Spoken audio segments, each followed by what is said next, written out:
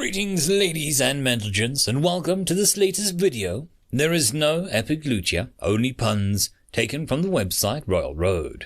The link to the story will be down below. If you wish to support the author, please head over there and give them support. If you wish to support the channel, there are numerous ways to do so down below. There is Discord, merch, Patreon, bunch of other stuff too, so have a look in the description, you might be surprised. Anyways, now on to the fiction. As always, I hope that you enjoy. Chapter 146. Dreams Never Linger. Hazar stood outside the boss door of floor 36. Even in this false memory, this illusion, he couldn't ignore the feeling of how he was caked in blood and covered in wounds. "Boy!" Ivan croaked as he laid against the wall. His left leg and arm were missing, and Hazar had run out of materials to bandage his stump with. The floor underneath him was an almost perfect blend of naturally growing ivy and glass shards one would find on an old church window. It made it dazzle to shine light on, but unbearable to rest upon. Inside the boss room, sounds of fighting could be heard. The sounds of cracking glass, roaring fire, and waves of mana rolled out from under the door. "I don't understand," Hazar whispered, turning to Ivan with a hollow expression. "It was bad luck, Hazar. It happens," Ivan said quietly. Hazar gripped his only remaining weapon, his side knife, of course. It was the only weapon he didn't actually bother using. "Bad luck," Hazar echoed and turned to Ivan fully with agony and fear on his face. "Bad luck killed all of Team 35. All of them. Junie, Matrix, Nips," he demanded of the dying man.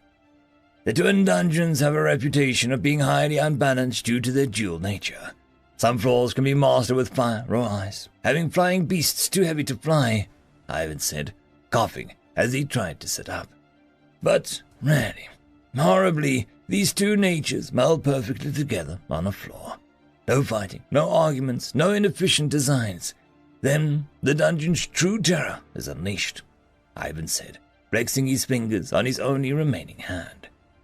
"Does that still have 2 bosses per floor? How is that fair?" Hazar cried, falling to his knees, ignoring how some spines of the ivy buried into his knee. Ivan's hand fell on Hazar's shoulder. "Dungeons aren't fair, my boy. It's down to humanity to make it fair. But we're so few, and the company is only one. Still, it was my judgment that pushed us on, not yours." Ivan wheezed as he closed his eyes. A tremble shook the ground as the fighting inside the boss room intensified between the monstrosity and the fair maiden. Even their beauty, their striking blaze of Brilder's spear, and the life blooming around Galana's staff couldn't bring back Hazar's dead friends. Brilder of summer, who struck with a lance of the sun. Galana, who seemed like an elven princess that stepped out of a storybook. Ivan inhaled once more as the bottom of his shoes began to hiss and break apart. Hazar snapped into action, trying to lift the heavy man off the dungeon floor.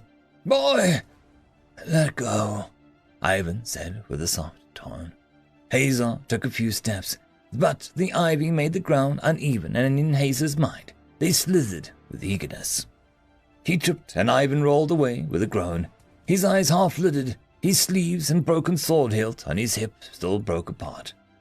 Stop wasting the time that I have left and listen to me," Ivan commanded as the last of his life fled his body.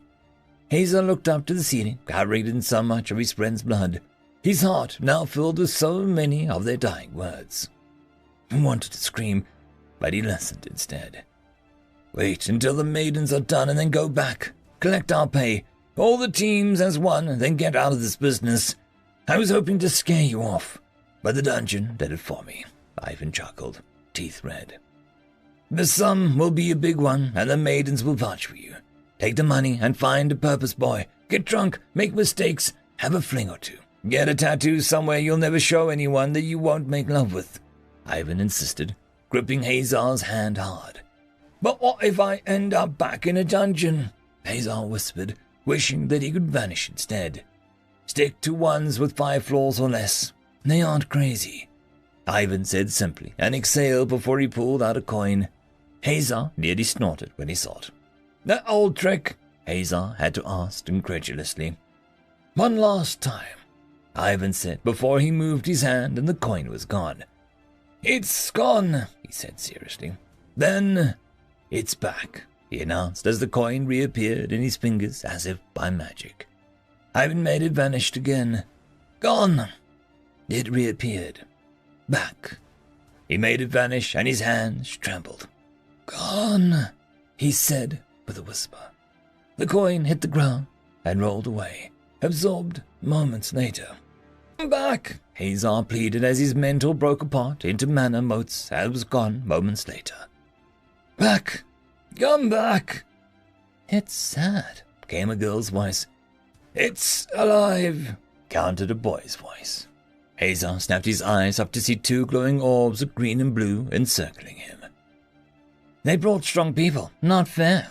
I don't want them to have rewards," the blue orb, the boy maybe, announced. "But they're winning," the girl pondered. "One uses Yell's power. How's that fair?" the boy countered. "Not fair. So we don't give them the rewards, but they must be rewarded," the girl whispered. There was a pause as they seemed to look down at Hazar, holding a knife at them. "No, we only need to reward someone," the boy countered with abrupt glee. Hazar watched as they came closer and closer. He didn't want to see what happened next, but just as they were about to touch him, the green and blue were split apart by a basking warm orange sun that seemed to melt the scene away. He was resting in a strange room where the universe seemed to be compressed. Someone gentle ran a hand over his cheek. Under him, a bag filled with soft, squishy pellets comforted his body. "Well, hello there. You seemed like you were having a bad dream, so I guess I accidentally brought you into mine," the kind woman said as she looked down at him, her neck-length hair and the odd tie dangling down to touch Hazar's chin. She was beautiful in a way that wasn't perfect like he had seen some mages and elves strive for, but her looks spoke of her pride in her dimpled cheeks and slightly buttoned nose rather than shame. "Who are you?" he asked, wondering if he drowned in the frog's hot spring and was going into some higher plane. "Delta, I presume you're currently on a trip through my dungeon," she replied, and Hazar tensed, but after a moment managed to sit up. A core. The dungeon itself pulled Hazar from the memory. "Your dungeon core is beyond weird and it makes me uncomfortable," he said bluntly, sinking into the bag against his will to a comfortable place. The woman gaped before she inhaled, making a notepad and pen. "Well, I appreciate the feedback where I can get it. Was it new? Did new drop you into the fish level?" she asked, and Hazar twitched. The fish level is a thing, but, he trailed off as his hand turned transparent. "Sorry, first time someone's done a lunar trial, and I don't sleep often, so I'm pretty new to the dream magic thing. I didn't know that I could do that with anyone. I thought it was just L." She mused, and Hazar fell off the bag to reveal what was the shape of a giant mushroom with a large zipper across its brim. "If you're asleep, then who's running the dungeon?" he asked, fearful that another twin core was occurring with his very eyes. "New, my partner in crime, Maharia for guests, Farah to keep people in line, Wyam to scare people, and I guess Jelligan to dish out some court justice if need be." Data listed with her fingers. How many cores did she have? "The important thing is that you rise to the challenges, and remember." Delta jumped down and pushed Hazar's cheeks out with her fingers. "Try to smile. My dungeon isn't your enemy. Just don't become ours, 'cause I just finished my second Great War and I really need a break," she said, her tone becoming bedraggled towards the end. "How does a dungeon have a war without going corrupt?" Hazar whispered as Delta stepped back with a hum. "You make me mad and the rest just sort of happens. So, be on your best behavior. I'll check on you when I finally wake up. I was in this awesome dream where I was having a tea with a unicorn centaur cross princess who had the best dirty jokes ever," Delta proclaimed as she began to fade. Hazar wanted to question, well, any of Delta's statements, but found himself awake back on the second floor as Rail inhaled his big beefy chest to give Hazar more mouth-to-mouth aid. "Stop!" Hazar threw his hands up in protection. There was a sigh of relief as Luna peered down at him. "You were nearly pulled under by your pain, but you also faced it," she said. Hazar looked at her. Why didn't you give me air then? He croaked. Luna looked away, abashed. A lady never kisses before she's ready, she proclaimed. Rail smacked his chest. Mouth to mouth is an art and I've mastered it. He added, and there was a sound like a branch high up snapping, followed by something hitting the soil nearby, and Estelle choked, turning red. Hazar stared for a moment before he decided to keep the strange fever dream of Delta to himself. He was now half convinced it was an image his brain projected on the verge of drowning. His cheeks tingled from where Delta made him smile, and he mimicked her, pushing his own face into a strange smile. Luna coughed. Well, 4 for 4. I must admit I am surprised, she smiled as she spread her fan open and wafted air at herself softly. First, the key of the moon, she declared, pulling the key out from the inside her sleeve. It was a simple, long silver key that had a crescent moon-shaped head. And for an additional reward, Luna said with a smile as she pulled out a potion that shimmered on its own. It didn't look like any market-branded potion that Hazar had ever seen. Silver was staring at it, but Khan was busy soaking back in the hot spring, half listening. She handed the potion to Estelle, who eyed it suspiciously. When you face the tree of pain, use the potion for an advantage you will gain, Luna said, and walked into the mist with a giggle. It's a special brew, so don't lose it, she cautioned. Tree of pain, like punching pine or a bashing birch? Khan asked curiously. This tree doesn't just hurt you physically, Rail said wisely as he turned the massive yawning tree in the distance, which the gates could be seen under its roots. She also hurts you spiritually, mentally, and whittles down your confidence if she's really bored, he announced. Hazar didn't like the sound of that. Rail then pointed in the other direction towards what looked like a giant cliff wall.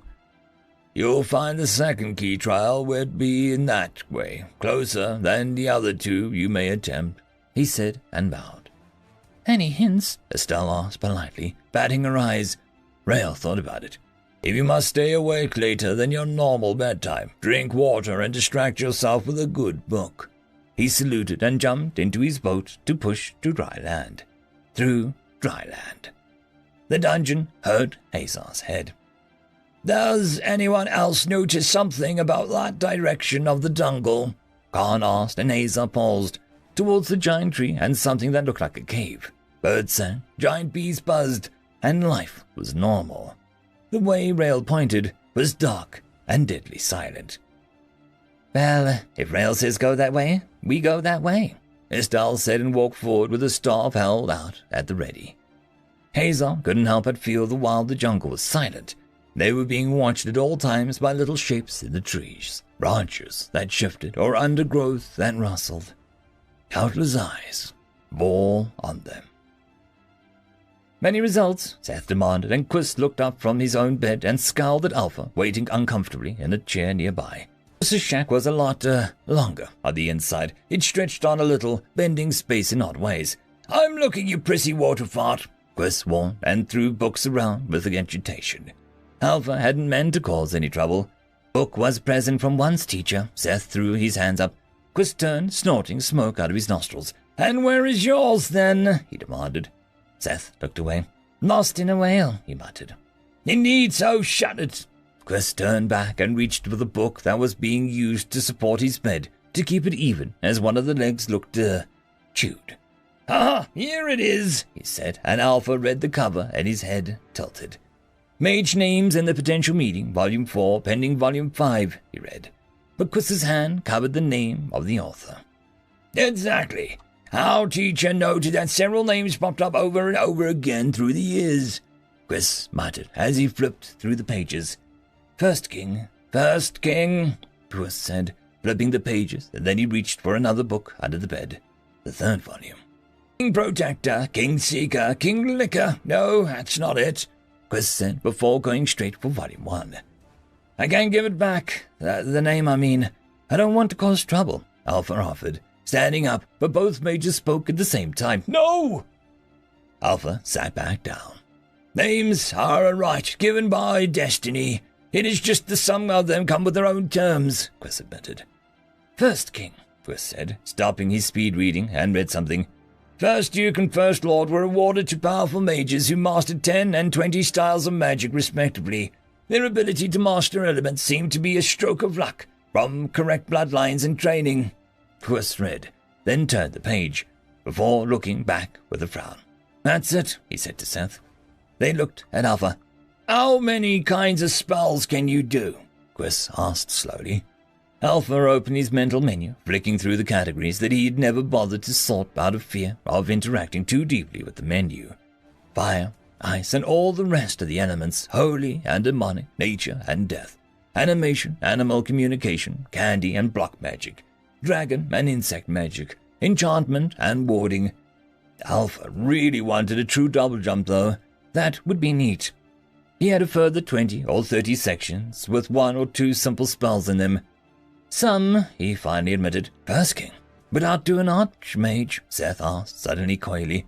The current Archmage is Opabel Talent Dragon, so, yes, by rules of magic and the system in place, he would lose his seat to anyone assigned to a higher spot than himself, Puss admitted. Alpha stared at them.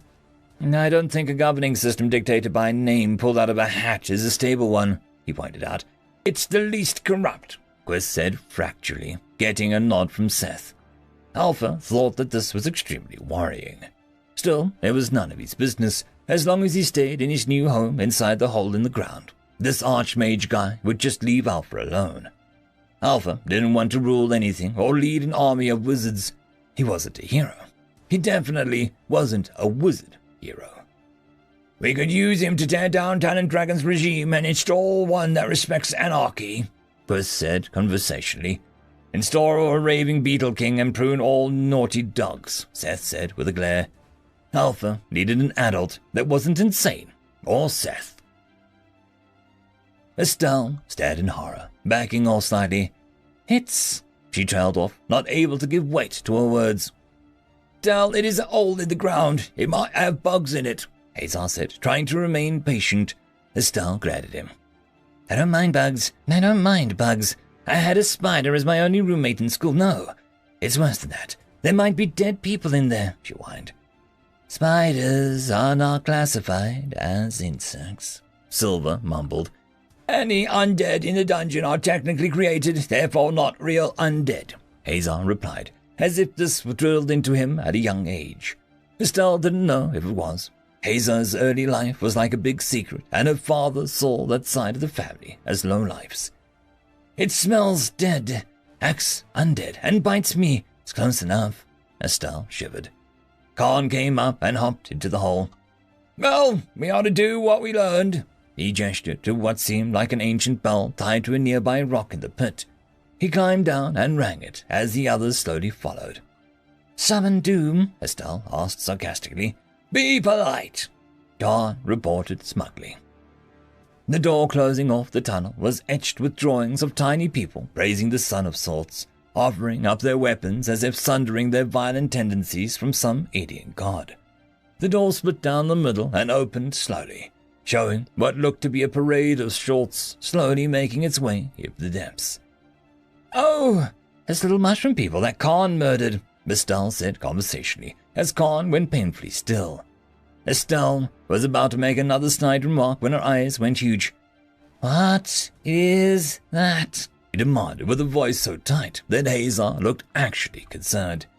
With a great fanfare, unique-looking little mushroom people emerged from the top of... I want 20, Estelle gushed as little pigs with mushrooms growing out of their back oinked and blinked their button eyes. Bacon with mushrooms already cooked in, Khan whispered with drool. The trumpets and strange songs they sang came to an end as the little army of mushroom creatures gazed up at them. We're here for you, little piggy, she began. Trial of the key, Hazar interrupted. The creatures were all still, almost acting as one being they parted like a sea of mushrooms. Someone or something inside the cave was slowly making its way out in an elegant sweep. Another mushroom, but this one was much larger, and in her cape, barely visible, was a glowing crystal. Her little eyes glowed softly, and the air shimmered in front of them as her fluffy white body came to a stop. Hi, Missy. Greet, she curtsied. I love this hole, Estelle gushed. Same, Khan said with delight. The mushroom had laser eyes. Hazel wasn't enjoying any of this more than was needed. Trial, maze of terror. Come, she beckoned and walked into the deep cave. Can we follow? Khan asked as the silver was already doing so. We will, if you want to know what she was talking about, Mistal said brightly and walked into the pit of laser mushroom death and terror, supposedly. He felt a slight tug on his bald head, and he turned in surprise to find the pygmies were gazing at his head in slight awe. Asa quickly picked up speed. End of chapter. Chapter 147. A Maze-ing. Nu watched the group move deeper into the pygmy caves. His feeling on them hadn't shifted much. He was still every part of the dungeon that Delta cast off to retain her humanity. If they died, he would shed no tears. I thought the pygmy cave was taken last time by young Dio and his friends. Should it not still be recovering its energy? Came a soft voice of Davina, emerging, her orange bird perched on her shoulder. Nu turned, his faint blue avatar now fully humanized to a young teen. Nu preferred to be a box. Things were less complicated when one was square. The worm is refusing to allow them to participate in his trial. I could force him to let them, but when Delta awakens, he'll cry to her, and then she will get on my case. I just redirected the trial energy to the pygmies for now. It's enough, Nu said simply, not expressing his actual displeasure with Bob aloud. They did crush his friends, Davina pointed out. Yeah, they really stepped in it, the bird chirped. Nu would punt the bird as far as he could if he thought that it would actually have any lasting impact.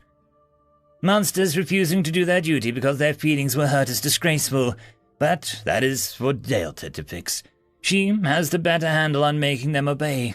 I'm merely a pretender king for now, Nu said, turning to float towards the other side of the floor. You make Mother sound like a tyrant, Davina said bemusedly as she followed him. More like a natural disaster.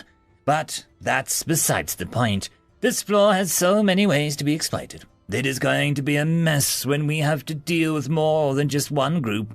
Nu sighed as he watched the birds of paradise and rabbits frolicking instead of deadly pythons and blood-sucking leeches. At least the pygmies rode their piggy steeds well enough. I've been wondering about that, Davina said smoothly as she checked the plant by her feet, clearly satisfied with its growth. Nu asked as he made his way past a B-rock formation. How do dungeons handle groups? Surely, if the outsiders just keep pouring in, no dungeon could keep themselves safe, correct? She asked, and Nu nodded. Not that Delta is asked, but there is a system in place for such a thing, Nu admitted. Later, when she developed a few floors, she'd be able to create echoes, simulacrum for all the monsters on floors, automatons with perhaps a sliver of your actual personality in place. These echoes are weaved between key anchor points in the dungeon, safe spots, certain bosses, and core rooms, Nu said as he examined the honey pools with an idle curiosity of honey bombs dropped in panicking adventurers. It made him feel good inside to think of such things. But now, Davina pushed, when enough people enter a floor, their mana pushes Delta's mana back, sort of creating air bubbles in water, so to speak. That mana presses up against the entrance of the floor and begins to compile into a barrier. Only someone with stronger mana can pierce through and join the others, so it's sort of the deeper you go, the less you can progress when others are about. Mana gates are more a byproduct of being invaded than a clever design, however, Nu warned. So a strong person was to sit drinking in Fursa's bar, Davina trailed off. Like the demon woman Rudy, yes. The entrance altogether would be quite impossible to enter without effort. If you wanted to lock down a dungeon from shifting or creating too many new traps and monsters, you would need to place a very weak person on each floor, which in itself is a risk to that person dying of mana poisoning. Dungeons are tricky things to abuse, Nu said proudly, as if this dungeon were his own. Davina frowned as she thought. But many people entered when others were already inside, she recalled. Nu had to give her credit for her sharp mind. She was one of the few monsters Nu didn't mind as a creature. Intent is 2/3 of the game. Mana is enriched with intent, so when one dives into a dungeon, they want to covet it, complete it, keep the treasure, and so on. Rudely, Chris and the others had no such issues, New concluded. Every day my home becomes more impressive, Davina mused. Does Mother's manor have intent? She asked curiously. New paused for a long moment. Technically, they were all made of Delta mana, which said everything really. New turned to Davina and spoke softly. All is for Delta, and Delta is for all. Welcome, one and all, to the torturous pits of despair that is the maze of the Pygmies. Maharia beamed brightly, as if she was some sort of demented tour guide. Oh, you're back, Estelle said, with such a cheer as a graveyard. They stood before a large open stone arch that was leaking a cold mist, obscured the ground from sight. Vines with dark green foliage crept along the wall, occasionally thinning out to reveal complex symbols carved into the stone. The entire subterranean cave was cold, and the group kept feeling fingers on the back of their neck. There was also a soft hum of organ music being blown through the mushrooms on the ceiling. Maharia feigned hurt before she broke into a ruse with a smile. I couldn't keep away. Drugs, murder, and oh my! You lot certainly have been going mad on the second floor. I love the little bit of madness, Maharia promised and looked around. Still, you're not here to listen to me babble for too long, she mused. The maze is simple. Reach the end and get the key, she said, and Hazar sighed. Simply isn't the same as easy, he pointed out, kicking off a tendril of mist climbing up his leg. Maharia smiled that demonic grin once more and cleared her throat. I won't spoil too much, but if your hot spring was a test to resolve, the maze here is to test something else entirely. This test will break those who look but are blind to see. The maze will set you free. Maharia warned and vanished into a mist herself. I hate that creepy thing. You're no prize yourself, Maharia's voice echoed out of the darkness. We shouldn't antagonize the avatar of death and conquest, Silver warned. Estelle's nostrils bled. She shouldn't antagonize me, the avatar of grace, and done with her crap, she warned. Khan ran his head around the arch. Trappery. But then again, not all traps are physical. He stood up and tilted his head at the arch as if noticing something. Look here, it's a little storybook, he mused as the others gathered around. The frame of the arch depicted a sequence of events told in the passing of time. It began with what seemed like a flat place of earth, which in the next spot showed a sun-like symbol forming in the sky, casting rays down. In the next one, little figures began to rise from the ground as the trees sprung up and birds took to the sky. Estelle moved her glowing staff closer to reveal more details. The little figures worshipped the sun, building a village and growing. The sun sent down a holy scroll of sorts, and in the middle of the village a great key sprang into existence. From the key, light leapt, and the people and 3 little figures were chosen. The image depicted them as becoming larger, more important. For some rocks, these are pretty compelling, Hazar had to admit. The next image was hard to miss since it seemed bigger than the rest. A monstrous-looking tree demon was wreaking havoc and throwing the little mushroom people about. Dark curses were flowing out of its jagged mouth. The sun appeared once more and slammed down 3 large gates, forming a 6 keys with the tears. Each key was given to a different figure, but the carvings made it a little hard to make some of them out. Is that a bee on a chair? Hazar muttered. Oh, the big worm I upset has a key. Sorry, guys, I messed up there, Khan said with regret. Rich frog, beyond chair, big worm, Luna at the hot spring owner, the maze. What is that? Estelle asked, jabbing a finger at what seemed like a skull under a, tent. No, but look here, Khan said, pointing at one of the last images which showed the pygmies carrying a key into a deep cave where ghostly spectres of their dead watched from the walls. I don't like ghosts. Or dead things, Estelle said, cringing backwards away from the arch. She screeched as an organ music abruptly went into high gear, with a thunderous applause. She turned, waving a staff at the mushroom making the noise. You're not helping, she yelled. Khan and Hazar shared a look before they took Estelle by the arms and made her take a charge as a barrier mage. The mist was even thicker inside the maze, and the temperature plummeted until their own breath was visible as they exhaled. The hallway was only big enough for two of them to stand side by side, causing them to double up. The carvings on the walls turned from history to almost warnings. Several of them depicted demonic tree roots draining their insides, while others showed skeletons covered in tiny little dots, left to slumber in the maze forever. Estelle turned and came to an abrupt stop, jostling some vines that dripped down from the ceiling. "The wall! One of the drawings moved," she hissed, and Khan peered where she was pointing. "I must have gone still. Did it run towards us or away from us?" he asked as Estelle blinked. "You believe me?" she asked, surprised. Hazar didn't, but he let Khan take the lead. Khan simply nodded and Estelle pointed the way the carving seemed to have gone. They carefully moved forward as they came to an intersection. Hazar reached over and placed a rock on the corner of the crossing to indicate which way they had come. "Wisdom says that we keep turning right until we loop," Hazar said to the group as Estelle looked down the passage he indicated. An ominous thrum was covering the deep in the maze. They all turned to stare at Hazar doubtfully, but he refused to budge. "Let's get a move on," he insisted. Moments after they went down the hallway, the intersection began to grind. Two of the hallways sealing shut, but before they closed fully, a tiny pygmy ran out and snagged Hazar's rock and ran back into the wall, vines crawling down the wall to make it look authentic. Haldy put his cheese down on the platter as his guests all squeezed into the coveted old church that had become his home. "Archmage," Haldy repeated with a frown. "Yeah, you knew him, right? More like a formerly before you were exiled here, right?" Chris asked bluntly, between him and Seth. Alpha was squished like a tiny piece of ham between two heels of bread.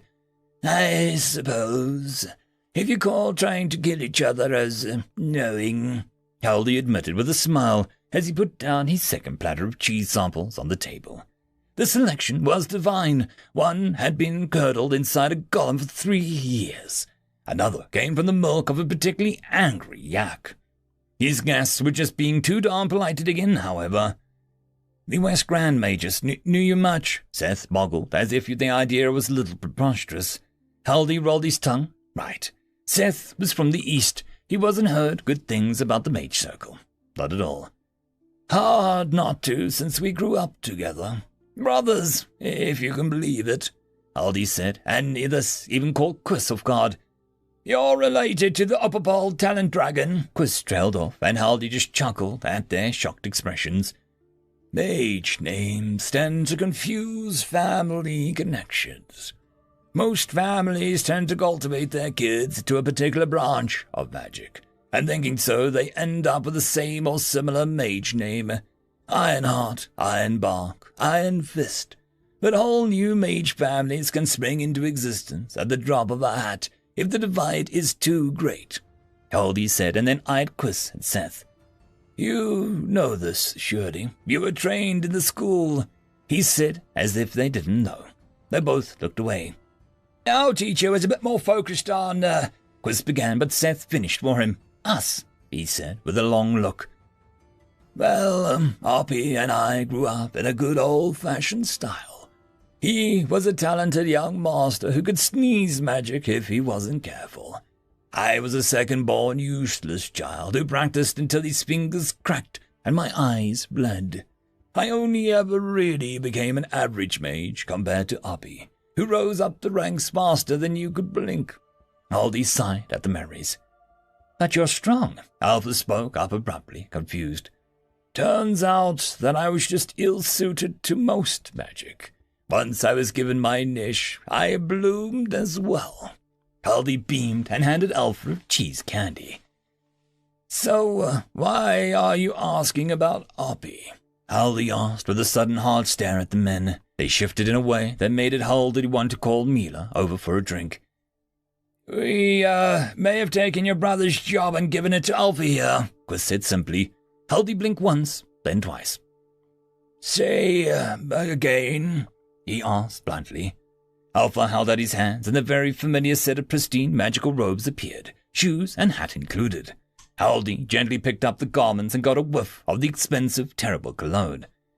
We, pulled, Alpha's wizard name, and it was, big, and considering your name, we thought you should know, Quist said slowly, but Haldy began to shake. He shuddered. Then he broke into an uproarious laugh, needing to sit down as the image of his brother being stark naked in the middle of his palace wiped years of stress off of Haldy's back. Oh, he's gonna come here and kill you all, Haldy said, wiping tears from his eyes as the three guests stiffened in alarm. He's going to deaden us, Seth whispered with a gulp. Well, he would, but thankfully, I find you all good kids, so I can fend him off for you, Haldy promised as they gingerly took some of his cheese finally. Are you stronger than him? Alpha asked curiously, and Haldy liked the boy. He was so forward. Haldy inhaled, and the sun seemed to dim through the grimy windows, and the fire in the place flickered down as if cowering. Shadows loomed in the room, and the various pieces of cheese trembled. Well, they don't call me Haldy the Big Cheese for nothing, my boy, Haldy said smoothly. Inside he giggled at their pale faces. Being an old fart had its benefits, and this was just one of many. We're lost, Estelle announced after Hazar slid down the wall in defeat. There's no airflow, and our vines aren't staying still. I can't track a way out, Khan agreed as they looked around the hallway. We're going to turn into dart-covered skeletons, wasting away, Estelle gasped, holding her figure as if someone was going to steal it from her. Excuse me, Silver spoke up. We should eat Hazar first. He has the most meat, Khan said quickly, eyeing the muscular man. I don't mind. Get me away from Estelle's whining faster, the man muttered.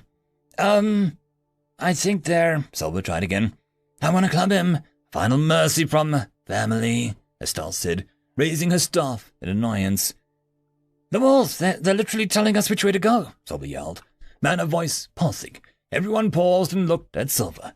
He was pointing to the wall where the symbol of little men running towards a key was moving to their left, but the others showed pygmies disappearing at a dead end.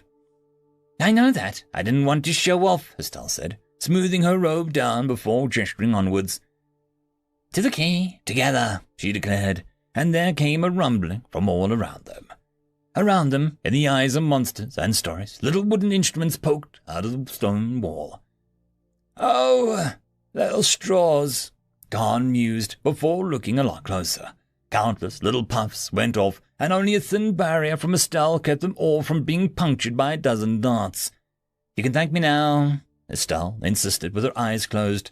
The wall slammed down behind them and began to grind forward, crushing rocks and vines as it raced towards them.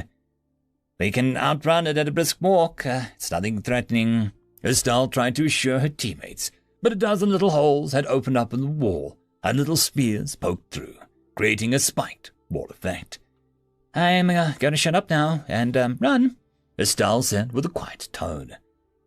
It's not the time or place, but I'm going to treasure you saying those words until I die, Hazar said, urging her along, putting himself between her and the wall. They ran along the wall, and at the next bit, Hazar and Khan went to the left, and Estelle and Silver accidentally went right. Hazar skidded to a stop and tried to redirect his course, but the hallway slammed down like a hammer. Estelle! Hazar yelled as his cousin vanished behind the thick rock barriers. The wall he was about to start beating had sprouted more spikes and began to chase him. Khan grabbed Hazar's arm and dragged him away. Find them at the key, all roads to the capital, he called, and Hazar stopped resisting and raced on. Estelle slowly lowered her hand, everything going quiet as she stared at the wall behind which Hazar and Khan had vanished behind. She turned to Silver, and they stared at each other. We should move on, Silver said, and Estelle stiffly walked past him, trying not to imagine what was under his robes, the twisted melding of monster and human. I don't see any key signs on the wall, Estelle finally said, and Silver looked around, taking it all in. But there are new symbols, he said, pressing his crooked finger to a symbol being prayed to by the pygmies. Some sort of burning mushroom on an altar. Estelle spotted another symbol, a mushroom made of two grinding cogs. The burning mushroom led to the left and the cog to the right. They had a choice to make. Hazar stared at a large door with a single symbol dominating the walls, a mushroom-shaped cloud that almost looked like a skull. "Only one choice," Khan said slowly. There was no choice to be made. End of chapter. Just a quick shout out to the T5 peeps. Bob the Dragon, Cat Crab Lobster, Data Magnet, Dark Machine, Bezic, Try Again 95, Fudic Yol, Astrea the Dreamer, Caspar Arnholtz, Cam Maxwell, Athelia, Meridian 117, and Jordan Bucksmorm. Thank you very much. And that, my friends, concludes this video. I hope that you enjoyed. There are links down below, both to support this channel and for the author of this fiction. Anyways, I hope you all have a fantastic one, and I'll see you next time. Cheers. Greetings, ladies and gentlemen, and welcome to this latest video. There is no epic lucha, only puns, taken from the website Royal Road. The link to the story will be down below. If you wish to support the author, please head over there and give them support. If you wish to support the channel, there are numerous ways to do so down below. There is Discord, merch, Patreon, bunch of other stuff too, so have a look in the description, you might be surprised. Anyways, now on to the fiction. As always, I hope that you enjoy. Chapter 148, Moral Fiber. Estelle shifted as she stood outside the burning mushroom door inside the maze. The door looked to be covered in slowly blooming red flowers that attracted butterflies from the jungle above. As she and Silver Order neared the door, the temperature had slowly begun to rise to an uncomfortable level. Given that they were already in a hot, humid jungle, Estelle wasn't exactly happy with this change. "I see one more hot spring and I am out," she muttered as she pushed on the large stone door. The door moved effortlessly as Estelle was about to praise her own strength when she saw the door was pulled back by roots and plants. "We walk into a nexus of power. Step lightly," Silver said from behind her, his manner speak not helping her nerve one bit. It was like buzzing on her teeth. Inside the door was a semi-large round chamber of sorts, covered in a myriad of mushrooms and jungle flowers. Vines crawled over every inch of the wall, and the heat seemed to be rising from below somewhere, as if the soil itself covered a hot vent of sorts. Estelle looked around to the far end of the room where her breath caught. Spreading upwards like a giant, ancient mural was a painstakingly crafted painting on a bare rocks. The rocky wall smoothed down so as to not distort the image. Estelle subconsciously took a step forward to see the painting lit up by glowing mushrooms and surrounded by trinkets and gifts made by the pygmies. The black is mixed in with a deep blue dye to form a long skirt. Creams and yellows for the same noble buttoned-up shirt, a selection of colorful hues to make up some long ribbon that ran down the front of her shirt. The woman, with a gentle expression, had her eyes closed, as if asleep, but still radiating warmth as if she clasped her hands. The room was some hidden, beautiful shrine to a woman, and the lone figure in the room sat cross-legged before her, a staff across their small lap. "Is that the same woman in the memorial room? But she isn't crying here," Silver said quietly. Estelle didn't have the urge to go into some creepy memorial room for her people that died in this dungeon, so she'd take Silver's word for it. The pygmy before the painting was much larger than the other of its kind, covered in a soft grey robe that shifted when they made a stand and turned to face them. Estelle was a wizard, but she knew the feeling of being around people of true faith. This pygmy radiated that power clearly. "Those from the outside world," the pygmy spoke, startling both Silver and Estelle as it spoke in a mixture of puffing spores and manner weaving. "Why are you here?" the priestly mushroom person asked gravely. Estelle then seemed to point and beating around the bush. The bushes in this dungeon were terrifying. "We want the key that's in this maze, and I chose this door over the other one because it sounded like a metal machine was screaming inside it," she said bluntly, and Silver sucked in air at that tone. The priest hummed in what might be a laugh. "The Tinker's Room has its oddities, but I see that you are not one burdened by doubt," the priest mused as he leaned on his staff. I'm rude, I get it, but I don't get why everyone is so uppity about it. I'm not stabbing people. I'm not cursing them with magic. I just want to get on with things, Estelle said with a sigh as she pondered as if this was going to be another test of character that made Estelle want to strangle her old classmates and all her father. Manners can open many doors, the priest pygmy suggested. So can a well-placed kick, Estelle countered, but she decided to change the subject back to the key, lest she be drawn into some philosophical debate. Estelle's philosophy never seemed to make others feel better when they heard it. So, do we need to fight, go on a vision quest, or... She waved a hand. The priest just stood there for a moment. You suspect that we're here to stall you? Nid asked with amusement clear in its magical tone.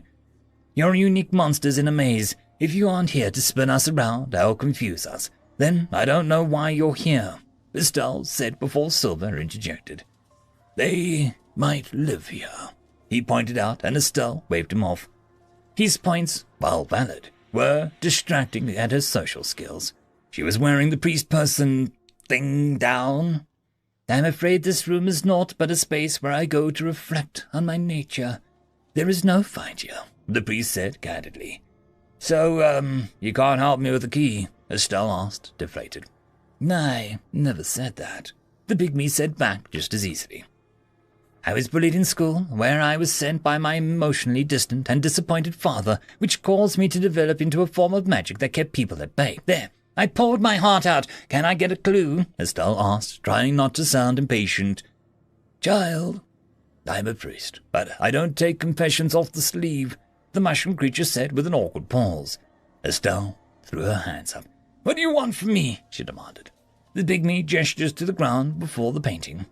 I just want you to pick out a gift that is best represents the Great Mother, it said bluntly.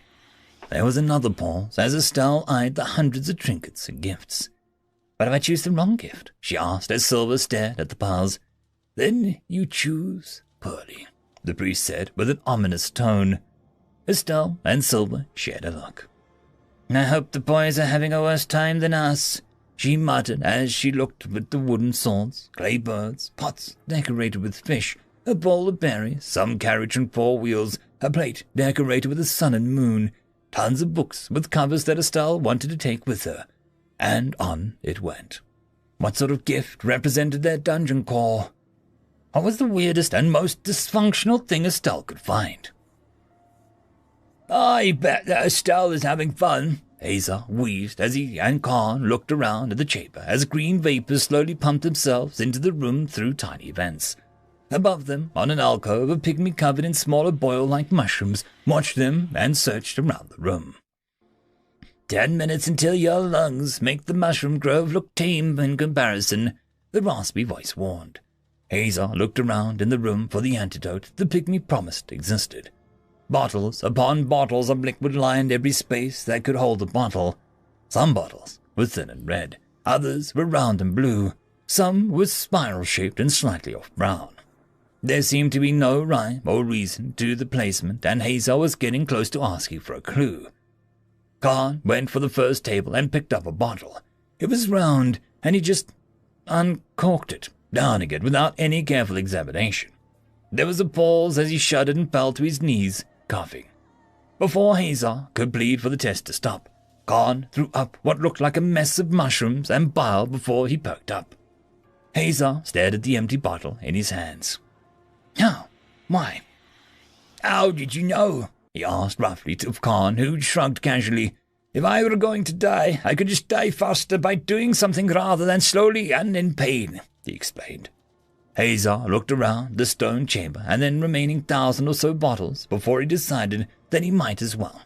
He didn't think Delta would let such a gruesome trial be held if the answer wasn't within reach. He took the bottle next to Khan's, a goat-horn glass vial, and he downed. Khan blinked as he reached his hands to see his fingernails turn a deep shade of blue. I think that might have been a mistake, he said with a frown, and Hazer tried to throw his drink back up. But it was too late. He knelt, also throwing up the mushroom bile before, on his bald head, 2 curled ram horns formed. Madame Farah had excess Delta surprise. They blend well with the antidote, The fungalmancer howled in laughter as he slapped his knee. I think I look rather fetching, Khan said, stretching his hand away from to admire the midnight blue nails he now had. Hazer numbly touched his horns and planned to remove them with his axe, if need be, before Estelle saw him. Oh, wow, that was great, thank you, outsiders, the fungalmancer said, wiping his tiny face under his hood as he stood up. All right, just go through this door and you'll be in the inner maze hallways, he said, and at the back of the room, a stone part of the wall slid away to reveal another dark passage. Can we get the antidote to the horns? Hazer called up desperately. The fungalmancer looked down at him and began to retreat into the shadows of the arches with a cackle. If you have a case of sudden horns, try asking a responsible friend for a bonk, he said, and Hazer watched it vanish. Bonk? Some kind of dungeon magic? Maybe inside the maze? Do you think if I drink this one it might have an effect? Khan asked, holding up a curvaceous feminine torso bottle. Hazer looked at him right in the eyes and spoke. If you wish to become a woman on any level, I support you as a teammate and a fellow warrior. However, I would say please don't, since you really don't appreciate what the extra weight will do to your fighting posture. Hazer said slowly and clearly. Khan's smile dropped. Talk about your dead weight. Well, I'm keeping the bottle, Khan said stubbornly and walked into the passage. Hazer looked around with a sigh for a bottle that might just get him drunk, but he didn't see any beer guts or beer-shaped glasses, sadly. This dungeon is mad, not me. This dungeon is mad, not me, he repeated like a mantra as he followed Khan. Estelle held up a strange melted object that had nails and what looked like half a pot melted into molten slag sphere. Aha! She declared. Oh, that's not part of the test. The tinker left it here by accident when he came here to complain about the combustion and other nonsense. The priest spoke, taking the object before Estelle could say anything. Estelle stared in disbelief. That was the best met. She turned to Silver, who was just slowly looking over everything with an air of delight. She didn't know how to read him at all. Any ideas? She finally asked, knowing that he might have a handle on the dungeon more than her due to his status. There are objects here that show parts of data, but I don't see a singular object that encompasses her ideals, Silver said simply, and Estelle tapped her foot as she looked at him. He finally noticed her staring and looked down. Dungeons have an idea, a core concept that everything else is built upon, he said, and Estelle blinked, having not known that. Why? She asked curiously. Silver took a moment to answer as if the information was something he didn't fully want to share. A newborn dungeon does not mature with time as other living beings do. They only grow as they make progress to their next level. They literally are forming their adulthood with each level. A dungeon has to cling to something to build that identity upon. Usually, it's the common material or monsters that they end up forming, but it can be deeper. The dungeon I was formed by was known for its silver halls and monsters. They even had rivers of thin silver that fish and monsters could swim in, the silver mist that could be walked upon. It was beautiful, Silver whispered, exhaling as if saying the words aloud were painful to recall. The pygmy priest watched him closely, and Estelle opened her mouth and then closed it. Silver's existence horrified her, but his emotions and pain were genuine, and she wanted to say something back, share her own pain or comfort him, but she found it difficult. It was both her own nature as a blunt person and Silver's nature as a human infected by corruption. Or was he a monster using a human as a shell? Such beings were hunted in many countries due to the chaos that they could bring. Even the ones where they were tolerated, they faced much distrust and persecution. In the end, she just stood there as he gathered himself. We are looking for something that is more than mushrooms, cooperation, and trusting. We are looking for something that embodies all of that and more, he said. That's a lot of things for one object to convey, Estelle responded with a heavy sigh. She looked past him and saw something that she hadn't noticed before. Hanging on the wall by a nail was a key, It was surrounded by pots and pans hanging on similar nails around with vines and roots, making it blend in for a moment. She slowly walked over to it, noticing how it seemed to be of pale green stone and had a red gem slotted into its round handle. You give someone a key to your home when you trust them, to show they're always invited. This dungeon has been nothing but weird and inviting, she said, and paused to think. Well, the catfish was rude, but whatever. She dismissed and reached out for the key. Keys symbolize trust, something to keep safe, and other people, Estelle said, picking up the stream as she plucked the key and presented it to the priest with a triumphant pose. Is this your final choice? The priest asked softly. Estelle's confidence faltered for a single moment before it raged back with the force of an inferno. It is, she declared. Your choice was, the priest began before dozens of vines and roots sprang up, forming a thorny cage around Estelle that trapped her. Poor, the pygmy declared. Silver stared in slight fascination at the scene. I'll strangle you, you sanctimonious little Estelle screeched before the cage was fully enclosed, cutting her voice off and fully obscuring her from view. You may still choose something in this room that best represents the Great Mother, the priest said calmly to Silver, deciding not to take offense to Estelle's muffled screams and curses. Silver was about to say something when something Estelle said came back to him. He slowly nodded, letting his robe shift as he walked forward. He had seen things in the room that came close to Delta. A collection of dolls that would have been children, a map of a nearby town, Durance, a painting of 3 large mushroom creatures, and more. But Silver should have known the answer from the start. He gently put a finger on the priest's head. I choose you, he said, and the priest looked right up at him. I'm no gift, it warned. All monsters are creations and gifts to the world from their core. Your existence is a gift, and you are the embodiment of all of her concepts. Fairness, peace, composure, strangeness, and a little bit of misdirection and chaos rolled into one, he said, and the priest didn't answer for a few seconds.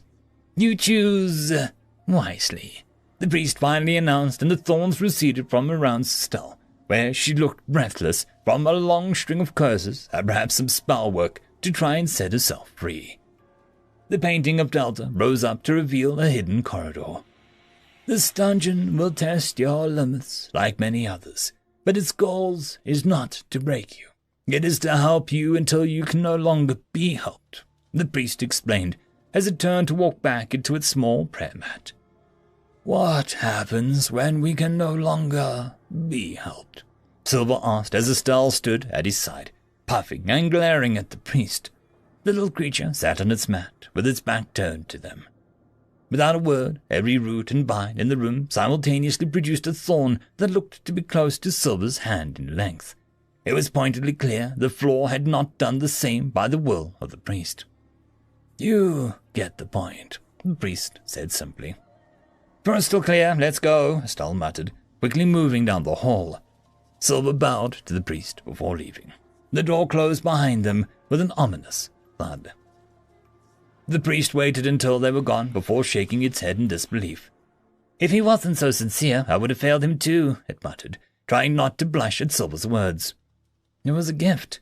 The cheek, it was almost like Silver was flirting. It was a pygmy of spalls and cloth. It had taken oaths to the Great Mother. 50% of the items in the room would be a pass. Any object that could be linked to the Great Mother's ideals would be acceptable. It wasn't the priest's fault that they had overthought it, and that the girl had picked something that had a flimsy reasoning at best. The tinker had warned both the priest and the fungalmancer that people might overthink their tests. But to think it might be right was galling to the priest. Not everyone's room could be bullet hell, whatever that was. The priest patted its cheeks and thought of Silver again. Around her, the dark, sensual voice of one of the primal elders let out a romantic jazz tune, and the priest squeaked in embarrassment. Lord Maestro, no, it begged. It ran into the hidden tunnels to escape the music and to meet up with the others. The entire village had turned out to see the outsiders take on the final test. That, and more than a few, wanted to take part in the last obstacle. the hallway of hornets.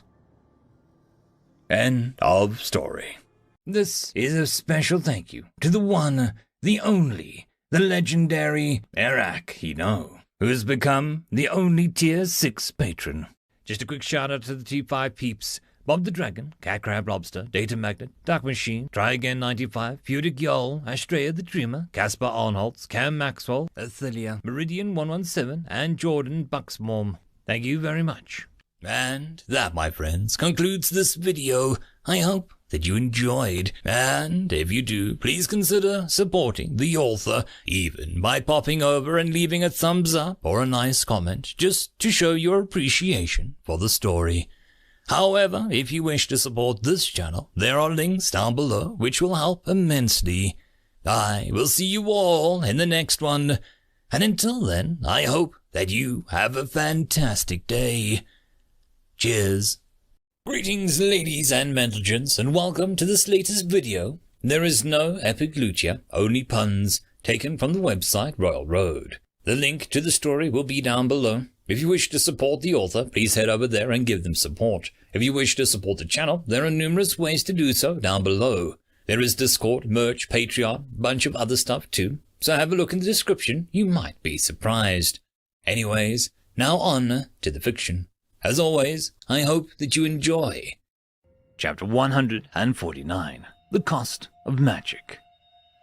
Khan came to a stop in a small, round crossroad within the maze. 3 paths met up to his face, a single direction left to travel, and from the furthest of the 3rd paths, Estelle and Silver appeared, looking a little breathless. "Good, we found you," Estelle exclaimed, leaning on her knees to breathe. "Oh, you're alive. I was betting Silver would have left you behind or had to bail out you," Khan said as Hazar lingered back, avoiding the light of the mushrooms. Estelle glared at him, puffing her chest out. "We were faced with a near unbeatable test that took all of my wisdom and intelligence to pass," she exhaled with a businesslike tone, and Silver shifted to her side, not saying anything, but it was clear that he was amused. "Silver helped," she allowed. Hazer finally walked forward, and Khan could see the confusion on Estelle's face as Hazer had removed parts of his trousers to turn them into combat shorts in order to wrap his head in the thick, protective cloth. "Hazer, were you attacked by a murderous pygmy with scissors? Maybe the fashion eater on a warpath, or were you just sprucing up your look for my benefit?" Estelle asked with narrowing her eyes. "I don't want to talk about it," he stressed firmly. Estelle seemed to have some sixth sense on Hazer and embarrassing things because she moved like a snake. "Why does your normally bald head have 2 bulging parts?" She pressed on, and the man glared at her. Khan had seen hardened warriors wilt under that glare, but Estelle seemed unaffected by it, either by exposure or bullheadedness. Khan paused to snicker. "Bullheadedness," he repeated to himself quietly. But Hazer must have heard because he turned his murderous glare onto him. "Look, a path," Khan said helpfully and walked on. He ignored Estelle's spluttering and Hazer's muttering. Silver fell into step next to him. "I enjoy your nails," Silver said, and Khan beamed, flashing them for great effect in the ambient light. "I've never painted my nails before. Well, this is more like body poisoning with styler, but still," he said with enjoyment. "I was led to believe that atypical gender notions made some men uncomfortable about trying more gentle art and fashion," Silver asked, a little confused, and Khan thought about his childhood, especially after Gamma, where he spent what seemed like endless days under the cruel sun in a metal cage that would sear his flesh if he touched it from heat alone. "I find life too short to be embarrassed by colors and slightly different lengths of fabric," Khan said simply. "I wish I could live as open as you," Silver said, evenly, and Khan didn't try and be an arsehole and pretend Silver could just be more confident in himself. He didn't tell Silver to be confident either. Silver's case could literally get him murdered if he showed his face in the wrong town. No amount of courage would save Silver from a mob. "Just stick with Hazzy and Essie and me. We're distracting enough so you can be left alone," Khan suggested. "You're all quite, colorful," Silver said with a slight hint of amusement. Khan just winked back. The group came to a stop as the hallway opened to a large chamber that had been the deepest part of the second floor.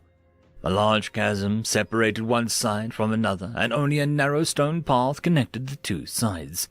Each wall showed a massive carved mural that was lit up by various glowing mushrooms.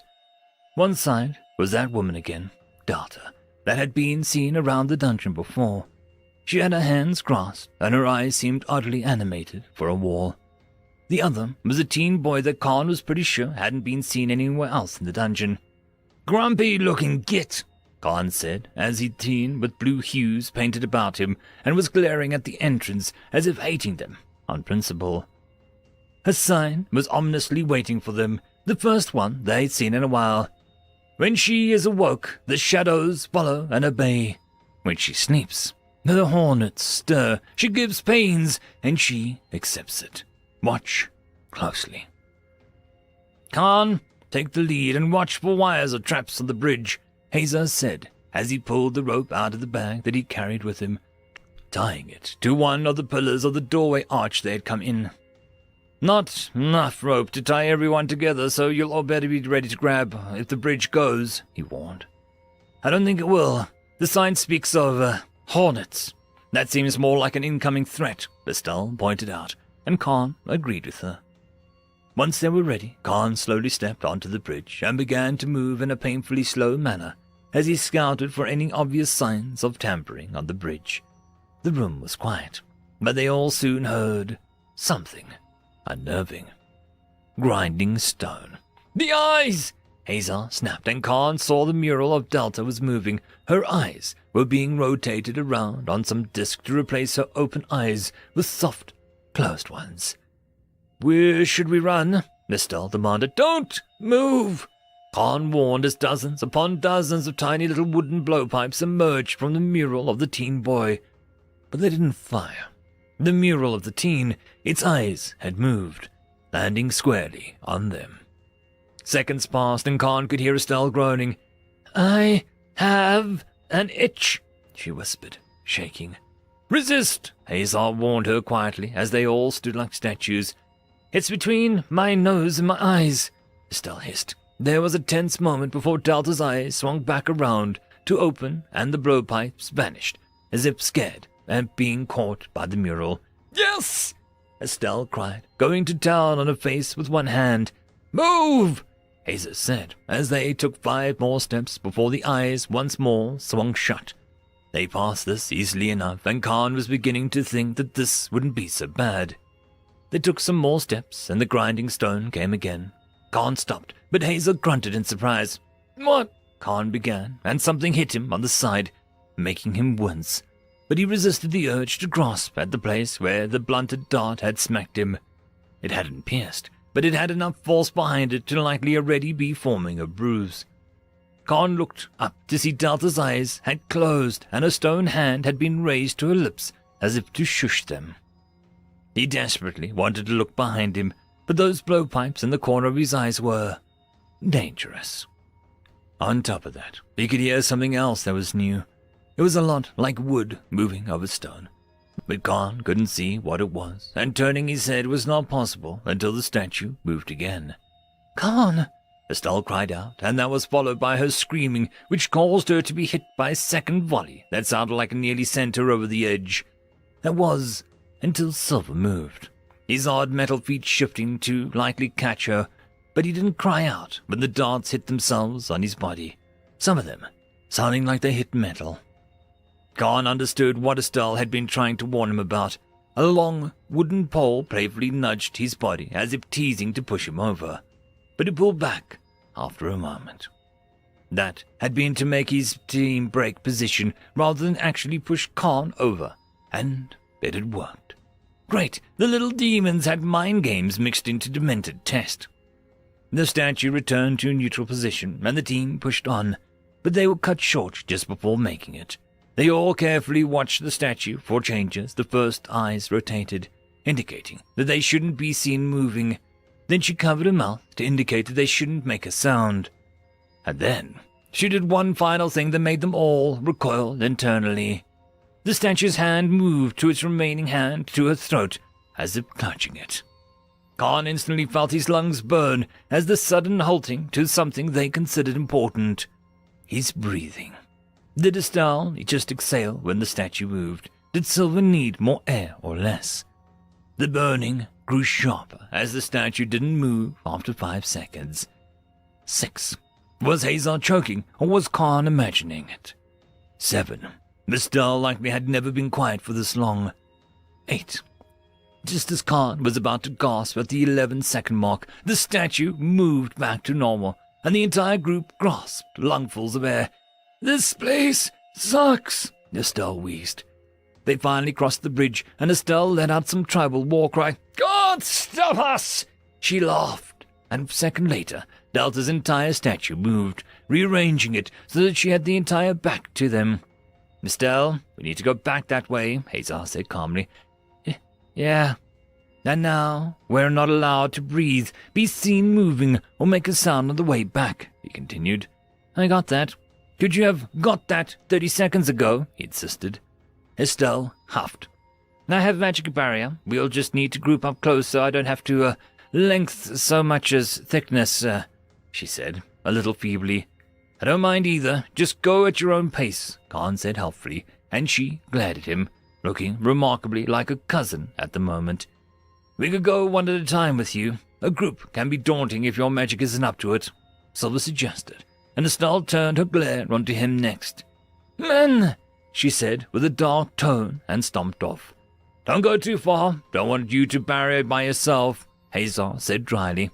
"Jump in a pit," she yelled back. Silver, Khan, and Hazar all shared a look that might have been amusement at Estelle's expense before they quickly followed her, just in case she did need actual protection. This place was unpredictable. Haldy hummed as he moved the large mirror out of the closet, removing the old musty sheet that covered it. "Ah, self-love machine," Seth asked, and Haldy stared at him, not understanding. "A mirror," Chris translated before narrowing his eyes at the thing. "A communications mirror," he guessed, and Haldy grinned, showing his missing tooth. "Exactly. I'll give Oopie a little ring since he should still have his pair somewhere. If he answers is another question, but let's not plan too far ahead. I'll forget and wander off to make more cheese," Haldy warned, as he set the mirror up in a good spot. "Is the mirror like a phone?" Alpha asked, and Seth decided to answer him. "Mirror is like instant paper that shows face. Only one and one can be paired, like Wormhouse," he said, and Alpha seemed to understand the man. Bless the boy. Haldy couldn't get any sense out of Seth. "Come again?" Haldy asked bluntly. "He means like a letter that is instant, but also shows your face, but only two can work together, like two openings of a tunnel," Arthur explained, and Seth beamed at him. "Basically, Opie and I have these mirrors bonded when we were still tolerated each other. He mostly used them and bossed me around and brag about his achievements, so I ended up doodling on the glass to give him a moustache or wigs. Great thing is that they actually usually think it's just smudges on the other side," Haldy snickered. "I thought if we were avoiding telling the Archmage who observed him for the longest time, that would be the best way that we could avoid being murdered," Quis pointed out a bit tersely. "You could try, but trust me, you need to handle your problems head-on with some good food in your stomach. These things are magic, and magic won't be ignored," Haldy instructed as he adjusted the gems around the frame to a certain direction, increasing how receptive it was. He was silently pleased to see it work again, since when Durance had done something, the village had lost most of its mana in a dead zone, so most magical items lost their powers because of reasons. Haldy didn't dwell on the reasons. Too risky. His heart still ached at the name of his missing teammate. Durance loved trying his cheese, but that didn't matter now, because he could feel his memories trying to reach for more memories, and those would reach for more of those memories would find those memories. The mirror flickered for a moment, showing that it was powering on. Haldy gladly took the distraction as he was struggling to keep his mind off events. He tapped the mirror as it seemed to be flickering with orange ripples for a moment. Then his call was answered by a much older and yet familiar face of his brother. "Hello, Opie," Haldy said softly. The face that stared back at him looked far too supple and put together for Haldy's older brother's actual age. The mirror still showed a ghostly reflection of Haldy that overlaid Opal's face, showing where Haldy had wrinkles and deep crow feet with the weathered face. Opal's face looked like someone 20 years their junior, with a healthy glow and silverish hair that flowed like ghostly moonlight, while Haldy's was wispy and barely combed over. Opal's robes looked elegant, even if they weren't the famous Archmage robes he was known for. They looked like they were made from creatures so rare and put together by mastercraft tailors that half of Durance wouldn't be able to afford the cleaning bill if it ever got dirty. Haldy's patchwork shirt was frayed at the sleeves and had gone from off-white to an aging yellow, with the stains of old cheese giving it the appearance like a map. "Halderain, this is unannounced," Opal said finally, and off to the side. Quist mouthed the name Halderain to himself in surprise. Haldy. Suppose the lad had always just known him as Haldy the harmless cheesemaker. "All right, Opie," Haldy asked, and his brother's face darkened like a storm. "Archmage Opal, if you will," the mirror said. Less of a request and more like a command. "Sure, Opie, anywho, I thought I'd check up on my brother since we last spoke, ended abruptly," Haldy said brightly, smiling to show his capped tooth, which made his brother's lips pull back in obvious judgment. This made his brother snap, with anger coating every word as he leaned in close enough to fog the side of the mirror. Abrupt! You, that demon, and that huntress invaded the capital and threatened the king with death. You rained enough cheese down on that town that my tower needed to be completely rebuilt in the years that followed. Even worse, I have to bear the shame of being related to such a criminal to this day." Opal roared, the mirror shaking with violent magical energy.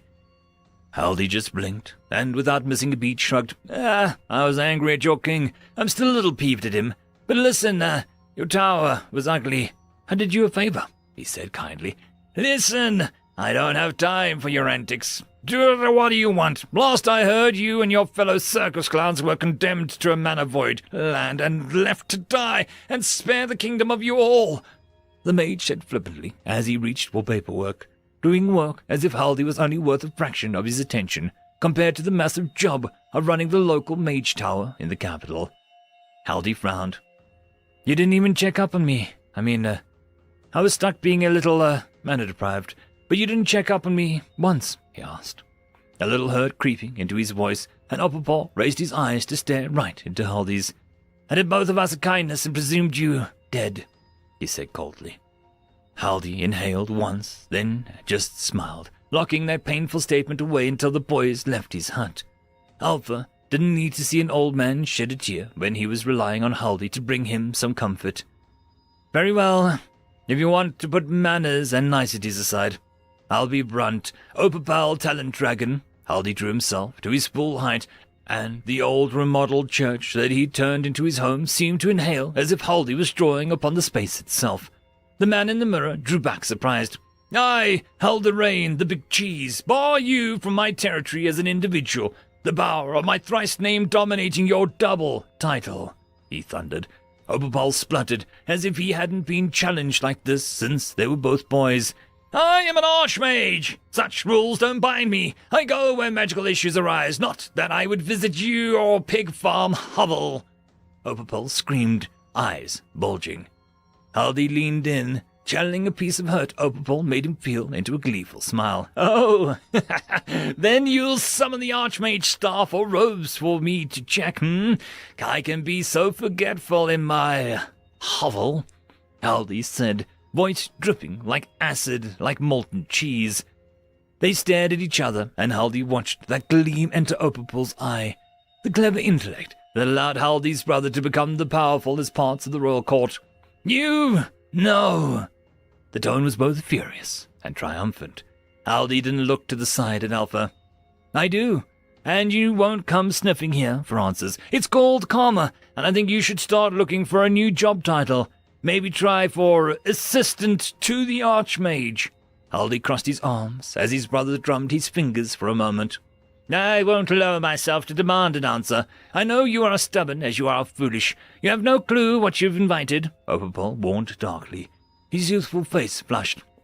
Nothing, because you won't admit what you lost, and people won't come here for something they're confident hasn't left the capital, Haldi pointed out, and he frowned when Reupload laughed without mirth.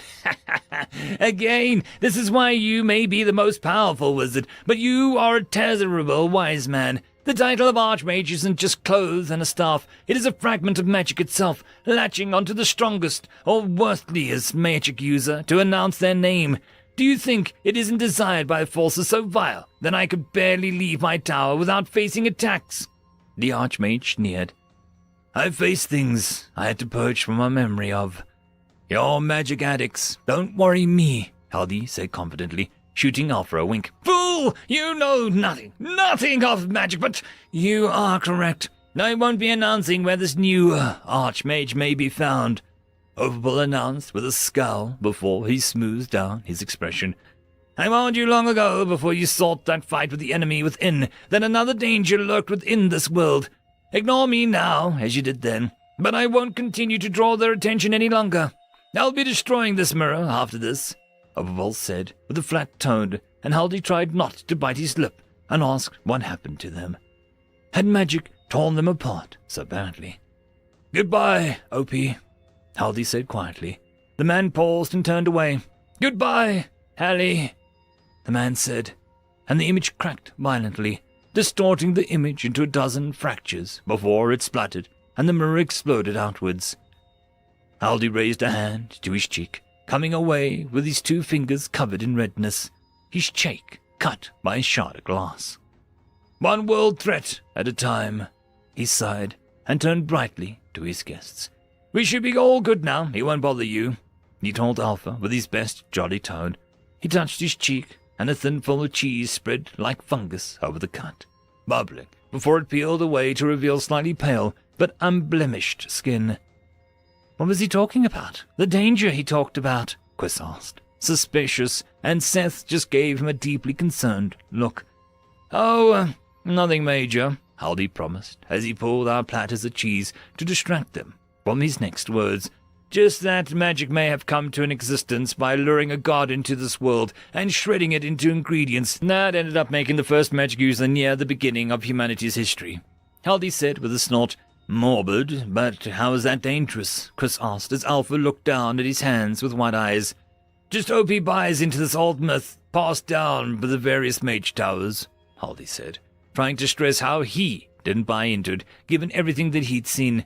Piece of the gods are bigger than others, and certain cultists want to reunite it and worship it as an icon.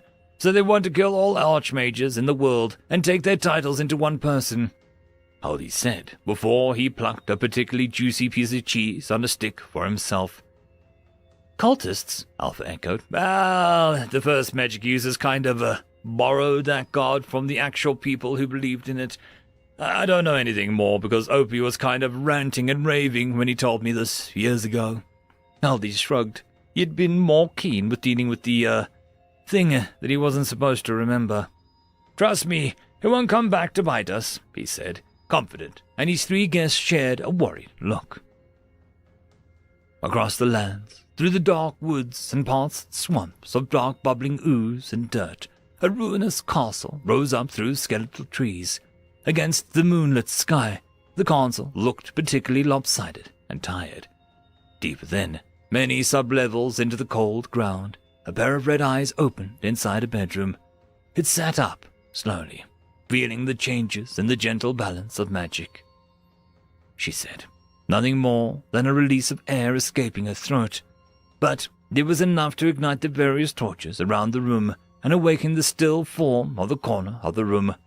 The woman in the rocking chair that had been cobwebbed and coated over in dust stood up, smoothing down her servant's clothes that looked like a mix of purples, whites, and black tight corset around her waist that allowed a white apron to flow down gently. There was a series of clicks and grinding gears before the maid righted itself and managed to smile. Lady Altness, are you finally, awake? The woman shuddered as her voice seemed to grind to a stop for a moment before clearing up. The young girl in the bed slowly turned to the woman, her red eyes turning pink and milky in the light, betraying her inability to see. She breathed, moving her hands slowly in one-handed series of gestures. Yes, my lady, I am functional, the maid bowed, making sure to let her clothes brush against each other to let her girl know that she was doing. More gestures, and the girl sat up in her bed, barely a slip of a girl, but the paleness of her skin and the stillness of her movements betrayed her unnatural existence. More gestures. Truly, a fragment is finally exposed, the maid said with excitement, and the Altness sighed more. I shall wake the castle. Your loyal friend Snugglebuns remains at your side always, the maid smiled, revealing a slightly stitched mouth and black ears that blended into her black hair as if swept back. The girl turned, flailing her hands in utter embarrassment. The maid merely hummed, "'Twas the name you gave me as a young girl. How could I discard such a name? But as you command, your loyal maid Snug is here for you. Snugglebuns in secret." She clapped her hands, her wrists turned like locks in a machine. Before Lady Sarah von Altness sagged as if exasperated and began to edge towards the end of the bed. It was time for a last air of magic to return to the god to right. End of chapter. Chapter 150. The last chamber in the pygmy maze made even Estelle's usual complaints fall short in stunned silence. It was a large, sunken chamber, likely the deepest the second floor ever went, with a large dome-like ceiling and pillars covered in those glowing mushrooms akin to floating stars. A central path made of cobblestones led to the back of the room, where the stairs rose to an altar.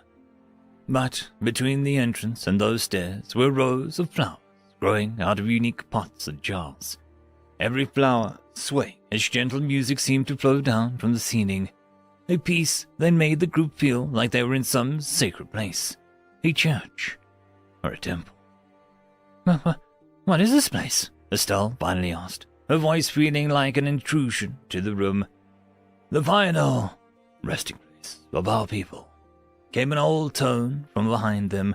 Spinning, Hazer reached for his weapon, but paused as they saw a pygmy village elder being escorted by the three special beings of their race, the priest, the fungalmancer, and the tinker. Dungeon monsters don't die, Silver said, more a reaction than a statement to the words. We do, the elder said before looking at his escorts. Well, most of us, he chuckled. The priest looked up at the group with a gentle serenity. Pygmies were given the gift of life, to create more of ourselves due to the gift of the spore, but with life, we accepted death too. Only those chosen to become bastions of the race become true monsters of the dungeon. Timeless, it explained.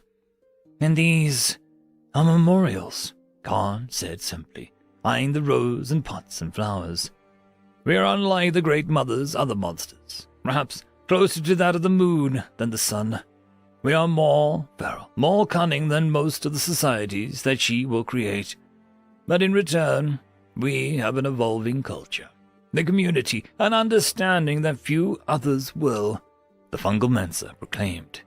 We must develop and evolve our tools, using tricks and traps rather than open warfare, since we do not respond in the same manner. We willingly pass our lives on to our spores. Our children. The tinker finished, and the elder held up a hand to stall them. Now those who pass, we lay to rest for their final vigil. He nodded before chuckling. However, perhaps we are too casual to those of you who do not truly know what lies beyond life. We can see the manner leaving your old and entering our new, a cycle. So please, don't step on the flowers. You have passed the final test, so claim the key and depart our tunnels with the mark of bravery, cunning, and wisdom etched into your soul. The elder wheezed, clearly struggling to keep all his words in a dialect that they could understand.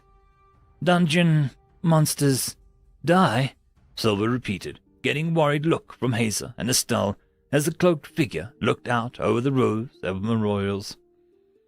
Don't mean to be rude, but I heard your lot are kind of formed because your dungeon, died? Khan asked awkwardly, getting a wide-eyed look from Estelle, who made slicing motions across her throat in panic. Our fate was not death, but a ripping of our life.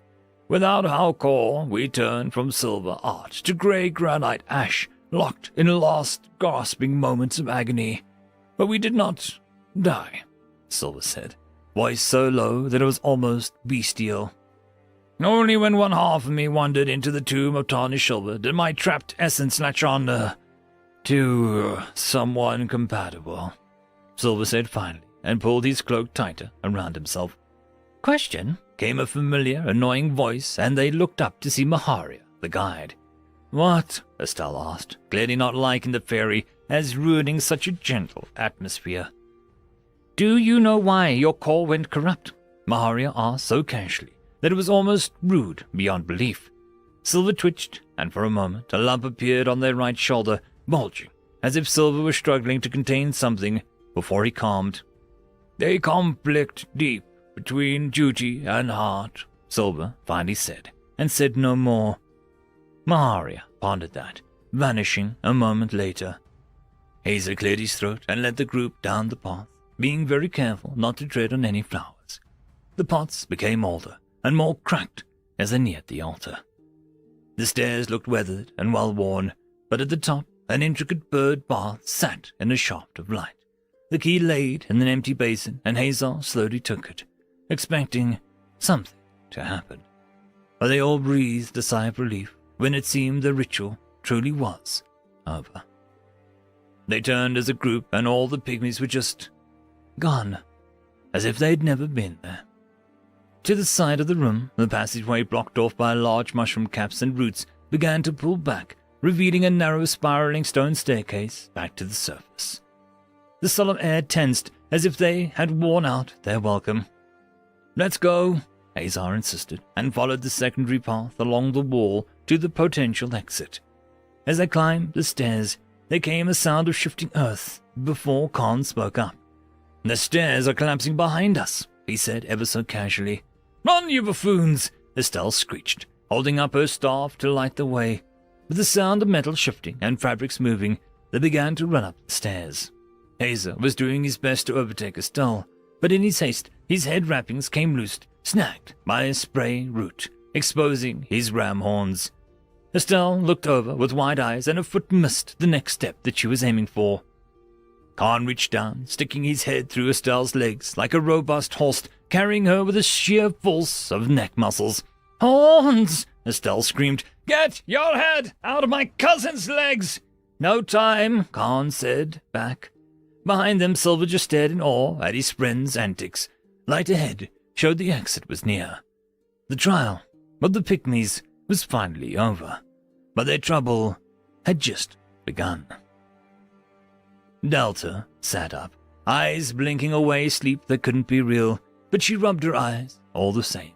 She'd been awoken by something she could only describe as a toothache, as if some piece of food had been wedged into her teeth, and now the ache was spreading up the side of her face. Are you awake? Nu greeted as he appeared before her, but upon seeing her grimace, he paused. So, you do feel it, Nu seemed to muse. Nu? Feel, what? The stabbing pain in my head, yeah. I feel that, and the guests. Good. I didn't dream them up. She stood up, wincing, and Nu moved around her as if assessing her state. Delta leaned on her core for support as she tried to get her bearings once more. The orange orb, now striped with thin blue veins, glowed warmly at a touch. What is that? She asked, herself mostly, but she was surprised when Nu answered all the same. Invasion, Nu announced. Delta stiffened at the word because she could feel Nu didn't mean the guest that was coming into the dungeon, but something deeper, more subconscious to the dungeon itself. She spread her awareness over the entire dungeon and instantly knew the source of her discomfort. One of the people in her dungeon carried a part of something, not human, a piece of something that drove her dungeon parts into a frenzy of feeling like it was intruding. Then came a slight urge to send her monsters to attack, to remove it. But Delta easily clamped down on those urges with practiced ease. She focused on the person, switching her vision to dungeon sight, watching the walls, people, monsters, and the dungeon itself break down into connected atoms of mana and bonds. Delta let out a slight gasp of horror at the sight. The person had their body mingled with the dungeon being, slowly, allowing the dungeon mana to become real. A reverse contract of sorts, a possession, but also, it seemed willing on the human's part. What was worse was that her mana could not breach the person, and his seed within fastened itself to both the person and the dungeon aspect, using both to shield itself from her attempts to drain it away. Delta slowly watched the person talk with his group, biting her lip as the jaw ache that she was experiencing began to dull in intensity. That might be trouble, but how have they been progressing? I see they have 2 keys out of 3, Delta asked, trying to change the subject to something that she could control for now. They're worse than the last group, and I'm enjoying every moment of their suffering. You missed the secret fish level, New announced, and Delta snapped her fingers with clear disappointment. Ah well, next time, she smiled, not bothering to admonish New's bloodthirsty words. He was mostly joking at this point. Still, that meant only 1 key was in circulation. She watched as Rael appeared before the group once more, offering to guide them to the last destination before the boss room. And where is this fabulous place? The girl asked sarcastically as she smoothed out her robes and glared at the jungle floor for being dirt and soil. Delta spoke the same time as Rael, their words echoing slightly. The circus of the damned. Kemi watched as Smalls evaluated the cloud dress and her group browsed the shelves of the other interesting items. It was really light, and it never got dirty, she blurted out awkwardly, feeling the need to praise the dress for service as if it was a new friend that she wanted to get a promotion from her boss. Mr. Smalls smiled. I would hope so. It was made from taking essence of a sentient cloud and having to weave together the blessed thread. If it had been heavy, I'd be appalled, he announced simply as a group leader. Dellum picked out what looked like a provocative leather piece that was covered in spikes and parts of back of the pants seemed to be missing. Kemi guessed that it wasn't finished. She looked around the store, beginning to wonder when they had exactly come to Durance. It felt like maybe a week at most. But the town also seemed to shift with commerce and new arrivals in such a small time that she wondered if the chaotic manner about the place might be distorting their sense of time. Ever since they had left Delta, Kemi having gone twice even, the Scarlet Moons had felt changed, as if some parts of them were different, forever changed. Days passed, and for a small time Kemi and her friends just stopped being people for a time. As their natural mana slowly absorbed the town and nearby dungeon mana in the air, they had, for a frightful day or 2, become still in a sense their emotions, purpose, had dulled. They got up, they ate breakfast at the inn, they talked about going to the dungeon or about the rise of monster attacks, had dinner, then went to bed. It had terrified Kemi until they woke up one day to find their mana completely saturated and a great film over their minds and souls lifted. Anea, standing striking in her dark leather and arms crossed, knew what had happened. The curse of Durance. The effects of living over dead mana veins of the land, but thankfully, the dungeon's mana seemed almost designed to help people quickly overcome the effects of such a thing. Delta's mana is the air felt purposeful, and sometimes a little excitable. Kemi idly turned her mushroom staff, ignoring the bemused smile of Mr. Smalls at the sight of it. Well, I'm glad to say the dress won't require any repairs, so you must have handled it beautifully, the data said brightly, and Kemi offered him a shy smile as the group shot her grins. Though he offered no reward at the time. Mr. Smalls went under his counter and brought out a carefully wrapped parcels, one for each of them. I made them with care and attention to detail, the man promised as he handed them over to the group. Kemi opened the package to see a bright orange fabric. It looked a little like a skirt, but much tighter and stretchy material at the neck and sleeves. The front showed an animated smiling mushroom cap with large eyes. It had a little speech bubble coming off of it as it winked. I experienced mushrooms in Delta's dungeon, it proclaimed. Kemi smiled awkwardly, not saying anything that could be conceived of as a white lie. Dellum's was the same, but with a different line. Delta's mushrooms are the only mushroom-shaped thing I put in my mouth. Kemi heard Anea swallow back a comment, and her shirt wasn't much better. I went inside Delta, and all I got was this sweet loot. Kemi needed to see what Gonga's shirt said, the giant of a man holding his extra-large shirt aloft. His went on, until it nearly went off the shirt entirely. That was a custom job, Mr. Smalls admitted. Cocktails to knock your socks off at Ferris Bar, located in Delta's dungeon. Meals are provided with drinks. No shirt, no sale. No money, no sale. No manners, no sale. Ferris Bar is not legally responsible for any spontaneous splitting of forms, body morphing, hair growth, or surprise employment. The back was a large image of a smirking hog with an apple stuck in one of its tusks, named Swarthy Hog under it in fancy black writing. I'll swap you, Anea and Delem said at the same time, and Gongo hugged it close. I can wear this outside. I can't for yours, he muttered protectively. Kemi could not blame the man. Thank you, Kemi said, bowing to the man who was far too entertained at their expressions. This is a whole new line of, business, Mr. Smalls mused. Stretchy shirts that said things that would embarrass anyone with shame, Anea asked sarcastically as she tucked the free gift away in a bag. Clothing that makes people curious, walking words that draw the eye to the dungeon Delta's weirdness, clothes that tempt. Mr. Small's eyes lit up. Temptation shirts, he cried, as if an idea struck him like lightning. Kemi smiled at him again, but she really hoped this idea wouldn't spread. People walking around with weird jokes written on their clothes would make her want to stop and stare. Enjoy your T-shirts? Delem said with manners and ushered Anea out of the store quickly.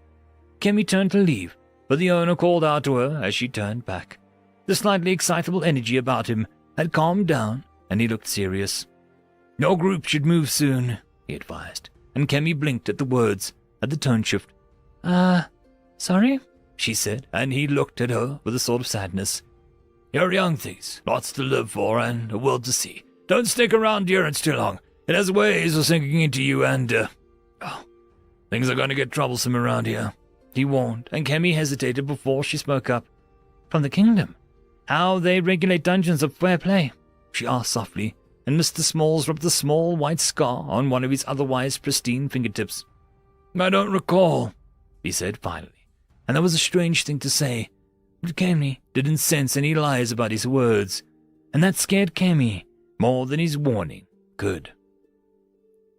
Hazer looked at the massive form sitting before what could have been a crack in the dungeon wall, a tunnel of sorts.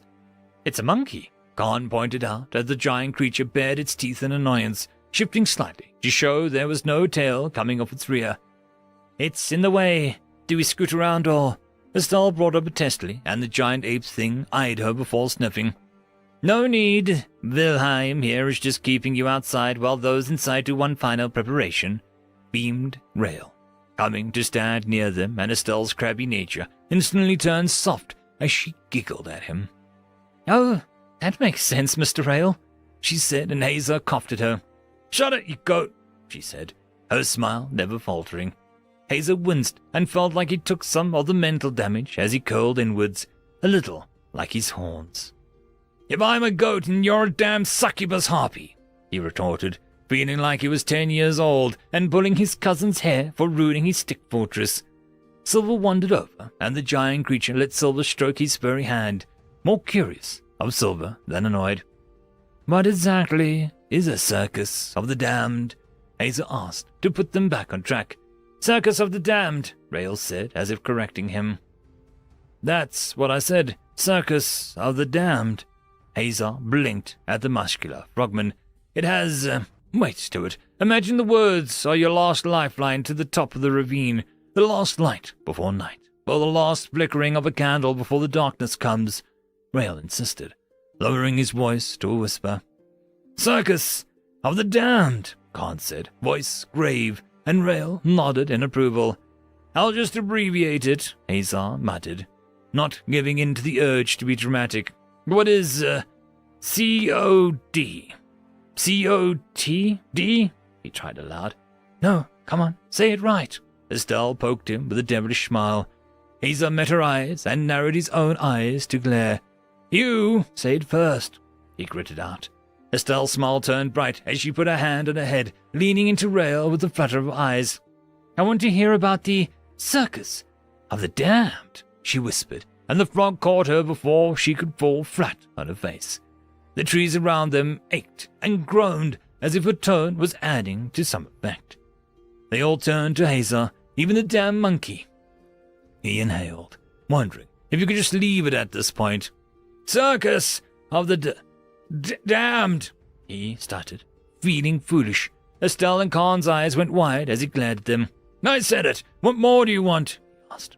Annoyed, and Estelle raised a finger, skin going ashen. "Behind you," she croaked, and Hazar stiffened. He just noticed the birdsong had gone quiet. The river nearby seemed to lower in volume, and the very life of the jungle had paused for a moment, and Hazar felt a chill crawling up his spine. He looked over one shoulder into the face that was a little like a dummy's, with beady eyes and a drawn-on little smile. His outfit red, with a top hat on his head. The red was vivid, a little too dark to be cheerful, and his ruffles looked more like spiderweb. He held a cane, and when he tilted his head, the dirty hair flowed down to the one side. "All greet Circus Master Rennie," Rail said, bowing at the creature. "Hello?" Hazar said, wondering why he was shaking. The creature tilted his head again and smiled, the entire lower half of his mouth splitting open like an Aldridge nightmare that informed the group the painted smile was a trap. Teeth as long as Hazar's fingers glinted at him, and the black gums seemed to suck in any light. That was the exact moment that Hazar's horns fell off in fright. "Moo! Rennie, first visitors, I'm in your corner," Althea cried, shaking her hips in a circular motion as Rennie made her guests pee themselves at first greeting. "My little ghoul is a man!" She fist-pumped into the air excitedly, unable to help but enjoy the moment, as this would be the first time the Circus of the Damned would be put on show. Delta even had a ticket. Sure, she'd made it, but she still had one. "I am going to enjoy this immensely," was New's comment. Rennie shot them a cheeky wink as he turned, clapping his hands, which made no sound at all, as the tunnel ahead ignited with ghostly blue fire that seemed to shimmer off different mushrooms. It was time for the show to begin. End of chapter. And that, my friends, concludes this video. I hope that you enjoyed, and if you do, please consider supporting the author, even by popping over and leaving a thumbs up or a nice comment, just to show your appreciation for the story. However, if you wish to support this channel, there are links down below which will help immensely. I will see you all in the next one, and until then, I hope that you have a fantastic day. Cheers. I would just like to give a quick thanks to the T5 channel members and patrons: Alithia, Parky, Fudic Yol, Meridian117, Cam Maxwell, Casper Arnholtz, Angry Marine, Lord Azrakal, and White Van 420. Greetings, ladies and gentlemen, and welcome to this latest video. There is no epic Lucia, only puns, taken from the website Reupload. The link to the story will be down below. If you wish to support the author, please head over there and give them support. If you wish to support the channel, there are numerous ways to do so down below. There is Discord, merch, Patreon, bunch of other stuff too, so have a look in the description, you might be surprised. Anyways, now on to the fiction. As always, I hope that you enjoy. Chapter 151. Highwire, Haywire. Estelle didn't get the joke, not the beginning or the end. Why was a circus in the middle of a jungle? There was no punchline, and she was beginning to get a little ticked off by the randomness this dungeon had at times. It was like people who tried too hard to be quirky came off as childish. Not that Estelle knew anything about that, of course. Her personality had remained pretty much constant her entire life. Everyone was out to get her, and only Estelle could make herself shine. The tunnel the ghouls led them down was, she had to admit, beautiful. The curving mushrooms that seemed to grow, and coiling vines around support pillars emitting enchanting light that had made the stone around it sparkle like trapped stars. For precious seconds it felt like they were back outside in some magical forest under the night sky, where things like giant bees and murderous little people, or ghouls, didn't exist. Estelle gave the silent ringmaster a once-over from the back, taking in his dark outfit, hat, and gloved hands. Ghouls had never been an issue where she grew up or at his school, as far as she knew. Ghouls tended to wander the countryside where they could sneak about unseen near unprotected gravesites or battlefields, feeding off rotting remains like filthy carrion beetles. Estelle had never heard of one that walked on two legs with a strong posture, let alone was able to communicate slightly with odd gestures. She had also never heard of one being so silent. Her textbooks said that ghouls were snarling, hissing creatures who feared fire. Ghouls were monsters, technically. They didn't get classes, they got species ranks, normally. But this dungeon was quirky, so Estelle guessed none of that applied to anything, and all that she knew about the outside world was worth nothing in this weird hole. She was ranting, but she stopped cold with the rest of her party at the sight of the tent. It filled the massive cavern before them in bright reds striped with black. The curving top leading to a massive crowning point, which the top of the pillar used to hold the cloth up, was visible. The mushrooms around them had grown to cluster in pulsing spotlights that occasionally shifted or danced as thin mist clung to the ground, obscuring their feet. A massive gorilla creature stalked past them, shaking the ground slightly as it stood guard over the entrance. She wanted to speak, but the entire cavern began to grow dim as mushrooms seemed to lose their luminescence one by one, until the only light was a perfect circle around Ghoul Rennie. He slowly raised both gloved hands, not even disturbing the air in his passing, as if he licked silence, and snapped his fingers that produced no sound. Something must have happened because the inside of the tent lit up with a slow, winding tune that grew faster and faster until a full-blown, heat-thumping symphony was firing off. The tent entrance opened up grandly on its own, and Remy bowed once, beginning to move backwards without walking. It was one of the creepiest things Estelle had ever seen. Rennie was moving backwards without breaking his bow, like the mist was carrying him into the tent of its own accord. "That's slightly alarming," Hazar announced as Remy's figure vanished into the tent where a soft pulsing red light swallowed him. "You wonder what it is?"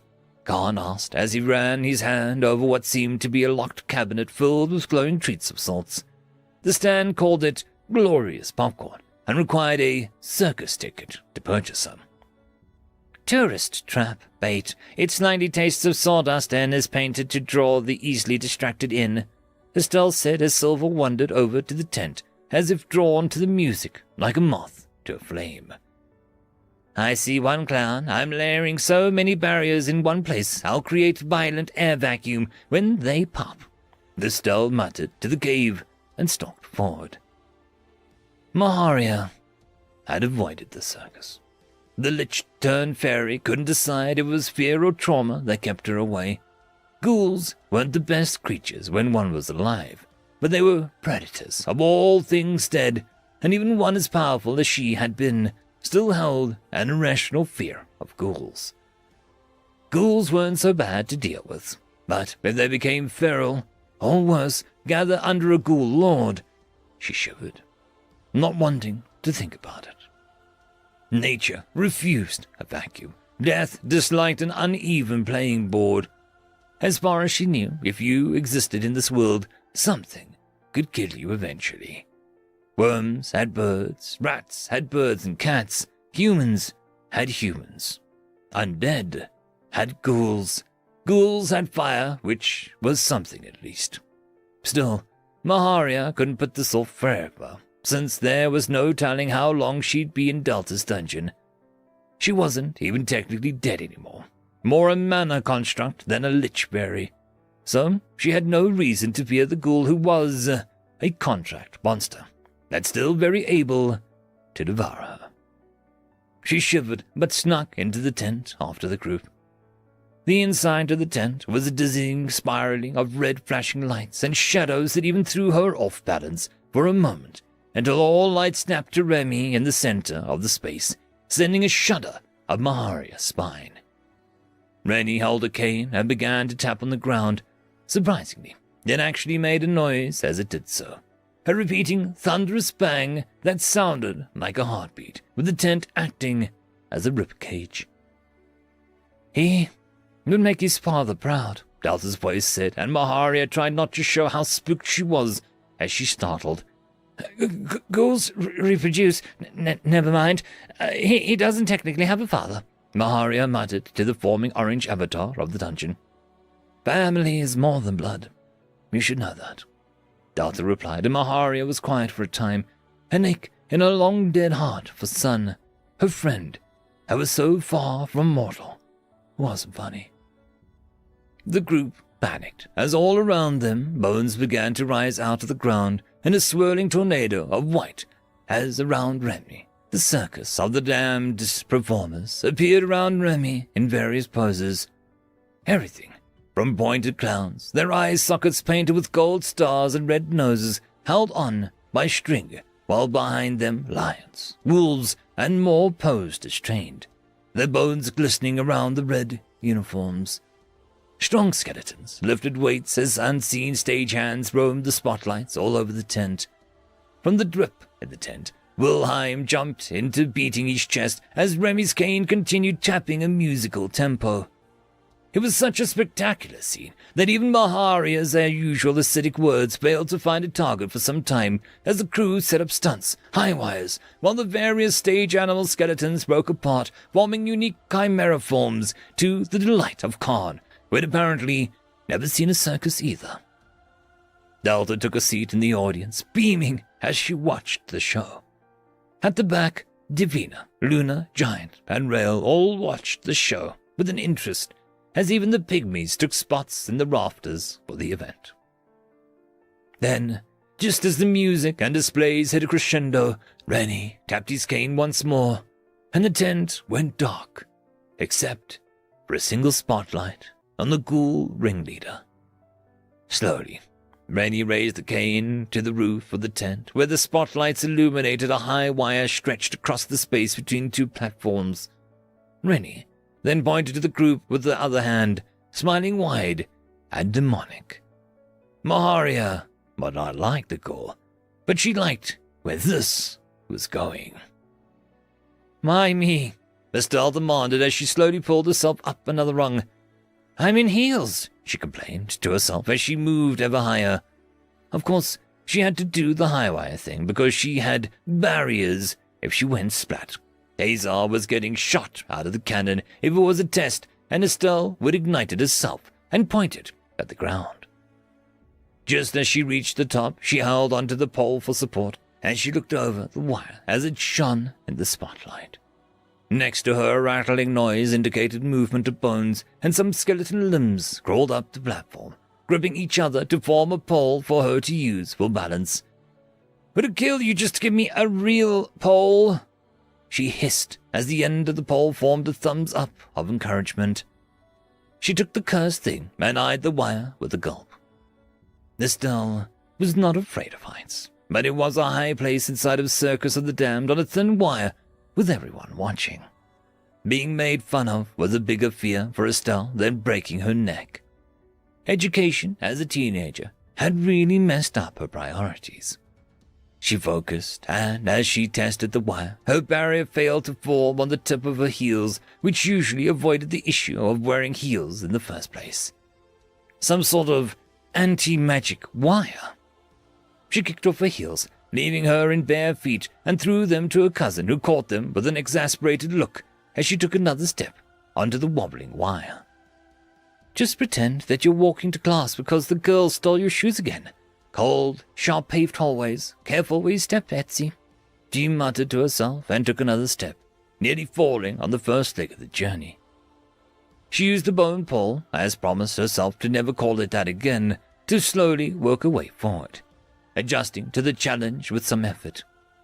Just as she passed the halfway mark, something banged and the skeleton went flying past her face, with a shriek as it was fired from the cannons around the area, Estelle wobbling horribly, swearing so loud that Silver gasped. More skeletons flew overhead, catching each other and swinging handlebars. Walk, walk, walk, Estelle commanded herself in a high-pitched screech of terror. To her horror, a reforming skeleton began walking the wire from the other side, but upside down, as if gravity meant nothing to him. "Set the rope on fire!" She heard that damned fairy yell from somewhere. Just as she was about to make it to the other side, her mind turning to pure animalistic instinct to keep moving, the pole broke apart in her hands, falling away to the ground below. Her vision tilted to the left, and she made a split-second decision to leap for it, flailing her arms out in an attempt to catch the platform before she fell. Her fingers barely brushed the wooden platform's edge, and then she was falling. A net made of near-translucent silk caught her, barely reflecting any light from the spotlights. She lay there as the net was slowly lowered and her team surrounded her. She blinked back tears and avoided their gaze. Estelle has been right there, and she'd missed it. Remy bent down, and his smile was just as small as one as she handed her something. It was a key. But I failed, she said, not taking it yet. Rennie looked unsure as to how to convey himself, and Maharia appeared as if pushed onto the floor by someone. It was never about succeeding, but being a part of the show. You were, entertaining, I guess. Usually these things would require a few more, shows to get the key, but Rennie was really impressed by your effort, Maharia translated with a sulk. You wanted him to set me on fire, Estelle accused, and Maharia sighed.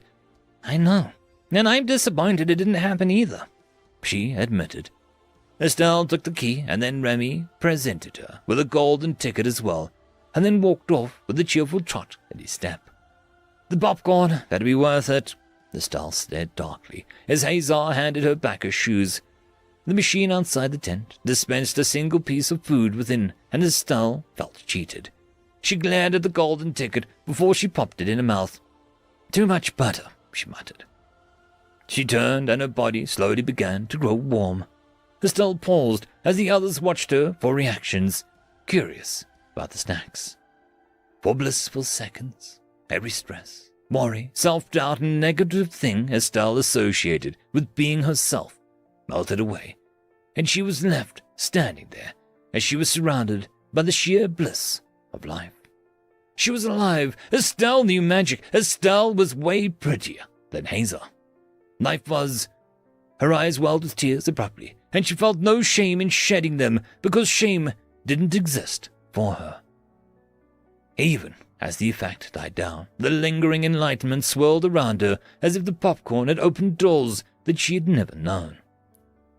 It took her a second to notice Khan was carrying her through the jungle. Estelle, having stopped paying attention to things like the physical world in her elevated state. I need more tickets, she wailed.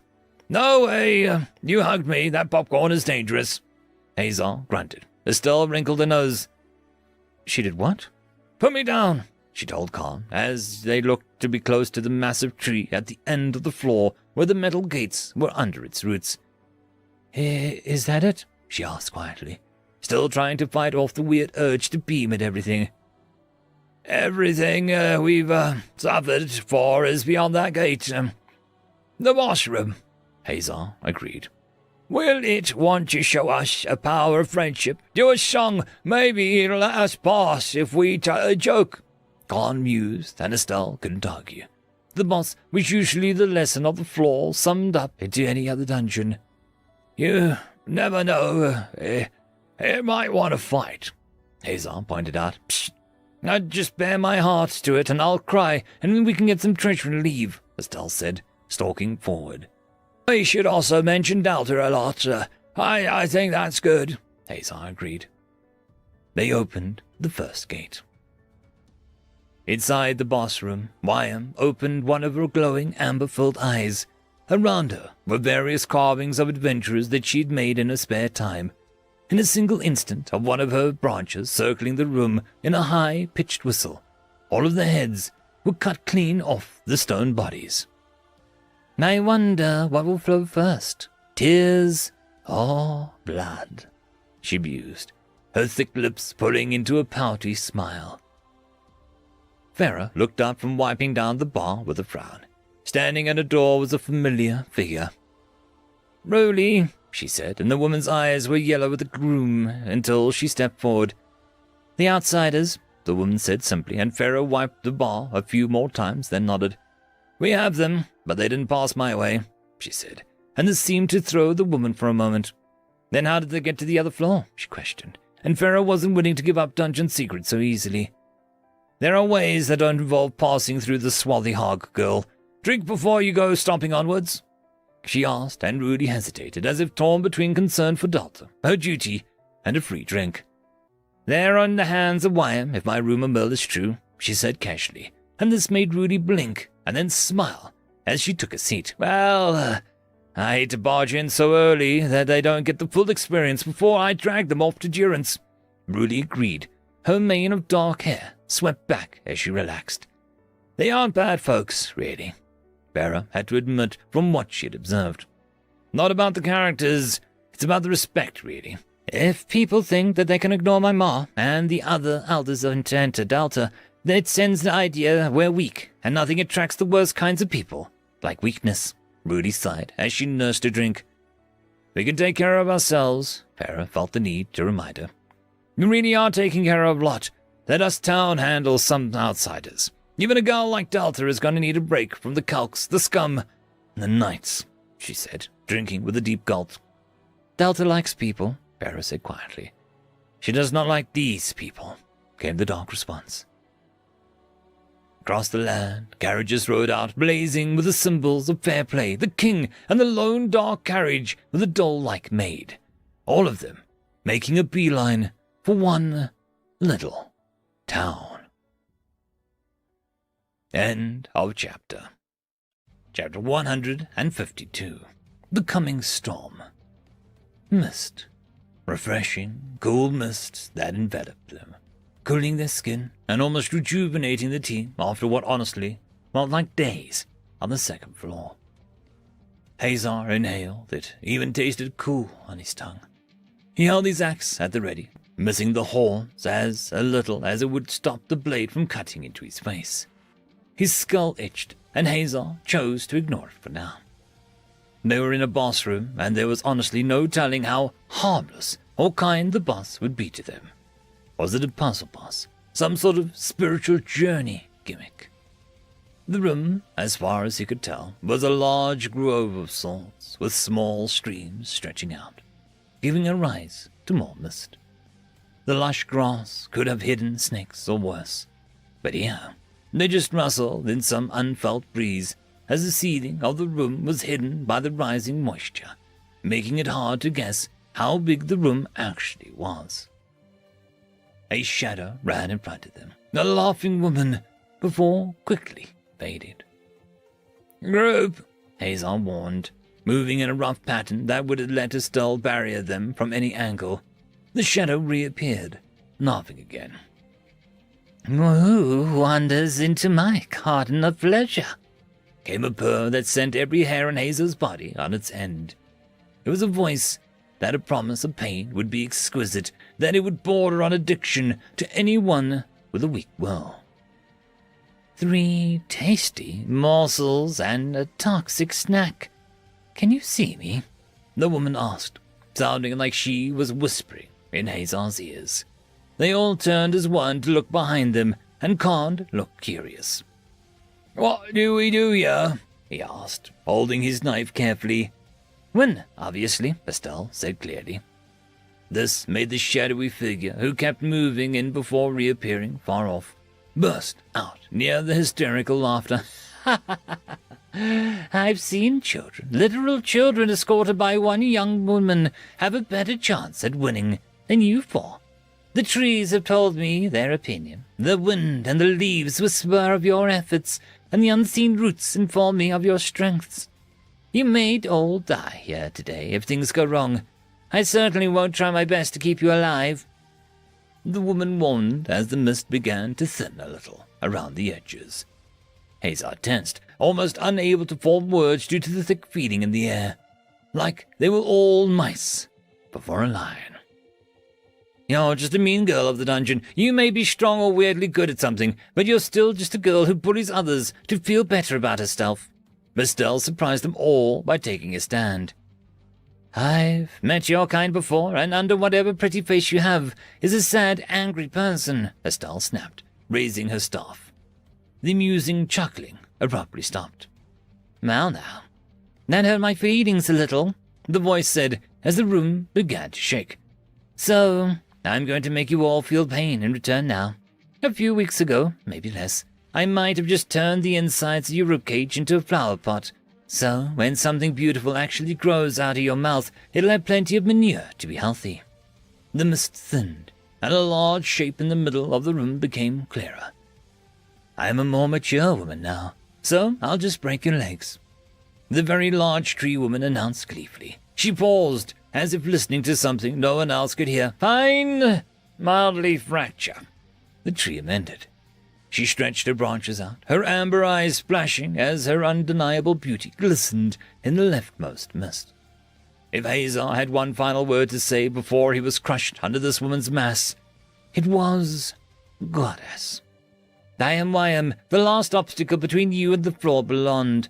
Your weapons will break upon my bark, your tears will water my roots, and your screams will be a melody in my branches. Come, bend and break for me, Wyam called, her entire form writhing in motion, spreading snaking vines into the air. Estelle flung her hands up, barely getting a barrier up in time to prevent the river of vines from washing across their forms. Instantly, Estelle fell to one knee, the barrier gaining spiderweb cracks across the dome-like structure. Get ready to move, Estelle stressed through her teeth. Khan got down low. Hazar hefted his axe, and Silver stood there menacingly, the back of his cloak shifting. The barrier cracked a little more, pieces of magic turning to particles as it rained down. No, Hazar said, yanking his cousin with him as they effectively had to split into two teams. This is going to be a pain. Hazar, go chop that bitchy tree. Mama wants some sassy wooden logs, Estelle hissed. Can you get me close? Hazar asked as dozens of vines swooped down at them. Estelle scoffed with countless tiny circles appearing in the air, deflecting the vines before blinking out of existence, where they were rapidly replaced by new ones. Big barriers are annoying, tiny temporary ones. Give me a challenge, Hazar, Estelle insisted as they took off. As you wish, Wyam sang from under the ground.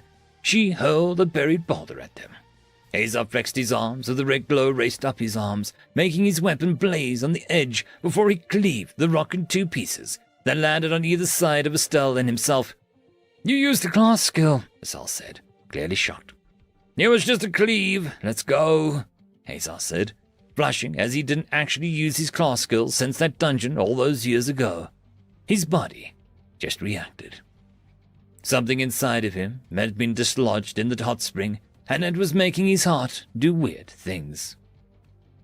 Khan cut another vine, the poison leaching out his dagger, making them wither in contact. The more he cut, the more of them seemed to emerge. It was like a weed hydra. Sil, buddy, you gonna help? He called as he flipped back out of the grab the thick branch. Silver simply walked forward, snapping the vines that tried to hold him. There had been a noticeable shift in his form, and Khan really didn't want to see under the cloak now. People like Silver had two modes, the human part and the monster part, and they weren't always in balance. She is perfect. I almost don't want to fight her, as Silver admitted. Feel free to lay down, and I'll step on you when I figure out feet, Wyam called over as she sent a large branch to attack Estelle and Hazar. As the root emerged, dark and pointed, Silver intercepted it, being pushed a few times before he did something that made himself far too heavy for the root to shift alone. Two more joined the effort, and Silver grunted as he slowly inched back. Gut! Human! Silver growled, and Khan snapped out of his stupor to hack the roots. He didn't need Hazar's axe to do damage when his dagger had a burning poison constantly emerging from it. Natrick, how do you do that? Khan asked casually as he stabbed. Less human, more silver, the cloaked figure rumbled. The manner, corrupted and fouled, but undeniable. Tell me, you bundle of mercury in human form, what floor did your better half reside on? Wyam asked, as she wasn't fending off 4 of them at the same time, like it was nothing. Aye, was Silver's reply. Khan wondered if that made a difference to people like Silver, if the monster they bonded with was from a higher floor, or even our boss. A little hint. Doubt a single floor is worth 5, no, 10 times your normal dungeon. I am not a mere second-floor boss. I'm akin to a boss that you'd find on the 20th floor if I went all out, Wyam said haughtily, and Khan felt his heart freeze for a second at the knowledge.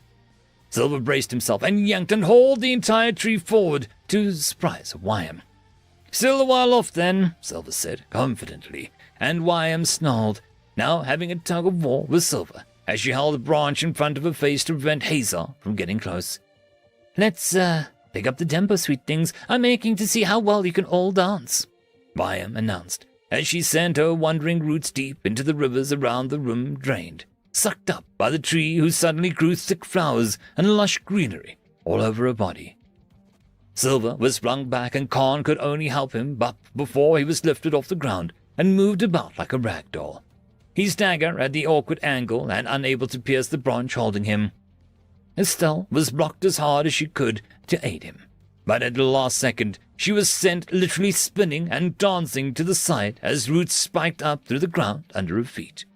Sing for me, an area of pain, Wyam cried, and Khan winced as Hazar was hit hard in the stomach by a gnarled root, making him fly back into the wall of the room where he landed in a slight heap, only to be forced to roll almost non-stop to the side as whipping vines tore up the ground that he'd been moments before. Dance for me, the tango of tears, she added to her rising voice. Khan was slammed hard into the ground with a whip-like motion. Tonight you shall taste despair so sweet that it will be the nectar of fantasies for years to come. Tonight you will dance with Wyam. The tree laughed as the sweet laugh Khan heard, but damn, he didn't want to get up and keep going. The tree had a point about this pain and pleasure thing. In the royal capital, Lorsa slowly whittled away at a stick, forming a near replica of the rapier she had once seen on a battlefield. The homeless dungeon core, masquerading as a royal knight captain, looked up at the entrance of Yell's dungeon crept open. She'd sent Brilda to rest, despite being the contract of Yell that had gotten a second job as a royal knight. She still had to take care of basic needs, eventually. Lawson knew that Brilda was as tough as they come, having left Fair Play, once being one of their famous maidens. But Lawson still fussed with the woman pulled 3 ships in a row. Out of the door, only 2 figures emerged, Mass and Princess Surma. Mass's clothes were torn as his sword looked broken. Surma's dress was filthy, and she held her arm awkwardly. They looked hollow, perhaps for different reasons. Yell had gotten softer. Lorsa was really surprised the old grump would even let them leave alive. Princess, young Mass, she greeted, and Surma's eyes watered as she held something in her hands. It was an old, tarnished crown that had gems of power embedded in it. Ah, you found her then? Lorsa asked quietly. I brought her back. I kept her safe, Mass mumbled, looking at his broken sword before he started crying. I must speak with our father, Surma said, no longer hesitating with speaking, and her words had a twinge of authority to it that even Lorsa had to notice. The other 2? Lorsa asked, and Mass inhaled once. They decided to stay. The dungeon had what they wanted, he said, as if it was all still confusing to him. Lorsa hid an annoyed look. She had told Yell to stop adopting strays and to stave off his boredom. Shall I escort Mass to the medical wing? Lorsa offered kindly. No, he's my personal knight from now on. Where I go, he goes, Surma said, with a tinge of fear that she might make Mass away from her. Lorsa paused. Personal guard's authority could even supersede the royal knights when it came to their charges. Surma was going to be making waves with this choice. Lorsa approved. The castle's occupants stopped in their various day-to-day tasks to stare at the bloodied princess that stalked forward with purpose. Her previous shyness or even politeness had been discarded for an unstoppable will. At her side, her broken knight with his broken sword followed her in her footsteps until they reached not the throne room, but a more personal office of sorts to the side.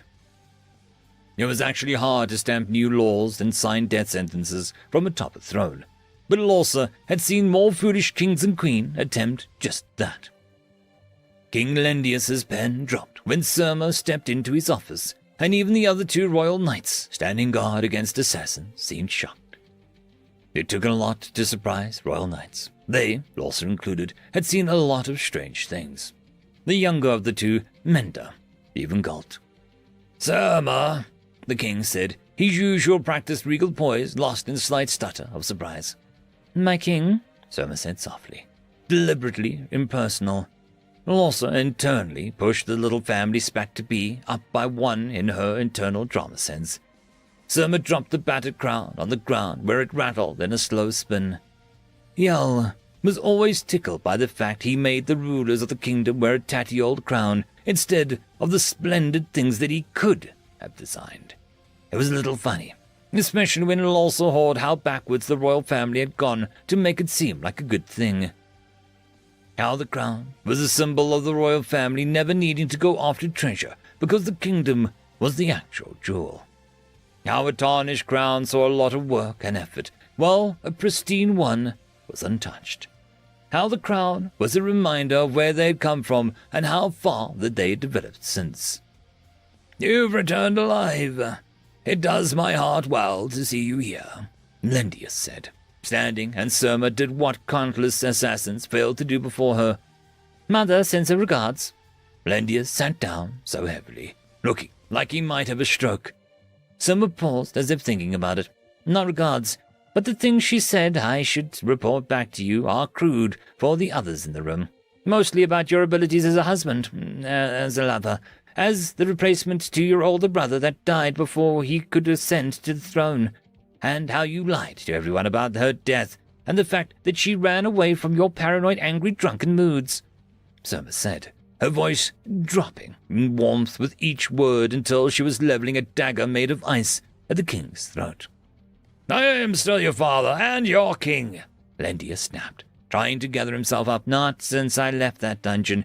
Officially, I am your successor, and thanks to the great-grandfather, no royal knight, servant, or knight may raise a hand to me under your orders without Yell revealing you as the killer.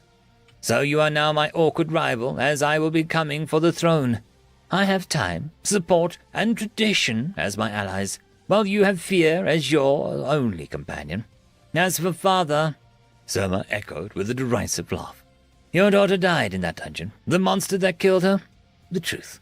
I shall see you at dinner, King Lendius. I'll bring my own food," Surma said simply and turned, walking away from the man that had run her life up until this moment. "You, kinda suck," Mass announced bluntly, and left with Surma. Lorsa was drinking this up, cackling internally with an imaginary bottle of wine in her hands. The king blustered, and Lorsa put on her best sympathetic face as she turned to him, ready to show him the solution to his problems, just like always. As the successor, she technically still has to show the display of strength outside the capital, and solve a growing tension, my liege.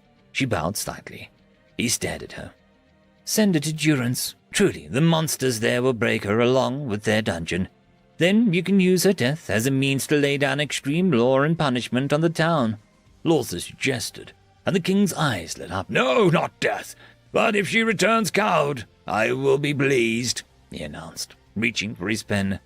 Lorsa would enjoy watching this man bleed. Now she had to hurry. She was likely missing Surma and Mass having a heartfelt conversation and weeping about the kingdom. That was prime potential romance stuff.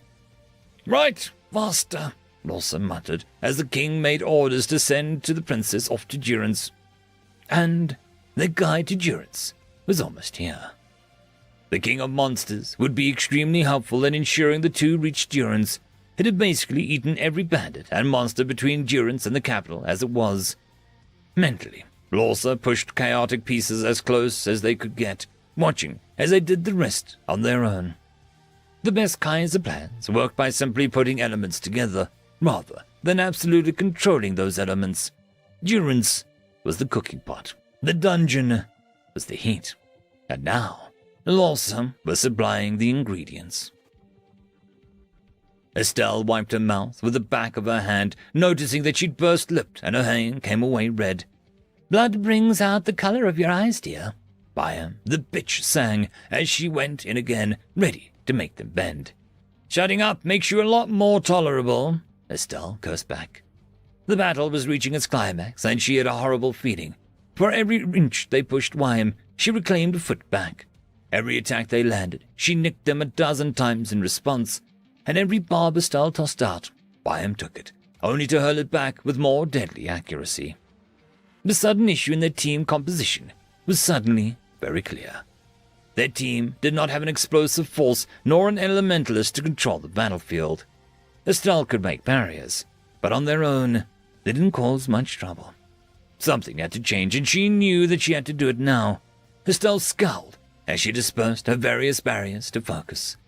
The moment she reached for the other magic within herself, she felt sick.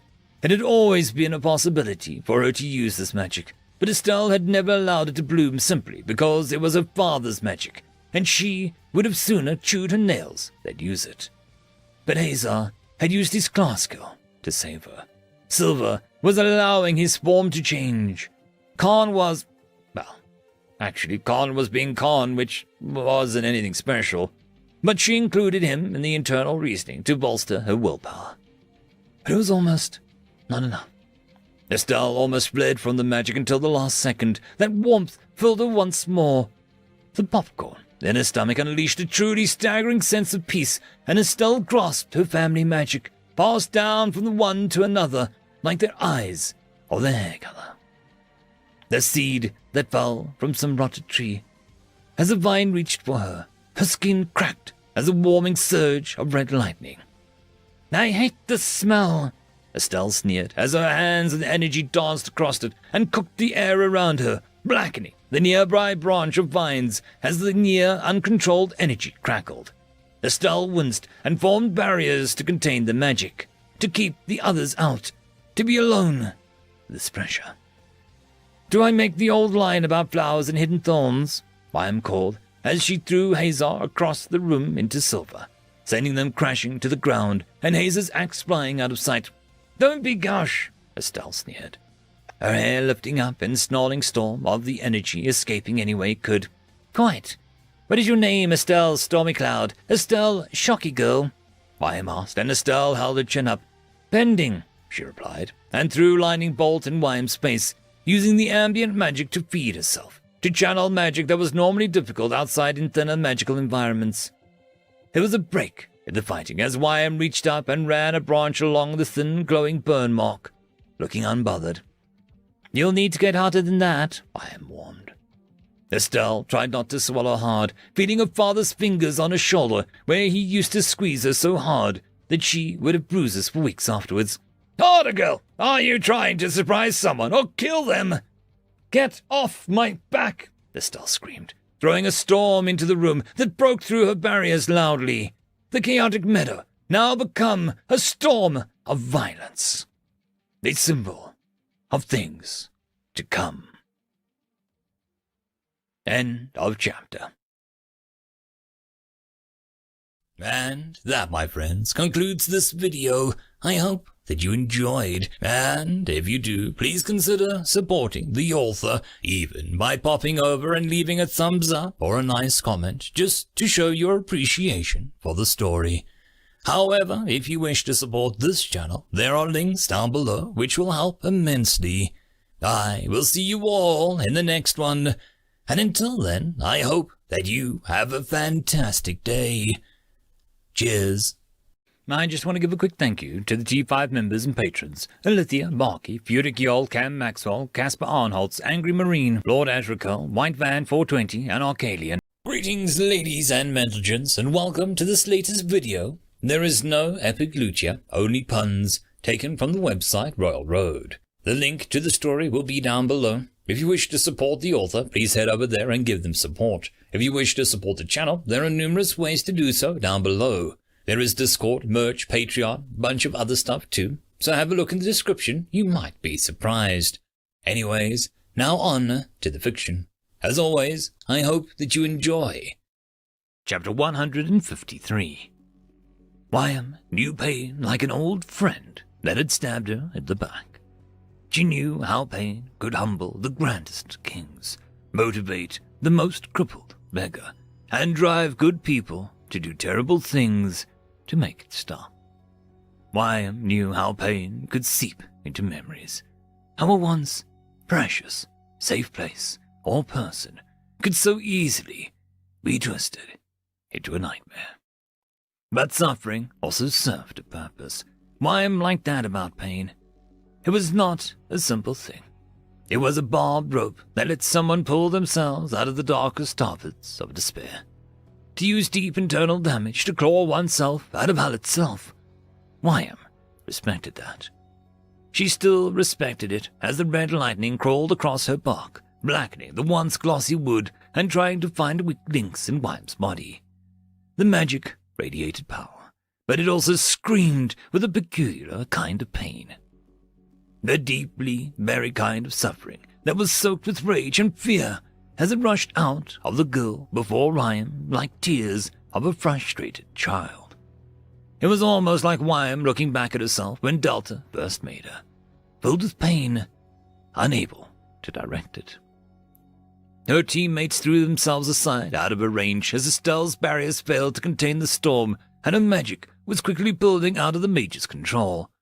The lightning spoke of anger and anguish, while the barriers she tried to use spoke of isolation and fear. What a troublesome girl. What an interesting pain. Wyam sent Divine to grab Estelle's arm, the lightning magic surging around the mage, burning the tendril badly. The once healthy green giving way to a destructive black, but Wyam pushed on through the damage. Estelle may have interesting pain, but Wyam was torture itself to challenges. Beating pain into pain only made it stronger. The vine, as it crumbled to ash in places, curled around Estelle's arm as the meadow around them filled with the acrid smell of burning plant and skin. In a single instant, Wyam yanked Estelle off her feet and slammed her hard into Wyam's body, as sleek as mahogany table, as unyielding as a castle gate. The storm of magic arced up, trying to burn Wyam like she was some common oak or elm. "Go to hell!" Estelle screamed, not really seeing Wyam anymore, but some phantom that she locked deep inside her heart. "I have been. It's quite lovely this time of year." Wyam sniffed with a wince as one bolt got dangerously close to her eyes. She had no desire to be blind for the next hour. Just as she was about to smother Estelle in a cocoon of vines to put her out of the fight for now, Wyam blanched in surprise as Silver slammed into her back, holding the axe that she had disarmed the warrior of previously. The weapon buried itself into a wood with annoying ease. That was a dungeon-made axe. Wyam could feel it as it wriggled into her body with more power than it should have had. It was perfectly balanced axe, the exact perfect make of wood, metal, and grip. She arced her back, trying to pull it out as it shined in the light. That was when the enchantment inside seemed to turn on by some command phrase shouted by Hazar. The axe began to vibrate, the barely visible metal head glowing with a strange symbol of two interlocked spheres. With more power than before, Silver began to push the axe into a protective bark like she was made of butter, and that the axe had been kissed by the sun personally. She threw Estelle away in pain as she whipped her vines about. "I'm all for bearing the hatchet, but I have some self-control," she warned Silver, and began to badly wounded from the sheer blows he was taking. The axe concerned Wyam badly. The enchantment inside was making a joke of her defenses, and yet there was something else about it, a sort of mischievous design to it all. She tossed Silver away, and the axe went inert, shining with runes that Wyam knew in passing. The axe was made by someone either quite insane or quite bored. Maybe both. If she were reading what visible runes there were on the weapon, then it was called the unhelpful something. Axe was likely missing a word, but the runes described an enchantment that would turn the axe into a powerful weapon, as long as it was inside a target. As in, it was just a normal axe when it was swung, but gained immense power at the last second as it chipped away at her. If Silver hadn't used it then, it would be useless as Hazar wouldn't actually get past her bark, had to get to the tool inside her. The crude man, these filthy people. Her inner rings were for Sir Fran's gaze only, if anyone's. Unable to yank the axe just now, she turned back to thrashing these people so that she could get them out of the dungeon to allow Wime to clean up somewhat. The barrier mage alone had set a beautiful meadow on fire. "Now, let's end," she began, looking down at Estelle, who was no longer shooting a chaotic storm of magic as she lost control. The little newt looked up at her with a smirk that made Wyatt want to headbutt her on principle. "Did you like my daddy issue act? The trick is to actually have the trauma," Estelle said casually as the previous uncontrolled magic arced into the air from her hands, curving with barely controlled effort. It was still a far cry from the wild casting she was doing from before. "More lightning. They didn't work the first time. They won't now." Mime warmed coldly, and the lightning abruptly homed in on her as if attracted to something. Something like an axe that was digging into her more tender innards.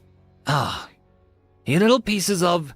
was all she got before the world flashed white and the scent of burning wood filled the air. "This is it," Mila said as to Pick as they waited on Haldi, the third member of the Elders of Durance. They stared into the distance as something made its way over the slightly overgrown roads towards the village. Oddly, both villagers and the two royal knights stared at the approaching convoy with slight distaste. Mila looked back to see Madame Gu slamming her inn door shut with a snarl and down the street. Isanella was guided inside her house, hyperventilating by her husband and concerned son, Dio.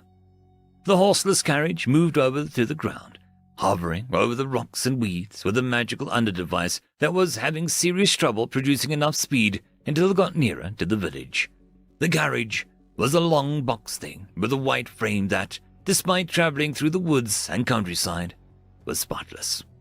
The thing had cleaning runes, hover runes, propulsion runes, and who knows what else on display.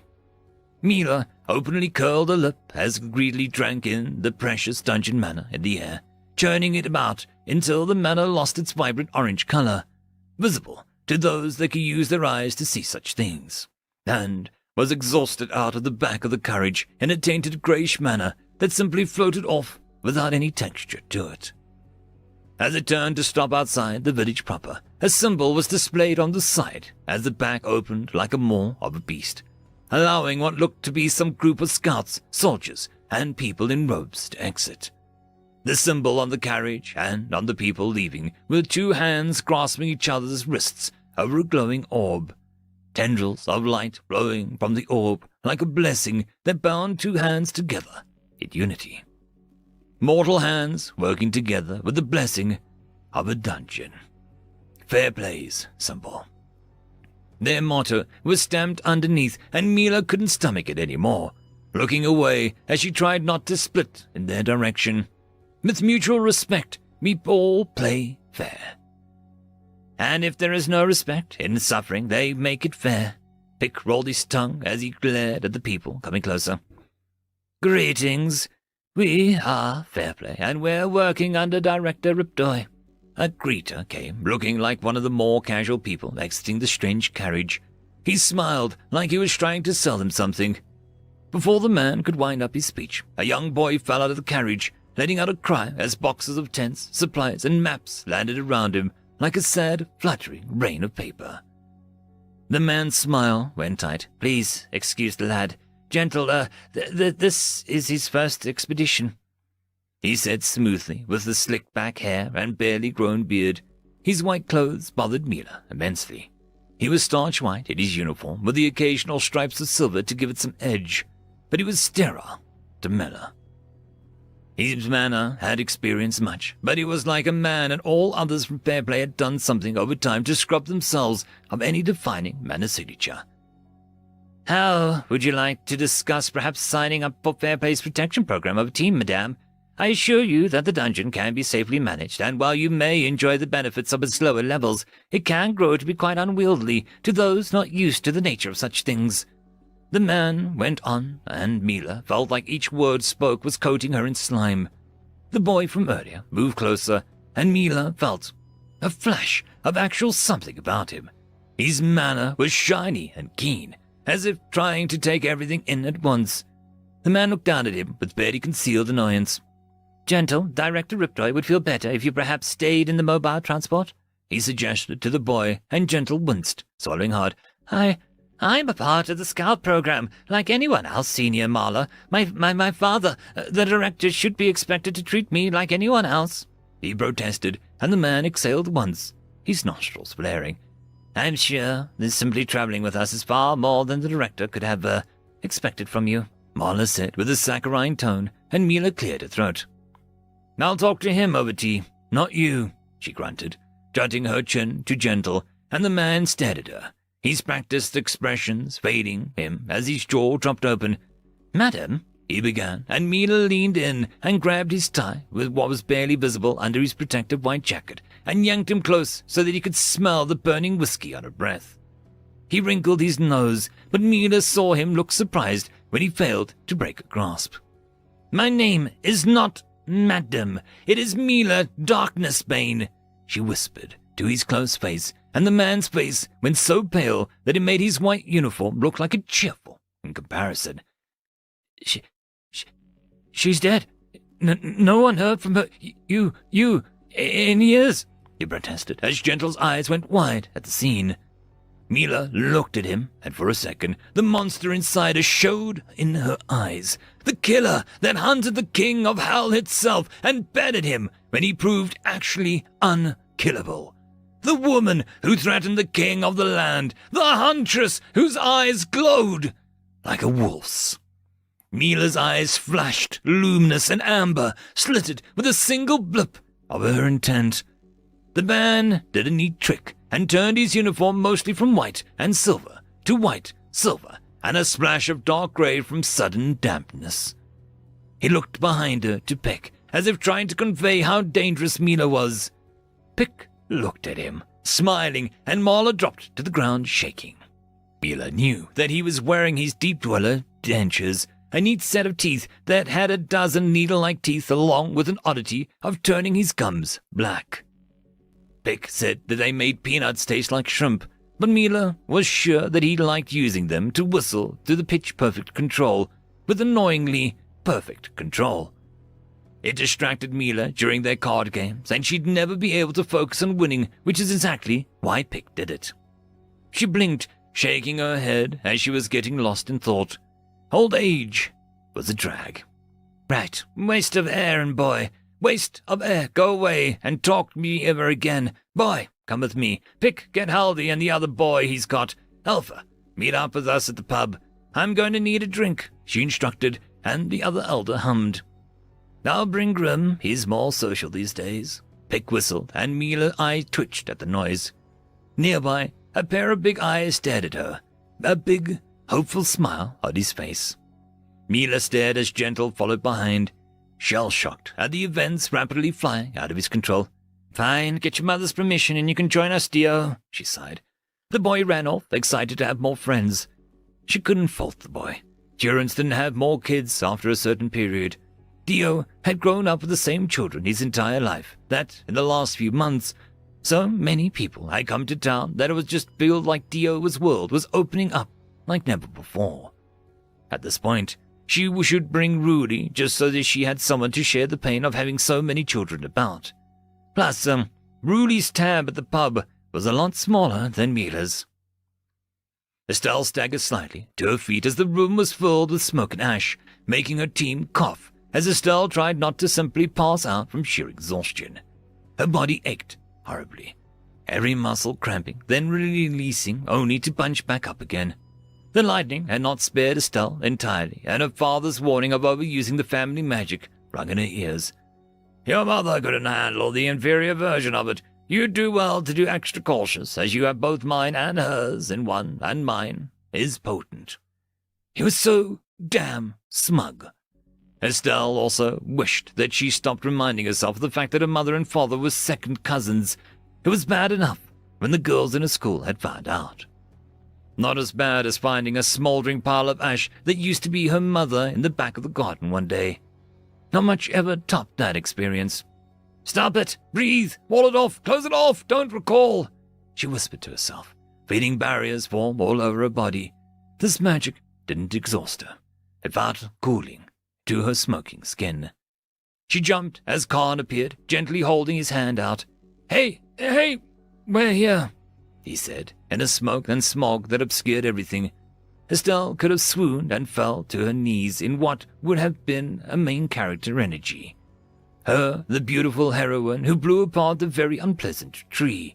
But she was too tired, so she just smiled as Hazar and Silver joined them too. Everyone looked like hell. Hazar had a massive bruise on his face that was already swelling. Khan was limping badly and one of his thumbs was bent the wrong way. Silver, without his cloak, just looked like a badly beaten pulp of silver and skin, all blurred together by Wyam's sheer relentless blows. It made Estelle wonder how she looked, other than cooked and smug. "That was insane, but we won," Khan announced, and Estelle couldn't help but giggle in the sheer delight. Hazar clapped Silver on the back, also grinning. However, through the smoke and ash, a familiar voice made them all turn slowly, as one group, to stare at where Wyam should have been laying, defeated. "I have a lot of curse words that I could say right now," Wyam's voice said, smoothly, as if nothing was wrong, "but I'm a classy woman, so I'll settle for a simple—" The smoke cleared to show Wyam moving her branch arms away from her face, waves of green falling off of her, and more branches simply snapping off. Her torso had one lone, angry red crack in it, traveling from her base all the way up to her face. In her roots was Hazar's axe, the thing blackened, but not ruined. Wyam easily threw it up into the air and caught it over and over. "Ow!" she concluded, her face devoid of emotion. How are you alive?" Estelle stuttered when Wyam batted her one remaining eye innocently as the other burned red with the heat of the attack. "Spite, my sweet things, delicious, sweet spite. Like pain, you can use it to do some truly amazing things, if you have enough of it," she purred, her voice a little hoarse from the damage. "Do we have any options left?" Khan asked seriously, and they all shared a look.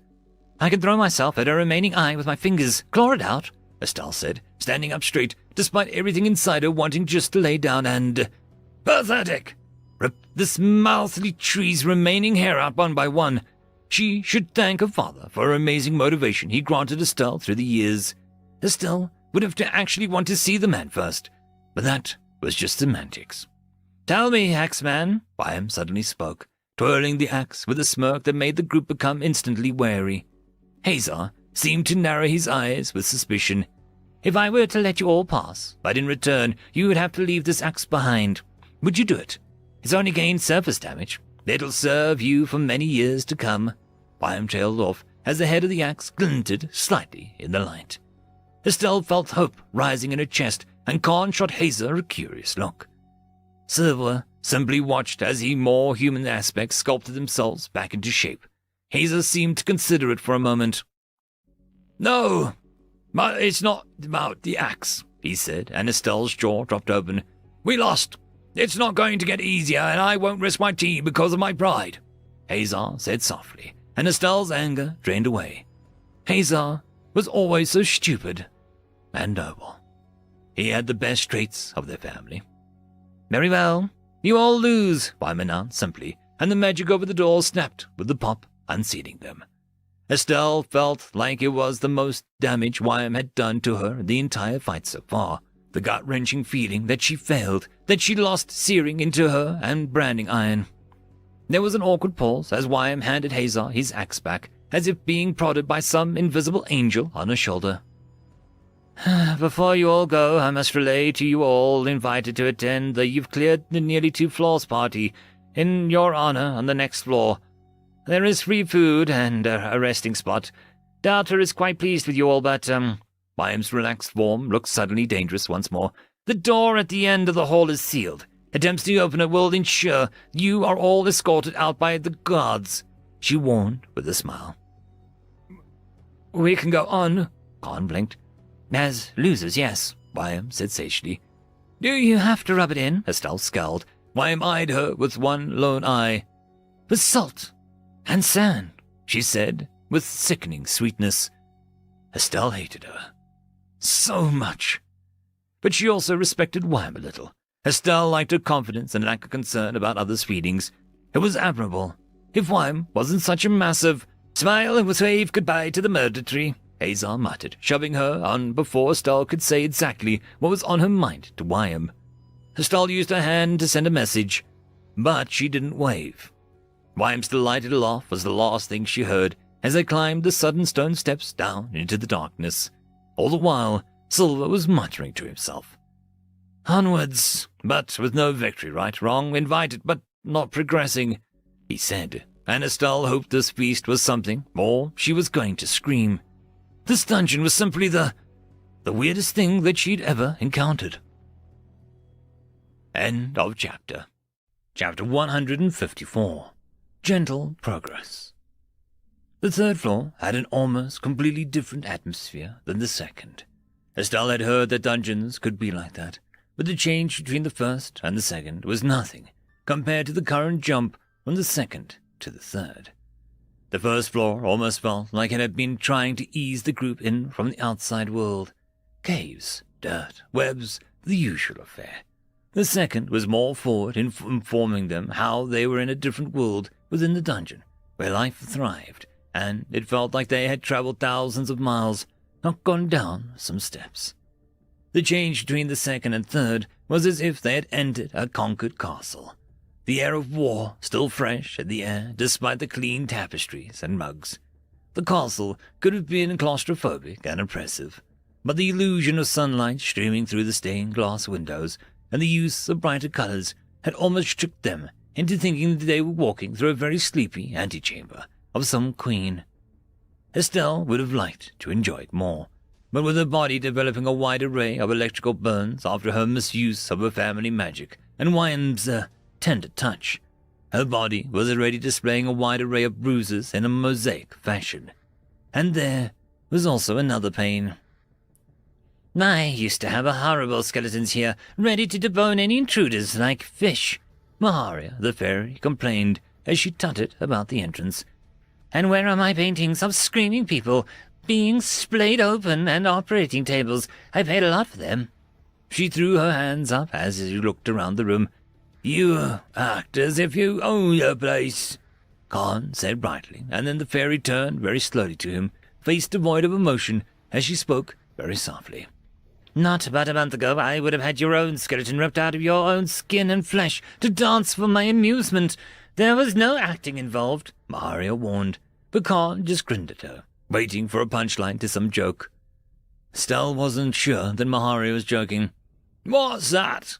Azar asked, and Silver walked up to the massive rendering of the world in its flatness, showing the ever-expanding edges and across its surface. There was a few orange glows. Most of them were around where Durance was on the real map. If Estelle was right, the other two were in the capital next to a massive golden glow. However, as she looked closer, she noticed that there was a very long, thin vein of salt stretching across the land to near the middle of the map, where there were a few places of note.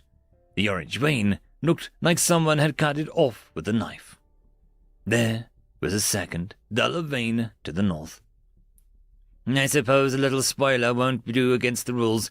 You could say that the third floor has two core elements to it from what I've seen. Learning and culture. I would have personally enjoyed Delta turning this floor into a massive level of buzzsaws, spikes, and rotating death traps. That would require pinpoint precision platforming. We would have called it the Track of Torture or the Orange Palace. But that's just me. Maharia rambled for a moment as they all stared at the malicious little creature with wariness. The, map? Azar prodded her slowly. Oh, right, the map is a real-time simulation of the world, and it shows the biggest dungeons in the world, along with anyone that's got Delta's mana in them. It's, symbolic. Maharia waved a hand. Look at how far you've come, but how much you've yet to see. She mimicked another voice, sounding more chirpy. Estelle looked down at the map again, and Hazar went very still as his eyes landed on a particular part of the map. The twin dungeon, the axe of yours came from there, Maharia said, voice amused as the light danced between blue and green in a single spot. Does it do anything else? Khan asked eagerly as Maharia eyed them before she snapped her finger, causing the massive grinding noise to emanate from the 4 pillars around the room. The orange barrier snapped into place, cutting the group off from accessing the map as the thing seemed to sink into the floor. Not for losers, she said smugly, and Estelle glared at the evil pixie. Which way are we going? Hazar said, sounding tired.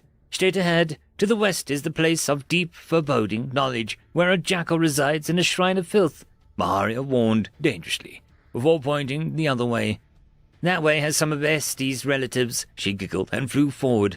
Estelle looked down the long hallway, noticing how the hallway slowly grew grass and seemed to become wet.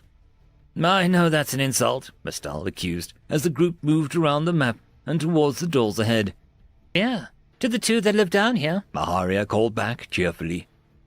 Through the smaller door, the group came to an abrupt stop as they entered a truly massive hall with many tables and a roaring fireplace.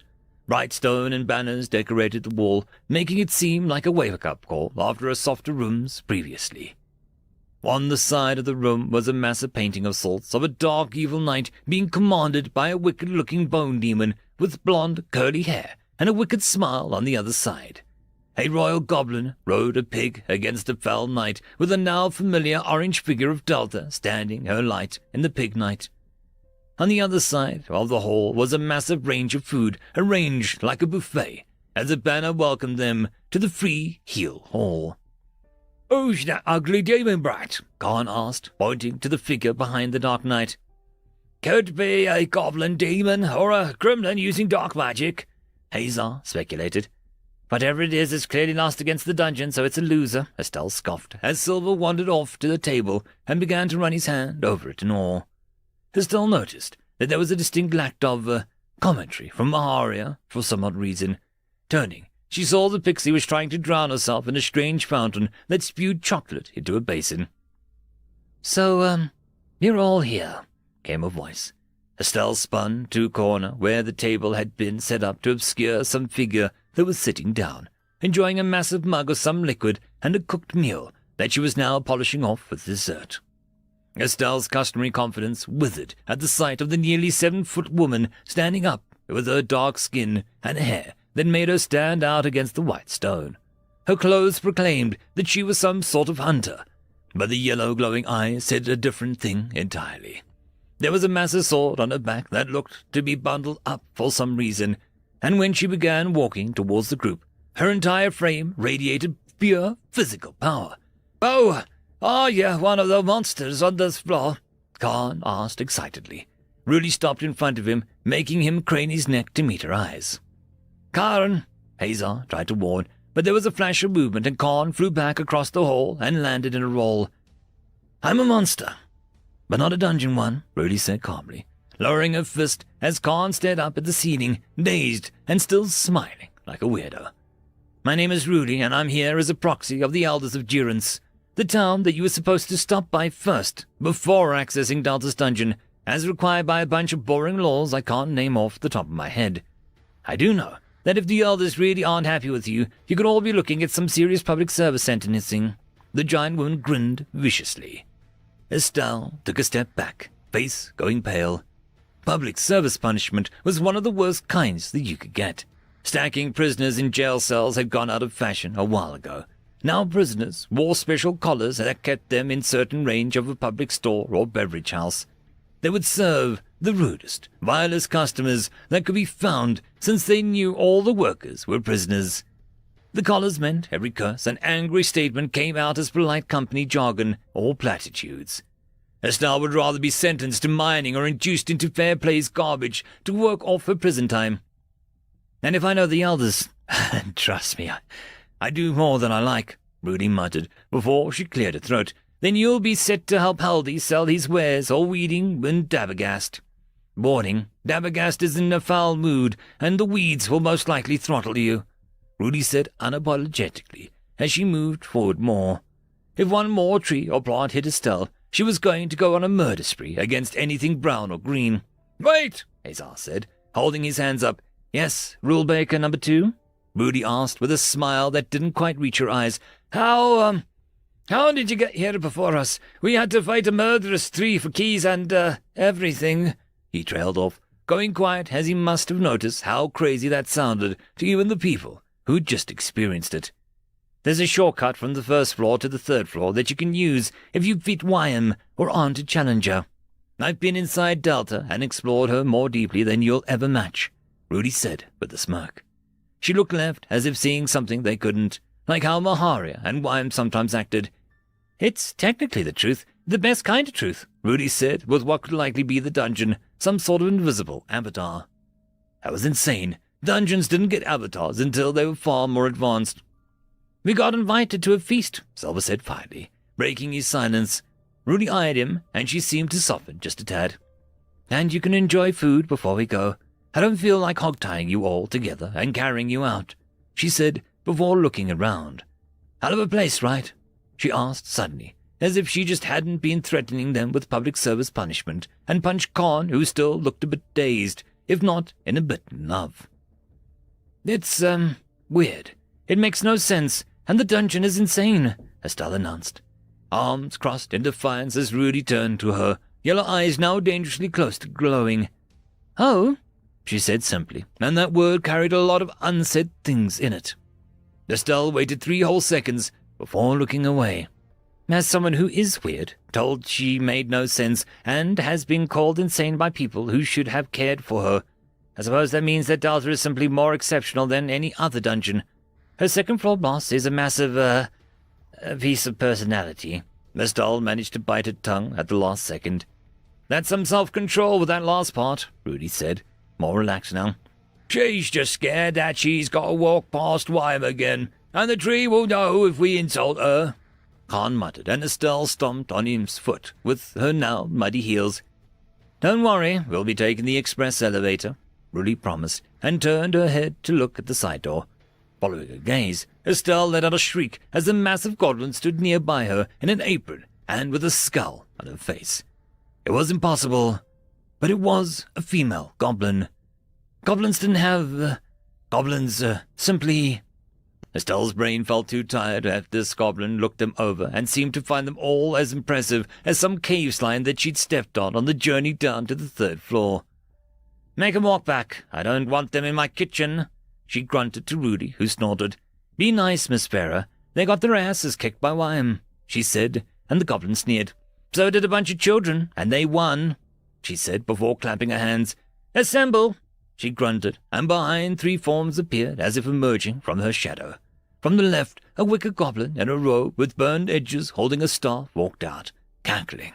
From Farah's right, a topless goblin with scarily impressive physique, not nearly as nice as Rail in Estelle's opinion, walked out with his hands in wraps. He grinned brightly at them.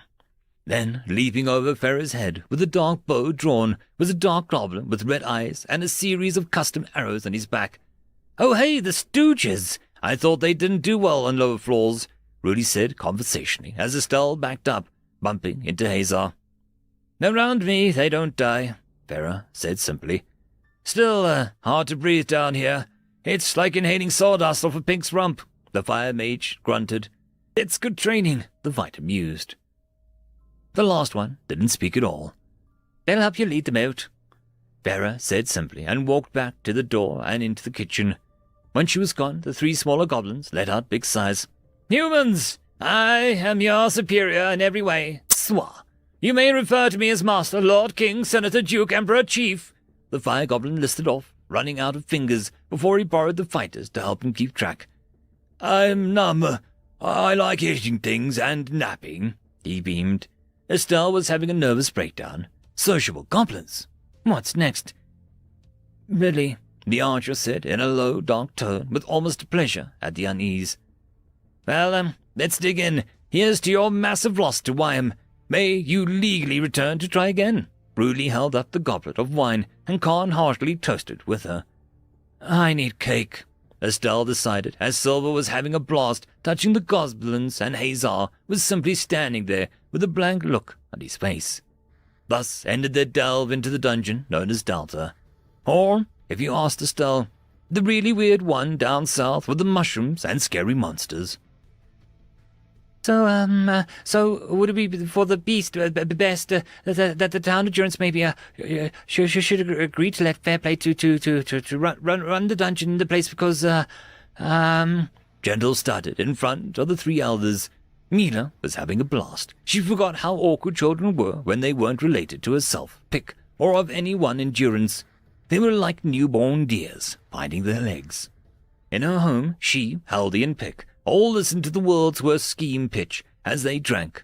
Next to them, Dio was giving the boy a thumbs up in an effort to boost Gentle's confidence.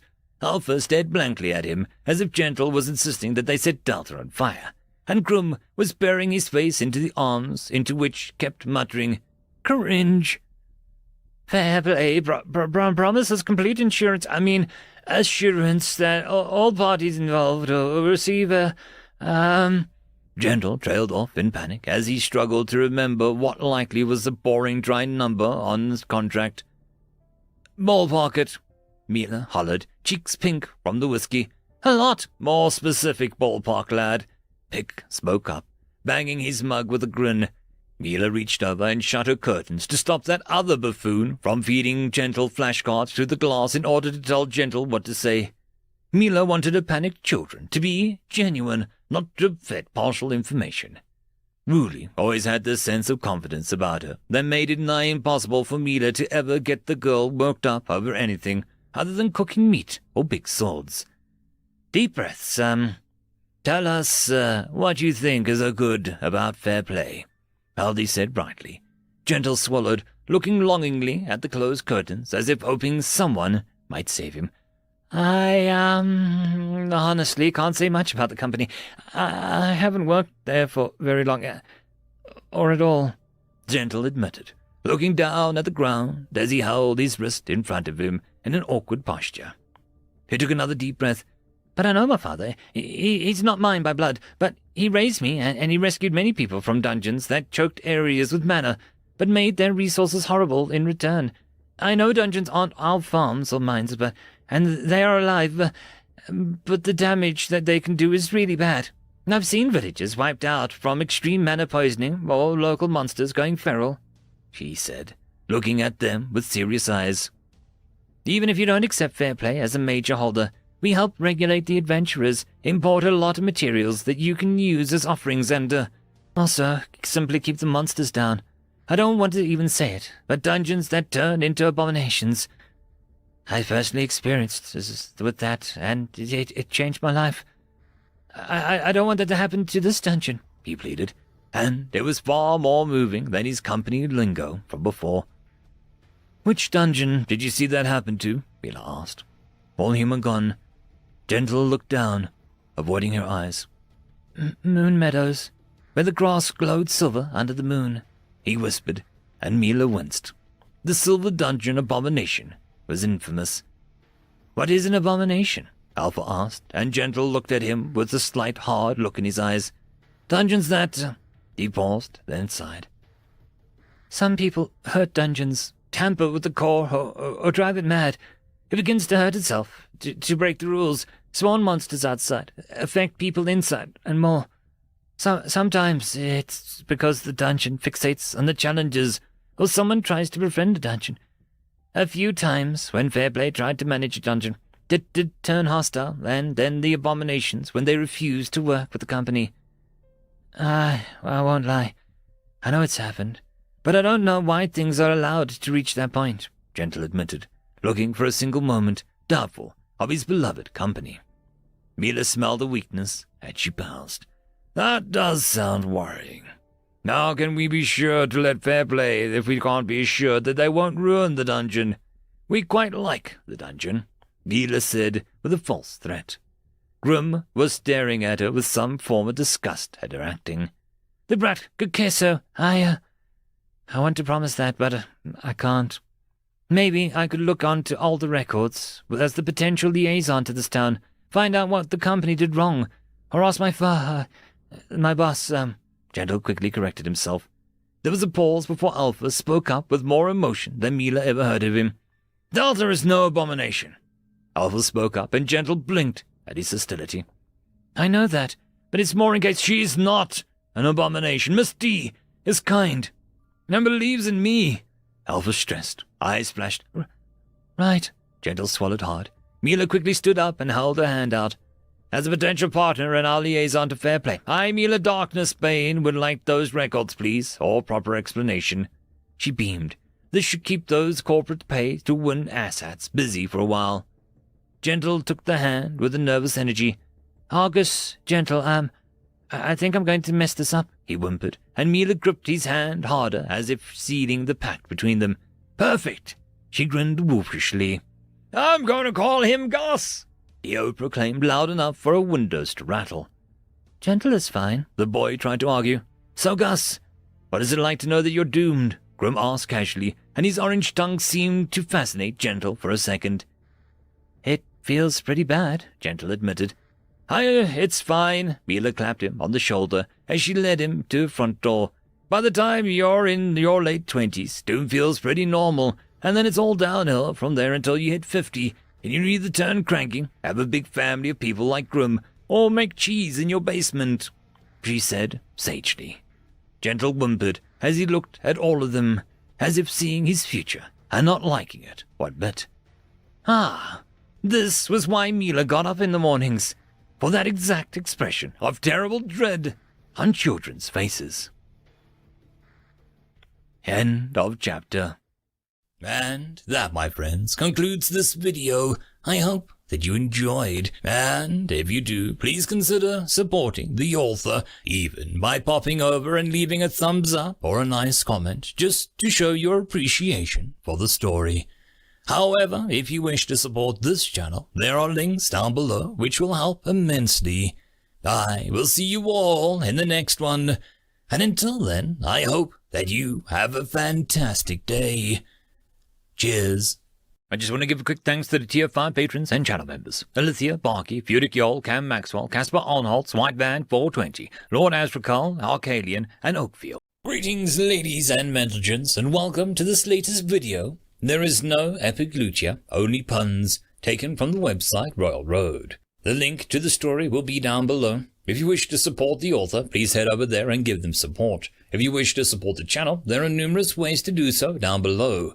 There is Discord, merch, Patreon, bunch of other stuff too, so have a look in the description, you might be surprised. Anyways, now on to the fiction. As always, I hope that you enjoy. Chapter 155, Rave Island. I'm a little sad to see them go, Delta admitted, as Rudy left the dungeon proper with the nervous adventurers trailing behind. Estelle paused just before she was about to walk outside, opened her mouth, then simply shook her head and vanished. I am not. Progress and outgrowth seems to stop for unnecessary amount of time so that you can watch people grow and become better people. Honestly, I am looking forward to getting a move on. Nu grumbled. He swarmed just his default screen and floating detached hands. You say that like we've got mana and DP to burn, Delta said with a smile as she floated down the first floor. You haven't checked the system in some time, have you? Between your nap and watching sad sacks getting the tar beat out of them by a tree? Nu asked, Tex suddenly sounding bemused. I know when I'm full because I get bloated and want to hurl, Data reminded her companion as she began to open screens. She paused as she looked at her numbers. Max mana 390 out of 500. DP 1,399. Nu, we must contact the bank and inform them of an incorrect transaction, Delta said, voice faint. These numbers could not be real. Delta, we are the bank. Did you forget to subjugate the lich brat and ate her castle? Nu reminded her, and Delta did, in fact, completely forget about doing that in her excitement with the new guests. Man, I could buy a 5th and a 6th floor at the same time right now, Delta amused, knowing her 4th floor was already unlocked. She was just kicking her feet about when the theme to choose. Not that I dislike the idea, but you should really ensure that your third floor is touched up, and any issues we notice from the last incursion are patched up. No point in getting 2 more floors and having no DP to actually do anything with them. Plus, that sort of jump might make the locals jumpy. New added casually. Delta didn't think anything short of a moon falling on them could startle the people of Durance. I have decided, Delta clapped her hands, as if trying to get the classroom's attention. She spun and pointed a finger directly north with a dramatic flourish. She really wanted to ask the siblings how they had a north and south with no poles, but she just suppressed that with the soothing thoughts of, don't question the magic sky, children, don't think about it. I choose island theme for the 4th floor, Delta declared, and the dungeon began to shake. Water level, my time has come, Nu howled like a deranged monster under a full moon. Well, at least you're happy, Delta said, as the mana levels in the dungeon began to rise like a tidal wave. The surge flowed down to the opening that formed behind King Jelligan, lowering down into the earth until it pooled, and with a nearly violent shake of earth, the mana receded back up in a geyser. Oh, this might be noticeable. It was all Delta managed to get out before the mana exploded out the dungeon entrance. Rudy froze as a wave of mana rushed over the area, seeping into the trees, ground, and the group to an extent. She turned slowly to see an orange barrier appearing off the door to indicate that Delta was doing a massive upgrade. She closed her eyes, and Rudy held her hands out as if to get as much of the orange tangy mana as she could grasp. It made every inch of her body tingle with power.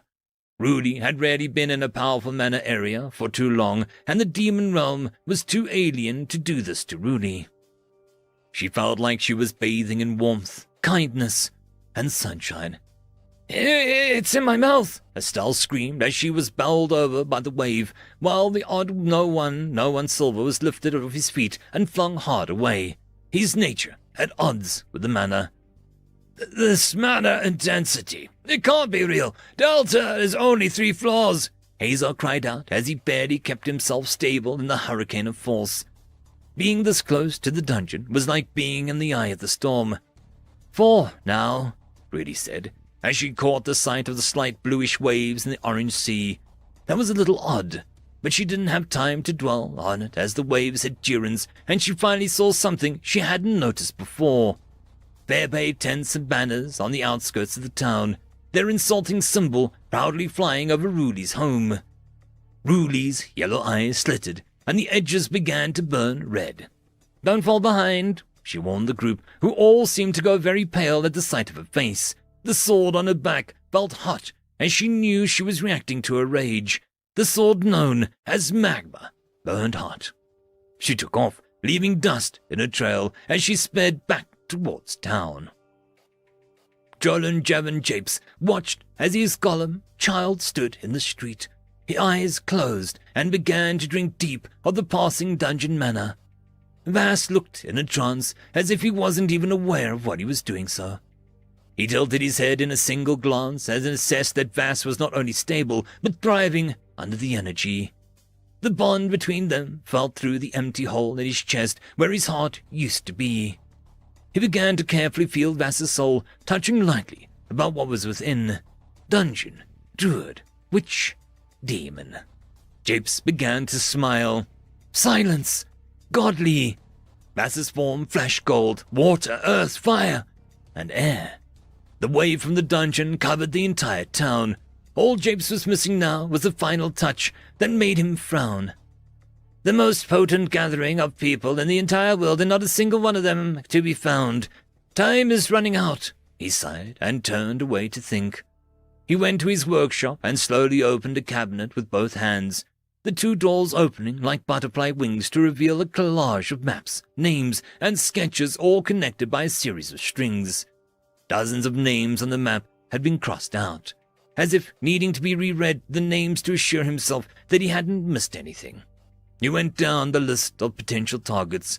The bloated corpse of Gunai, purged with explosions. Loipen, the matriarch of soul spiders, the land where she had been reduced to ash, the door of madness, sealed with the heroic sacrifice. That left only... Japes ran a finger over the part of the map, trailing his finger from the north downwards, where the string split into dozens of directions. All of them led back to the disaster in the north. The one who walked, Silver. Japes had tracked the dungeon core for some time, but the hulking beast had simply vanished into the white snow to never be seen again, and with it the last potent source of abomination mana to be had. It was irksome, but he had a feeling if he kept his eyes out now that Durance had become lively, things would become very interesting. It was as if the important piece that had purpose to play was heading for his little quaint town. "Master, are you here?" Bass called as he seemed to snap out of his state and saw Japes had vanished. Japes closed the cabinet, perhaps a touch of guilt filling him, as he knew the reason he hid the map from Vass was because he was hiding the very nature of the golem from himself. Japes soothed the feeling with the knowledge that when it was all said and done, Vass would not only be a golem anymore. He and Japes would be more than they ever could imagine. Madame Goo watched as her fingers went from brittle old sticks with wrinkled skin on them to young, subtle, smooth skin. Panicking, she stepped back into the hotel and away from the manor now thick in the air. Even now, the hotel was drinking the mana deeply, and the heavy burden it usually placed on Goo was weakening by the second. A pop in her knees sounded as the old joints gained new life. This was the worst time this event could have happened. What if the last remaining Fairplay maiden heard a sniff of them? The ultimatum. Goo's heart twisted, and she slammed her front door closed with more force than she meant to. "This is nice," Delta announced as she climbed down the stairs behind Jelligan's throne room. The stairs themselves transformed halfway down from stone into pink coral-like substance. They finally exited out into a massive, endless space that seemed to go on forever. Delta held her hand up as the sun shone in the sky. It was like a jungle's skybox, but for some reason the sun here looked far more vivid and amazing. The stairs exited into a tiny golden sand island with nowhere to go as a deep azure island lapped at its shore. She looked up, and the stairs sort of just began to fade in existence instead of coming all the way down from the ceiling in a long spiral. "Let's see the water," Delta said excitedly, and dipped her head in before freezing. There was no bottom to the ocean, no starfish or golden sand and fish. It was slowly darkening current and eventually sank into a massive void of blackness, as if one could fall into a very scary place. "I don't even have thalassophobia, and that freaks me out." Delta pulled her head back out with a whine. "Think how many bodies we could throw down there and still have space to spare," Nu said excitedly. Delta slowly turned to him, face devoid of emotion. I meant buddies, sea buddies, mermaids, and singing crabs, and all that junk." Nu quickly corrected himself. "This is a paradise. We can just enjoy it for a minute without adding the kraken," she asked dryly, and Nu turned away, muttering about shocktopus or something like that. She opened the waiting menu to see what this floor was all about. "Welcome to the 4th floor, the paradise of Delta. But be warned, storms can come at any time, and even the most serene of the water can hide a scary undercurrent.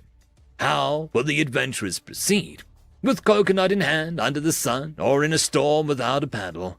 The 4th floor technically functions as a maze-like structure. Each island has 1 to 3 different exits, such as the ocean parting at different times to make shallow paths, or islands having secret caves, or perhaps even a sea creature beaching itself to offer a ride with the correct bribe. Even moving between one island and the next causes a spatial distortion to happen, causing islands to appear miles apart, when in reality they are quite close. As people can be clever, Options to stop teleportation, flying, and even water users exist in the form of localized island storms, mini-bosses on each island, and more options such as the unkillable Skyguard Seagull to scare flyers from trying to cheat. Most likely the Skyguard Seagull will be called Stephen. Man, I think Sis has kind of adopted my sense of humor, Dalton muttered with a wry smile. Since the islands can be so far apart, very intense environmental changes can be formed from one island to the next, such as a desert island close to an Arctic one. Navigation tools such as a compass or a magical device will go haywire here. Specialized tools can be made to encourage adventurers to go explore. But now, you must choose your first monsters for the floor. Your selection is Fickle Mermaid, a standard water creature that can drag people into the water. They are generally very pretty and vain, but lack a potent urge to drown men as their evolved siren cousins do. Tribal Coconauts, the archipelago cousin of the pygmy mushrooms. These fuzzy brown warriors live inside a tough shell and chase strangers with the near fanatical rage. They will find the nearest volcano and throw things into it. Noise Storm Crabs. These massive crabs can live under the sand and swim through the water. Their massive claws can snap limbs off and give snazzy haircut. As the sun sets, they gather to do their daily ritual. They have a unique culture. Their name has a secret meaning, but it is nothing of importance. The unknown option could be overpowered, could be weak. Take the chance? Crab! Delta screamed, jabbing the option. I thought you were addicted to gambling. New asked, and Delta turned to him, shifting on the spot, up and down, before she moved side to side as she waved her hands like weapons. Do you need a bathroom? What are you doing? New asked with alarm. Crabs are life, Delta said finally. I suppose they could snip the heads off of people, so I'm not upset with the option, personally. New said conversationally as Delta turned back to the island, waiting for the formation of the first crab. Delta gasped as a tiny orange antenna-like tendril stuck up from the sand, wriggling curiously in the open air. It must be a tiny ambush predator or something. Come here, little dude, Delta encouraged as she bent down. You might want to, New began, and Delta blinked at him. His screen went blank, and she brightened up. Be so shy. Welcome our new monster warmly, he insisted. Delta beamed at him, knowing that he was finally coming around to her way of thinking. Delta turned back to the sand, but froze at what she seemed like a boulder was pulling itself free from the sand, raising one massive claw that looked curved to slide under someone's neck smoothly. The bright orange crab was pale cream at the bottom, with a bright orange top. On its two eye stalks looked down at her as a massive maw filled with foaming bubbles opened before her like a valley of death. Its massive legs made it come off as spiderish. Please, scream away from... New began. You're so cute, Delta said, with a delighted clap of her hands as she lifted its claw and floated around it. She landed on its shell and just pressed herself to it, spreading out in a puddle of grinning delight. The crab blew out some bubbles and began to scuttle towards the ocean, taking Delta with it. This is how I want to go, Delta whispered to herself. She began to slowly lower into the water as the crab explored its new home and limbs. New watched Delta be kidnapped by the giant crab. He should have expected nothing less. If I want deadly warriors, I just need to add crabs to the equation, and I can have my army. He mused aloud. He turned to the paradise around him and opened the menu as he waited for Delta to finally look down and see the void once more. Fourth floor purchases and upgrades. Purchases. New island. Purchase a new island for the floor. Costs 50 mana. 1/12 spaces taken. Ocean floor. Purchase parts of the floor to be turned into visible bottom. Spaces where the floor continues to drift off will be converted into massive trenches. 100 mana. Unpredictable weather. Call storms or heat waves to strike if a party lingers in an island too long. Depending on the local island's biome, these can have deadly combinations. 70 mana. Nighttime wonder. Have an active day-night cycle for each island, allowing the sky to become recreation of Delta's home star system. Different events can be triggered at night. 100 mana. Breathable water. Make all water on the island floor breathable, if uncomfortable for people. An O2 bar will be created for each person before they must return to the surface. Allows increased underwater challenges. 50 mana. The Reflection World. Accessible only through special means. All islands become hellish and aggressive. This option automatically turns on if you made Delta Cry has been triggered. 200 mana. All of these were very interesting. You could see use in all of them, even the some that were mostly for making Delta happy. New only wanted her to be happy. However, because when she was sad, it bummed New out, and he couldn't enjoy the bloodshed as much. He took a look at the monster menu next as Delta went scuttling past, laughing like a loon as the crab raced into the ocean on the other side of the island now. Noise Storm Crab. Allow the vice function on the claw to allow the crab to crush armored foes. 10 DP. Allow rare gems to grow on the backs of the crabs. Adds defense and valuable loot. 30 DP. Solar powered. Allow the Noi crabs to charge a beam in their open claw from the mana in the air and the sun to fire a massive magic beam. 50 DP. The ritual. If 5 or more crabs gather on one island, they can dance in a ritual to awaken Crab. Crab is a roaming raid boss that can sink islands, causing a drastic panic and danger to people who aren't geared towards racing through the level. All victims will wash up back at the first floor and need to walk back down to the 4th floor. 200 DP. Evolutions. Crabtor. Locked. Have 5 islands or more with a unique environment. Crabomancer. A humanoid able to use magic. It's actually 3 crabs in a robe and a fake beard. Locked until Crab Island is established. Stab-a-crabber. A crab who exchanged its claws for a sword. Well, you looted. It studied the blade. Locked until 10 people are defeated in melee combat by Noi crabs. Bobians. Special cultish crabs that worship the skyworm, Bob. Able to heal and curse enemies. Locked until Bob's shrine is established. Nu looked up as the crab returned without Delta, and he stared at it. It stared back with deep, unfathomable knowledge only a crab could express. "Did she look down, didn't she?" he asked, and it blew out bubbles as Delta finally ran out of the ocean, screaming. The last option he mused about, exploring, but decided to put it down so that he could peel Delta off the crab before it dunked her in the void again. The menu was left blinking. Monster purchase. Ruli ignored her mother. "Don't be a brat," Mila insisted. Ruli sighed and stopped choking the arrogant fair play representative. Nearby, the kid that her mother had vouched for rubbed his neck in horror. "He said that they would shackle Delta if she's this potent. Shackle her like a beast!" Ruli turned, nostrils flaring, and the man at her feet gasped in lungfuls of air. "Hot air. I still have the legal right over what happens to the dungeon, despite claims aimed at me. I don't lock up children or the innocent in my basement, dungeon or not," Mila said calmly, and Ruli looked down at the glaring man.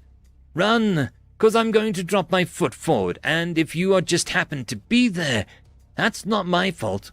She glowered and raised her foot. "Peacekeeper! Assault!" the Fairplay punk cried, and Ruli looked up the street to see Quiz standing there. Quiz looked down at the man, then at Ruli, then at the gathering people. "You're right, looks like an assault," Quiz said, and walked on. "What are you doing?" the man demanded. "Nothing. You didn't ask me to do anything. You just said that it was an assault, and I agreed," Quiz said as he ducked into Mila's home to talk to the bruised and battered adventurers that Ruli had gotten from the dungeon. "You know, if you don't want to sleep with him, I will," Mila said, with some amusement, and Ruli shot her a withering look. "It's not that I won't, it's I have, and he's never forgiven me for the experience," Ruli said without shame, and the man under her foot got up and ran off, leaving the boy behind. "Please, don't step on me," the nervous kid said, backing into the wall. Ruli snorted and turned away. "Ask again when you're old enough to drink," she told the kid before looking back at Mila. "Ma, I'm going to go get my camping equipment and set up outside Delta. I'll stop others getting in for now," she said, and Mila nodded. "I'll send food through Quiz," The wildlife is only just returning, so it's for the best that we don't hunt them until their manner are adjusted, her mother said, and she looked out. Rudy could sense more trouble was on its way. She would need to cut down on her drinking, so she was ready. The idea hurt, but Delta was worth handling people sober. Plus, Delta could reward her with an open bar if she saw how hard Rudy was working. Fishing, drinking, and food. Only an idiot could turn all that into an actual death trap. End of chapter.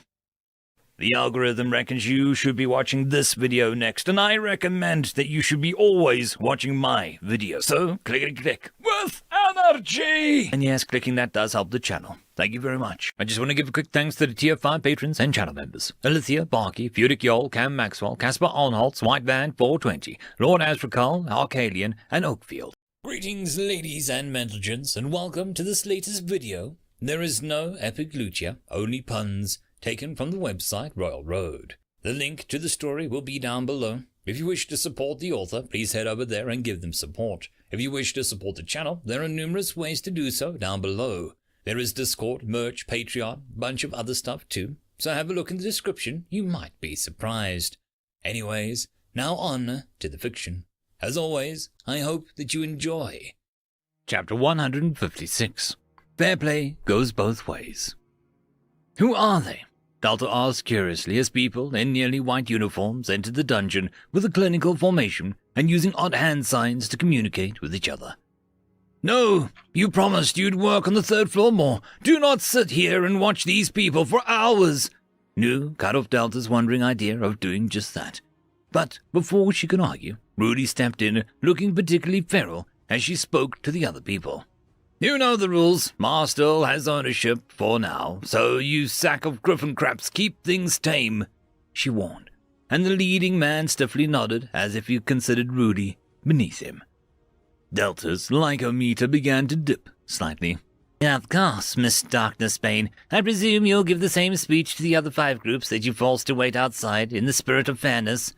Really now, people versus a dungeon is already an unjust game, but we will cooperate, the man said with a milquetoast smile that looked as real as the backside of the moon.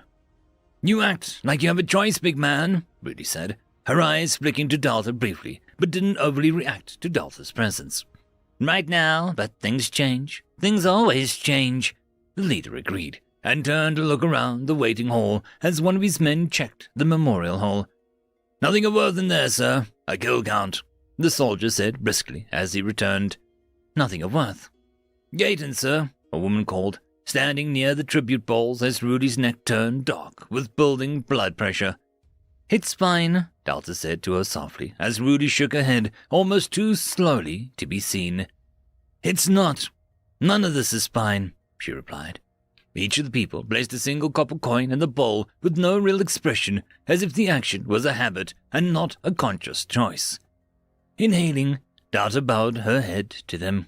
Thank you for your contributions, she said, deciding to try and be the better person. Go!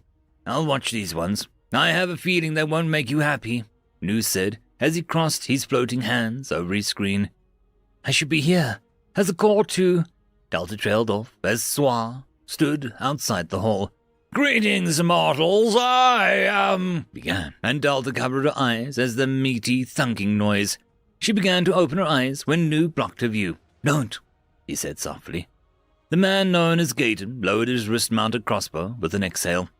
First blood is ours, he called, and the other people began to clap and cheer. A screen popped up next to Delta. Soir will respawn in 3 hours. Delta had a choice.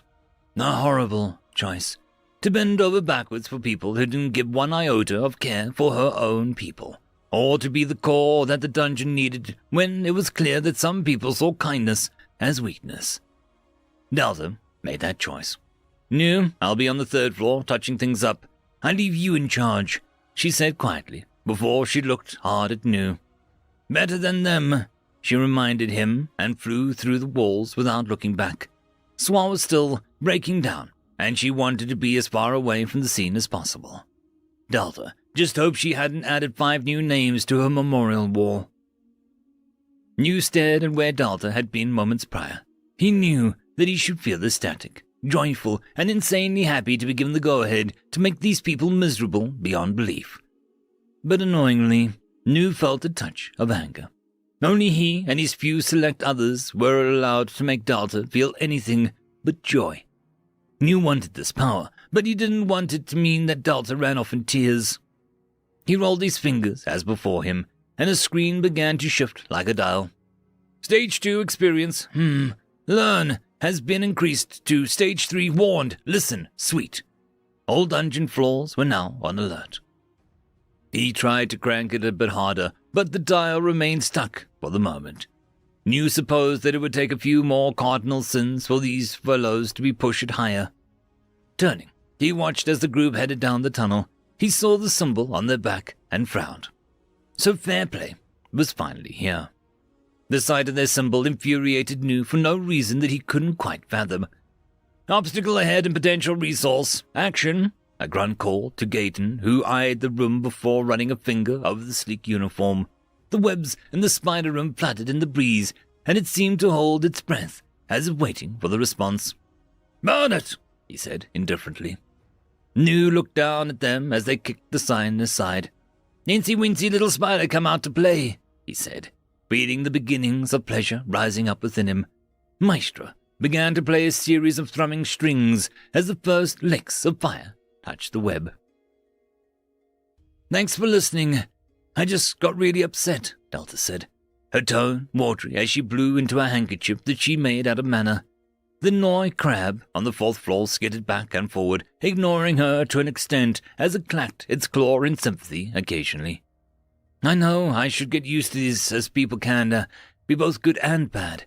I just wish Swa hadn't had to suffer for my insistence on being polite to all newcomers," she explained with a wave of her hand. The crab snipped and snapped as it did its 14th lap of the island.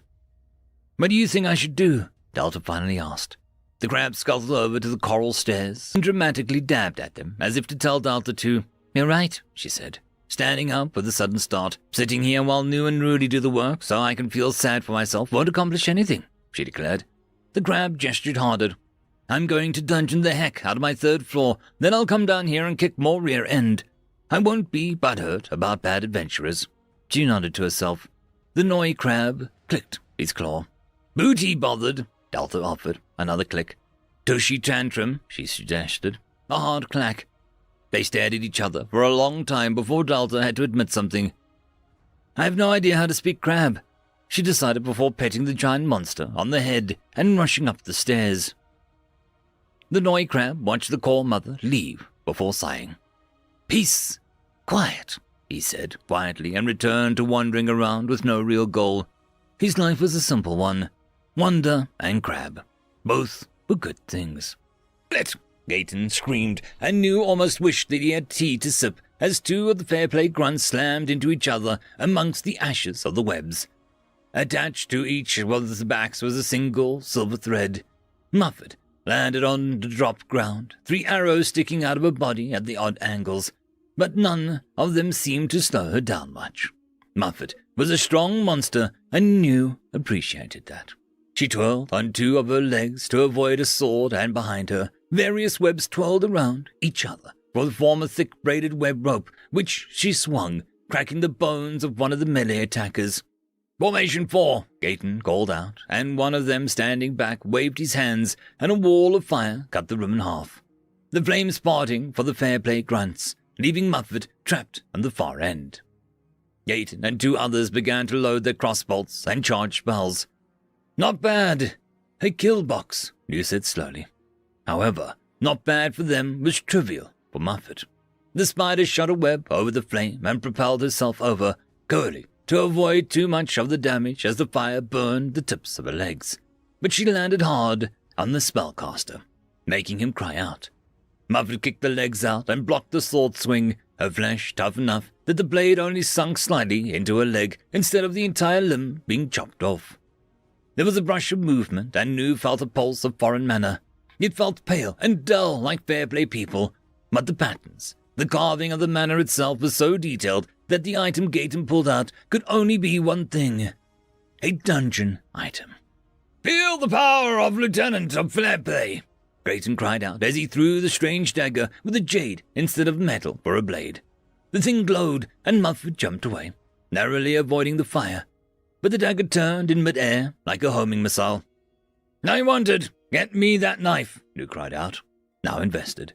Muffet landed on her 8 legs before she brought 2 up to catch the knife at the last second, the force behind the enchantment pushing her hard back towards the far wall, kicking up dust and ash as she was pushed.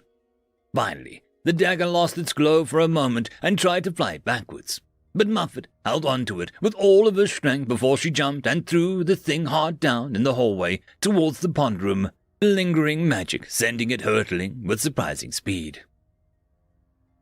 Waddles opened one red eye to see a wobbling green dagger inches from his face buried hard in the stone next to his nest. He said, and went back to sleep. It had only been an hour since he got back. He wasn't up to dealing with shenanigans right now, but if shenanigans came to bother him, they would weep. Not just the intruders, all that had ever loved them, all would love them. Muffet turned as she kicked hard, being too slow to turn after tossing the knife aside, and knew if she could smile, she would be doing it right now, as fair play people pinned her down with their weapons. Weakly, Muffet's legs moved. "What is it doing?" one of the fair play asked cautiously. "It's making signs," another whispered. New would translate for them, but no verbal word could accurately translate the royal spider court dance of "I found your Bertha and ravaged them with such energy that they outshone the stars in joy." That was a loose wording, and even then, New knew that he wasn't doing it justice. Muffet faded away and left behind her loot. The fair play people eagerly crowded around it before a silence fell over the group. "Cadet, what is it?" Gayton asked the younger man who gingerly used magic to get a rough idea of its capabilities. New could do that too, and far better than the scrub. Muffet knitted twisted knickers. Don't get them twisted. Improves mental clarity. Do you want them, sir?" someone asked, and Gayton turned red and shoved the lovely silk-white lacy things into a bag. "Find me my knife. It's worth 2 months' paycheck," he snapped. "Ah, having trouble?" came a sickly sweet voice, and New closed his virtual eyes in deep joy as a mocking childish voice descended on the room.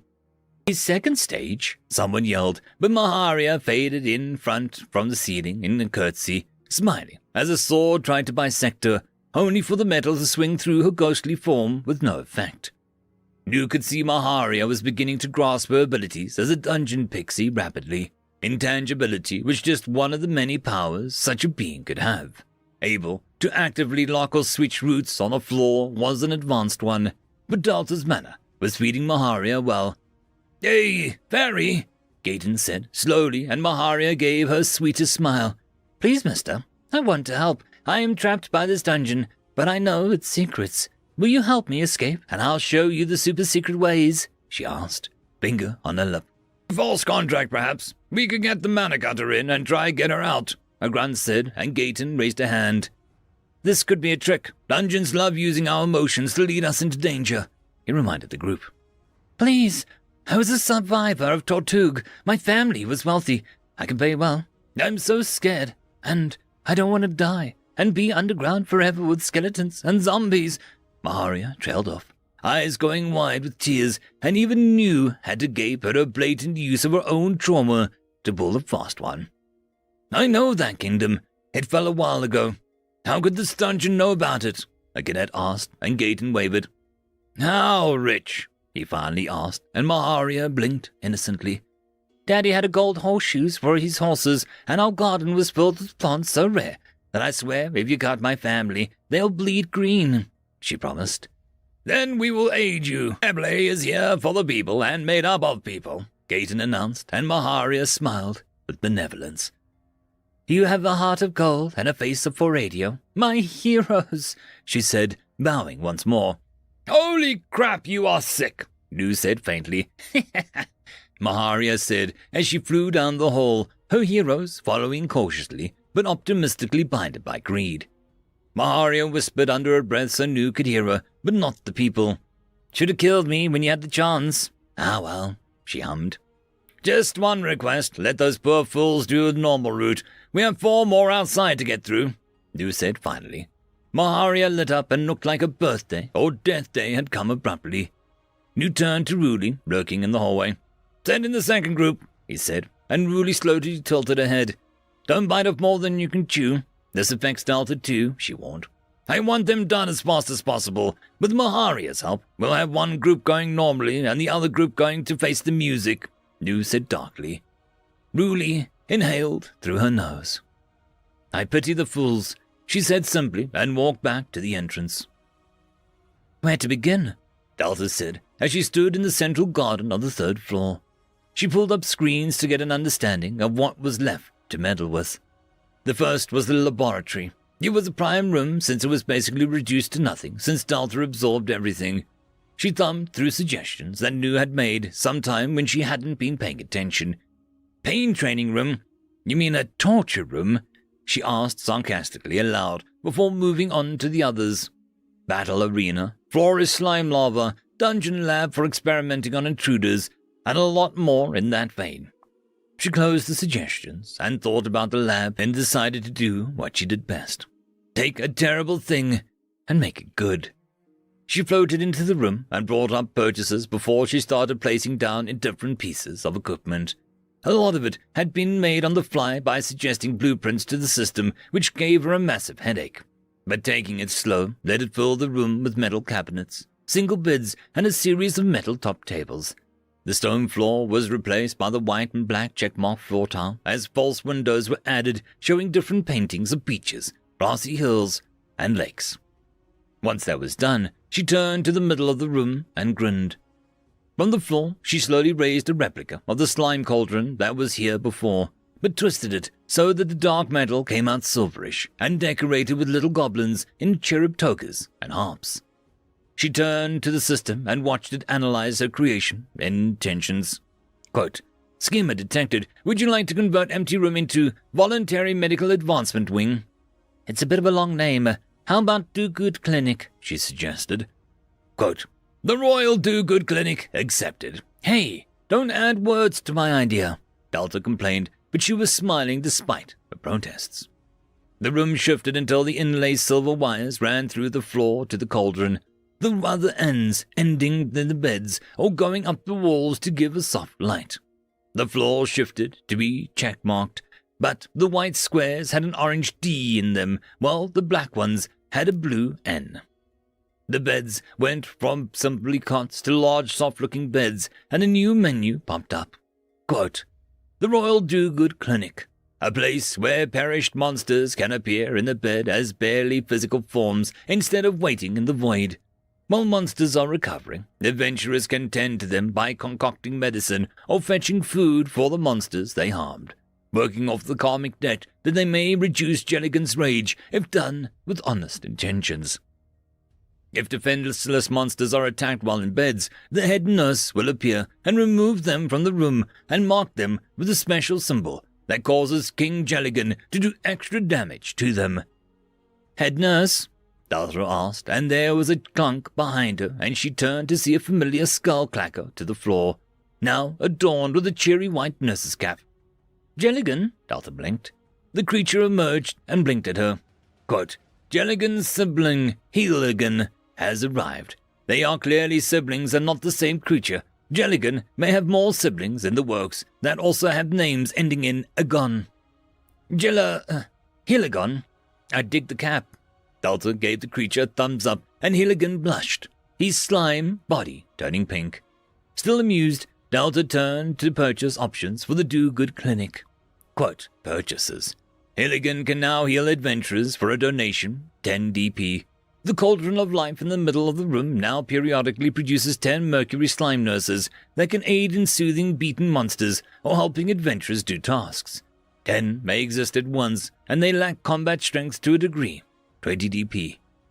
If an adventurer reaches the clinic with no sins attached, Heeligan will give them a blessing for counting battle with the sibling Jelligan. 15 DP. If all the beds are filled in the clinic, along with Wyam and Fran being beaten, Heeligan will transform into Painigan, a mini-boss that blocks all healing magic in the room. Add a side room where, if Helligan or Jelligan is not occupied, adventurers can talk to the sympathetic ear and gain advice on troubles in one's life. This is run by the sibling called Feeligan. Cost 30 DP. Delta inhaled and sighed as she also turned to Hilligan's personal upgrades. Quote, Hilligan, the head nurse with only a head, able to produce low-quality medical ooze that heals infections, 3 DP. Able to produce any mushroom that has been created in his body to use as medicine, 10 DP.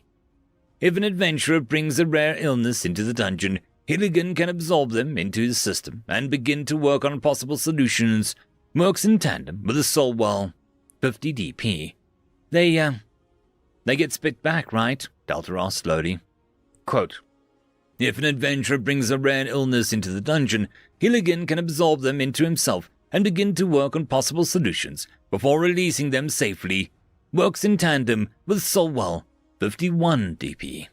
If someone is brought to the dungeon, a free vaccine produced by Hilligan for the local infections and illness will be offered from the entrance, allowing instant teleportation from the entrance to the Duke Clinic.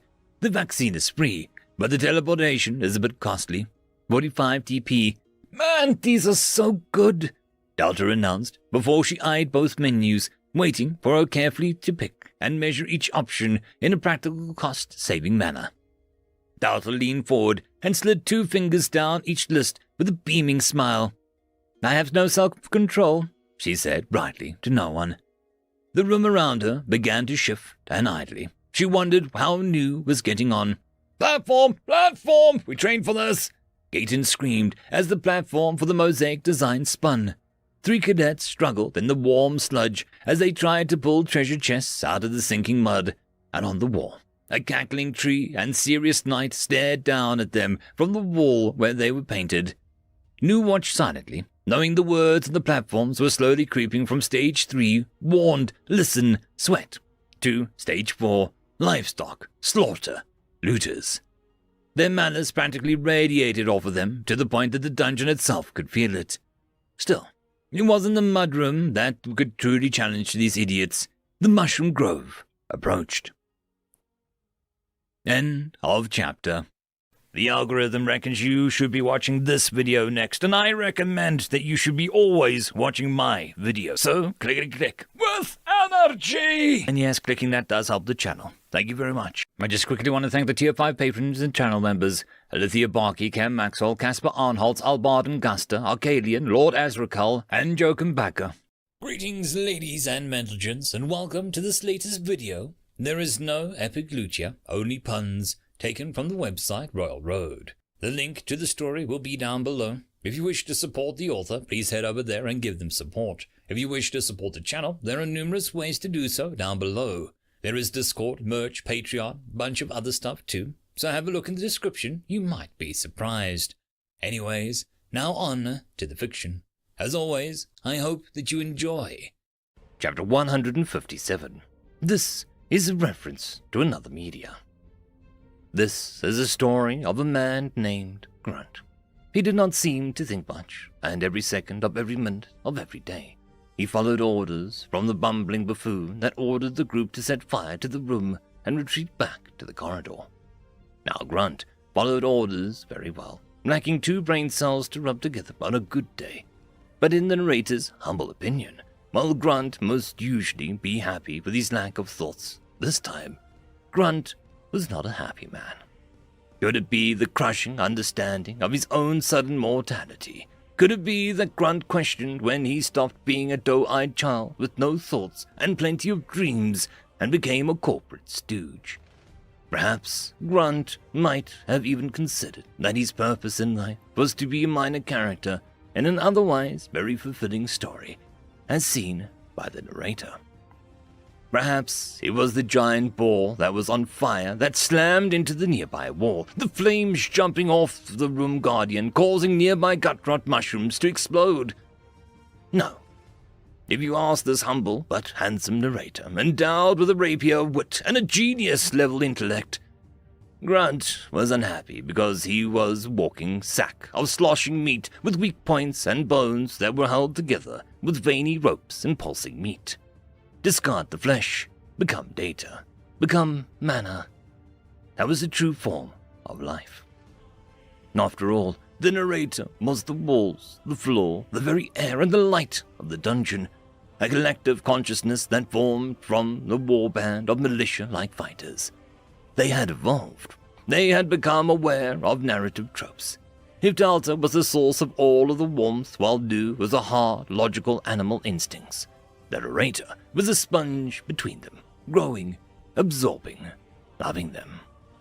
But there was one dark spot on this growing existence, one that could not be denied, the antithesis of existence, the gazebo, until it laid ruin before it, bleeding and cursing the narrator with all of its hate. Life would not be perfect, When did it go from narrator, lowercase, to narrator, uppercase? Was this self? Oh, lovely! But this was all far too on the nose. Such narrative tropes lost power if they were the spotlight for so long. Perhaps it was best to return to what it had always done, collecting data from the mana coming in from the outside and from Delta to put the experience into images of engraved symbols on reality to the system. To tell a story, to whom was unimportant. So, what's more, this was a story about a system menu called Nu. Nu was itching, perhaps excited and gleeful as Bori entered his secret boss mode. Maestro was pumping something thematically epic through the walls, 3 steps from purgatory or such nonsense bands. Ice and water magic, put the beast down! The group leader commanded with a snarl. Nu wished that he had a neck for that moment to shake his head with a snort. He briefly turned to his human form to do just that action, but he made sure no one was watching. Orbs of water and spears of ice, followed by arrows, flew into the room, striking Bori with force. But as it steamed, his fire mane simply regained as he bent low and swallowed tons of mushrooms in a growl, healing rapidly from the damage. Unfair boss room, sure, but Nu had put signs in the hall warning them against using fire. They had so many other elements, and they chose to be an idiot-themed. Nu briefly considered if people were illiterate and promised himself to make diagrams showing danger and fire being crossed out. He didn't want to discriminate against the poorly educated or intellectually stunted. He wanted to crush people equally and laugh at them fairly. Nu wondered how the other team was getting on. Maharia enjoyed walling off the mudroom, something she could do as long as the path of the boss wasn't closed off from either side, forcing the second group to be stuck in the lake room with Waddles, creepy, scary creature, and the third group moving along to the storeroom. Maharia could feel this cauldron of chaos reaching a boiling point. "What is this?" the leader of the group asked, a careful woman who'd normally be well prepared for any other dungeon at this age. Maharia could warn her that she and her 3 compatriots were heading to a nightmare, but she was under the super-duper serious oath not to spoil things. Lying was bad, except when she was bored or happy or awake or asleep or there or here. There and back again, round the corner, over the river and through the woods, and many other long-winded phrases Maharia couldn't think of right now. Too long. Stop caring memo. Maharia was going to enjoy this immensely. "A storeroom, ma'am. The food is likely poisoned, and these items might release monsters on us. Allow us to go first," one of the simps said, and Maharia decided to call this group Lady and the Simps. Simp. Delta's head had such strange and wonderful insults to it. Maharia was going to call everyone a simp now. Also, Delta didn't need to poison the food. Delta had so many ways of killing these people on this floor alone that it wasn't funny. "Gregory, thank you," Lady said, and the simp smiled as the others glared at the compliment, envious. Maharia was rooting for the scraggly simp. She mentally called him Scrumpy. They spread out, and soon they were carefully touching items and shifting the food as if expecting a bomb. Something darted out from under the basket, and the lady gave out a slight grunt of surprise as the animal mouse landed on her head, saluting to the group. Mary Hell just arrived, and in its arms was a picnic basket. Off of her head, one of the men cried and tried to swat Mary. But between the swing and the motion, Mary somehow ended up on the back of the man's fist, blinking his eyes innocently as the attacker panicked and punched the nearby stone wall. There was a sound akin to a turkey wishbone being snapped, and the man began howling as Mary landed on a nearby shelf as the others rushed in. Maharia had never seen this monster in action, and now she was glad Delta had not invited it to join her mass critters, a titan beast. It shifted a massive round helmet so it rolled off the shelf and landed on another Fairplay's head with a clang and a crack. "Crush it!" the lady commanded with an annoyance, and they leapt for the shelf as Mary made it begin topple forward, a bunch of outward-pointing spare daggers sitting on the top shelf, sliding forward as the group skidded to a stop, eyes going wide before they ran for cover. This was pure chaos, and Maharia was living for it. Well, as living as she could get these days. One of the daggers seemingly went to land normally, but accidentally hit off the floor and bounced into the wall across the room, perfectly cutting into a knotted rope that kept the chandelier of sorts aloft. So, this difficulty mode installed in the dungeon even affected fringe monsters like the mouse, amping up its antics to dangerous and probability-breaking odds. The chandelier went to crash down on the lady who, to her credit, cut it in half with the saber she had at her side, showing why she was in charge of this group.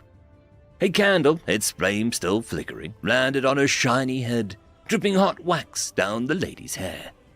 It was a perfect symbolism for Maharia, who certainly had an idea.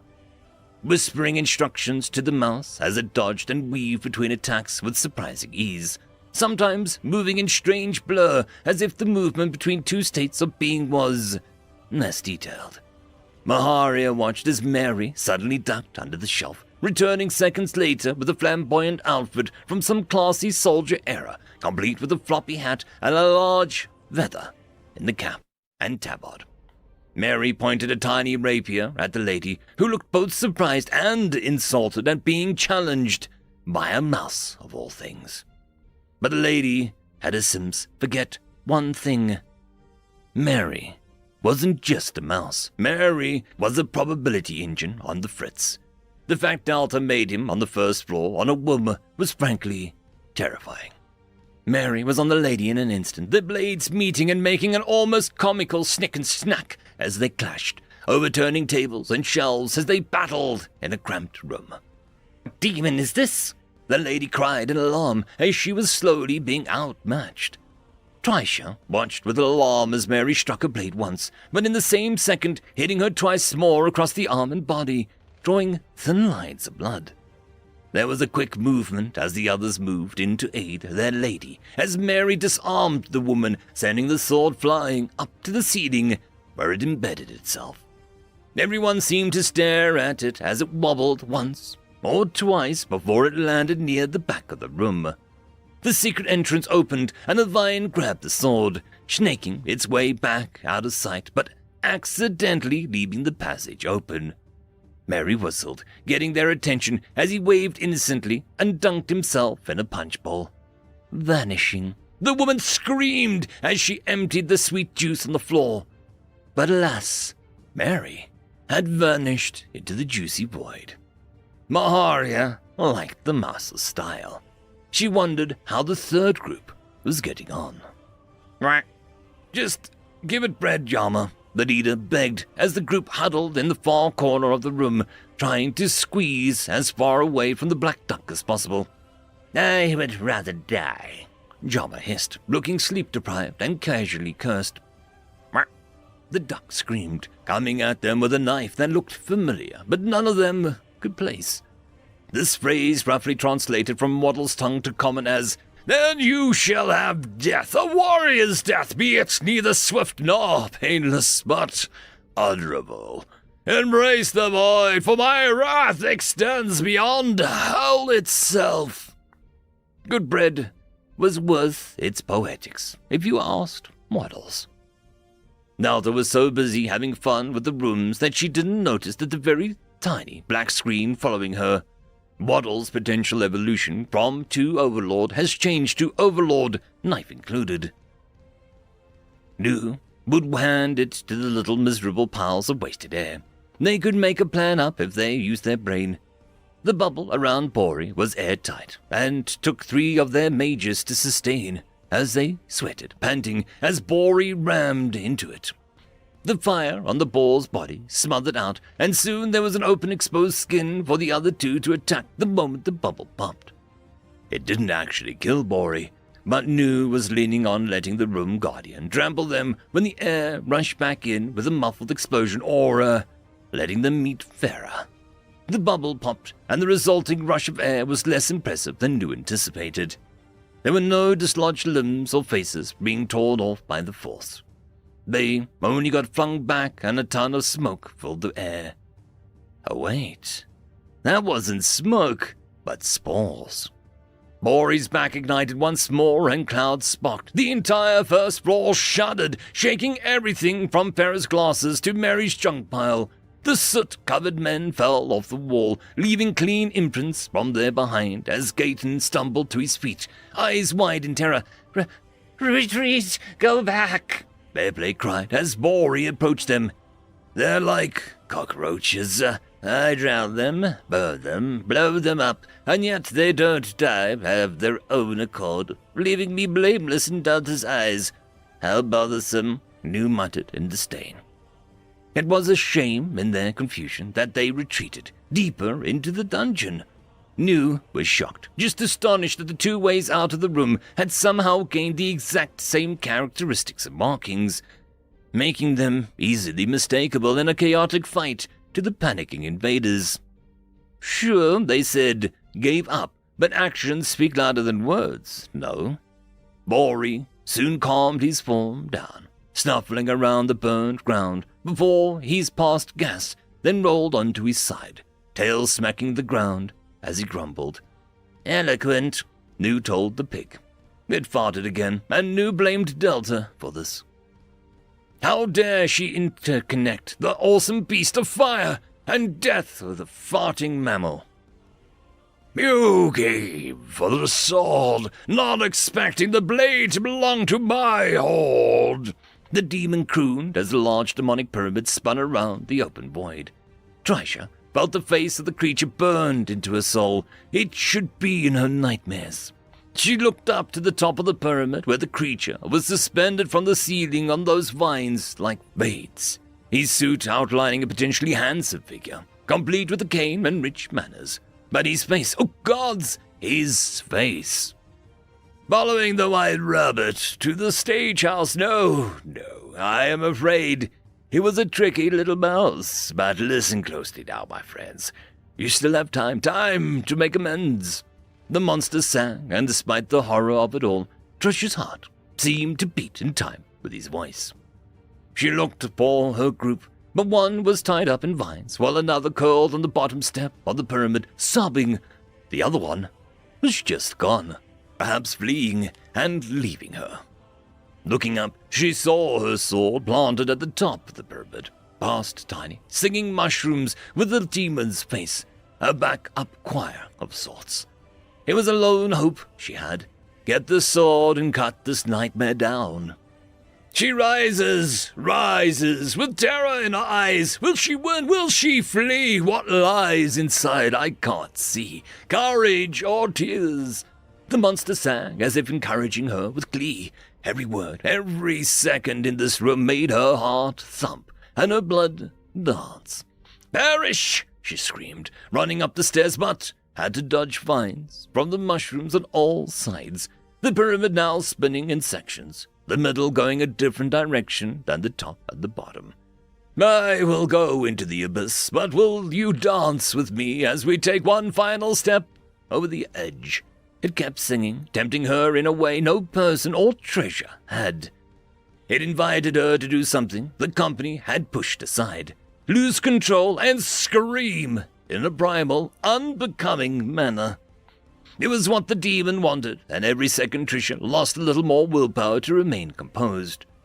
Jets hidden near the top of the pyramid ignited, sending bursts of flame into the air like some strange musical show and the demon gyrated its hips as the music thumped and rose in crescendo. Trisha climbed, every step demanding more of her than the one before. Inside, Trisha wondered what would be left when she reached the top. How much could this monster strip her down as a person? What would be left but a raw, exposed woman at the top, her innermost self revealed? Hopefully, enough to hold the sword and stab. Delta tried not to think of the first floor. Maybe the people had found Waddles, or maybe they had even passed the mudroom by now. New would likely enjoy throwing his signs at them, or making snarky comments at their expense. Still, she was having fun. She hummed as she worked in the gargoyle spawn room, making the ceiling more vaulted and adding in an illusion of a full moon floating through the window to give it a more refined air. She was stalling just a tad as she slowly moved over to the demon blacksmith's room, knocking politely. The demon was rather introverted, only venturing out to get drunk before going back to work. "Aye," he answered, and Delta walked in, seeing him work with newer sword than before, this one more thorny than the last one, which was more of a hooky sort. "I was just making sure everything is good," she explained. She didn't know why she felt awkward around the demon. He was like Jack, a rescue of Maharia's domain, but unlike the kobold, Runelak remained politely distant from Delta. It was a little odd, honestly. Delta thought of herself as a people person. "All good. Not getting tortured on a regular or being forced to make crude weapons means I'm happy. Why, you seeing an issue?" the demon asked curiously. "You're free to go, but you don't... I don't know if you need something or if you just don't want to go back home," Delta asked curiously. Seeing nothing of value in the room, Runelix snorted. "You're looking too much into things. I'm still bound to this area, but you mean why I don't ask you to magic up a solution? Because while the contract holds me here, it allows me to wait on something," he admitted with a glint in his eyes. "The contract from the nephew who summoned you here. But it benefits you. Why? What are you waiting for?" Delta asked curiously. Runelak thought about his next words very carefully. "Someone of no importance," he decided to say. What an odd thing to say. He might as well have said that he was waiting for a sentient sock for all the good that explained things. In a tiny nowhere village between the capital and Durance, a man poured fresh blood over a circle, chanting a spell over and over as he fed the circle manna. Rumor was that the heir to the throne would be passing this way. As a demonic summoner, he could get a massive reputation for killing her. He just needed the correct tool. "Rise, killing machine of hell, rise! Temptress of the night, rise, lord of suffering!" He beckoned as the circle glowed and the tip of the horn began to rise out and tear in reality. "Yes, yes!" the man hissed, drunk on power, as his basement lit up in red light. He began to roar, its voice small and sad-sounding. It must be huge for its voice to be so distant-sounding. A tiny paw pierced the circle and pulled through a large sword. An imp stood before him, hacking and coughing. An imp! He could work with this. Perhaps it would even evolve into a beautiful succubus. A soft-spoken woman with heaving... "My eyes are down here," the imp said, and the man opened his mouth to argue when the imp kicked him between the legs and stepped out of the circle. I bind you," the man gasped, and the imp turned, snorting. "Your summoning circle sucks. You're using your mother's bath candles for the ritual, and the blood came from a stake that you squeezed out and mixed with water to get enough for the spell. You're lucky I came through, and not your dead father's spirit soaked in eternal disappointment at the loins of his fruit that must have rotted somewhere between himself and your mother's womb," the imp said caustically. "Harold, what's going on down there?" came a concerned voice from above as the candle light streamed down the basement. "Excuse me, ma'am," the imp said, making his mother shriek as he run for the broom as her rod lay there moaning in pain. "I hate this world and all whom inhabit it." The imp sighed loudly, then ran for the hills as Rod's mother came back swinging the broom with all of her might. Just outside the village, the royal carriage came to a stop in a sleepy town for the night. One of the wheels coated orange, as if the carriage had run through some very odd mud on its way here. This sleepy village, a king, a servant, a princess, and a knight all walked into a bar. End of chapter. I would just quickly like to thank the T5 channel members and patrons. Caspar Arnholtz, Cam Maxwell, Barkey, It's Difficult to Pronounce, Lord Azrakul, and Arcadian. Greetings, ladies and gentlemen, and welcome to this latest video. There is no epic lucha, only puns, taken from the website Royal Road. The link to the story will be down below. If you wish to support the author, please head over there and give them support. If you wish to support the channel, there are numerous ways to do so down below. There is Discord, merch, Patreon, bunch of other stuff too, so have a look in the description, you might be surprised. Anyways, now on to the fiction. As always, I hope that you enjoy. Chapter 158. Sour on the Rocks. Pay? Give dungeon scum my money to put up a damn hill. One of the Fairplay men snarled in outrage as he read the sign above the oddly placed well. Inside, weird, clamping noises could be heard. New thought that if everyone in the dungeon was scum, then these people were clearly the flotsam that did nothing for anyone. At least pond scum produced oxygen for others. These fools just opened their mouths and tainted everyone else's lives with their opinions. As if hearing them, the well surface formed on a layer of brick, shutting off any potential way to drop coinage into the well. A sign appeared above it. Mercy given, mercy offered. Cruelty inflicted, cruelty returned. Breaking into this well might get you treasure, but it no longer allows you to skip this room. Gaston sweated as his skin peeled in places from the mass heat from the infernal mushroom grove behind them. We proceed with caution, he insisted, and put a foot on the hill leading up. An arrow sliced through his cheek, leaving a stinging, bleeding line. No kinslayer shall be granted passage, came a dark, angry voice. Gaston, leader of the squadron of all the fair player operatives in the area, looked up to see a goblin of all things getting the drop on them. You dare, he began to hiss, raising his hand for his exhausted mages and bowmen running out of arrows to take aim. A boot slammed into his face, thrown with such force his nose burst open and spurt of crimson blood. When his vision cleared, leaving a horrible pain on his face, he saw a second goblin looking down at them. The thing was nimble, moving between two of the ramparts, with only one boot on, and dancing like a feral cat. Break my heart and I'll break your skull, forswear! The muscular newcomer raged. Gayton reached into his pocket for a special vial, a deadly neurotoxin that worked well on things with brains. Fairplay all had antidotes, but these goblins would be left twitching on the floor, spasming in agony as Gaston slit their... A hand gripped his wrist before Gaston could toss the vial. Such behavior is ungentlemanly. I will commandeer this, said the massive walking mushroom with a bushy moustache made of creamy fibers.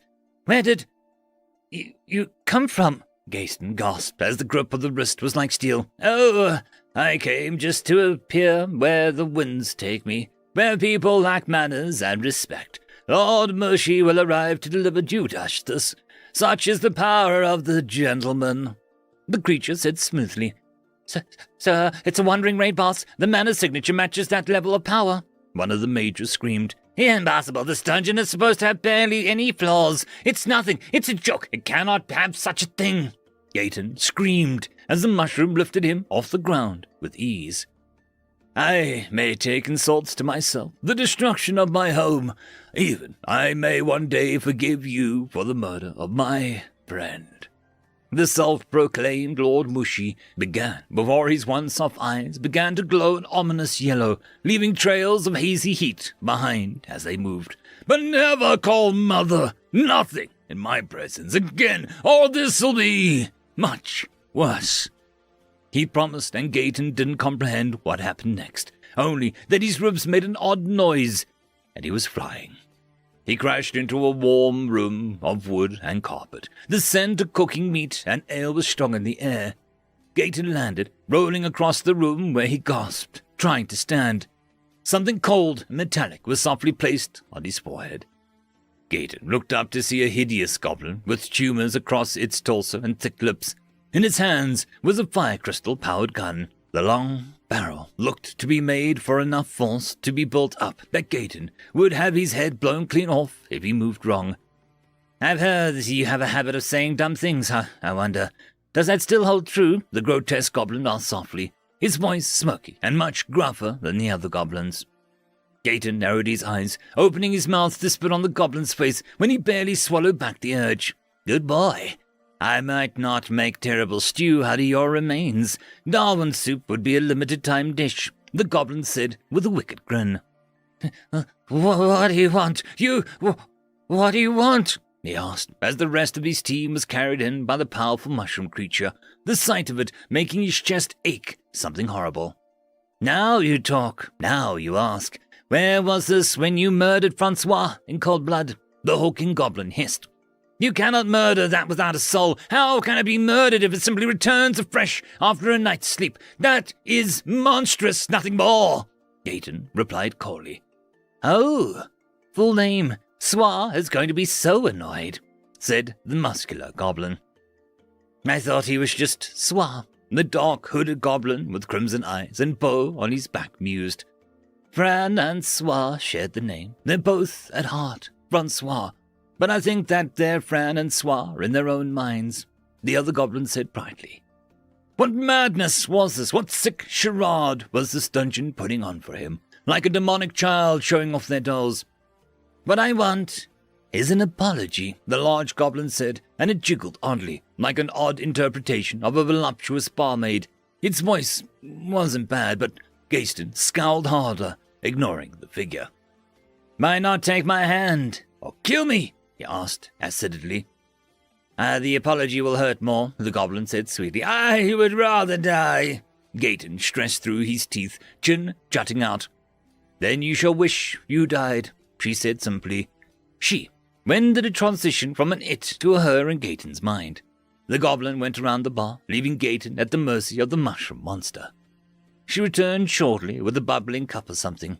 The liquid was nearly black and the air around it hummed dangerously as the few sizzling fizzes that escaped left hazy puffs of smoke in the shapes of skulls as it rose into the air. "What is that?" Gayton shrank back, but he was against the wall now.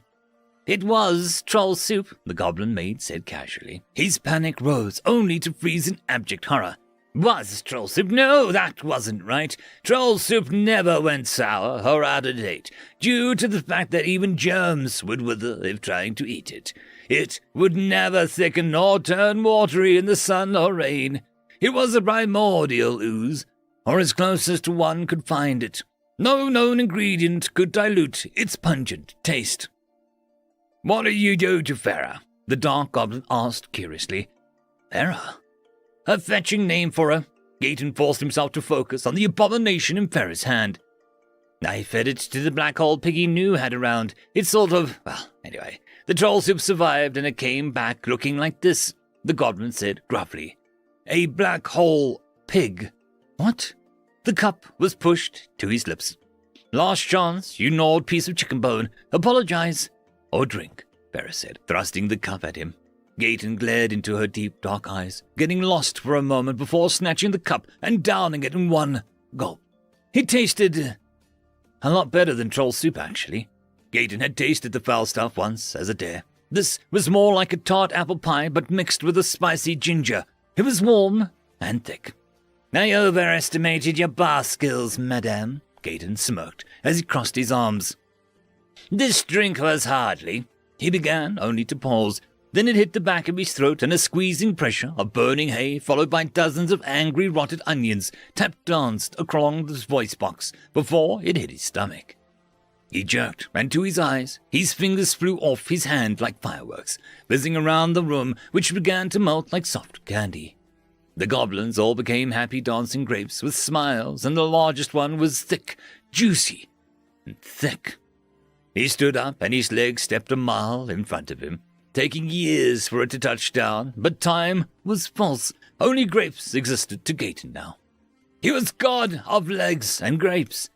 Gaten was the king of fair play, the company building now a giant magical unicorn with 3 heads that became his steed. He was fair play, the player of grapes. All was good. Gaten was happy. I was expecting more vomit and less this, Farah admitted, as the foolish human turned in circles on the floor, her broom between his legs as he laughed loudly. There was no lights behind the dilated eyes. I'll need to dilute it to 1/10 and see how it fares, she sighed, preparing a cot and fresh water for the fool when he finally came down from whatever asteroid he was on. It was going to be a long, bad trip back to the ground. She turned to his group, who all bowed, begging about their ignorance on how they were deeply sorry about the actions that they had taken. Well, there were always good things about this. Tricia wondered if Gaten would mock her, demote her if she saw her broken and defeated at the bottom of the pyramid.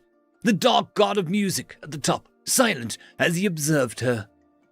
She had been so close to something, some sort of understanding. But at the last moment she lost it, the glowing golden pulse of nirvana slipping through her fingers, crashing to pieces like Tricia felt now. Do you eat people? She asked aloud, wondering how she might die. She would prefer to die to this one than the mouse in the other room. It felt just less embarrassing. I feed off attention and compliments. You'd put me up 3 sizes, and I do not look good in stretch pants, my dear, the creature said, walking down the pyramid as his many tendrils connecting him to the ceiling moved like a reverse roots of a tree. I don't understand, she admitted, too tired to play games or angle for answers. No, you don't, but you will. Soon. Very soon. It'll come to you like a dream, a whisper of the wind. You're going to turn one day and hum a tune. Then it'll all change. Music and soul sometimes need years of journeys to grasp, or just a simple tune on a sunny afternoon. You're close, but not there. The Dark One promised. Did music change you? She managed to ask. Her vision began to turn black. There was a hearty chuckle from the other being. Every inch of me. I was devoid of self and meaning. Then a light of my life sang a little tune, and it all changed. Just one little tune. Now, go find your tune, he encouraged, and Tricia tried to answer, but her vision blacked out. In the back of her mind, a half-forgotten song played. It was harsh, a sort of echoing storm inside a drum. Harsh, but intentional. A sort of singing of energy. Not a tune with words, but a tune for the body. It reminded Tricia of those times where the engineering guild messed with new technology, evolving their knowledge of it. Technology knowledge. This music felt like that, a playful use of the phrase. Tricia snorted, and before she fell asleep, she named it with a joke in her heart. Techno.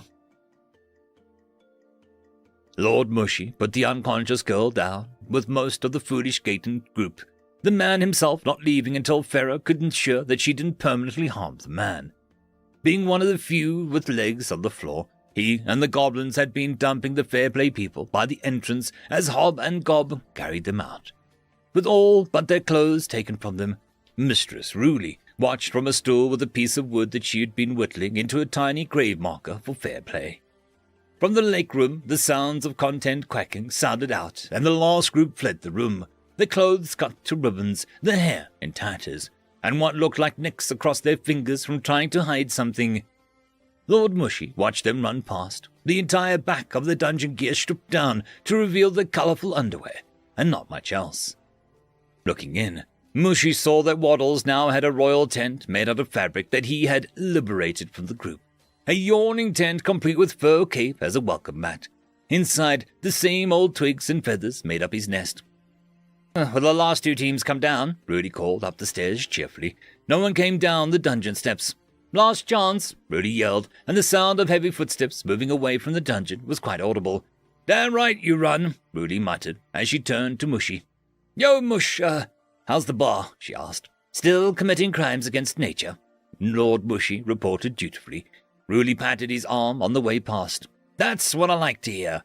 I cannot wait to try some of the fried catfish, smoked mushroom soup, and more. Why do you taste so delicious, Mush? She asked as Lord Mushy pondered it. Because Mother filled us with love and dreams, he concluded. Your mum is good at filling things. I like that about her, Ruli complimented. Lord Mushy beamed as best he could, not quite getting the comment, but affectionately liking it all the same. Outside, Dio grinned as the people ran back to the town in clear excitement and joy. Delta had done it again. She was even doing haircuts now, it looked like. He turned to Gus and smiled. It's Argus, not Gus. You should go inside. Delta is awesome, he suggested, pulling at the other boy slightly, moving him a couple feet before the other one dug his heels in. I shouldn't, he protested, and Dio grinned. Gus was a little shy, but Dio knew deep down he had lots of courage, as tough as metal. It'll be fun, Dio promised as Gus left the tracks in the dirt like trenches. The boy finally got leverage and halted their progress. I won't, he said loudly, and Dio winced, his ears sensitive to the sudden change in any other noise but his own. Something that he was going to adapt to surely, but it still was a little sore for now. There was a pause as Dio stared at him with bewilderment. Gus pulled back, looking ashamed as he outburst. Father hasn't given me orders to enter the dungeon, he said quietly. He won't mind, Dio said, confident because his dad was the best, and thus all dads had to be as cool as his dad. That was just how it worked. Maybe, but I've worked so hard and long to get this far. To ignore his orders or to, lack thereof would be an insult. It would be throwing his trust in me in his face. I can't do that. Not after everything he's done for me, Gus pleaded, sitting down on the grass, turning his back to the dungeon. Dio sat facing him, a habit he still had from when he read lips. What did he do? Did he arm wrestle a dragon or suplex a hydra? Or maybe he disguised himself as an old woman to rescue you from evil dwarves who wanted to use you as a free maid? He asked curiously, and with no hesitation. Gus sighed and looked a little amused at Dio's question. You just speak with your heart on your sleeve, don't you? He asked dryly. I speak with my mouth. A heart on my sleeve would make it dirty, Dio said factually, arms crossed and sounding serious. Fine. Do you know about the disaster up north involving the Silver Dungeon?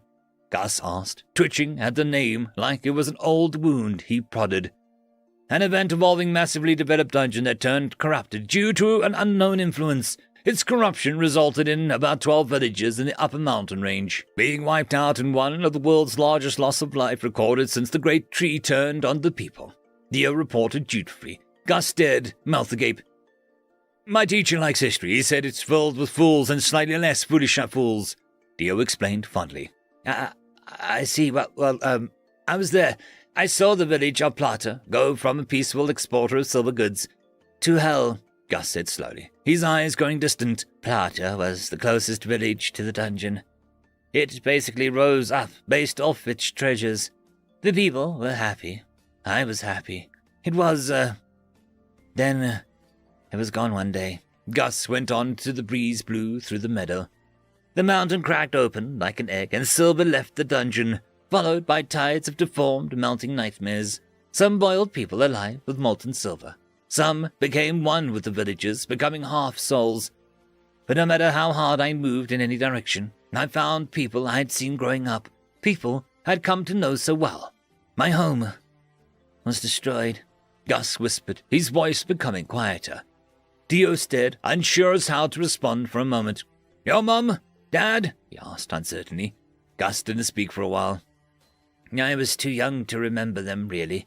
They were always busy working, and I don't think, we had many memories together. But when I lay there in the cold, weeping and trying to remember how to do anything but scream and weep, my father found me. He picked me out of the snow and wrapped me in his cloak, he said and smiled. He asked my name, and I was so young back then I tried to use big words to impress him. I don't remember my old family name, but he called me Argus, the gentle boy, because I kept crying if he left me alone. He huffed at the memory. Dio smiled now, feeling that Gus really loved his adoptive father. Did you ever go back? Dio asked him. Never. The idea hurts so much it makes me sick inside, Gus admitted as he twirled grass between his fingers. Delta isn't like Silver. She won't hurt you, Dio prodded as Gus shook his head. I'm not afraid of dungeons, not Delta or any other. I've been near others before, and I've got over my fear. It's just that if you love someone, you want to make them happy, and I love my dad. I want to be someone he can be proud of, and this," he gestured to Delta's entrance, "isn't how I do that," he said with a firm determination. "When can you come? I want to have another adventurer with you." Dio whined a little, but batted his eyes excitedly at him. Gus smiled. It was a real smile with his eyes sparkling. "When fair play comes in earnest and I get to be the head of the operation thanks to the elders, I'll have a party with you and we can let Delta blow me away. That sound good?" Gus held out his hand to Dio. Dio shook it. He couldn't wait for that day to come. End of chapter. I would just quickly like to thank the T5 channel members and patrons. Caspar Arnholtz, Cam Maxwell, Barkey, it's difficult to pronounce, Lord Azrakul, and Arcadian. Greetings, ladies and gentlemen, and welcome to this latest video. There is no epic lucha, only puns, taken from the website Royal Road. The link to the story will be down below. If you wish to support the author, please head over there and give them support. If you wish to support the channel, there are numerous ways to do so down below. There is Discord, merch, Patreon, bunch of other stuff too, so have a look in the description, you might be surprised. Anyways, now on to the fiction. As always, I hope that you enjoy. Chapter 159. The Bureaucracy of Hypocrisy. "This is an issue," one of the people said, looking out across the round table at the others. The white tents, adorned with two hands clasped over a dungeon core, were warm and adorned with furniture in the same white vein. The only real splash of color was the ink upon the maps strewn across the tabletop. Corridors and rooms marked in comments and question marks. "Issue?" Gaten emerges, looking haunted. Trisham was humming to herself that same horrid tune, and groups 1 to 3 are either resigning or requesting transfers. Came the cold tones of a much older woman in a white hood that hid her features. "Director Ripdoy sent his boy here, thinking that it was a run-of-the-mill dungeon scouting mission. He won't like any report we send to him," she continued with a sigh. "How were we supposed to know that this is that village, the self-made prison of monsters? I presumed that it was a joke we told to aging adventurers, that their retirement plans involved moving here. It was to be that, a jest," the smaller man announced with a huff. His more rotund figure made him look like a freshly peeled onion in his robes. "We don't have the total legal right of the dungeon. The dungeon itself is abnormal enough that I worry of corruption. And to top it off, the people here aren't green. Some of these people have cleared more dungeons in their prime than we have on file back at headquarters," the first man said as he eyed the blank section of the first floor where Trisha went. She refused to explain anything about the hidden passage, her men reported. If she didn't cooperate then, they would simply have to ferret the secret out with more hired grunts. "Enough panicking, it's unbecoming," came a new voice. The three turned to the men walking in through the tent flap with a posture akin to a marble pillar, unbending and pristine. "Sir Kaline," they all muttered in greeting as he moved towards the table. On his chest, a badge of 4 fingers grasping around an orb was displayed in a flickering candlelight. The two men only had 2 fingers on their badges, while the woman's badge had adorned with 3. "We were not aware that you were in this convoy," the short man said quickly. "I arrived a few minutes ago," he said simply, and around his frame, the crackles of magic were visible from a long-range teleportation. "The gate is being set up. There was no need to waste resources," the woman said with a slight hint of disgust at the blatant use of company power.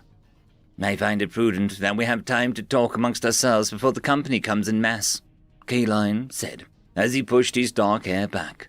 Long threads of hair were deep white, but Kaline was still a young man with striking features akin to a bird of prey. The rotund man snapped his fingers, and the powerful silence ward sprung up around the tent, along with a few more nasty surprises. "Fellow workers of Fairplay, we gather here of the company for one reason alone," Kaline announced as he reached into his pocket and pulled out a tiny chest with a large golden lock on it. Even from inside the container, the energy of the object within made the other 3 in the room shiver from the potent pressure it exuded. "They're ready," the first man asked, with aspects of excitement and horror lacing his words. K-Line opened the box with a key from his pocket, letting manner wash over the room. "The siblings, have mercy on us," the woman said, voice hoarse. "There will be no mercy for us, sister. We will be the sinners of Fairplay, and we will unleash a divide in the company like never before. But we all agreed," K-Line said, the glow from the box casting shadows across his face as he looked down at it. "Ferdinand Reupload must die." The other three nodded. "And with his death, his child will inherit the company, and if he proves to be as deluded as his father, then the cycle will continue," K-Line concluded as he put the box away. "Step 1, place the boy at the scene of the crime when we reach the dungeon core. We shall continue to throw grunts and hired hands at the dungeon to keep up appearances. Once the dungeon has either tipped its hand or lowered its guard, we shall activate the keys," K-Line said simply, patting the box in his coat. "And if Reupload catches wind of this little drama we've enacted," the woman asked coldly. "We shall see his approach far before his arrival. Fairplay goes where he wills it, and if he wills it, all of Fairplay will come," K-Line responded, smiling at the thought. All they had to do was keep a leash on Argus Gentle and reach the core. It sounded simple, but they eyed the maps with long looks. "My dad," Gentle mused as the weirdo skeleton as it helped goblins set up a weirder wagon of goods. "Yes, I heard old Fiddy and the really gotten things in order," the skeleton said brightly. Gentle winced at the name, knowing how much his father disliked nicknames. "Do you know my dad?" Gentle blinked at the odd statement. "Would your father know a skeleton in the middle of nowhere?" the bone man responded cheerfully. "Well, no," Gentle began, and the skeleton patted him on the back. "The name's very, very happy. Business consultant, musician, lover of milk, and by the by, I do stand-up comedy if you ever I need a party entertainer," the skeleton said as he slipped Gentle a business card. Gentle looked at the card and then at the grinning skeleton. Well, skeletons always grinned, he supposed. I don't need any of those, but thank you," he said politely. "What?" Happy said in shock, his business tie flapping in his erratic emotions. "I work for Fairplay, so I don't need business help. I don't know much about music. I don't mind milk, and parties make me nervous," Gentle said slowly. "Boy, you don't work for Fairplay, you live Fairplay. It's a promotable lifestyle with high marketability and appeal to a younger demographic without a purpose," Happy said, and Gentle pulled back with a frown. "Don't say that, my dad. He tries really hard to make Fairplay heroes for the people," he protested. "I have little doubt. Philly is an idealist, but heroism doesn't pay for transport, food, ration, supplies, medical care, family insurance, equipment, and snazzy uniforms," Happy said slyly, eyeing Gentle's scouting uniform. "What's wrong with being heroic and supporting your people at the same time?" Gentle asked, hugging himself as one of the goblins tried to sell curious passers-by glowing mushrooms and silk shirts. "Ideally, nothing at all. But while you can pay people in coin, you can't pay them in heroism, like filling them up with fluff. When it becomes about lessening the damage you do instead of promoting the good, a company stops being heroic and evolves into a new beast. You have hungry men role-playing as knights, the cocky masquerading as the wise, then leaders pretending they wield the sword instead of a pen," Happy commented, and turned on his bony feet. "You don't know anything about my dad, or how he runs the company. You're just like those in town, all plans and comments, but no action. Dad, he—" Gentle struggled with an old flash of memory. Watching people sneer at his father when his back was turned, mocking his plans when their own were worse. Gentle's dad was brave, but human. "You're right, in a way. I'm just a pile of old bones in the middle of nowhere. I don't know anything about Fairplay as of now. Apologies, my boy. My jaw rattles without care sometimes," the skeleton said, sounding more somber now, and a dark aura leaked off his bones for a moment before he contained it. For a split second, Gentle tasted the manna, a deep, profound sadness, and very happy. Mr. Happy, I'm sorry," he began, but the man turned around with 3 more business cards. "So, you'll call me when you need a singer or a comedian?" he asked, his empty skull socket seeming to gleam with passion. Gentle stared at him before his eye was caught by something. Happy looked over and hummed, "Hob and Gob's Epic Emporium. A fresh investment of my time. You won't find much, Lucia, but I do provide puns to all customers upon sale," Happy explained. Gentle wandered off, confused. I thought the dungeon stuff doesn't last outside the dungeon, unless someone infuses their mana into it. Botanists and medical people do herbs and rare plants. Miners do alls.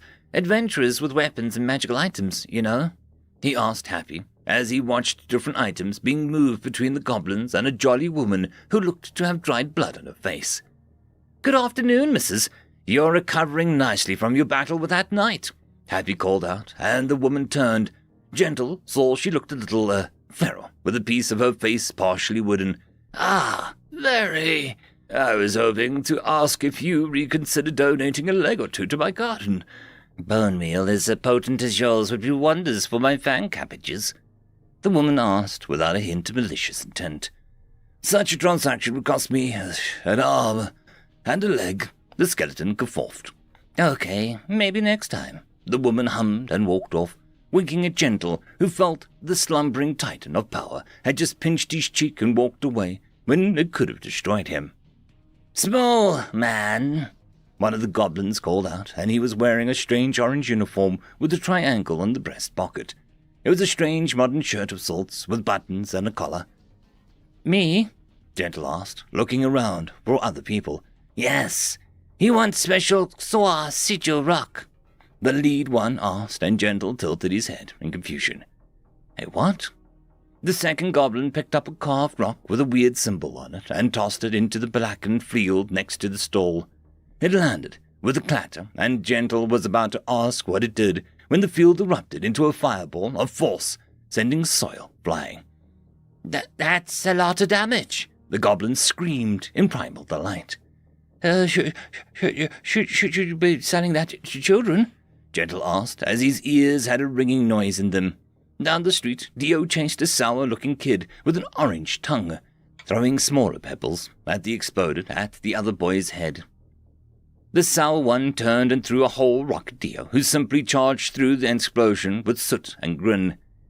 "We only carved the symbols sort of right, much less boom," the second goblin with the name tag that read Hob announced. The other goblin gestured to a locked chest with what was barely holding closed with a mountain of similar rocks. "Messed up the messing up of those. They do too much boom and pop and screams," the goblin said calmly. Gentle was about to ask more when fellow fair play people swarmed the store. "Potions? Any potions?" a woman asked rudely. "I'll take 10 swap-bombs." "Screw him! I want 2 of the bigger swap-bombs." Gentle saw the Fairplay folk were not bartering in coins but items, daggers with gems, odd ropes, out-of-date Fairplay equipment, and more. Weird. On the side, there were folded-up dumpling-like things with a sign that read, "A free dungeon hint inside for every fortune dump."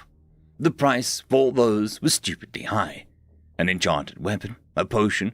The goblins were even asking for books, maps, and more. Very Happy handed him one from his pocket and hummed as he walked off.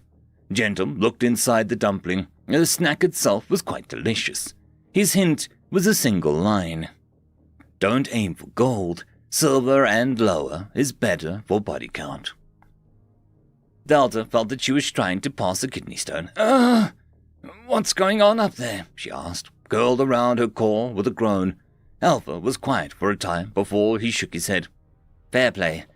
They were building a massive gate outside of town. It was drawing mana before I came down here," he explained softly, sounding helpless, and Delta pushed her pain down and sat down, forcing a smile on her face.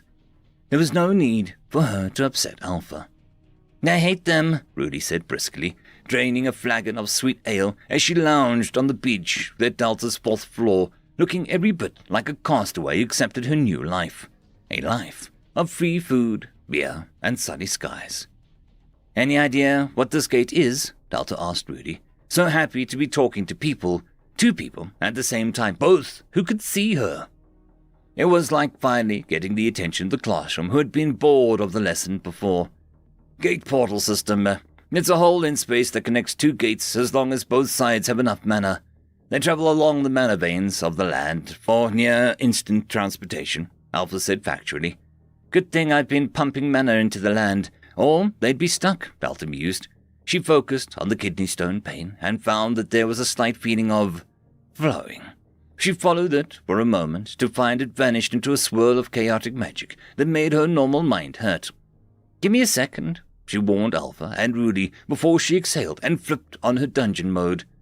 The dungeon, the people, the monsters, all of it dissolved into the ever-expanding network of mana boats, a network of connections that shifted like an ocean. From her domain, a constant drain of her energy was flowing to a growing tear in space. Orange being converted to void. No, not void. A harshly scrubbed essence.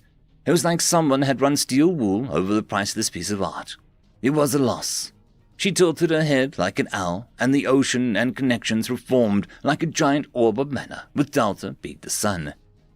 The space was a universe. Her bosses circled her, ran and stalwart planet of sand and rising metal spires roamed by titanic bore. Wyam, a verdant green planet that was overwhelming with lush vines and the sweetest of fruits on the surface.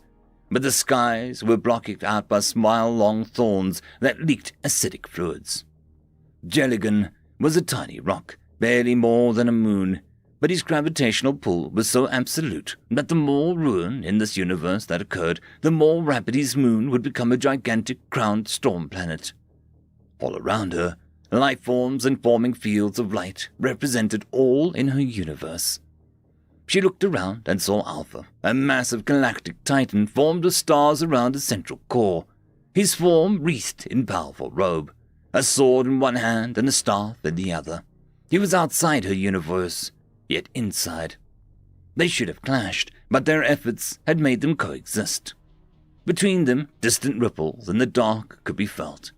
Delta saw something slashing at the dark with a keen edge, the hand holding it not visible. While in the other direction, a hydra with heads of a dragon, goat, cat, dog, fish, and more continued to roar, entwined in sickly roots which pointed the beast this way, and that at the behest of some unseen puppeteer. Delta could only hold on to the state for so long as she focused on the white hole forming on the edge of her kingdom. She reached forward.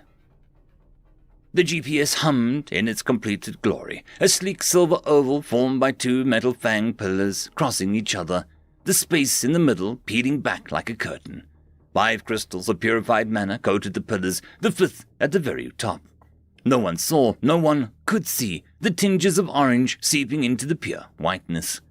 The only thing that was noted was that the portal was extremely stable by fair play standards, a good sign they all told each other. Delta inhaled and returned back to her normal senses. She couldn't quite absorb the gate or do much since it was outside a dungeon, but what she had done was quite simple. Everyone who passed through the gate would donate just a tiny portion of the mana to the dungeon.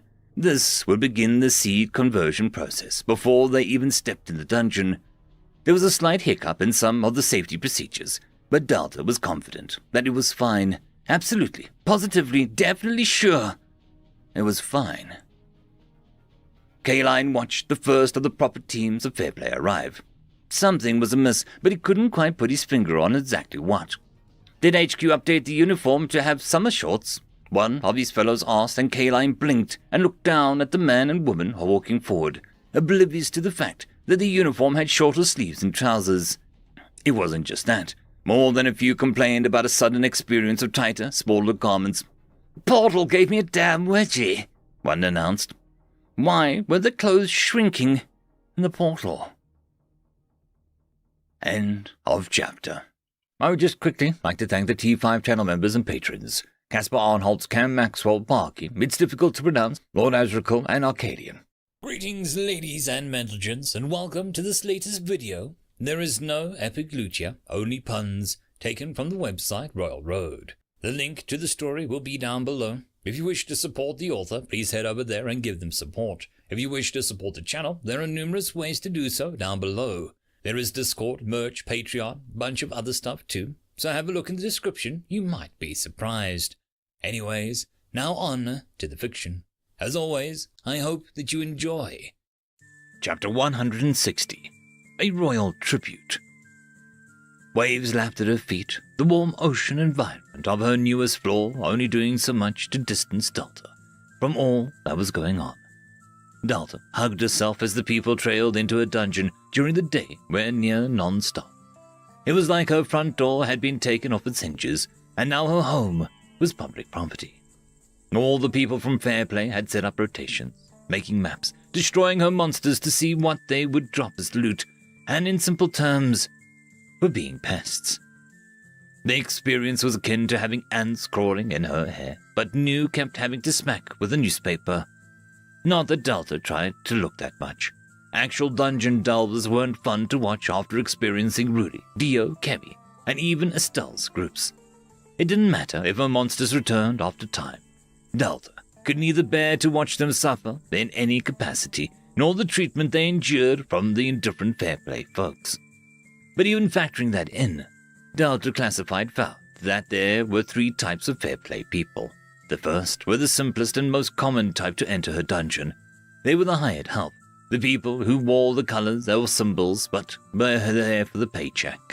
They did the bare minimum, didn't push too hard, and in general they lacked any impressive magical equipment or even the experience needed to get far. Not quite adventurous, but not quite helpless.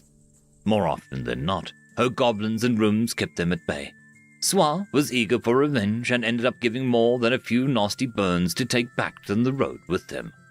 One group made it to Farah, who simply clobbered them with a chair. The second were the previously mentioned adventurers. Those were closer to the style the two Estelle and Kemi's groups, a tougher lot that often managed to reach Bran and Bacon with continuous success. They seemed to have joined up for access to the dungeon, but didn't completely jive with Fairplay as people. Not that they were angels, they seemed to be more thrill-seekers and actively prodded each other's to test monsters and trap.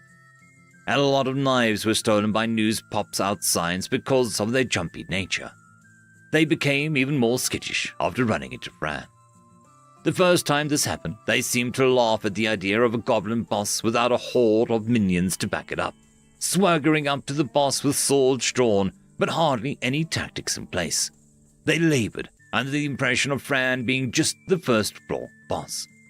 Delta greatly enjoyed the expressions when Fran demonstrated exactly why he was a strong independent goblin who needed no army. As the thrashings continued and the stories began to spread, people began to enter the boss room with far more trepidation than before. That made Delta feel better. Bran and Bacon deserved some respect after everything. However, something Delta noticed made her frown.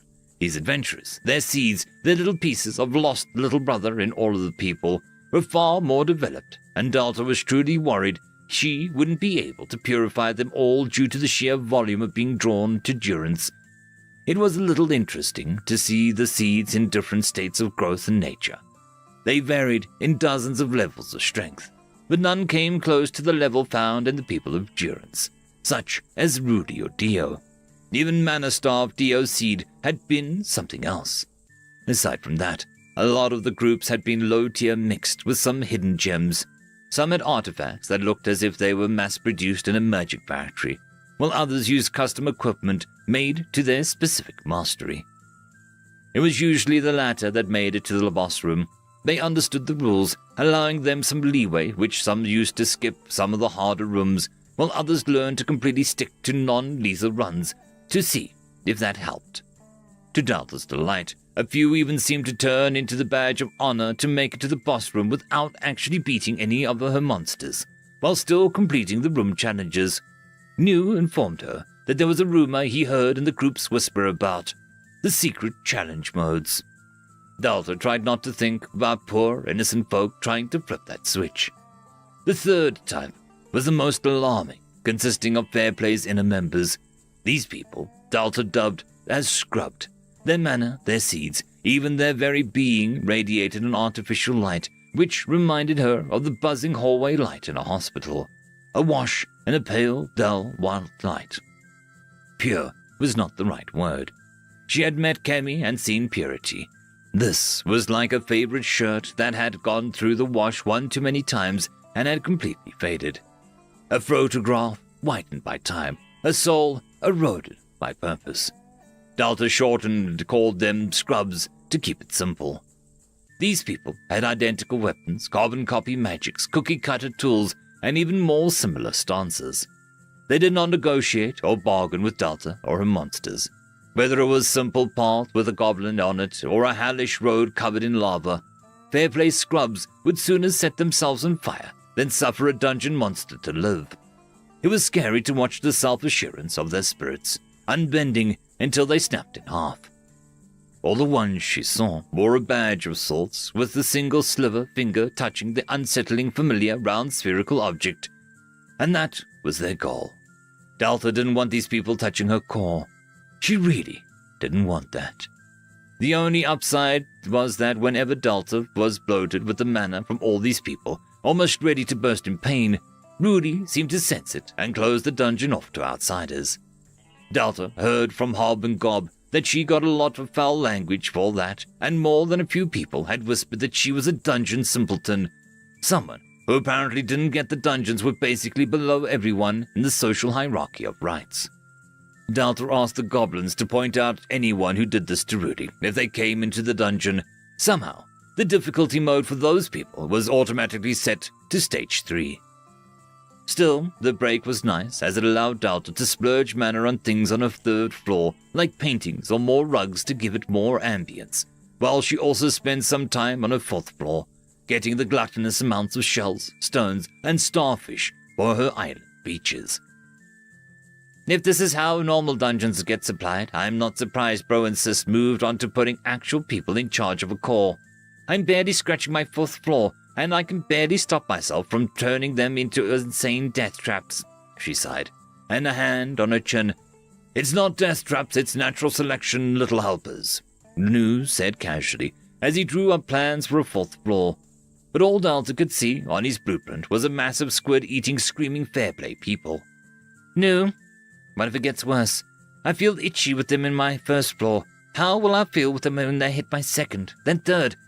It's bearable, but what if I don't want to nap or think, or just be alone for 10 minutes? Delta explained, as they both sat on the beach on the 4th floor, basking in the radiant fake sunshine. I'll stop being sarcastic for a moment and put aside the easy answer of make them afraid and say, treat them like your squishy human nose, he suggested, as the squid on the blueprints gained a laser beam mounted on each arm.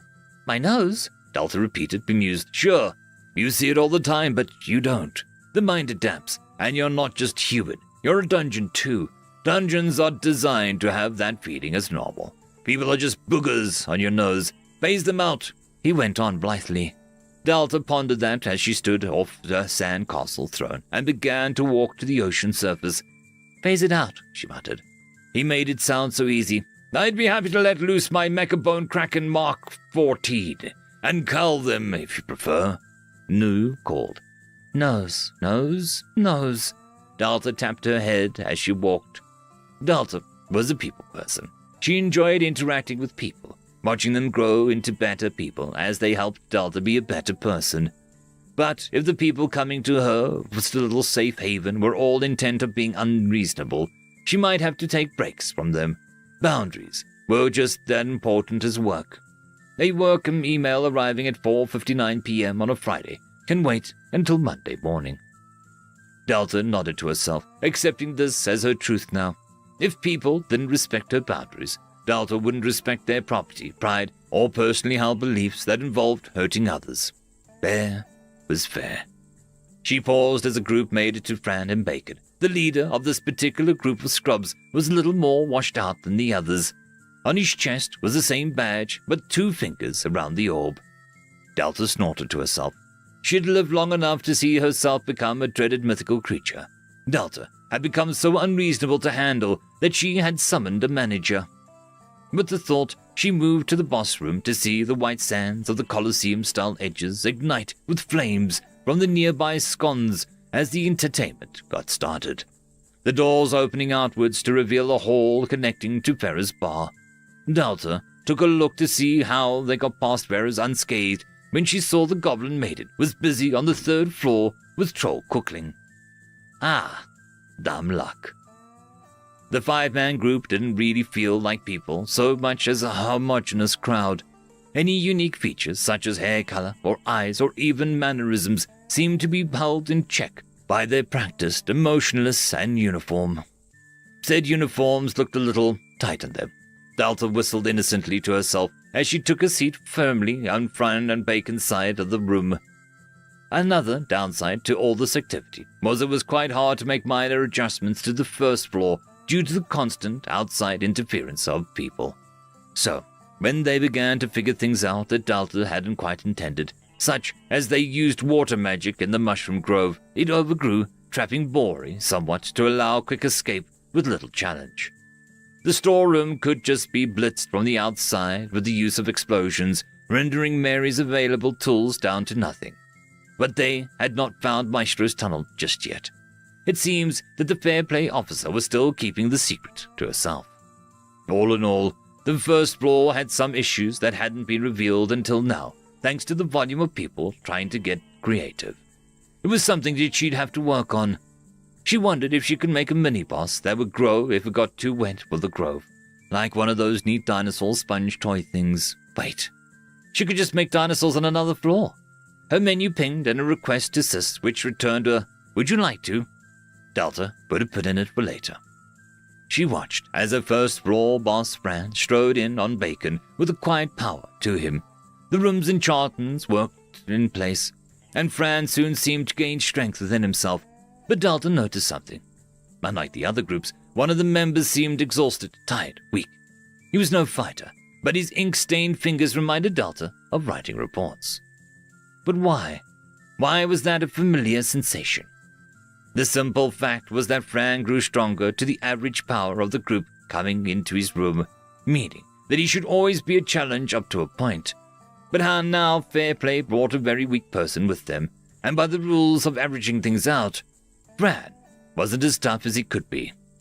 Did they figure out the trick, or did they get lucky? Delta mumbled to herself as Fran offered them clemency, but as before, the group ignored him and spread out around the second-ranked officer, whose rapier looked different. Delta eyed the weapon and felt a little horrified. It looked to be a magical weapon summoned forth by a man, but from what Delta saw, the tool was his seed, himself, in a manner.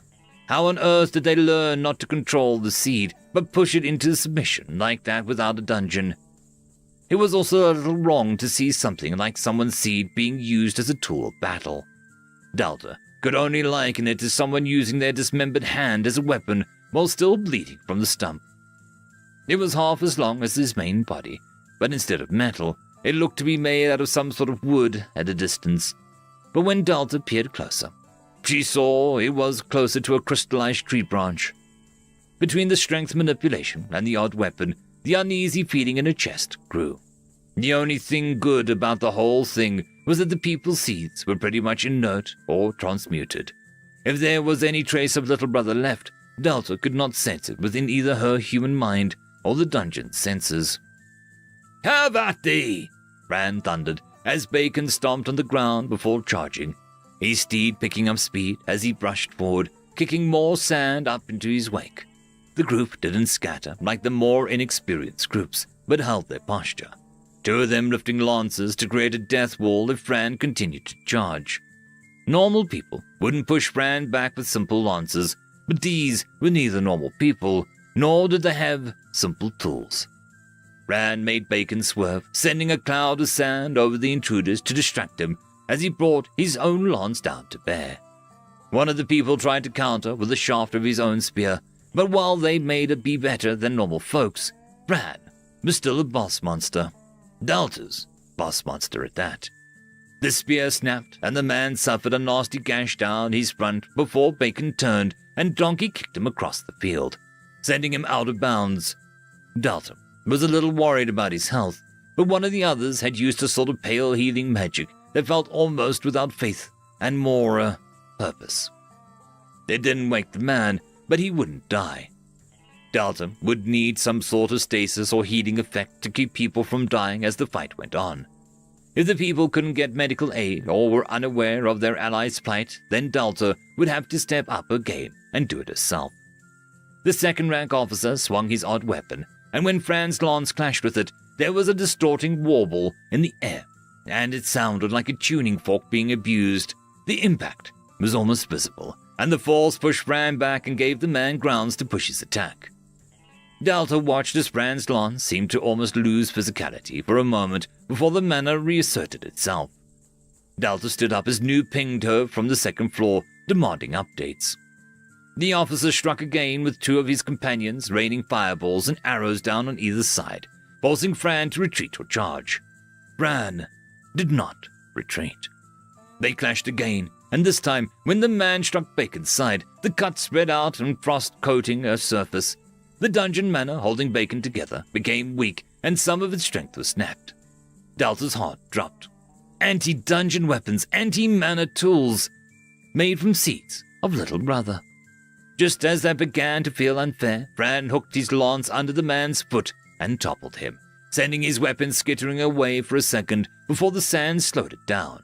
It seemed that they weren't expecting actual combat skills from Fran more than bash and charge. "Night Rush!" Fran cried, activating some skill that he'd been practicing. Blinking, Delta watched as the secondary core inside Fran began to pulse, feeding him mana that was mostly Delta's, but also a little unique flavor of his own. Delta really had so much to keep track of, and knew was a horrible secretary. Fran vanished before teleporting to one side of the arena, and dashed across in a flash of light that sent waves and sand parting like waves, and the air rushed past. He stopped, then repeated his trick 2 more times, rendering the mage and one of the spearmen unconscious. "Field lines adapt! Central position! Eyes to the east and west!" the officer yelled, a little more panicked now as he scrambled for his seed rapier. Fran's luminous eyes turned to where Delta was sitting, awaiting a judgment like a royal knight seeking permission from his queen. With a dramatic flair, Delta put a hand out in front of her, thumb sticking out sideways. The thumb was turned downwards. "Night Rush Extreme!" 5 lines erupted in a star formation across the stage, leaving smoking lines in the sand and at the end of Fran's lance glowing cherry red.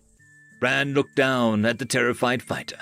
"I'm just a receptionist," he pleaded to the goblin boss. "Take your lunch break, scribe, and make it a long one," Fran rumbled, and the man fled the room, screaming. The seed rapier flicked out of existence, and Delta could only stare at the sand that had been touching it, the dead grey inert mass that had been replaced slowly.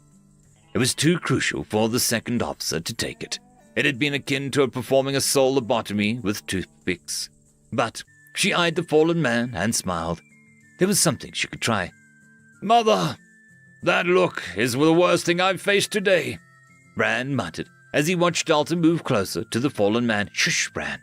I'll do my thing, you shake their pockets out," she instructed the boss. "Shinies. I like shinies." "You're staring," Mass said. Princess Surma turned to him with a blink, then flushed a little. "Apologies, Mass. I've just never seen such a... She struggled to find the right word for the scene before her, and 3 men holding the 4th upside down over a keg as a man turned blue from a lack of oxygen, but not alcohol. "Festivities," she concluded with grace. The tavern of the small town was fascinating, as they had straw on the floor, a door leading to the stables to toss drunks, an outhouse, and more. Nearby, Lorsa sipped a tiny glass of something that she told Surma was lemonade, but fun. She blended into the shadows far too well for it to be an accident. Surma had not often been out of the castle and never had seen outside of the capital in such a fashion. Everything was new when it came to the people, disguised mostly in snooty but not snob clothes, as Mass described it. Surma was an oddity, but not too likely to stand out. "If you want to do a stand, I can arrange it, but it's not fun nor tasty. I prefer fruit juice," Matt said, brightly, and Surma gave a small smile. When she was queen, she'd plant a grove of fruits from around the world for him. Lorsa gave her a thumbs up from behind Mass, the meaning of which Surma couldn't decipher at all. Still, when she knocked down her father's tomb and buried him in a pauper's grave instead, there'd be plenty of space for new gardens. No. She'd be doing her best to eliminate the poverty that gripped the city's lower quarter, so pauper graves would be out of style. A ditch, then. "What are you thinking about?" Mass asked, around a leg of lamb. Oh, delicate princess things, she said airily. I can listen, I don't mind, he promised. Do you think that I would be a good, She lowered her voice. Queen, she asked her knight. Mass didn't even stop chewing. Yep, he replied instantly. How? She pressed, needing to know what was going on in his head other than breathing and eating. The boy was rich with wisdom if he just shared his thoughts more. Same way I know the sun rises every morning and water is wet, or good food is awesome. You just will be, just are, he shrugged. Lorsa downed her drink and gestured for 3 more glasses from the bar, eagerly. Surma felt a warmth in her chest as she hadn't since she was younger. I believe that I can be that queen you think I am, if you're by my side, she whispered to Mass. We're sitting next to each other, I'm definitely by your side, Mass said brightly, as he offered her his spare leg of lamb, dripping in some gravy. Lorsa buried her head in her hands. Surma stared at that leg of lamb, then took it without grace or manners and bit into it. It was overcooked, but as long as she was sharing it with Mass, it was delicious. Later, when she got too warm, she stepped outside for a moment, not wanting to bother Lorsa or Mass eating match over the more lambs. They were like wild animals gnawing on bones, and Surma needed fresh air. She exhaled as she went to check on the carriage, but stopped as someone put a knife to her throat from behind. Your loving sibling sends their regards, the man hissed. Surma struggled, kicked back, and making the man kneel over for a moment. She got only a few steps back, and he grabbed her long hair. She was only halfway to durance, so close to being the queen, having a long reign of prosperity with Mass. She slammed her hands back, and the man cried out as something cracked in his chest before she reached to her side and slashed her hair down on her head, freeing herself finally. She turned in rage, but the man was simply gone. Strands of her hair fell gently, raining down on a curious orange slime that was staring at her wide eyes. Did you see where he went? She panted, and the slime just burbled cutely. He must have fled, fearing he took too long. Surma sighed as Lorsa crashed through the tavern wall in rage, a second assassin in her hands. She stopped when she saw Surma with the slime. I got one too, Mass yelled, as he held up an unconscious imp creature. He tried to murder my steak, Mass announced. He stopped when she saw Surma, and she felt dread in her stomach. Her hair. She must look horrible in the gloom and hollow light, and even worse during the day. I'm here, he said, coming close and moving to her side, as he promised before. Oi, the slime said. Mass gasped. It's orange. We should cook it in soup. Slimes are full of nutrients. An orange one must taste super weird and healthy, he told Surma, as Lorsa had gone pale. The slime looked up at him and simply burbled again. Master, durance, the imp croaked in his sleep. Surma picked the slime up and hugged it. It felt warm.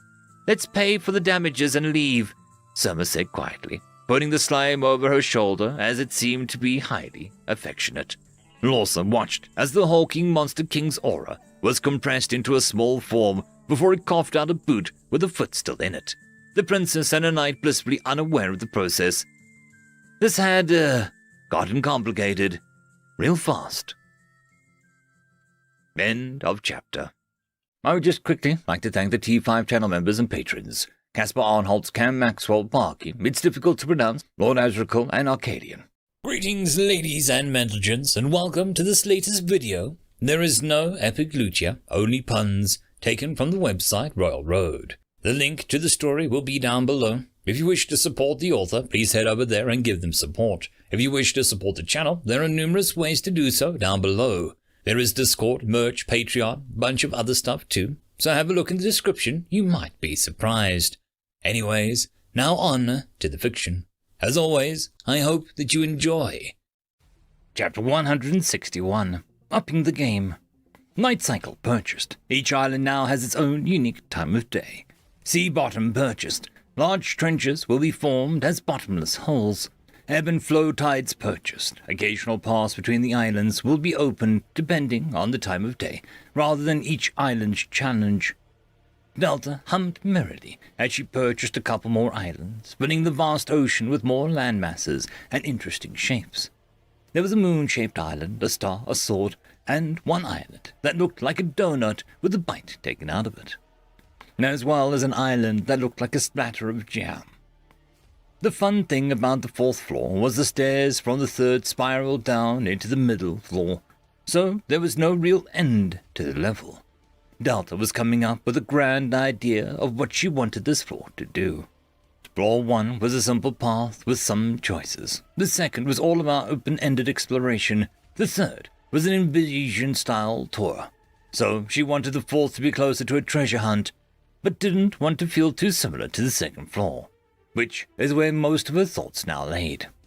Pondering this, she tapped her chin and tried to recall what made water levels good and what made water levels bad in her experience.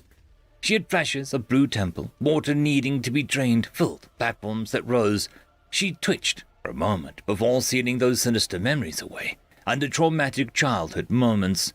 Oh hey, she was getting pieces of her childhood back. Back on track. She reckoned the bad things were narrow spaces, filling and draining puzzles, inability to use your cool powers in water, air gauges, and stuff like that. Also the occasional unkillable sea monster. The good was the exploration, the feeling of a lot of discovery, and the experience of a new sort of world. It took her a moment to notice that she was ocean walking again, a new habit for her since she had read the 4th floor. Something about being in the water was soothing, as long as Delta knew exactly what was in the water with her. Tales of sea serpents or massive lake monsters always gave her the shivers. She did not like unseen threats, but oddly, the dark didn't bother her in the same way. What lurked below could remain below, in her opinion. At that thought, she paused to blink down at the lapping water. "What lurks below?" she repeated as an idea occurred to her in a burst of inspiration. If she found a being underwater soothing, why not others? She quickly brought her menus up and began to swipe through different purchases and upgrades until she found what she wanted. Subterranean tunnels that connect the islands to a single point below. These tunnels can be made out of cheap rock with no view, cheapest option, coral-like structure that sometimes allows a view, medium price, a perfectly crafted tube of glass-like material that can easily resist deep sea pressure, grants full view, and is most memorable, expensive. Once purchased, the new room will be constructed under the sea, which all the channels will connect to. This room is invisible, unless up close. If New wanted to fill the ocean with big scary monsters, Delta wanted a magic underwater palace. She could imagine it now, the tunnel bending low enough for the glittering building to be seen within some sort of air bubble, and the majestic glowing corals and, She took a deep breath to cool her rabid excitement. Getting too worked up now would stifle her creativity later. It was good to have a plan, but she would rather be doing than planning for too long. She still needed the islands at top to be organized before her idea could come to fruition. No islands, no sea tunnels, no magic underground palace of wonder. A sudden notification appeared before her. Farah the barkeep has been defeated. Respawn in 3 hours. What? She reread it a few times, each time in even more disbelief. Delta couldn't believe what she was rereading. Farah was a rock, an unmovable fact of the dungeon. Nothing yet had even come close to harming her. She quickly zoomed to the 1st floor to find the tavern in black ash and smoldering smoke. A group of wary Fairplay scrubs peered in, explosives on hand that bore Swa's symbol. They had simply leaned in and bombed her, using all her alcohol and mixtures as fuel that caused an almighty explosion of sorts that destroyed everything within. "Cowards!" Delta flailed, trying to kick them in anger. But they ignored her, as most people did, walking through her and the ashes of one of the happy places Delta had made to welcome people. She rushed over to look, but the only thing remained of Farah was a cast iron ladle she dropped as a loot. The Fairplay people ignored it once one of their mages deemed it a chef's enchantment of sorts. They didn't even respect Farah in death. Delta swallowed hard, but did her best to cool her anger. It felt like shoving a cork into a volcano, but she managed it with a deep exhale. Slow breaths that she used to center herself. This was going to keep happening until the point that she was trying to make got across. She turned to see them doing something odd before Fran's boss room, putting on identical armbands of sorts. A lot of things happened all at once, and Delta winced as all the people gave off a flash of mana that expanded before rapidly contracting. The process was akin to a flashbang to Delta's eyes, and she needed to spend a minute blinking stars away as she took a moment to regain her composure. By the time she was good to go, the fight had already begun with Fran, and one of his weakest states that Delta had seen in a long time. Utterly confused because the men were not weak at all. They radiated a lot of pale mana. It only took a few seconds to narrow in on the cause. It was those armbands. They seemed to drain or suppress the body's mana, causing the people to nearby succumb to mana poisoning before the fight had started, and then they snapped the things off once the fight was off. Bran didn't have an overtime strength adjuster, just one that added power if new people joined the fight from the stands. Delta ran forward in time to see Bacon upended with strikes. The group was entirely made up of second-rank officers, using more siege weapons, an axe, a sword, a lance, all of them crooked in their wrongness and mutilation. They were easily outpacing Fran now with barely any teamwork, and Delta closed her eyes. She was tempted to let him go, Captain Fran, his super mode, for exacting revenge, but she wanted to keep that in reserve for when they brought in some real monsters, not these cheaters. Fran flicked his eyes to her and seemed to spend approval. He did not want to waste his true form on unworthy wretches such as these either. "Glory to Mother!" Fran gave a last hurrah as he shot forward while glowing mix of orange, blue, and a little green. The attack landed, and with skill, Fran managed to badly wound one of the scrubs, to their shock. Fran stumbled back as the man fell backwards, shock in his face as he passed out from the shock of the blow.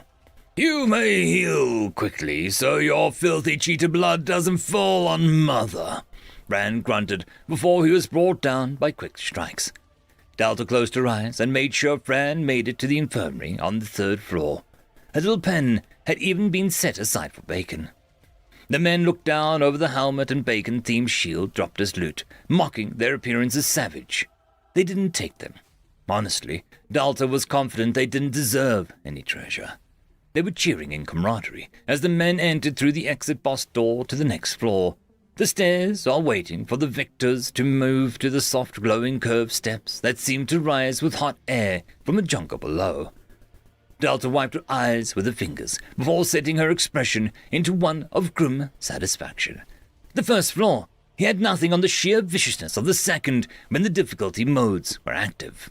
For one, there were a lot more pygmies loose at once, and for the first time, Delta wasn't going to make them play nice. There was also the added feature of the higher difficulties of the jungle. The more the rank of danger increased, the darker the jungle grew. Right now, the second floor was awash with the setting sun of dusk, the long shadows hiding slithering snakes, watching frogs and little demons. Delta was sure that she could nudge it all to be a little darker. All the better to see horrible people in white uniforms. Like walking target practice for her innocent little, fanatical flock. "Welcome to the jungle," Delta said softly, as she watched the boss doors close behind Fairplay. And to add a little spice to things, Delta was going to tell Wyam what they had just done to Sir Fran. The rock was old. Moss covered some of the lines of words, and cracks appeared on the sides occasionally from odd blows. But despite that, the rock felt almost holy in its appearance, like a relic of some older times. Argus could only stare at it in silent thought. "Young Master Gentle, taking the lay of the land," came a soft-spoken man that made Argus wince internally. He knew that voice. "Sir Scaline, I didn't know you were in town, but I guess the portal was being set up," he said before turning with a terse bow. The man's alabaster skin looked off Endurance's sunny disposition, but that just showed how far up in the ranks the man was. "Also, I'm just a petty scout, who raised me with no bearing on my role today," Argus murmured. Kaline shook his head, as if Argus's words were foolish, but not unexpected. "Except it will. Every promotion, every squad, every mission will be cast out with the words, 'That is Riptoy's boy,'" Kaline commented as he came to see what Argus had been looking at. The stone monument that seemed to be at the centerpiece of the town, a massive boulder with dozens of comments carved in honor of the town's namesake. It looked to have been put here before any building had ever been erected. "Durance," Argus muttered, the name sounding familiar, but he couldn't put it to words. It was the name of the town, but it was also something else. "Saint Durance," Kaline said calmly, as if simply repeating a well-known fact as he read the comments, amused at some and saddened at others. At Argus's blank stare, Kaline sighed with a hand to his chin. You must be more learned of the world, young master. You don't need to be an expert at hand at politics. Far too many kingdoms to be bothered with such a thing. But it would behoove you to know about the names that shook history, in this land at least. He said in a way that made Argus feel like an infant. Durance is important, then, Argus reasoned aloud. The man did have a town named after him, to be fair. The man who'd be king, who discarded the throne and left it to his brother, including the bride he would wed, yes. One would think that. Durance Vallone was an interesting man, if only for the lack of better words to describe him with, Kaline said simply. Argus blinked again, trying to process that. Why would, someone just give up being the king to die here in the middle of nowhere? Argus asked, with some incredulity. Kaline's calm expression tightened ever so slightly. Given his stoicism, that was something akin to a lip curling in disgust. He went, like all Valan royalty, to gain the crown of a dungeon. He returned addled. Stories say that he accused his father of malicious magic, cruel intentions. He said that he could not settle for merely lending his power to one kingdom, but all the world. Then he set off with no treasure, no guards, and no right to return. He died, as he deserved, without a body to bury, and under the rock in a hovel. Kaline concluded with ease. You think the dungeon made him mad? Argus said softly. Dungeons will do anything to secure their win. Making the king-to-be go insane with promises of glory or such would not be below it. Still, the man tried to contact the current king despite his crime of abandoning the kingdom. He dared plead for an army of all things. I heard it ended poorly on all sides. Fair play was not involved, as the royal family do not, see a need for our talents yet. Kaline told Argus with a wave of a hand and turned, nearly bumping into an odd elder from Miss Mila's home. His name was, Haldy. Yes? Kaline asked, casually, as if he had no desire to converse with the gap-toothed, cheese-covered old man. His name was Durance. Not Saint Durance. Not king-to-be. And definitely not Durance Vallone. The elder said quietly, taking a step for each name he said aloud. And you know him personally? Kaline asked, as if it was a joke. Aye, I should. We ran away together that night. The wizard and the prince. Oh, we inspired many maidens' fantasies with that caper. But trust me when I say that I loved that man as dear as my brother. So I will say this once, out of politeness, since Durance was always a peacemaker. Haldy said, and squared up to Kaline. Keep his name out of your mouth, boy, Haldy said simply. Hard to do so when the town shares his name, but I do not take orders from you, unless you wish to set up some council to have me banished. I think our talk here is concluded. Kaline decided and walked past Haldy. Haldy turned his chin ever so slightly. You know, some people would say I'm cheesy on the eyes, but for you, I think a little reminder of what the town you're in is needed, Haldy concluded to himself. He threw his hand out, and Argus felt an intense, pungent manner rise up all around from the ground, the buildings, the air, the cheese nearby. A fool I do see, hear my words and bend the knee, for every time you mention Durance, a curse to you from me, so let it be, the wizard said, and Argus took a step back as the curse smashed into Kaline, utterly obliterating the anti-magic protection weaved into his fourth-ranked uniform. You can curse in cheese? Argus squeaked out in some terror. Haldy licked his lips. Cheese fits into any magic. It's one of the primordial elements, really, he said casually. What? No, it wasn't. Kaline stumbled and turned, fire in his usually cold eyes. How dare you! If you think that I would be cowed into not saying Jur... He began and stopped abruptly. Haldy smiled with an expectant look. A block of cheese forced its way out of Kaline's mouth as if being eaten in reverse. Kaline's eyes bulged as the block landed on the ground. At least now, when you open your mouth, someone might benefit, Haldy said gruffly. Kaline snarled and opened his mouth to argue. Also, it is not always your mouth. Haldy threw in as he casually patted the monument's rock with affection. Is It permanent? Argus asked, if only because Kaline was the one of his father's men. It'll fade in a year, maybe 2. I didn't put too much power into it, honestly. Aldi assured him with that wide, gaping smile. That's a long time. I thought magic was hard, Argus admitted, as Kaline fled down the streets, the children around him trying to get him to say the name of the town. He saw Dio's friend Grim leading the pack with a wicked orange tongue. Oh, if looks could kill. The boy laughed before freezing and looking furious with himself. To be honest, a lot of you Upper Fairplay folk are so bland that the simplest of magic should land if it's cost by anything but a dungeon, Aldi explained as he watched the scene as if he had the urge to join in poking at Kaline. August looked down to avoid meeting Haldi's eyes. The cleanse after the dungeon dive can be intense, but it greatly strengthens people's resistance to mana poisoning and helps them resist contracts more, he mumbled. He had been avoiding his first cleanse for several reasons. What's wrong with having a bit of dungeon in you? Good for the immune system, I say. You lot are going to get knocked down by the common cold at this rate, Aldi snorted. August bit his lip, pondering on what to share. These people had been so open and simple with him. Dungeon mana affects something called a core that we all have inside ourselves. It exchanges mana for theirs and alters our core. So, core armaments forged at a higher rank are tainted and simply turn on the wielder if they use a core armament against the dungeon that exchanged mana with them, he said softly, in case anyone was listening. And you need these because? Haldi asked doubtfully as he crossed his arms. They're universal tools. Once shaped, they become anathema to dungeons. It doesn't matter if it's made of metal, slime, fire, or something. The core armaments cuts through them as mana. It crumbles defenses and stops regenerative effects on boss monsters, Argus explained, feeling good now that he was giving something back to the townspeople. I am not an archmage or even a merchant, but those sound far too good to be true, Aldi commented as he led Argus back to the town. They aren't perfect. You need a high level of cleanse, and it's only done by those who truly don't want anything else. Cleansing your core rubs off some piece of yourself for that power. A little warmth or personality.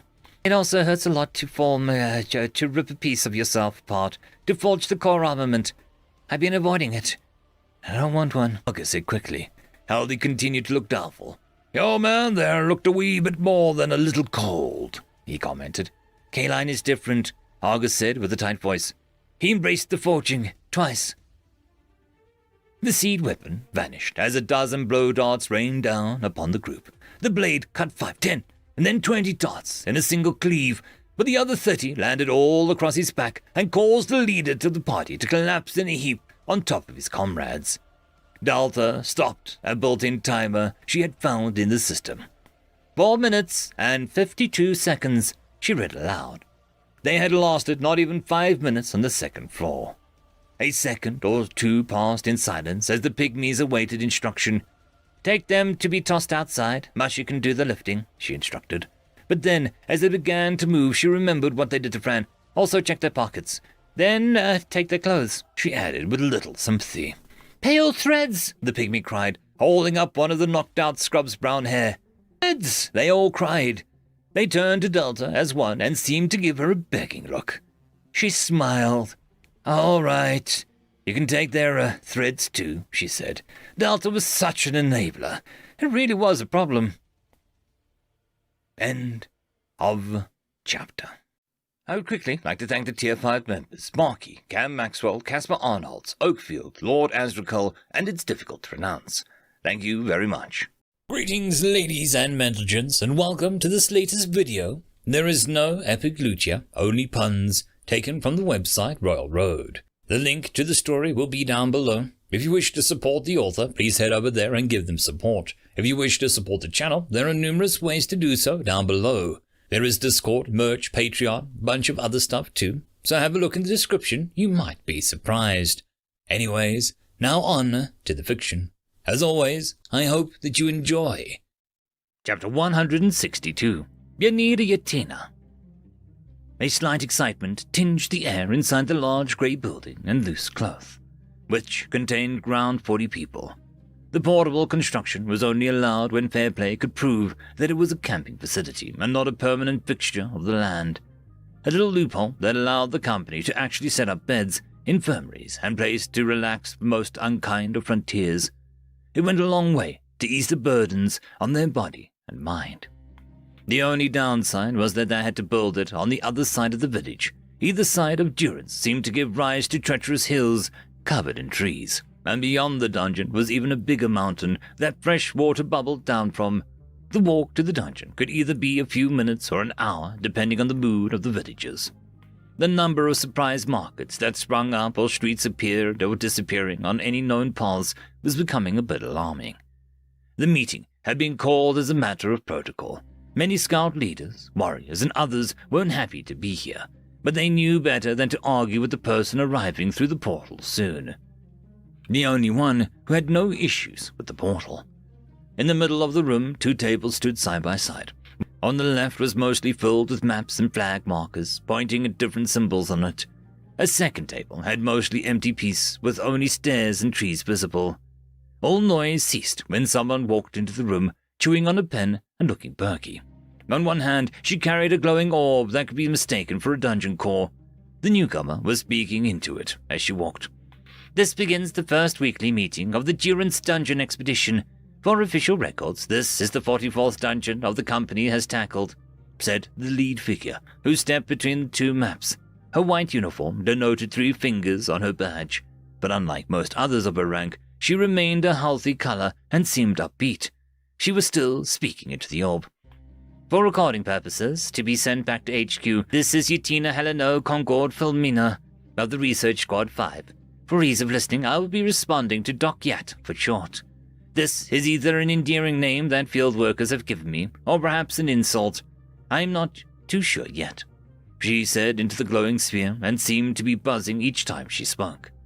She paced around the table as a few men met her gaze and few of them avoided it, perhaps because of how intense her gaze was, unashamed as her curiosity burned.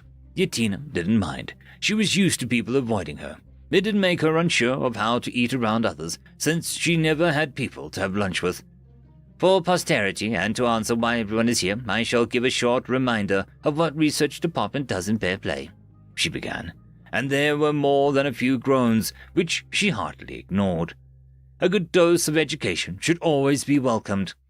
"Each of the 5 departments of fair play perform a unique function for the overall performance of the company. Scouts are the first heroes into the unknown and are the most at risk. Through their efforts, the Blades can encroach into a dungeon with more knowledge." Yatina went on as more of the few people nodded at the few scouts in attendance. "Once the Blades have gained a hold in the dungeon's behaviors and routines, the research team steps in to assess what the dungeon does and produces in order to help the local economy survive and adapt to the new environment. This leads into what the dungeon might become and how best to manage it," she said, before looking around with an encouraging smile.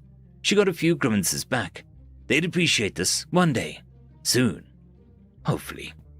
"The 4th department, the Mentors, won't be present until we have a hand on the dungeon, as they are established to make dungeon adventuring as smooth as possible for those seeking a yet higher challenge to improve their cause. They also handle the business ventures that keep us all afloat and with fresh bread in our bellies." Yatina brushed her blonde hair back and adjusted her glass eye for a moment. "The last department is the Seasons. I shan't need to describe them. These are our heroes, our elite. If our other department struggles, they will step in to provide aid. They are powerful, resourceful, frighteningly smart or savvy," Yatina admitted as someone cleared their throat. "And hot as hell," they shouted, getting a few laughs. Yes, the Maidens of Seasons have been known to be pleasing to the eye as well. Their knights are no slouches either." Yatina sighed into various jostling and jeering. She had met 1 or 2 of the Seasons before. The term "in a different world" seemed to aptly describe them. They weren't rude or cruel, but they didn't seem to move in the same way as people did. No hesitation, no doubt, no thoughts of could be or might be. They were quite rightly named forces of nature. "The dungeon is not normal," Yatina said flatly, pushing past the comments on the Season's appearance. Her tone contained a reprimand, and all joking stopped abruptly. "Dungeon biology and methodology are education courses unto themselves. and I won't go into them other than to outline where this dungeon deviates," Yatina said as she brushed her hand along the wooden table which had maps rested upon. "Dungeons consume mana and matter outside the domain to increase their own. This would make them parasitic in nature, if not for the fact that they strengthen the world around them with infused dungeon mana, allowing life to fall more easily, the land to become more stable, and even smaller positive benefits I could list," Yatina said, and she was a little annoyed that more than a few of the attendees at this little progress meeting seemed unaware of the factoid. When would they stop enlisting outside help without a mandatory education introductory course? Like the rings of a tree, that dungeon can be measured by how many floors it has obtained. Each floor costs the dungeon more and more resources to produce. It's not uncommon for a new dungeon to struggle to break through 5 floors if they are formed in a remote area. The highest recorded floors produced by a dungeon in the world used to be, according to records, a massive subterranean cavern in the world which abruptly collapsed itself. This hole was later a perfect place for the world tree to grow. Yatina hummed and blinked at the gangly teen with an unfortunate nose that squinted one way, raised his hands to ask a question. Yatina could offer a rebreak and reset it. Would that endear her to the boy? "Yes?" she asked, uncertain lad. "How many floors did it have? What was its name?" he asked, binding his voice towards the end. Yatina liked inquisitive minds. Not many were found in the scouts or blades due to their incessant need to mangle their own souls for cheap power. After all, books had more power than all the weapons in the world. They cured Yatina's desire to throw herself off the nearest cliff in her younger years. 1,000 floors, if you could imagine it, she said wistfully, getting a sharp intake of breath from the gathered people. If we've translated it right, you must understand that our older languages were still massively divided, unlike today in which we have the East Common and West tongues. Then the name of the dungeon could be read one way as the King of the World, Yatina said slowly, trying to dredge up old memories of studying. It had been some of the best years of her life. However, due to mistranslations and missing use of grammar, another translation could be closer to the Brother's Path, she said patiently. There was silence at that. She looked around, surprised. But did no one know that 1 or 2 creators of our world was the original dungeon core before all others? She asked, exasperated. How did they think monsters came to roam the world? Happy little accidents?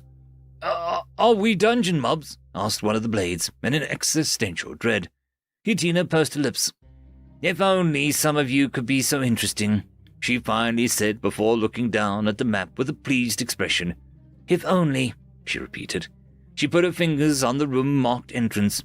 We shall start with the first obvious deviation, she announced to the group. It has 50 floors or something, someone asked, sounding bored. Yatina felt a spike of doubt rise up in her. Was she boring? Was she doing a disservice to how amazing this dungeon was? She shook her head, trying not to look nervous. Not at all. It's smarter than it should be. The mana readings back up what the townspeople say, Yatina said with a frown.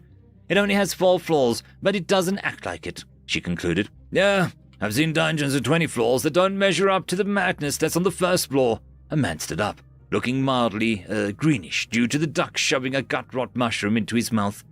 Yatina felt bad for the man. No one should have to endure the taste of Tortog's lasting legacy.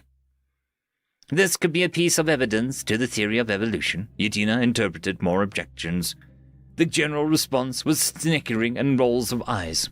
The theory was not popular due to the fact that humanity had roughly decent logs back to the beginning of the world's making. They were made in the human form and remained human. However, other things have not remained so static. Monsters, animals, and even dungeons have been showing signs of a shift. Fine. Yatina held her hand up to stall the arguments. There was always a debater in every group, and she wanted this meeting to make progress before she died of old age. The entrance is code-locked, but only in such a way that once the code is known, there is nothing stopping it being shared. Honestly, I think it was just to keep random monsters out once it settled on a theme, Yatina said, as she put a stone tablet down to represent the entrance. It went A, B, triangle, upside down, L. One of them spoke up, sounding unsure. The other snorted. Triangle, upside down, L, B, A. She corrected, and the door didn't budge.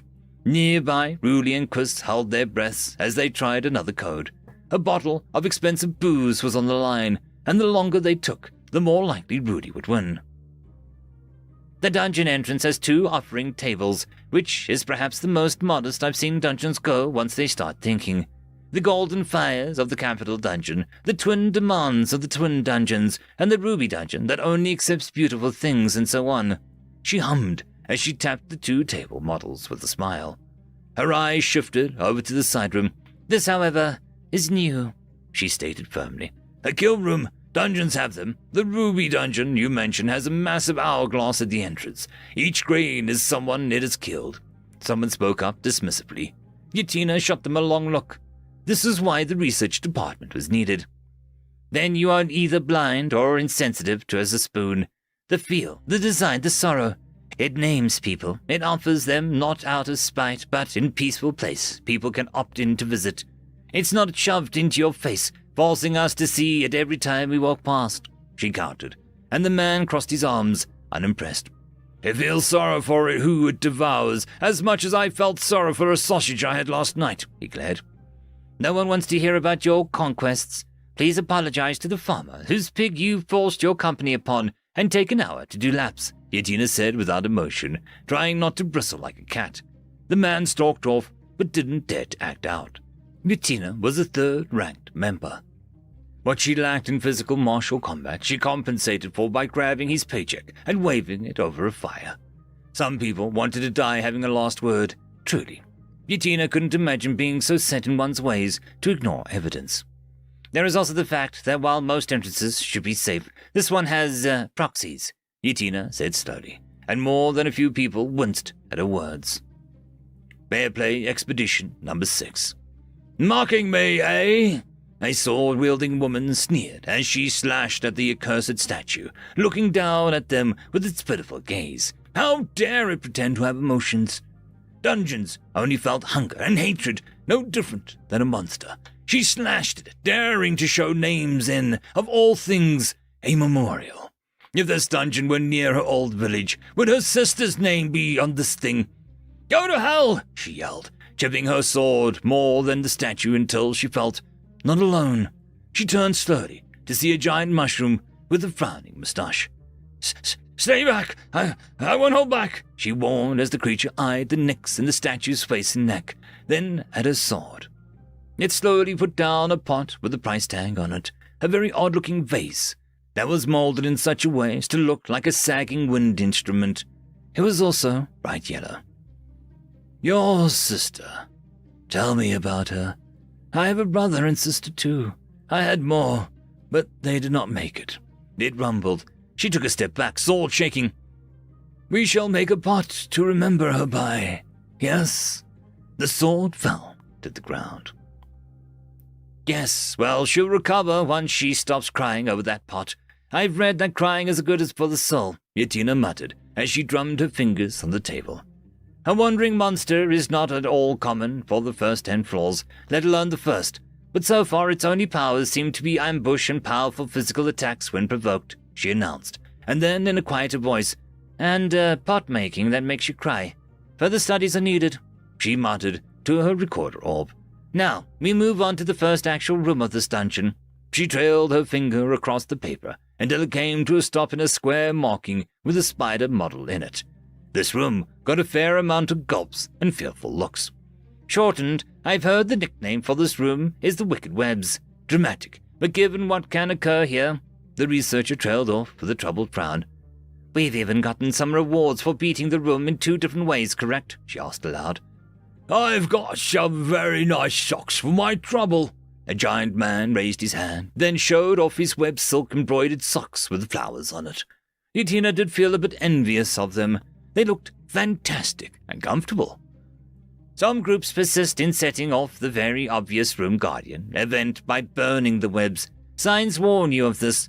The villagers warned you of this. I'm warning you of this. Stop upsetting the room. Grab the berries and just walk out the other side, Yatina said loudly, sounding beyond tired as she put down a bunch of documents of journeys into the dungeon that stopped in the first room. Fair Play Expedition number 9. Please, I don't want to do the little teapot dance anymore, The man wailed as high above a ghostly spider made the 4 blades twirl in a synchronized pattern. "It burns, but in a good way. I've never knew all these days I put into dodging dungeon traps and boss mechanics would transfer to dancing," exclaimed another as he spun. Nearby, a court of spiders danced in various postures. The common theme was these 2-legged buffoons danced like alcohol-drenched buffalo, and I laugh at them openly dance. "We've lost at least 3 to the calling of dance, while more just developed a phobia of spiders," Yatina said brightly as she read the reports. "Results on the berries are very promising. I'm told they make a lovely pie, jello, lip balm, and lubrication," she listed. She paused as people snickered. "For the more complex machines we employ, you adolescent children," she said waspishly. Yatina did not want to think about these things. The idea that act alone made her queasy. So many things touch, and the fluids like sweat and body odor. No, Yatina could feel her stomach heaving. Yatina had been in love, but it had never resulted in any urge like that. Perhaps she was broken in some way. But if she was broken, Yatina would celebrate that quirk and paint it up with colors. Besides, if she didn't have a partner in life, that just gave her more room for books. Books never demanded anything from her, judged her, or accused her of being unable to love. They accepted Yatina when she was done with them for the day, happy to welcome her back once her work allowed it. Few people in her life could match that sort of companionship. "The next room is the lake," she said, and someone actually screamed a little. Yatina looked up in surprise as someone tried to hide a duck feather they took from a pillow or some such. They had brushed it against the twitchy scout's neck. In a pause, someone stood up. "Time for a patrol," he said, and Yatina raised her hand to stop him, but others stood up, excusing themselves from the meeting due to the bathroom break, taxes, a chronic illness called legma, and one just said, "I left the oven on." That left Yatina with the boy with the wonky nose, an embarrassed boy who looked familiar, and a handful of scouts in the meeting room. "How did you break your nose?" Yatina finally asked, needing something to latch onto as to hide her shame at the lack of respect that she was shown. "I tripped down the dungeon stairs at the entrance," he answered honestly. Yatina was going to need more books at this rate. She noticed how one of the scouts looked odd now that she was isolated, sort of sitting hunched in the corner, and Yatina wasn't sure if it was a blade or a scout. From under his big cap, she could see something odd. Poor man, he must have been force-fed gut rots too. His only visible piece of flesh was this long bulging nose that was deep green. His top half sloped to the left as if injured, and he adjusted it from his hip. What a fantastic motor skills! The scouts or blades were a hardy lot. "I can sort that out for you later," Yatina said to the boy, then inhaled. "Should I continue?" She asked and winced internally. She should continue, not ask for permission. How in the world did she ever get promoted? She smiled as everyone nodded excitedly. She gestured to the large stack of papers, nearly half her height, with a duck figure on top.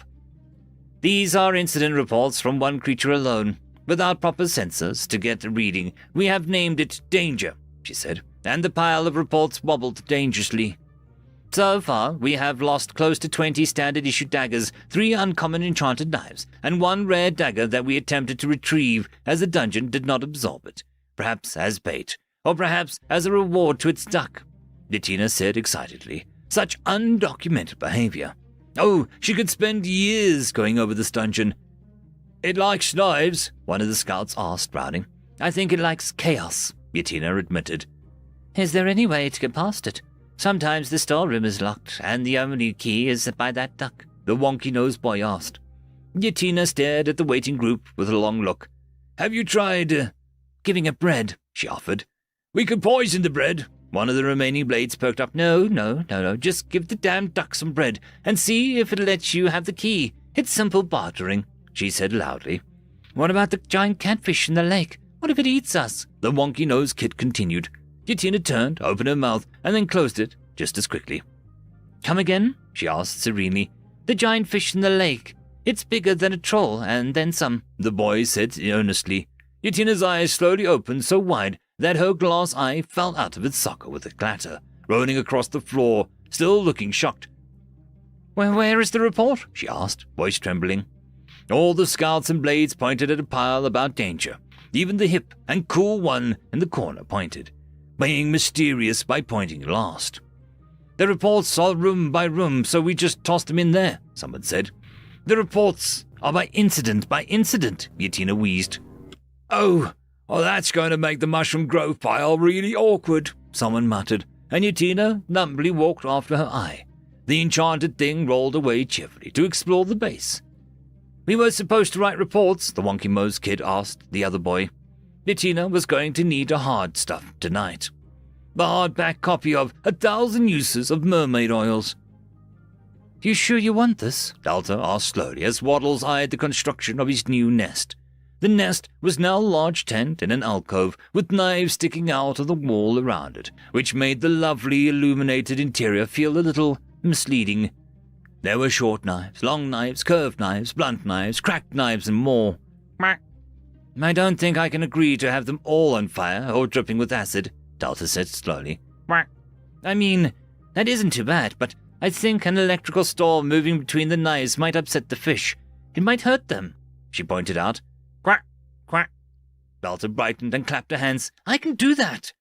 Moments later, the knives began to shine as a fake moon on the ceiling came out from behind the cloud.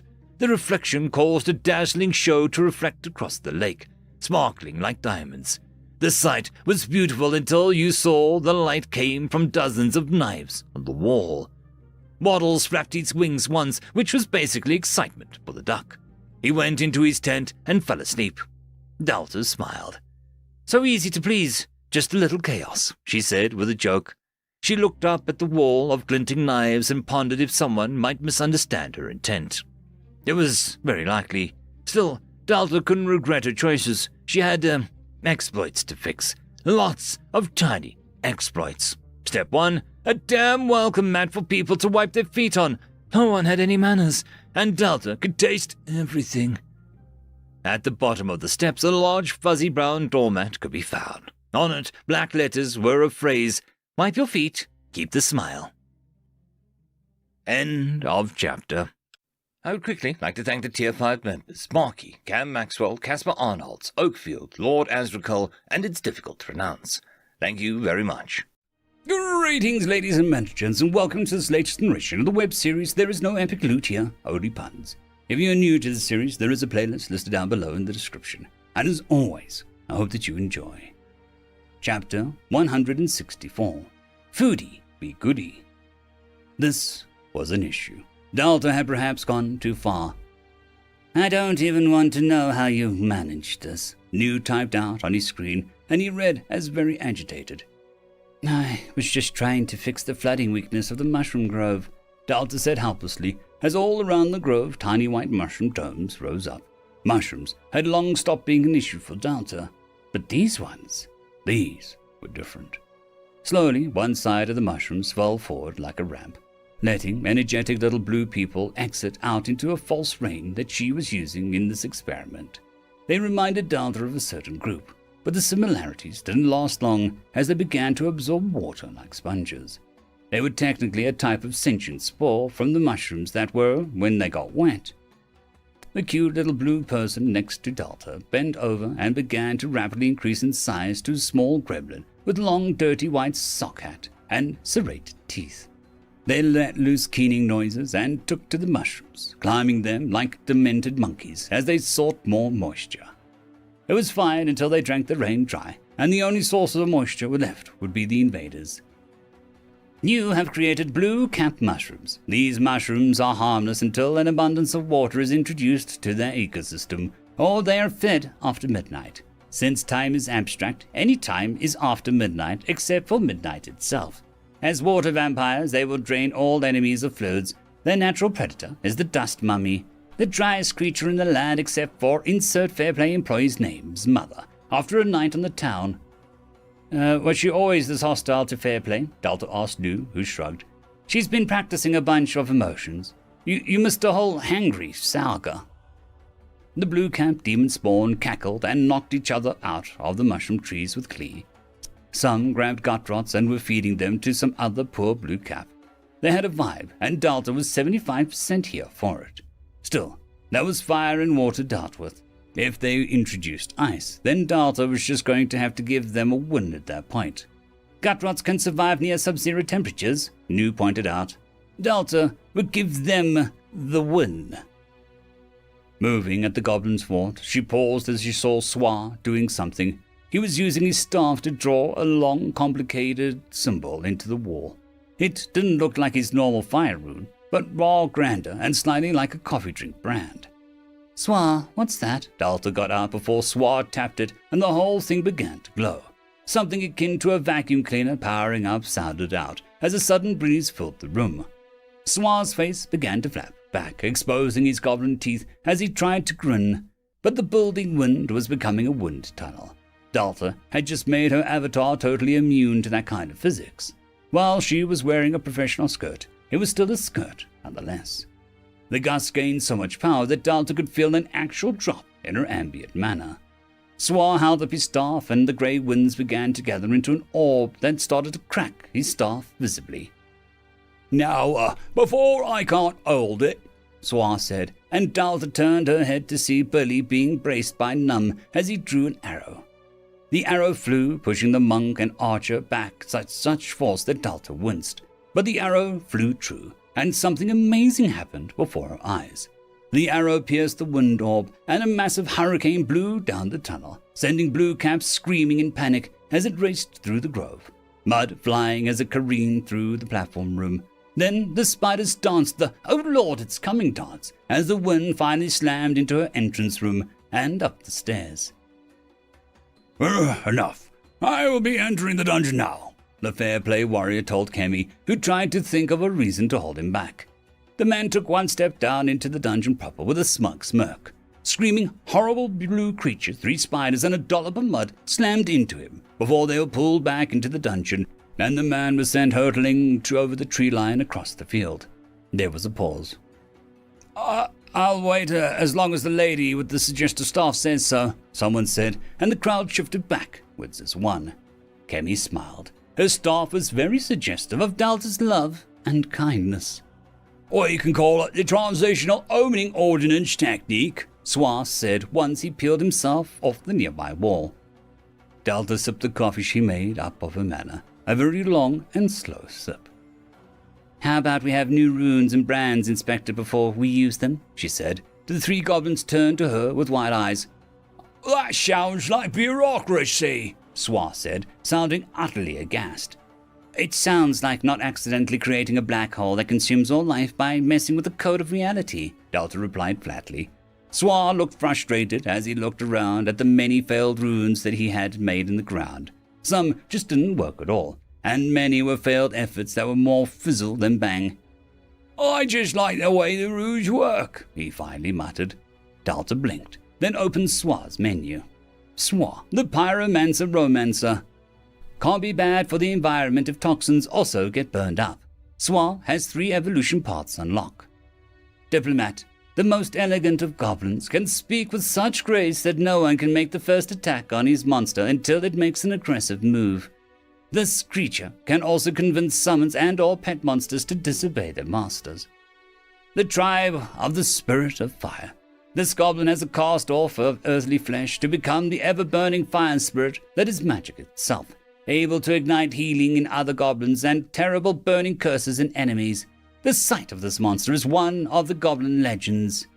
The Rule Breaker, a goblin who has glimpsed the impossible and took it for himself. Able to understand basic runes and some complex ones, this goblin sees the world not as a simple here or there, but a now and forever. Delta told Swa of his career options. He gagged at Diplomat, drooled at Fire Spirit, but went quiet at Rule Breaker. Can I have some time to think? He said, surprising Delta. She had never heard Swa sound so, quiet. Now, of course, you don't have to change at all if you don't want that option. She's reminded the goblin kindly. Perhaps the other dungeons would just force the most optimal, but Delta had optimal strats in place already. If someone ever made it to King Jelligan easily, then Delta can make hard choices. She turned to Billy and Num, who looked a little dazed from the wind attack. Billy, the dark slime in the shadow. I won't stab you in the back. I prefer seeing your eyes when I go deep. Billy has two evolution paths. Assassin, the most feared type of goblin by evil. The monster can not only blend into the environment, it's a unique monster that can follow a single target to another floor and remain able to do full damage to them, regardless of mana levels. Will he appear on the 5th floor, the 10th? Only he knows. But don't worry, your vital organs will know soon. The Fell Beast, drowning in their victim's blood, has allowed a portal to the dark dimension to open in their heart. These goblins look normal until they are pushed to their limit. At the point of near death, these goblins transform into massive creatures of bestial power that command shadow weapons. These creatures are hunted by many religious sects. Goblins had a lot of evolutionary lines. Delta supposed that they were the punching bag mobs for most stories, so it only made sense that they developed a habit of getting dangerous quickly. "Assassin sounds more fun," Billy said with a pleased smile. Delta nodded and purchased the upgrade and blinked as Billy was cocooned in an orange orb that floated in the air. Billy's evolution will take 2 days, guard the monster well, or be forced to restart the timer. Num poked it, and it floated off to the side with nothing anchoring it. Delta was a little stumped. This hadn't happened before. The more you evolve monsters, the more it takes to get them ready. It's why most dungeons work downwards, not outwards. New floor comes with simply better monsters than most evolved ones, her companion explained as if this was common knowledge. Most dungeons are dumb. I'm proud of my edgy goblin. He's got a diploma in ass-kicking. Delta crossed her arms, chin held high.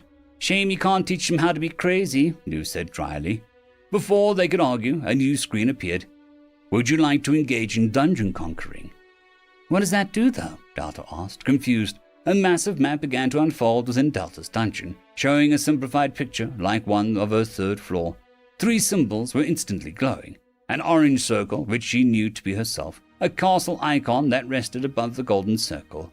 Slowly, a much smaller dots began to flash, and Delta stared at the various dungeons in proximity. Dungeon conquering is usually a project undertaken where 2 dungeons expand in close proximity and fight over space and resources. However, due to your superior means of growth, this system would instead allow the use of mana veins to allow you to transport a group of select monsters to act as adventurers to other dungeons, allowing you to educate them as you go while claiming any loot they would normally drop to augment yourself further. Seems a lot of work when I'm drowning in a to-do list so large that it would make a corrupt government blush, Delta said, sounding unsure. One of the dungeons available for invasion has fish monsters as an introduction mob. And your point? Delta asked. They chose desert as their theme. Delta stared and her eyes began to erratically twitch. That sounds bad, but she tried to step away. Another has a security door in front of their first door, but I forgot to lock it with a key. Another has goblins as a mob, but they're all archer-classed. Delta leaned on the wall with one hand, breathing with some difficulty. No, work. Too much, she heaved. One dungeon has 2-headed ogre as a boss. However, their boss room ceiling is so low that it can't actually move to defend itself. All right, I'll consider it. How many of these dungeons need help? Display them as pink circle or something. Delta waved the box off with a sigh. Roughly 15 are displayed now. These dungeons are within 10 or less floors to their name. That wasn't so bad. Wait, how many dungeons are around in total? Delta asked, confused by the numbers that she was hearing. The map blinked, and Delta felt her mouth drop. She expanded the map to show the whole thing as a pink stars blinking into existence. That's a lot of dungeons, she swallowed once. Her own dungeon was in a weird void. Delta was the most isolated dungeon in the whole map. And, Delta was a superior dungeon. Of all of these markers. Nu, do you want to handle the rest of the first floor while I try to get a handle on this? She asked her friend, and Nu hummed. I am good at crushing armies or making them, so either one suits me just fine, he reported. Delta gave him a side-eye, but there was one more thing she wanted to do. Num, stand still. She beamed and opened up his menu. Num, the kind fist. It is not that I want to hurt you, but you make it hard to do otherwise. One possible evolution available. The perfect evolution discovered. Goblin Hero. A fist fighter that oozes justice. The most human-looking goblin of the lot. This fighter can literally punch evil in the face, such as liches, ghosts, and more. When protecting others, this goblin seldom loses. However, An alarming amount of romances do seem to occur around him. Num seemed excited. I have the power, he cried before he was engulfed in an orange orb. Swa sighed. Idiots, he said fondly as he began prodding the two orbs towards Farah's bar and beyond, hiding them under Maestro's loving care. Go be an invasive species to someone else. I'll finish tuning up the storeroom and the bar, Lou said, dismissing Delta if she was now in his way. Delta smiled and patted the screen. Make me proud, she beamed, and the screen eyed her. I'm not one of your sad students. I don't seek your approval. He sniffed. Delta turned, and New appeared in front of her. However, when you return to such glory, you will be aghast that you never promoted me to this job in the first place. I do this for me, not for you. Me, not you, he stressed. I am unimportant to your rise as a tyrant of this world. I will now fade into the background and not cause any disasters. She mock saluted. I am glad we understand one another. Don't take too long on your journey. I need someone to handle these fair play imbeciles before long, he said dismissively, and vanished. So, sis, how does this conquering thing work? She asked aloud, and a new screen opened up. Would you like to select a team or use a random team filler, pulling from all floors? Delta eyed the first button that promised careful selection and optimizing, and other button which was covered in confetti and sparkles and question marks. Delta stood there long enough that Suave's ruin let out a more gentle breeze, causing dust to kick up around her feet and a tumbleweed to dance past. Well, the random button is more exciting, she argued with no one in particular. She pressed the button and the screen began to glow, shake. It cracked and exploded into 5 tokens, each one golden and shiny. Seasonal legendary pull. Delta threw her hands up, hyperventilating. Where's the double roll for $20? Give me the deal, she said, looking around the screen for the missing button. Her 5 tokens turned one at a time, and each one made her chuckle, then giggle as the last 2 turned off.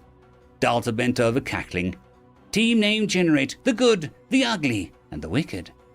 Lord Mushy, Jeb the Troll, Wyan and Bob the Worm, and Jack the Kobold. Sending team and dungeon avatar to the Northwest Crown Archipelago. First dungeon will be the northmost island. Now beginning conquest with a Lumen Wave dungeon. Delta smiled, then felt herself being yanked into a mana veins of the world with a scream, stuck on a roller coaster with no railings or safety harness. She didn't even have time to explain the mission to her monsters. Wyan was buffing her nails when a flash of light overtook her. In her place was a dull-eyed replica that stared at the door ahead with endless patience. Replica Jack stared at the smut shrine before it and began to pray as it was designed to do. It also began to design bombs every few minutes, as it was programmed to do. Replica Lord Mushy began to place a part on every surface it could, with a lally-o and a how do you do to itself. A bit unlike my Bob, Rail said as the replica Bob floated on the surface of the waterfall pond like a dead trout, occasionally wriggling like live bait. The crabs were having a ball, spinning the body like a log. He's amazing, Farah gasped as the replica Jeb Troll not only successfully cooked toast, but made a good tea as well. I don't know. I think I like Jeb normally. He sings songs, Nina said as she washed the endless dishes. Less troll soup pots to clean, Farah grunted at her. Nina couldn't argue with that. Still, the replica reminded her far too easily of her own condition when she was spread too thin. Take a break. Quee can let you back out if you need to go back to town, Farah said as she turned to the tiny helping form near the stove. King Jelligan, you're burning the edges of the eggs, she scolded. The little slime gurgled and fell aside, feeding him an eggshell to cheer him up. Delta held her hands to her face. I got mana bugs in my eyes, she wailed. Where are we? Jack asked aloud as Lord Mushy greeted everyone with a pleasant smile. I have legs, Wyam said in horror. She moved unsteadily around on something akin to wooden peg legs with little stubby toes. Bob looked around, now the size of a python rather than a massive creature.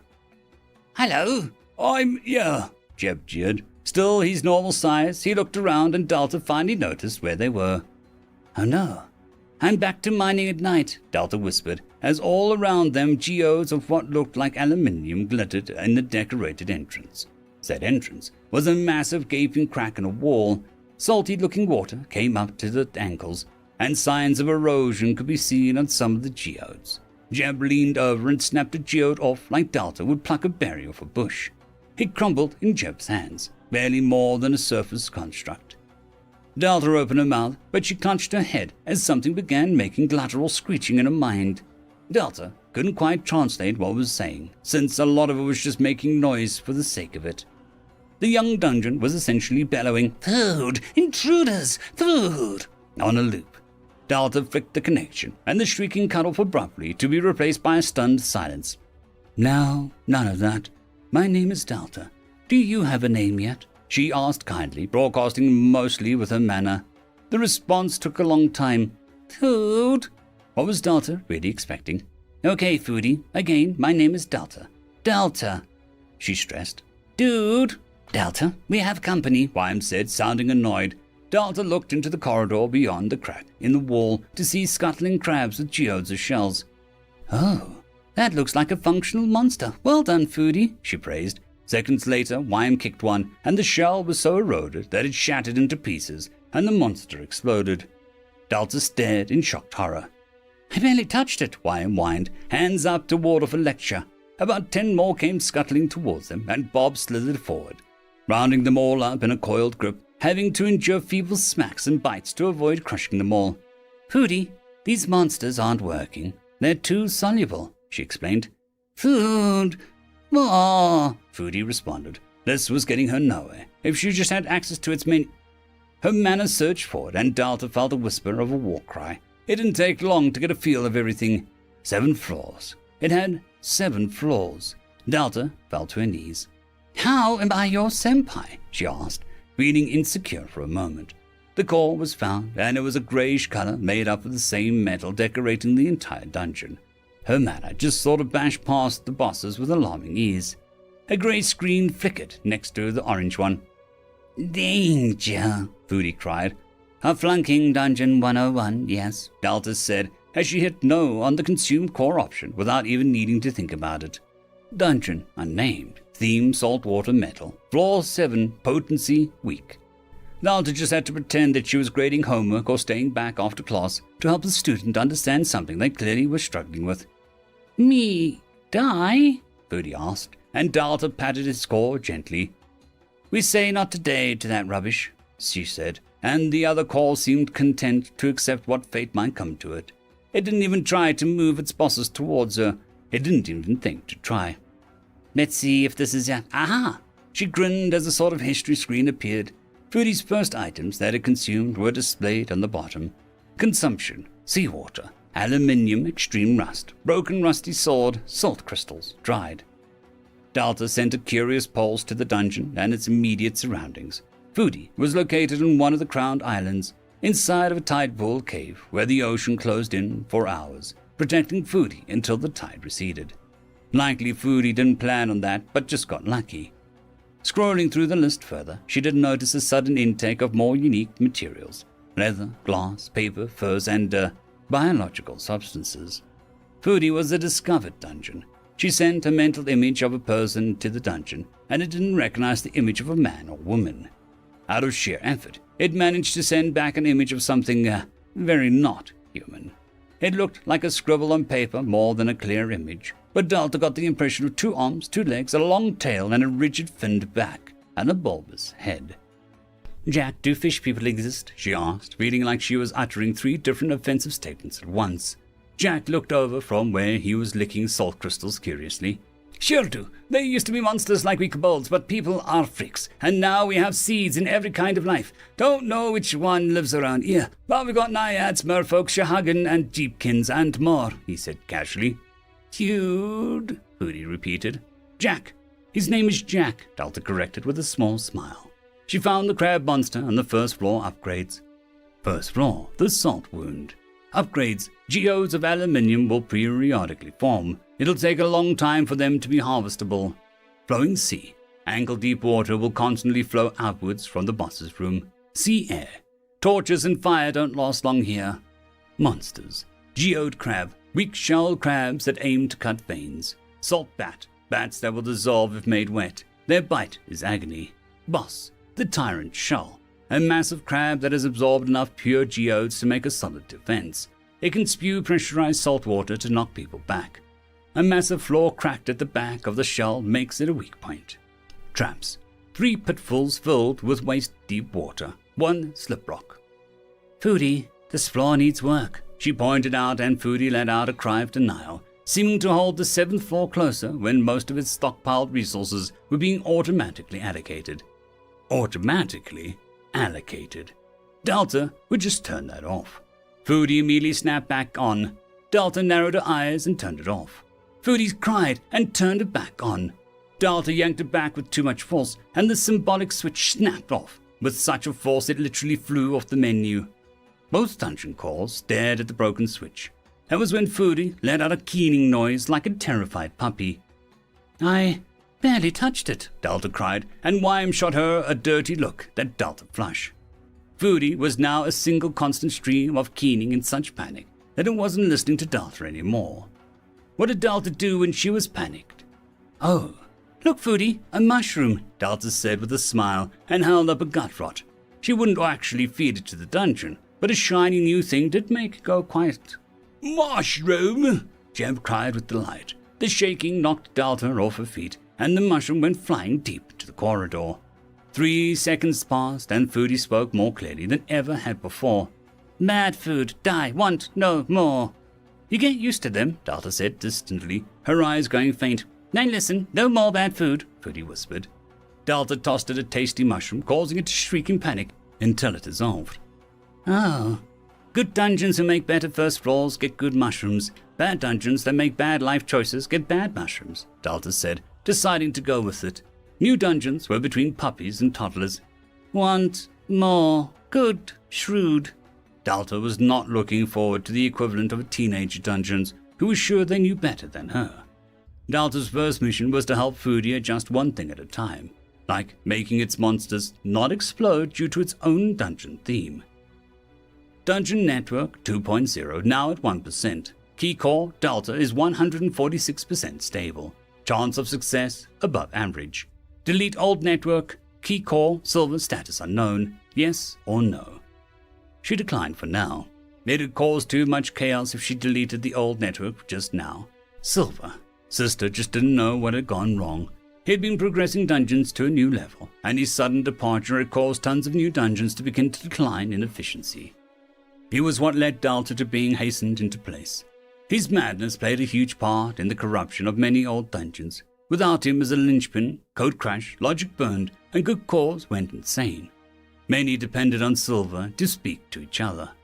Many ended up locked up in their own heads, and Sis was so ashamed she didn't try to help them. Was still, such a stupid child. Brother wanted to end them before it got worse, but Sister held on. She clung to the idea that a solution would be found. Sis hurt so many people, and now she had hurt many more dungeons. Sister looked down at her chair. She never relaxed in it, never allowed herself to recline into its power. She did not deserve it, and as soon as the time came, she would no longer allow herself to be the same room as it. A good throne deserves a better god. Sister looked at many of the screens before her, covered in mushrooms and gibberish. Delta had been one of the good ones, and Sister put all of her love and faith in that woman. She was just so tired of hurting people, and this was her chance to be a hero in a story for once. Just once. She tried to sit closer to the edge of the throne, and a mushroom popped up under her knee, shifting her back. It made her blink. "Excuse me," she said to it apologetically, and tried to shift to one side. The armrests, made of vines and bright red mushrooms, formed, and Sis felt weird having a place to relax her arms. Her joints had been so sore for a few millennia. One of her screens flashed. Delta Network 1.0 supports all.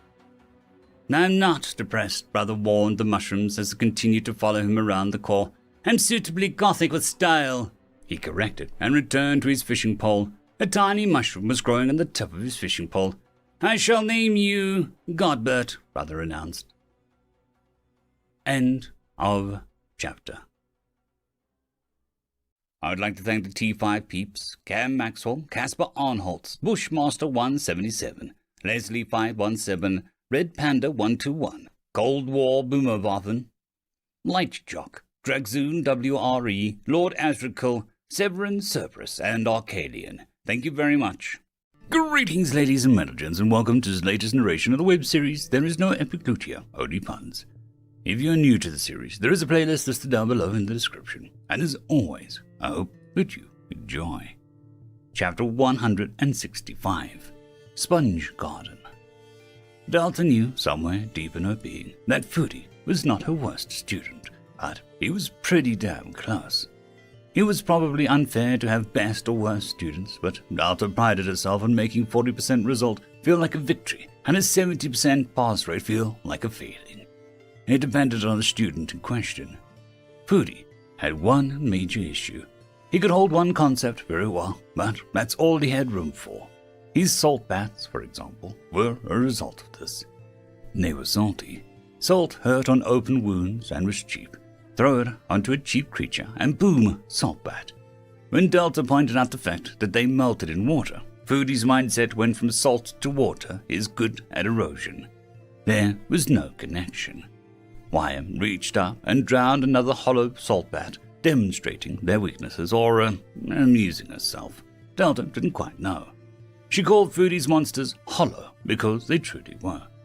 All her monsters had a spark of something, a thing inside the mana construction that was their body. It allowed them to grow, change, think, live, and be real. Foodie's monsters didn't have a single spark. It wasn't that it was just Delta that had them. When she'd been stuck in that dead silver dungeon that nearly killed her, the monsters waking up had sparks too. She'd have to see if the sparks appeared after so many levels, or if it was a personal development thing. Foodie, salt in water is bad. It's very bad for your salt monsters, Delta stressed, wondering why Sis thought that she could ever get through to these dungeons. Salt! It was like she was talking to an excited toddler who was part plant. Delta had no clue what she was doing. It was fine when she was messing herself up. That was on her. But now it involved an innocent, sort of, dungeon. Salt! What? I took a perfectly good dungeon and gave it anxiety. Delta threw her hands up. Jolly good. Wyam applauded from nearby. Something weird about this, sis, Jack called over as he kept tasting different parts of the wall. Oh, water salt, Jeb said smugly, as if he was competing with Foodie. Salt water. Yes, Foodie, that's what I've been saying. Delta mused distractedly, before pausing. She turned towards the entrance and stared. What did you just say? She asked slowly. Salt, the call responded. Delta let out a sigh, but threw him a tasty mushroom anyway for his quick response. A suggestion, dear mother, Lord Bushy said kindly from his side. Delta shot him a grateful smile. Please, I'm floundering, she admitted, with a little bit of embarrassment. You should try speaking to Foodie as a dungeon, not a wonderful person, he said, and Delta gave him a long look, stunned. We could traumatize it so badly it grows out of sheer panic, Wyam counter-suggested. Bob let out a screech and Wyam scowled. Poignant, but not without wisdom, dear Bob, she sighed. Delta turned to the dungeon and slowly relaxed her consciousness. It didn't take long for her thoughts of doubt, worry, and fear to sink away. The world around her melted away, leaving her in a dungeonscape, connecting lines of mana and moats where things stopped being what her eyes saw, expanding into concepts and symbols. This was how dungeons saw, and she stood up, a titan woman emerging from a burning sun like a galactic-sized god. Before her lay not her stars and world, but another's. This system was so small, barely surrounded by 7 rocks.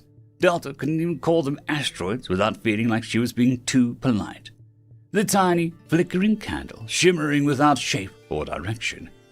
Moving forward, she watched as a small, limbless lizard emerged from the other side. Foodie lacked eyes, ears, and only opened his mouth to swallow nearby motes of mana. Delta had to bend down so far, reach so gently to cup the core in her hands.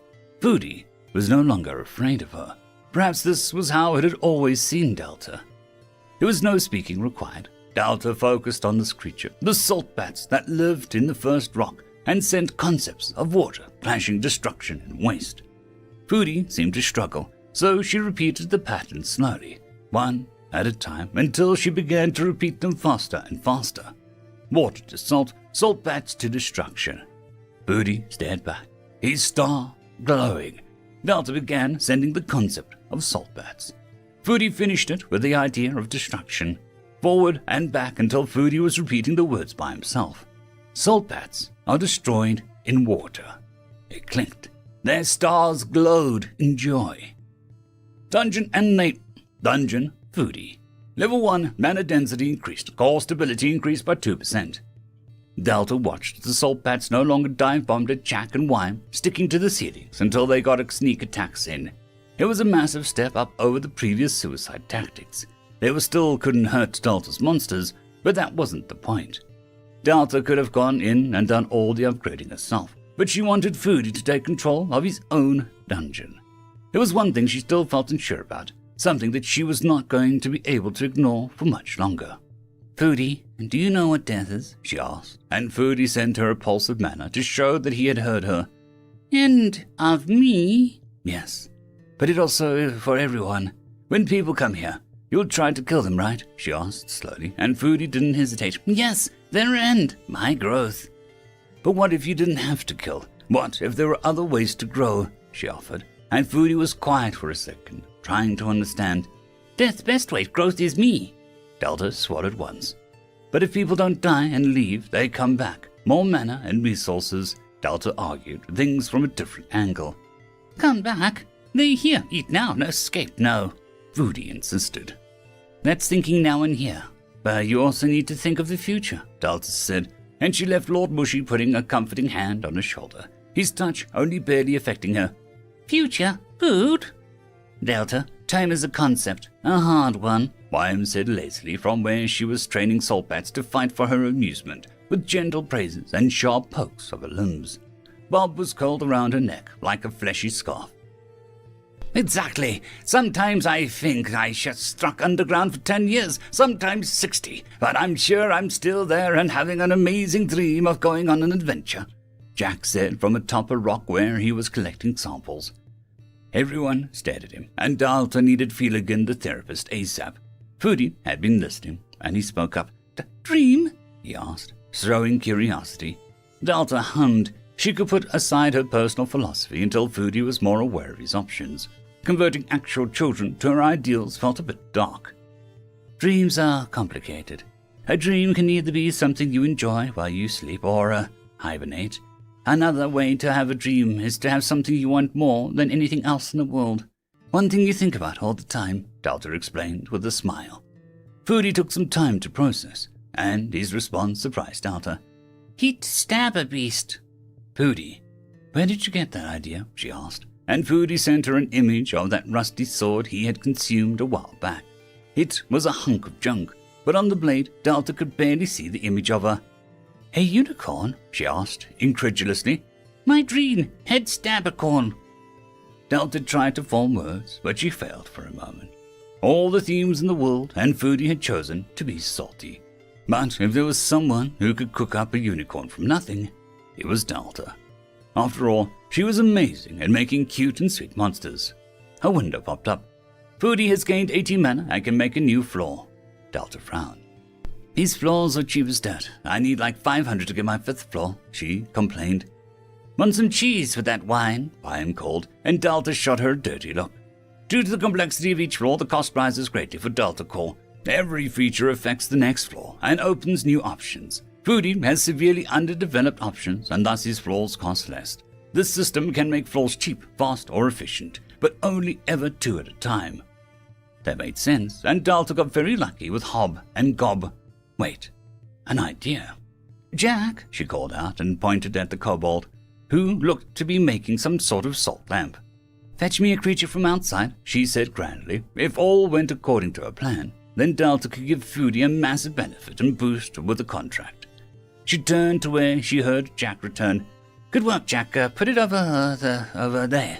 Delta's voice trailed off as her eyes went wide. "I lured him in with the promise of sweets," Jack said as a small boy in a poncho with a satchel around his waist blinked at the cave. He had tan skin that spoke of many hours in the sun. "Jack, where did you find the child?" Delta asked, sounding like she was strangling back a scream. Kids are everywhere. You just got two people together long enough and... Jack began, and Delta's screech escaped for a second, making him stutter. Where did you find this child? Delta repeated a question. The child had wandered off towards Wyam. Are you a goddess? He asked in a high tone. He blinked at Wyam as if he had never seen anything like her. Wyam looked up from a saltbat army with a raised eyebrow over her amber eyes. Do I look like a being of worship? She asked coyly. You're the most beautiful woman I've ever seen. Pa says Mama was as pretty as a goddess. Do you know her? He said he lives in the stars now, the boy said with no shame. Delta was about to open her mouth to warn Wyam to be nice when she surprised Delta. Yes, I remember meeting a beautiful creature with a button nose like yours. She's proud of you, but you mustn't walk into dark caves with dubious characters in it. She wouldn't like that, Wyam murmured as she stroked the boy's hair once and sighed. If Delta didn't have a connection with Wyam, she wouldn't have even sensed the lie. The child grinned, showing a gapped tooth. I can take the key back. There is a whole village on the other side of the island. Kind of sorry-looking place, Jack said, and the kid shot him a heated look. Victor is not sorry, he argued. Delta frowned at the name. She told Wyam to ask about the village since the boy couldn't see her. It's a fishing village that lives inside this massive ribcage of a sea monster. It protects us from storms and sea huggins, the boy said brightly. He explained that it had only been around for about 40 years since the legendary hero fought an ancient beast on the island and devoured its flesh until only bone remained. They named the village in his honor. For the last month or two, the sea huggins have been invading the island, and things have gotten bad, the kid said sadly. Delta winced. Sad children are a weakness of hers. Why haven't you called the kingdom's knights or adventurers? Wyam asked, sounding less affected.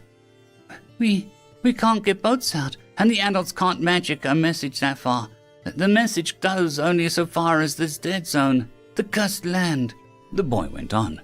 Dead zone? If Delta remembered her map when the only thing between this island and the capital of note was, well, she could fix that. She was fixing that. New considered limiting the manners leaving the dungeon in levels, as to cause people outside massive headaches. These fair play people could use a little stillness. But then Delta would whine at him about hurting her precious villagers. New couldn't even remember any of their names beyond Rudy and Chris. There was the child, Dio, his friend, the blue mage Perry? He was definitely Perry. The idiot child, Grim. Or was it Grim? It could have been Greg. You know full well what their names are. You have perfect recollection like the rest of us, Vera said as she cleaned up the pristine mug. I would never waste precious brain space on them, New said with a small scoff. He was busy fiddling with the bar menu, but every option he wanted was declined by Vera, and the system just removed them on her whim. Delta had ruined a beautiful thing. Absolutely tyrannical control. Well, there was one thing they could both agree on. Welligan, a thin membrane slime that is near invisible. The creature shrugs off the common elements easily, such as fire, ice, and copper, carbon, potassium, and sulfur. Seems to have built-in sunglasses, but it has no eyes. It was a door that people didn't know was there. It also blocked future fire grenades, but when New tried to figure out where the upgrade came from, he was led down a twisting knot of sticky ideas. He could part and reform with ease, making him a clever little door that could also trap and smother someone. That last part was New really reaching for some sort of satisfaction. Are you sure we can't add ceiling-mounted flamethrowers? New said, turning as the slime formed like a glossy silk before turning transparent. Its sunglasses rose down into place, making it look sturdy and protective. The glasses dissolved and reappeared at Welligan's whim. They don't match the decor. I got an image to market, Farrah grunted. New grumbled as he reappeared in the storage room and opened the menu. Something here had made him feel better. Storage room. A little bit of everything all of the time. Features. Mary the Chaos Mouse, random selection of dungeon goodies, a buffet of general snacks, a secret door to Maestro, Songmaster of Doom and Soul, sturdy shelves. Upgrades. The Dark One's approval. Using the key from Waddle's nest opens the room, which makes better loot, and no secret entrance to Maestro. The best food and drinks will be offered, and there is 1 in 10 chance to find a door straight to the 2nd floor. However, if someone under Waddles' bad luck curse uses the key, they will be shrunk to half of Mary's size for 5 minutes. Tootie, a small canary that flies about as Mary is active. Things seem to just work out in its favor when it's being chased. On its leg is a small piece of paper with a clue to Maestro's entrance. Tootie's magic potion. Somewhere in the room is a strange vial that almost compels Tootie to drink it. The effects are startling and terrifying. These were tempting, New had to admit, but they lacked what he wanted, that edge, that bizarre danger and surprise.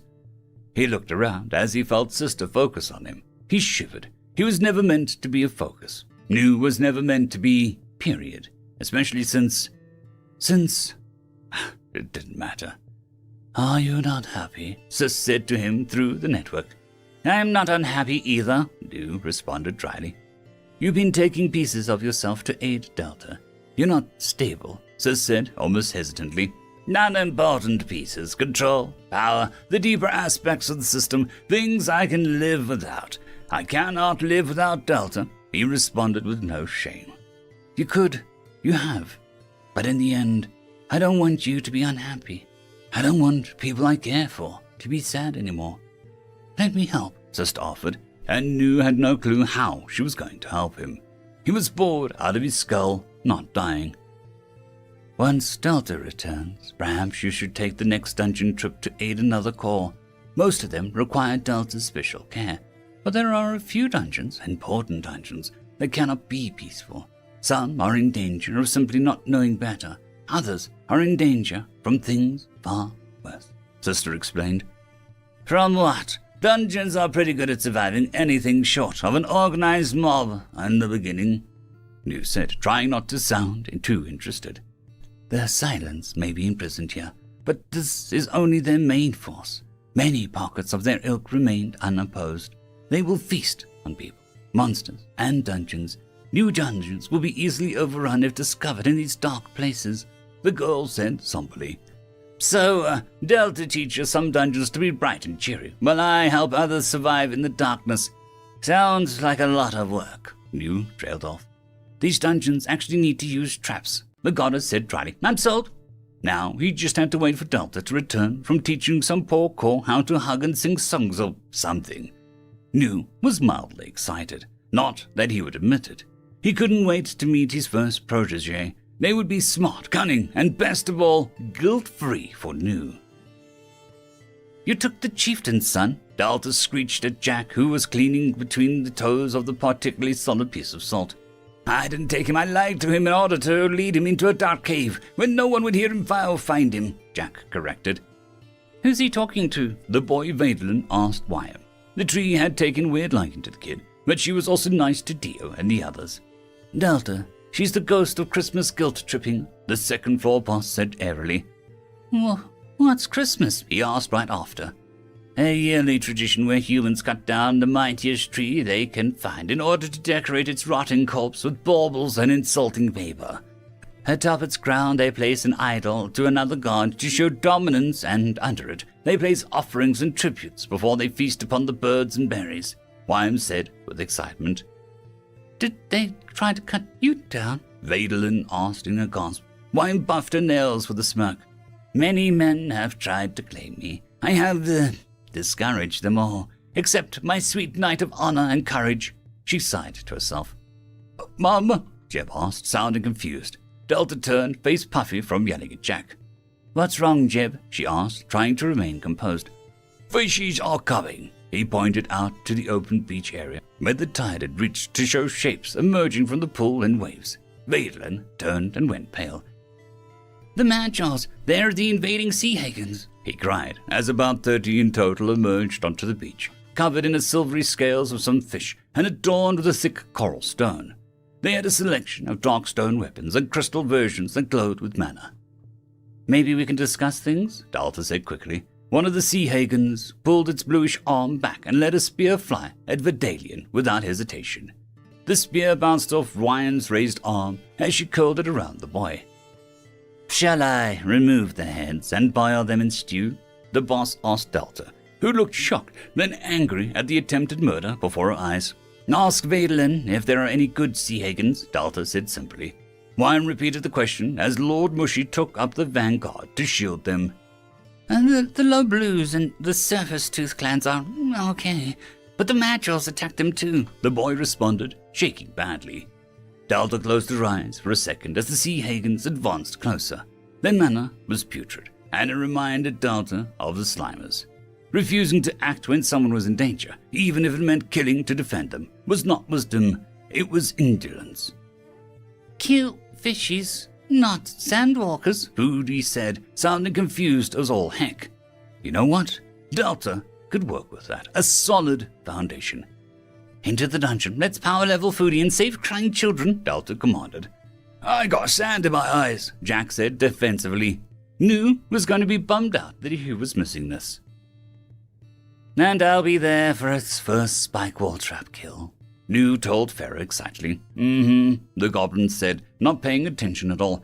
And when it gets fire, oh, the fire arrows, he gushed. Farah hoped that Nu would soon remember that the average Nu dungeon was like a sponge, brain dead, soaks up anything, and filled with holes in all logic. Farah reckoned Nu would gain valuable life lessons being a sponge daddy. Patience, hopefully, but Farah would settle for deep regret.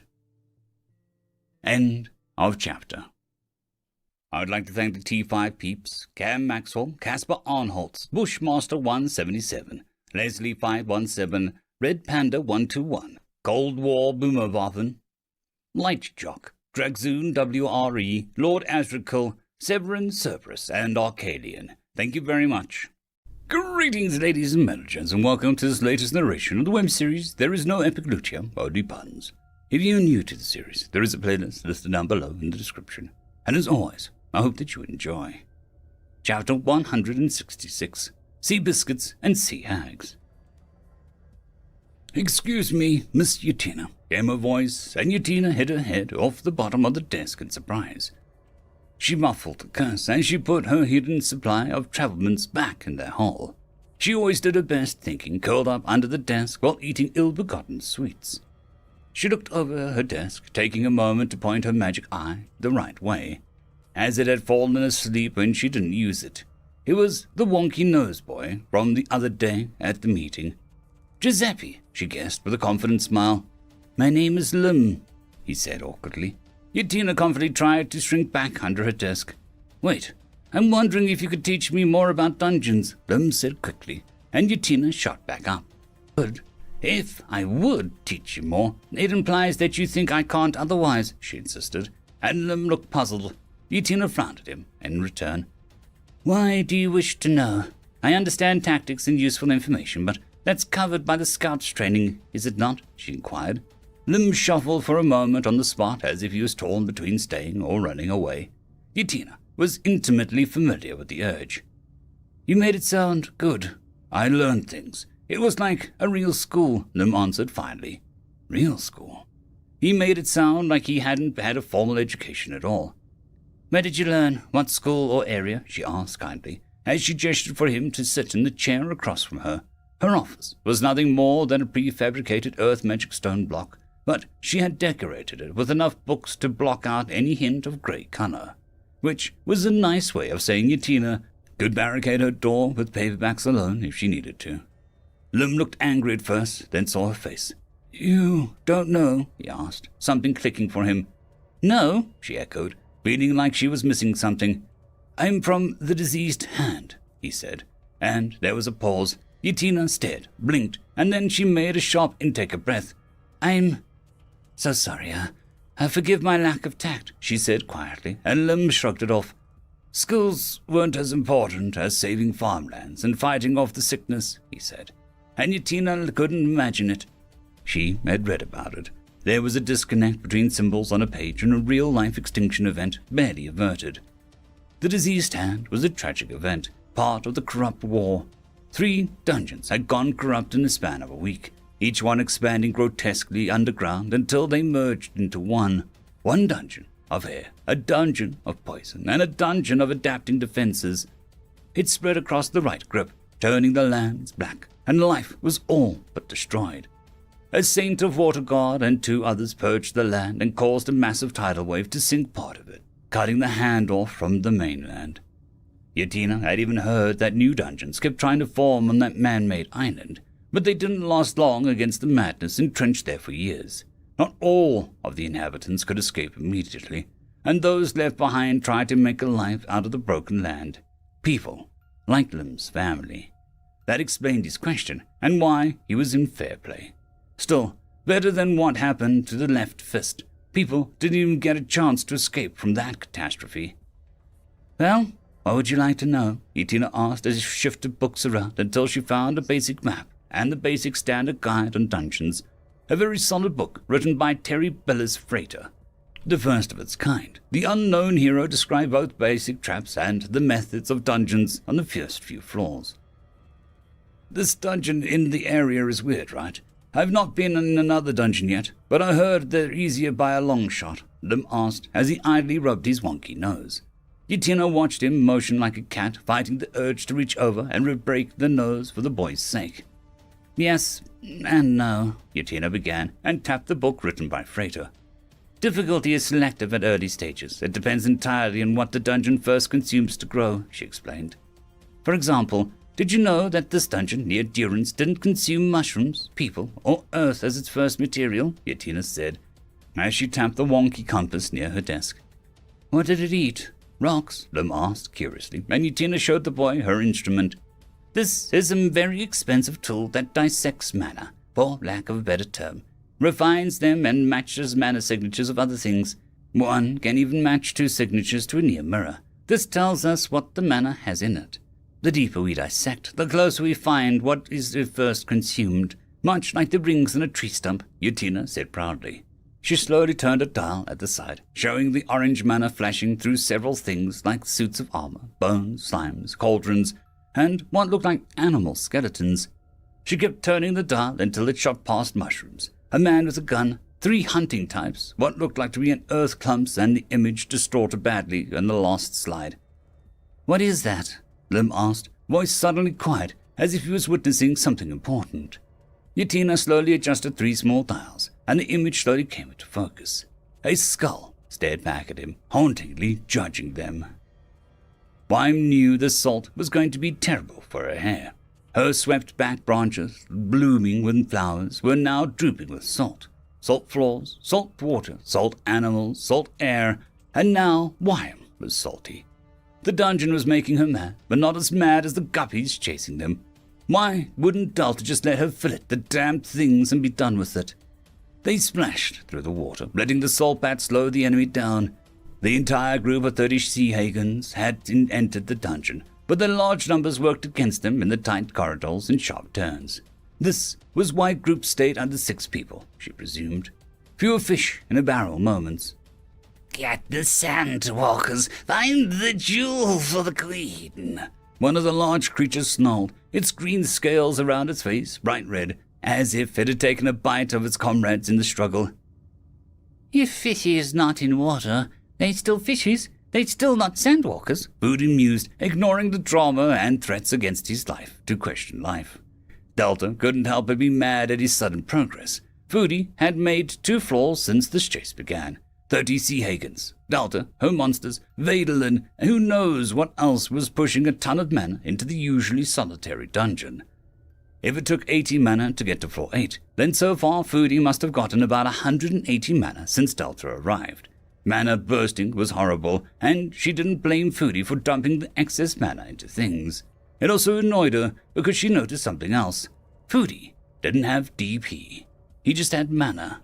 She asked the system as she followed the monsters into the first major room. The human soul generates a constant flow of sentient ideas and awareness. To prevent your mind from exploding any time you would think to make serious change permanent, you'd get locked down until you had enough DP to do it on your own time. Dungeons do not get Delta points until floor 25 or 30.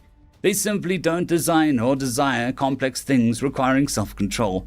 DP is possibility of the soul. You had a soul from the start, sister. Wait, if Foodie was made up entirely of mana with no sparks of DP, then those weapons, those tools of fair play formed from their souls and seeds, they wouldn't just damage Foodie, they would utterly distort or scar him. Now, when a dungeon's theme is known, it doesn't give people an automatic advantage. Yatina explained as she poured Lim and herself some brisk hot water with a dash of fruit. She hadn't a clue what fruit was in the fruit tea. She just drank it because her options were coffee, blood of some poor scribe, or protein shakes. Yatina had issues with all of these things. For one, no one used disinfectant wipe on the scribe after they were done. It was so unhygienic.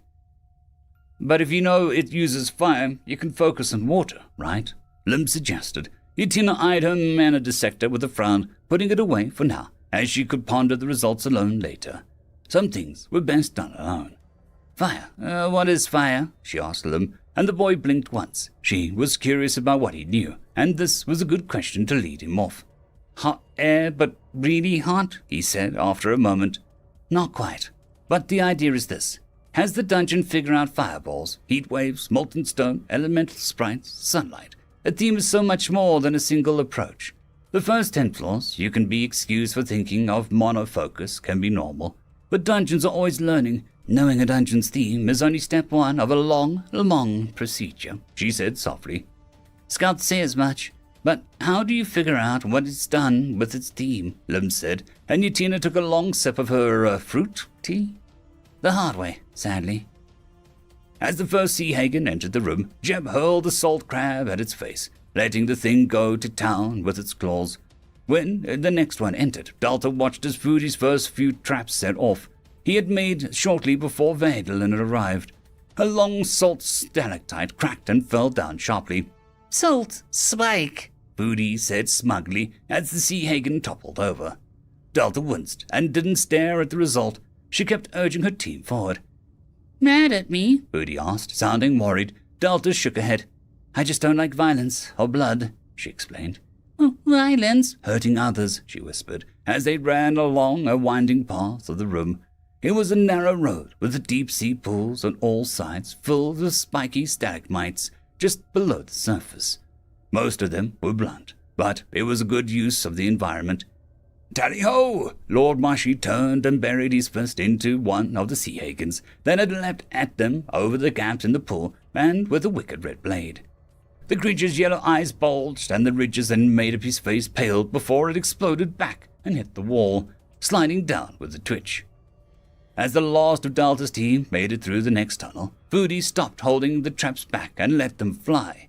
As the next group chased after them into the tunnel, a cloud of salt was lifted off the ground and into their eyes. Some of the salt on the ground had been extra large flakes to make it worse. One stumbled back enough that it tripped and fell into the pool, hitting the pillars underwater. 10 more of the Sea Hagens rushed in afterwards, ignoring their comrades. Show me the meaning of haste, Delta yelled to her monsters, throwing her hands up in panic. Wine raised her hands and showed Delta exactly what she thought of moving faster with an elegant gait. So, say you can get their themes down and general trap placement. What other issues can a first floor have? Lim asked, taking notes with little pictures. It hurt Yatina to see him reduced to that, but she also felt impressed that he carried on anyway. Well, it is rare, but there can be a puzzle. It's not common, but I've read reports, Yatina said, and found a book in a pile of nearby on a particular topic, and opened it. This is the Twin Dungeons of the Left Burden, an artistic rendition of the room just before their boss. She showed him, who looked enraptured by their knowledge that she was just sharing with him. Yatina had a book or two that had maps and pictures like this with smaller word counts. Maybe the boy would like to borrow one. Lim opened his mouth. Scout Backfield, you're supposed to be on patrol duty, snapped a voice, and Yatina looked up to see some blades she didn't recall. Lim jumped to his feet, pale and shocked at the words. I'm so sorry, sir, he began, and the blade clucked his tongue. Just because your brother was worth his salt and blade doesn't mean that you get to act like you're special, the brute growled. Yatina twitched something about his words. Just because your sister is a summer maiden doesn't mean that you're worth anything. Stop trying to be like us. Does your order supersede mine, Second Lieutenant? Yatina asked slowly, her voice taking on a detached tone. The blade blanched as if he hadn't even noticed Yatina in her own office. Captain Yatina, man, Cadet Blackfield is expected at... He began to speak, and Yatina held up a hand. He is to remain here and continue working on classified work under my command, she said finally. She looked at him. His talent is promising enough that I have handpicked him myself. Tell his superiors that he will be transferred promptly to my personal squad, she said, and the lady's jaw dropped. That promotion would instantly make Lim a first lieutenant. I would like to offer my services, the man said quickly, as if sensing an opportunity escaping him, and Yutina slowly looked at him from head to toe. I'm sorry, I just don't see anything special about you, she said, and sipped her fruit water. The man left a moment later, his voice refusing to work. Lim looked shell-shocked. You are going to promote me, he whispered in a strained voice. Yutina shrugged. I'm supposed to have a 6-man squad under me. I have none, so welcome aboard, she said, and poured the rest of her water into the nearby fake plant. The thing curled at its tips. Lim swallowed hard once. I can finally pay for my parents to get off the diseased hand, he said to himself with clenched hands. Yutina didn't know what to say to that. Maybe she should look into the charity that helps that part of the world. It could use more funding, maybe. What about your brother? She asked very slowly. He died in a new dungeon to the east, a snake dungeon that is off limits due to its birth or something, Lim explained sadly. Yutina opened her mouth, then took a moment to answer. I think my sister died in the capital. She won't respond to my letters, so I have to presume so, she offered in return. A sort of peace came over them both. Sharing in their loss seemed to allow them to trust one another just a little. Yutina looked down at the twin dungeons puzzle room on the first floor. It was a very simple design, but it set the tone for the rest of the journey down the floors. The door had 6 panels. One side you placed a tablet from a nearby table, and on the other side you placed a concept that opposed it. A bird on one side, a fish on the other, fire on one side, ice on the other, and so forth. Still, puzzles were rare on the first floors. Foodie, we don't have time for this, Delta warned as Jeb sat against the floor in the chamber, having no trouble keeping the sea hagen out by sheer benefit of his girth. Solve, Food insisted, with a whine. The puzzle before them showed 2 coral buckets of salt. The puzzle gimmick appeared on 2 floor panels around the room. Jack took one bucket and placed it on the very obvious rough stone square, and it sank down a foot or so.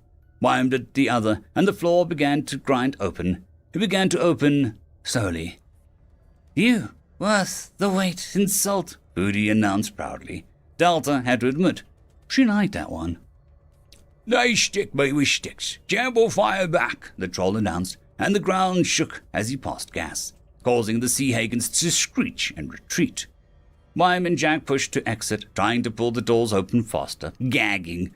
Vadelin looked green, and Delta had gone fully immaterial. She was not dealing with that. The boss laid ahead of the room. It just stood there like a lifeless doll. It didn't even have a cool entrance. Bosses tend to be lackluster in the early floors.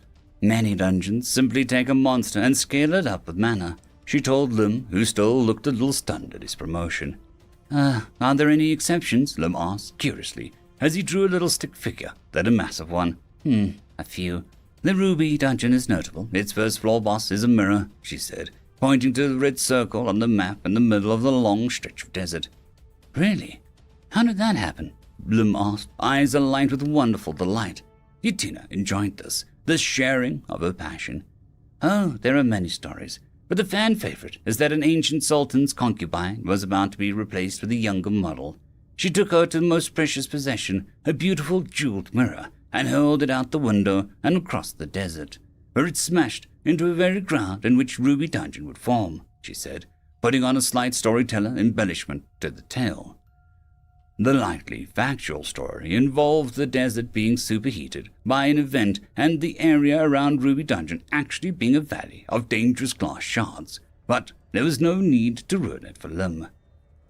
Mirrors represent self-love if you overuse it, right? So that would explain the dungeon's obsession with pretty things. He was born out of the tool used to check beauty because the concubine's life depended on it, Lim said excitedly, looking at the edge of his seat. It's a possibility. The first floor blast picks one person in the adventurer party and mimics their power, but stronger. The trick is to stand so close together that the mirror creates a horrible, inefficient mess rather than just a faithful recreation. Yutina smiled. Lim looked impressed. Still, the average boss isn't as impressive. just a big bruiser tends to be the theme, Yatina admitted. Then you aim for the kidneys, Wyam instructed with a vicious example, knocking the sea hagen down in his heap before she caught another by the throat. The nearby massive salt crab looked on at the scene with a flicker of attention. There is more than one. Use them against each other. People are squishy. They are squishy together. Wyam howled in bliss. Wyam is so cool. I want to be a warrior when I grow up. Can I visit your dungeon when I do? Vadelin asked Lord Bushy, who hummed. We'd be most happy to receive you, he promised the lad. Crab suplex, more force, Wyam yelled as she kicked another sea hagen, the creatures looking more ravenous by the second, and never ending. 30 had come in initially, but by now, far more than 50 had been knocked down. She frowned as she felt the sea hagen slowly begin to retreat, but there was something at the entrance, a far more potent seed than before. It reminded Delta of Davina, a being in touch with nature, but this one was like a storm, like innocent people being smashed with the rocks, like a violent wind. Destruction, and not creation. Enough playing, something is coming, Delta whispered, and Wyam stopped laughing and threw the two in their hands to the side. All Delta's monsters could sense her emotions. Lord Mushy, Vadelin's life is in your hands. Foodie can't open the door to let us through unless his boss is beaten, Delta continued. The being had reached the first floor. Some water moved around it, salt pillars crackling as it walked past. The salt trap went off, and the cloud was just parted as if the blade had been swung through it. The air itself was the creature's tool. As you command, mother. With me, lad. Lord Mushy directed the boy to an alcove off to the side of the room, hidden from all who entered the bathroom. Mushy was the best to hide. Well, not incapacitated by the salt water, he was weakened greatly by it. The creature drew closer. Delta clenched her hand. How can anyone take these dungeons on? Lim said, shaking his head at some of the creatures. We just use more effective killers, Yatina said bluntly as she sorted through the paperwork to sign off on the promotion. Those with calls have massive potential. The closer we advance to the goal or mission, the more we grow. The more important the mission is, the truer it is to who we are, the faster we develop. Not only that, there are those who engage in unspeakable acts, she said, her voice turning frosty. Breaking the core or draining it of its mana through a vile magic can take its potential, its power to make fantasy into reality, and make it your own. Lands wither, waters run dry, monsters rise in fury, and disaster comes when an established dungeon is destroyed. One person can doom thousands for power, she explained, remembering the many calls she had studied in pieces. Such practice is banned, but it wasn't always. Many wars had been fought over the ripest of dungeon calls, terrible wars, in which a horrible silence always seemed to follow in the pages of history, she sighed. Some of the calls deserve to be broken, not for power, but for what they've done, Lim said, putting his pen down. The one that killed your brother, she inquired gently. Yatina was surprised when he shook his head. Those are just dungeons. I don't mind them. It's the ones that took my home, turned the water, land, and sky black. I hate them, he whispered. You'll be happy then. Corrupt dungeons are basically reverse dungeons. They suck in all life and matter, drain the land until it crumbles away into the void below. They are to be destroyed at all costs. The diseased hand is, tricky, because of these three combined forces. We've hit one or two, but the last always brings them back, she explained, feeling oddly guilty that she hadn't done more to help, that fair play hadn't. But the maidens began to vanish only months before the corrupt wars erupted. So I just need to make my core strong, and I can beat them, Lim asked almost childishly, at this point. Strong cores have risks, Lim, a desire for more power, the nightmares of edge sickness and more. You have to temper both soul and core, Yatina said, and Lim leaned in. Can you teach me? He asked eagerly. The researcher closed her eyes and then smiled. Sorry, I don't have a core, she said, getting the awkward statement out before it could build. He stared back in shock. How? He asked. It seemed even Lim knew everyone had a core, should have a core. She pulled down the top of her sweater slightly to show a massive burn scar that started at the collarbone and spread across her shoulders. It covered most of the front of her body, focused around her chest. The last time I saw my sister, she did this. I can't do magic, and I don't grow like others, but I've got my mind on my books, she said tightly, forcing a smile. You're still worth more than the idiots flinging fireballs about or showing off some magic axe they'll never use, Lim insisted, and looked down at his feet. My brother didn't have a strong core, and he was amazing, he said stubbornly. I appreciate your kind words, but I know my own worth quite well, even if others don't. Still, we can't deny that under the right conditions, someone's core can grow beyond their peers, a sort of refined seed that comes from long lines of warriors, talented magicians, or those that just push themselves to the limit. A child of that line has such a core that even if it was starved all their lives, the husk alone would crush normal men, Yutina said firmly. What do we call them? Lim asked, holding a book in his lap. Most cores have a clinical term of normalized person core. I was one. You may be one. The baker in this city is one. A lot of guards and warriors could be one. For those with extreme growth, the correct term is refined core users. But a less flattering term is used by the public. Those with such power are said to be owners of monster cores, primal power that no normal man can possess, Yutina whispered, in case someone was listening. Do dungeons have an official term? Lim asked, leaning in as if he was ready for a secret. Yutina thought about it. Delta watched as the hulking 10-foot sea hagen moved into the room, bringing a torrential rain cloud with it. Its core was scary big. Not as big as Maharia's, nowhere near as big, but noticeably. Turn back, she warned, and he could hear her. It turned black eyes with endless depths to them at Delta. If strong people are monster cores, then dungeons have equally worrying names than the public. Dungeon cores, dens of evil, murder holes, Yutina listed. I will rend you aside and take my prizes, the massive sea hagen rasped, holding a thick staff made of bone and black seaweed. The jewel and the human child for supper, it said, drool leaking down its chin between bloody red teeth. Delta narrowed her eyes. Her aura flickered dangerously. Do not threaten them, she said in a simple tone with no emotion. Yutina cheered on her pen and looked out the nearby window. Dungeons have different names in different parts. None are flattering. Some are known as bloody butchers, those who take fresh kills and reuse them for their gain. Some are people killers, and others are just called demon machines, she explained, and Lim eyed her for a moment. What would you call them? He asked, and Yutina blinked. She had never thought about it before. I suppose, she trailed off. I will not retreat, the sea hagen hissed. Delta raised her hand, eyes glowing orange and slightly blue. Then you will not proceed either, she promised. Her hand dropped, and her monsters moved like blurs. I suppose I'd call them world builders.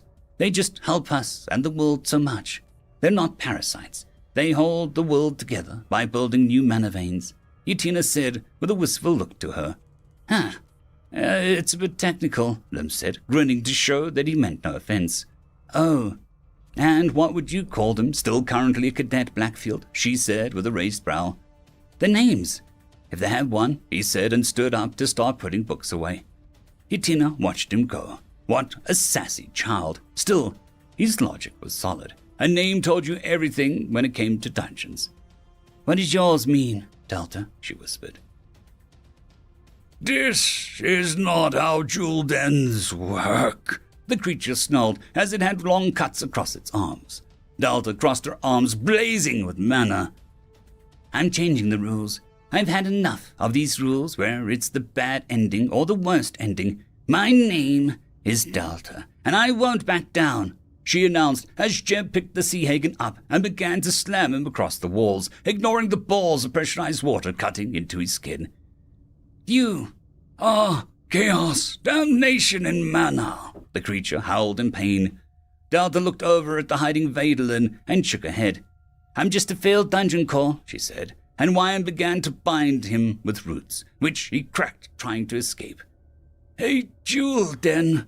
Then where is your treasure? Where is your gold? The sea hagen hissed in mockery.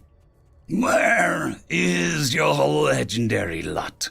It gargled, a word sounding like a personalized slang. Please, I'm far too sophisticated to be needing gold, she scoffed, and the creature, Wyan, and Jack all cringed. Come down to my dungeon soon, you monster. Heck, Stay here once I teach Foodie the ways of Delta. There's no epic Lucia. Only puns, she grinned, and the storm above them broke. You do give out spider panties, Wyam commented. Delta pursed her lips.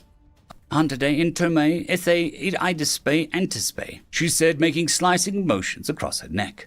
Some people simply didn't need to know about the Queen Victoria's secrets. She was running in the spider room. End of chapter. I would like to thank the T5 peeps, Cam Maxwell, Casper Arnholtz, Bushmaster 177, Leslie 517, Red Panda 121, Cold War Boomerwaffen, Lightjock, Dragzoon WRE, Lord Azrakul, Severin Cerberus, and Arcadian. Thank you very much. Greetings, ladies and managers, and welcome to this latest narration of the web series There Is No Epic Lucia, Only Puns. If you're new to the series, there is a playlist listed down below in the description. And as always, I hope that you enjoy. Chapter 167. Follow the Blue Nu. The storm Sea Hagen seemed to howl in rage, then determination. I will not fail the Queen, he snarled, slamming his staff into the ground. Torrents of water appeared from the nearby salt streams and sheared through Wyam's elongated arms. Wood had cracked, and she dropped him with a hiss. Delta watched as his seed pulsed, shifting between the kind of seed she saw in Kemi and Estel's group to something much closer to Dio or Quis. She had never noticed that there was a difference other than size, but seeing one flicker between both states, there were obvious differences. The larger seed form looked shaped, more chiseled, as it was some kind of artist had turned an already creepy stone into a more horrifying piece. It looked like it was becoming a rage-filled child's face combined with a rotten fruit motif. Vadelin's seed looked like a lump, pulsing and off-putting, but not outwardly aggressive. Foodie's manner was already picking apart both seeds. Vadelin would be easily purified, but the Sea Hagens, it was resisting. It was too potent for the mana concentration Foodie was putting out. He would have to be weakened, worn down, and exhausted. Delta blinked just once. The seed would be much easier to claim if the Sea Hagen had to traverse many dangerous areas, fighting constantly, strain its mental capacity, and dive deeper into thicker mana. Funny how she thought dungeons had flaws because, well, they were dungeons. It was the little things she learned when teaching others. The Sea Hagen snarled and made a motion to come close, and then Jeb sat on him. There was a sort of noise like a grape being squeezed, and the ominous seed energy deflated like a balloon. "Ingredients!" Jack howled as he moved quickly, running over to scoop the things up before Foodie could consume his fill. Foodie groaned, and his mana limit was overflowing, so Delta casually leaned over and formed a secondary storage for him, a sort of double around his core. It wasn't any harder than making Hero or Black Hole Piggle. Thank you. Foodie sounded exhausted, and she couldn't blame the kid. For him, this insane battle and powerful foes must be a terrifying new experience. For Delta, it was just a Tuesday. She sensed the mana veins connecting her to the dungeon were growing strained from supporting them like this. If they continued to remain, the lands between Foodie's dungeon and her own would become dead zones. After that, up there would be the oceans with no waves or fish, black dead trees, barren soil that would grow nothing, and generic superstores that drove others out of business would spring up. "We need to go," she told Foodie, as the corpses of the damage from the battle was absorbed. "No, you can stay," the Foodie insisted. Delta smiled and appeared next to his core in a flash. Dungeon Avatar Benefit Number 4, Lazy Teleporting. "I have to go back. If I stay, I'll hurt a lot of people in life," she explained gently, and the salty great core was Foodie pulsed. "I don't care about them. You stay," it said. But Delta gently stroked the top of the orb. The entire thing ebbed with an aluminum geode. "I'll be back," she said solemnly. Are you back now?" Foodie asked, hopefully, only 2 seconds later. "Nice try, kid. This foxy teacher has got to get back to her own house before my partner burns the place down, trying to install ceiling-mounted flamethrowers or saw blades on her door handles," she choked. She knew wouldn't do that. He was too classy. "You be nice to Vadelin. He's going to be your friend until I get back," she insisted, and Foodie looked at the human child with the boss room. "You?" This was going to need a slightly different approach. "Foodie, I need you to keep any sandwalkers alive until I get back. The fishes that we've just fought are fair game if they don't want to listen, but other fishes might be useful, so be careful. Let Vadelin go home and the others come back to explore your dungeon. Consider it a quest, she said, with a slightly mystical tone. Quest? Close enough, Delta said, and stood. She turned, a new message appeared. Foodie has accepted your quest. Success. Kill no humans or landwalkers unless they attack first. Repel attacking Seahagans. Optional. Befriend Vadelin. Optional. Learn what friendship is. Reward. Delta's return. Nani? Delta muttered. Due to Subject Alpha and Delta working together, their systems have leaked into one another. Delta can now accept and offer quests as Alpha can. In return, Alpha can now offer contracts to a hero squad. The box was slightly glitched, and Delta had a feeling that this was never supposed to be a thing. Established programs include Alpha and Gamma. A second program lists Delta and Beta. However, due to events, the system has created a new program for the unlikely pairing of Alpha and Delta. The system box glitched once more and then vanished. Befriend squishy child, Rudy mused, thinking on how to do it aloud. Delta left him to it. Vadelin rushed back to his village, jumping over the large boulders onto the beach until sand turned to grass, and he ran uphill towards a towering bleached skeleton wrapped around a mountain spire. The great kerbob was a monstrous sea worm that grew so large that it could stretch from ocean floor to the tallest mountain. Supposedly, one man had devoured it all in a single night. Vadelin both loved the story and feared it. Its ribcage acted as a natural column that protected the village of Pictra, nestled within. And as he rushed in, people began shouting that he had returned, and his father emerged from the central house, hobbling on a crooked branch as he clutched Vadelin close. The seas began swimming with modules. I feared the worst, his father said, speaking into the top of Vadelin's head as they embraced. Pa, I discovered something to help save us and make the island healthy again, Vadelin cried out, and he knew that he had their attention. Vadelin was not a child to make idle boasts. He was considered a quiet child. What's that, my boy? His father asked, and Vadelin held out a fang of the Stormcaller Seahagen. The Salt Dungeon had given it to Vadelin as a show of power. He swore he heard it call him Squishy, but it let him go. None of the monsters attacked him on the way out. Blood, you're covered in salt. Don't you know how expensive pure salt is to import? This is terrible, a nearby lady said as she dusted Vadelin off with a deep sigh. Vadelin grinned and emptied out his pockets, raining the purest of salt. It took barely any of Vadelin's mana to make it stable after that amazing kobold taught him how to make it his own. Inside his body, his seed shifted from a little bit, glowing blue and gaining a serene quality. Only a single, small blue spot had appeared, but it was enough to give off an impression of a smiling woman and of changes to come. Nu, I'm home, Delta said as she materialized in the core room. Nu was in the map room, staring intently down at different locations. What you doing? Delta asked as she appeared at his side. Deciding if I want to conquer the left or the right hand first, he marveled, almost entirely humanoid with a young man's face. His hair still dark blue, along with what appeared to be an afternoon shadow at his face. Nu was maturing. I want to own it all, he said, spreading over the table with a sigh. In his own way. Did Sis give you a chance to teach Dungeon too? Did she give you the same speech as me? Delta asked, suspicious. Letting you near a newborn dungeon was asking for it to be burned into the burning heap of slag or murder blender. Yes, she did in fact. I am going to choose my first dark minion now, Nu announced with a smug tone. He wiggled his finger until he landed on the most southern island of the Crown Chain. The island furthest from Foodie. I can only help those that need to be dangerous to have to defend themselves from cannibal tribes, insane wizards or... door-to-door salesmen, Nu explained casually.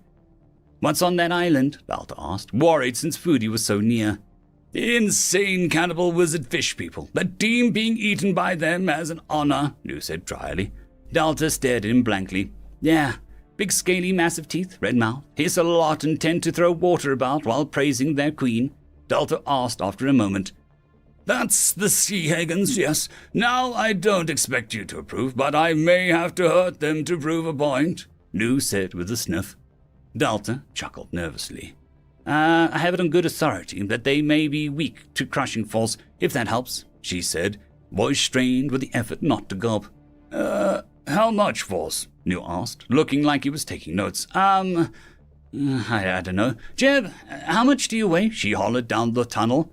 1 whole Jeb, he yelled back. 1 Jeb's worth of force, she reported, and New looked at her for a moment. Whatever it is, I don't want to know. I'm off to show you how being a dungeon really is. Be careful, Doctor. Your place as hardest dungeon is now at risk of being surpassed by my minions of destruction, New announced, glowing blue in excitement. Have fun, Delta began to wave cheerfully. You ruin everything.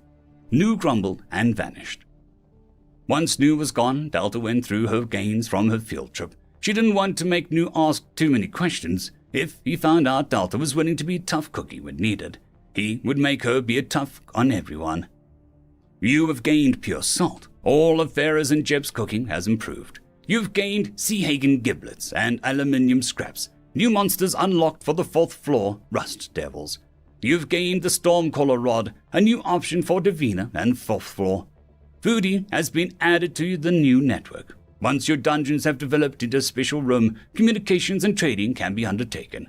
Only cores that have accepted you or New as a friend can join the network. Delta felt both tired and alive. This felt just like being a person again. Going out for hours on end, doing good deeds, coming home to her many wonderful friends and monstrous eldritch creatures. Just like how it used to be. Well, sometimes there had to be pop quizzes, so good deeds was stretching it. She felt her entrance open, and fair play poured in, looking more determined than ever. She spotted a lot more badges with 2 fingers instead of 1. In the last group, the 3-fingered ranked man entered as well. Behind him were 2 odd people out. A teen with a horribly angled nose and a hyperventilating woman with a slightly bugged-out eyeball. The numbers didn't advance down the hall, but carefully guarded the woman as if she were more important than the others around her. Look! Welcome mat.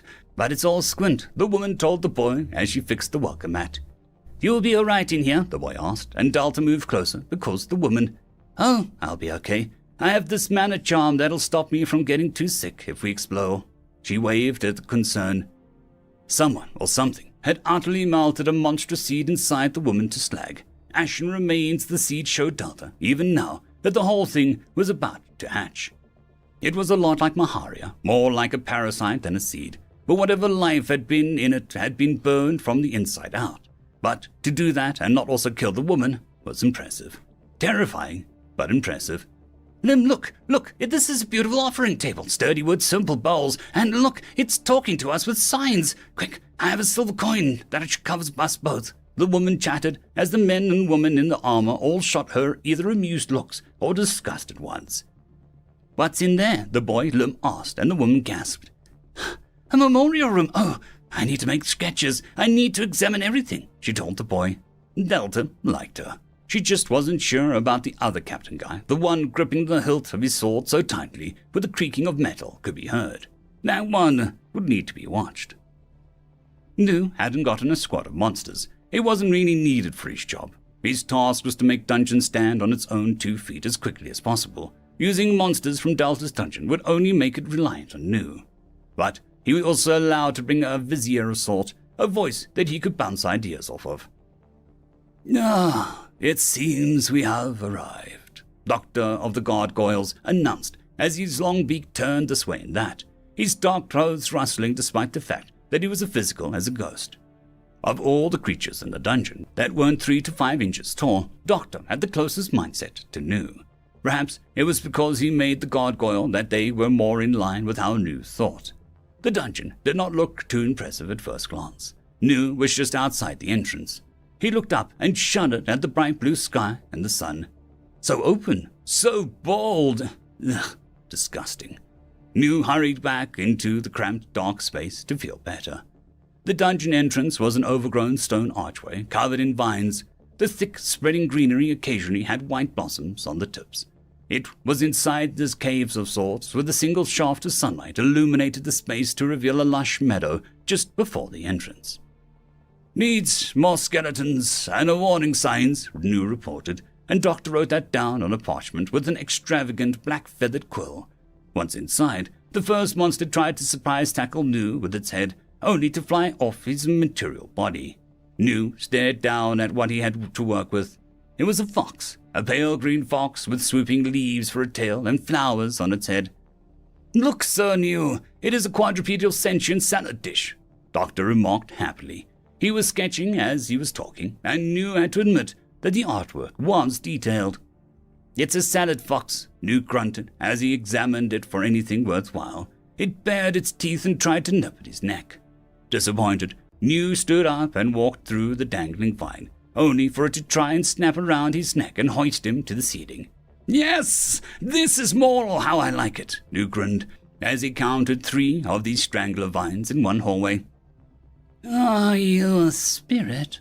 asked the quiet voice. Judging by the use of manner, Nu was speaking with the dungeon core. "It's an intruder. We should bite, growl, howl," the same voice said, talking to itself with a deeper tone. Nu was intrigued. He teleported to the core room. Dalta's manner cut through any defenses like a knife through butter, and Nu was only too happy to use it for himself. The core room was nearly 19 floors down. Nu had been envious, but a single glance told him how light on content they were. Dalta's floors were expansions. This dungeon's floors were patches. The core room was a natural cave with floating waterfall and lush meadows. Near the bank, the core, a deep emerald one, was embedded deep into a skull of some creature. The skeleton had 4 legs and a long tail, but age and materials taken by the core had rendered it mostly impossible to guess what it had been. "It's powerful," the core mused. "We die fighting, we die proud," she hissed at herself, a feminine voice. "My name is Nu, and I'm from the dungeon across the sea," he said, making sure he sounded confident and at ease. "We are Trinity. You'll address us as Trinity. Intruder Nu, Trinity." Now that Nu was close, he could hear the 3 voices clearly. They weren't separate dungeon calls or split, but if he gazed closely, in the creature's mouth, it made sense now. Your first material was compounded. The carnivore was eating a herbivore who was digesting flora. You are the cycle of life, Nu said, and the core was quiet for a moment. "We did. I shall talk to you. The others are less inclined. I am the Trinity formed from the herbivore. I'm softer, the listener, the survivor." The soft voice was simple. "You can be called Herb. I'm not using Trinity for all 3 of you. There isn't enough black leather and philosophy rants for it," Nu said, and the core was quiet again. "I do not understand," Herb admitted. "Stick with me, and you'll learn the important lessons," Nu said, and leaned in close.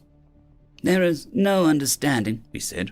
"There is no understanding," he said, releasing all his trauma and joy of being a partner of Dalta. "What do you want?" Herb wisely chose to move on in the conversation.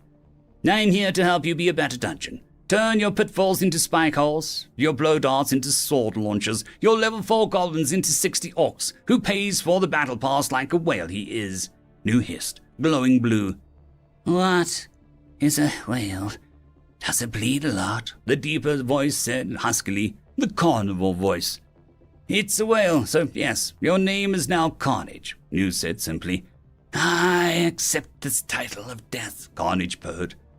"He comes for me next. It'll mean me," the skittish voice hissed. This had to be Flora. It had no real actual thoughts going on other than immediate stimulation.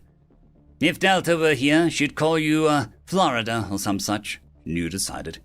"Rip and tear into juicy soil. Take fishes' heads. Bloom beautifully," Florida cried. In the kingdom of Florida, Carnage and Herb ruled. The Trinity sensed something when Nu mentioned Delta, a tinge of respect, fear, and more. This Nu must be preyed upon by Delta. This Delta was the superior life form. They wanted to see this Delta now. All 3 agreed. Delta flushed and blushed at Yatina. The glass-eyed woman gushed over her memorial room with big words Delta couldn't repeat accurately. The extended vault architecture is very reminiscent of the fantastic Third Varulan era, where the artist Avelio created similar styles inside dance halls. His work crops up in dungeons sometimes because a lot of his work was subsumed in a great geoshake of the Fifth Era. Lim, you see this brick? It had to be made by a dungeon. Its geometry is sublime, she went on and on. Delta had to excuse herself to put a finger on her shirt collar and breathe quickly as she tried to induce cool airs downwards. Too many nice words. Delta was overloading.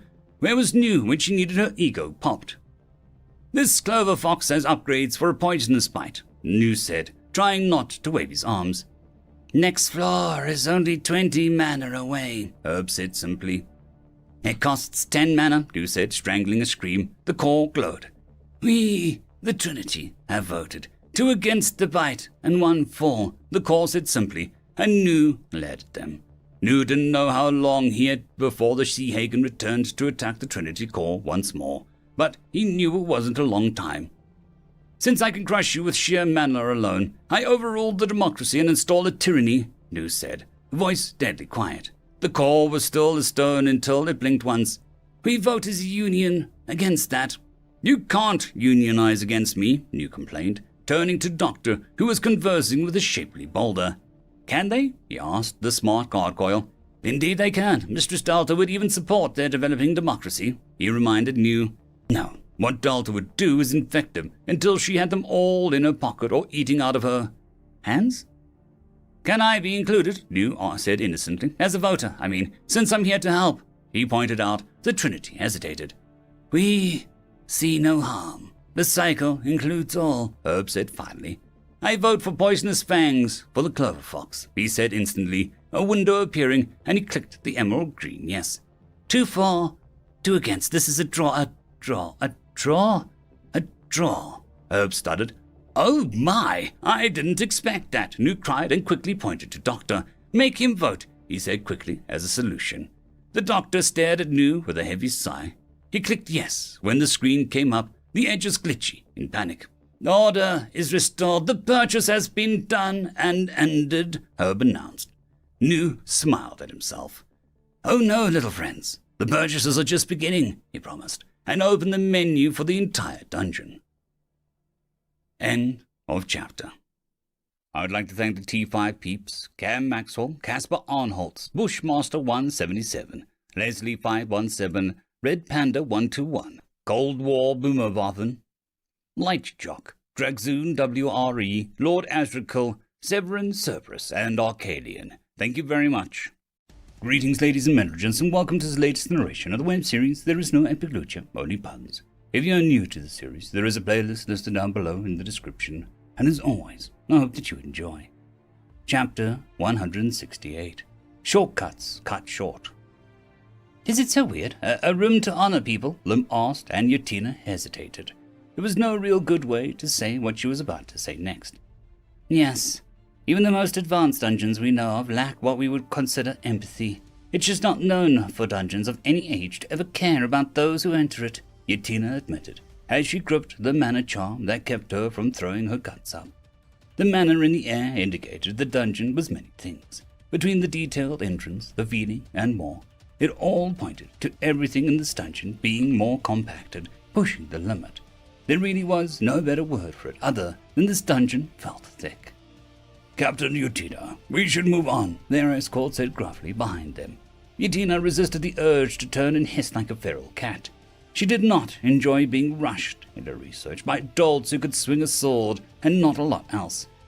A moment, please, Captain. Every discovery made could change how we approach this dungeon, she said back to the man watching them. Yatina didn't like the new captain, due to the sheer size of Fairplay. It wasn't uncommon for some of their members to never have met each other before an operation brought them together. Captain Alatori was one such person. Ivlin was her promising mind, ready to accept the world that existed outside of his own viewpoint. This Alatori was a steel trap rusted over by years of loss and bitterness. As the Blade Captain, my authority supersedes your own whilst in this dungeon. We need to move on. There is far more for you to see, more things you need to be informed on so we can be ready, he said, and Yatina narrowed her eyes. The man was well versed in the fact that the dungeon was always listening. What he wasn't saying was that he wanted Yatina to identify as many weaknesses as possible to set the stage for an assault by an expert squad. It was an extreme even to be considering such an option, but this dungeon was hardly normal. Normal or not, Yatina would do her best. it was down to her to walk a fine line between revealing too much or too little. One meant the dungeon would be laid bare, and relationships they had courted with the village might be soured because of them.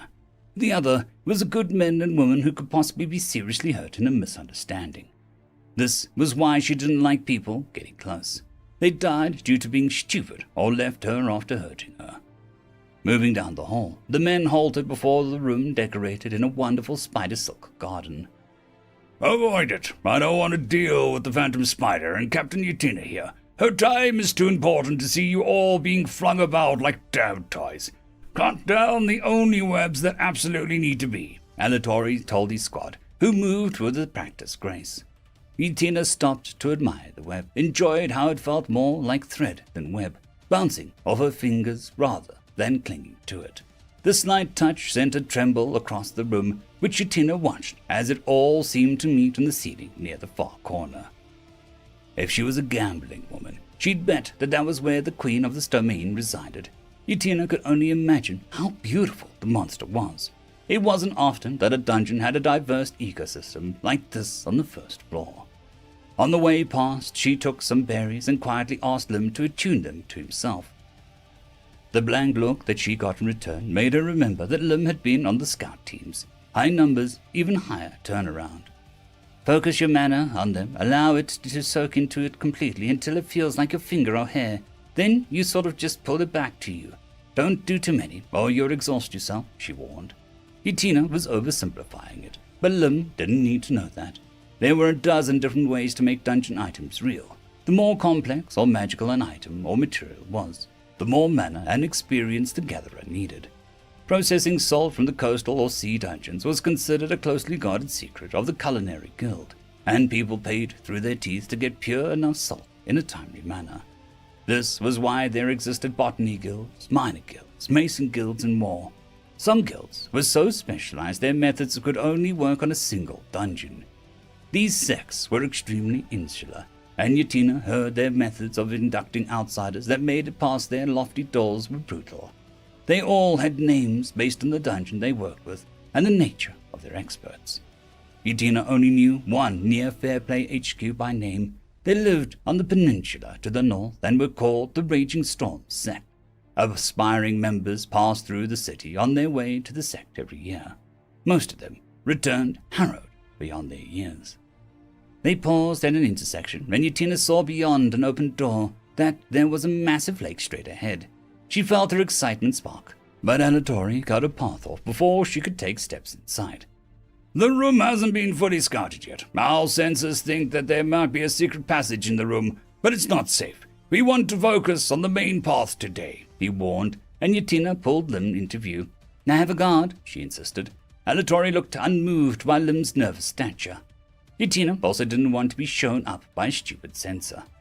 Children of accomplished dungeon delvers, they had a way of seeing dungeons that they couldn't explain to others. They spoke of stars and lines that connected all to titans of light. Not that Utina did not believe them, but they were all sort of smug, and Utina found they tended to feel like the elite Fairplay, premium members. On her less kind days, Utina called them blatant cheaters, who could see through a dungeon's efforts and peek under the table to see how it was all worked. Lazy was another good word for them. However, something Alatori said caught her attention now that she thought about it. "Your senses think?" she asked, trying not to sound coyly amused. "Their vision is clouded. The dungeon lines are unlike anything they've seen before. They said it's like trying to read a sea during a storm," Alatori reported as he looked around, his pale features almost shining in the gloom. "Imagine having vision problems," Utina said casually, as her magic orb moved in her eye socket. To her delight, Alatori looked away uncomfortably. "Now look at the lake and determine if it's important," she said, and moved past the man with the limb at his side. She tapped on the side of her head. "Come on, little guy. Time to earn your rent," she muttered, getting a confused look from Lynn. Her eye was a bit of a clunky thing. Still, she couldn't complain when it let her see things that she would never have seen otherwise. Unlike senses, Utina didn't see under the facade of dungeons or through their tricks. No, this sight was more of a monkey's paw. When she got the thing, she should have been more careful when she told it to always show her the truth. It was a childish whim from a hurt child, in Utina's defense. The lake began to glow as a massive silver and gold lights danced underneath like playful stars. She slowly watched as the sky seemed to be dancing between the fake sun and the moon in the odd dance. She absolutely avoided looking at Lim or the others with her eyes. She didn't look at people. They were either devastatingly beautiful or beautifully devastating. Slowly, she looked over the pre-seed campsite, getting a warm glow of welcome from it. Past rocks and grass that radiated a gentle peace, far over the lake until her eyes landed on the massive crimson eye staring back at her. A horrible serpentine feathered dragon was coiled around a throne of knives, each tip tapping the dragon's scale in a cruel musical note of a long flowing mane reminded Utina of black seaweed. The thing should not have fit in the room, but the Eye of Truth didn't really concern itself with geometry or space so much as being truthful. Slowly, the creature spread its wings, and a glint of silver flashed around its head, showing a crown woven in the shape of talons clasped together. The creature leaned down, and Utina couldn't move. It opened its mouth, revealing fangs sharper than knives it collected.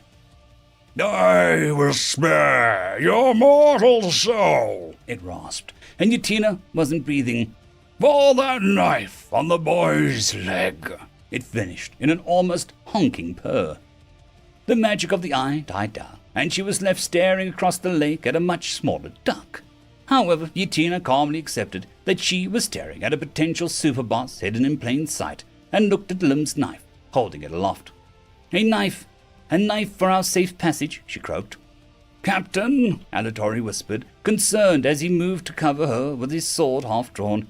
"I swear to whatever god you believe in, that if you upset that duck, I will lock you in here with it after I run," Utina hissed, her magical eye flashing.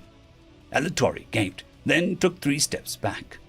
Putting the knife down on the nearby rock, she watched the creature as it weighed the offering from across the lake.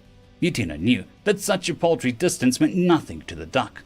"Rah," it announced, and buried its head into its wing to go to sleep. Her heart started beating again. Safety. Utina needed to order a crate of knives from Fairplay. She needed to study this creature, with its permission, of course. Her scientific soul was in heaven. This could be the legendary dark drake, a species thought only to rise up every 1,000 years in migration when the demon world aligned with their world. The trail of destruction left behind them was said to be the stuff of legends. How was it here? It took incredible mana and magic to summon something so powerful.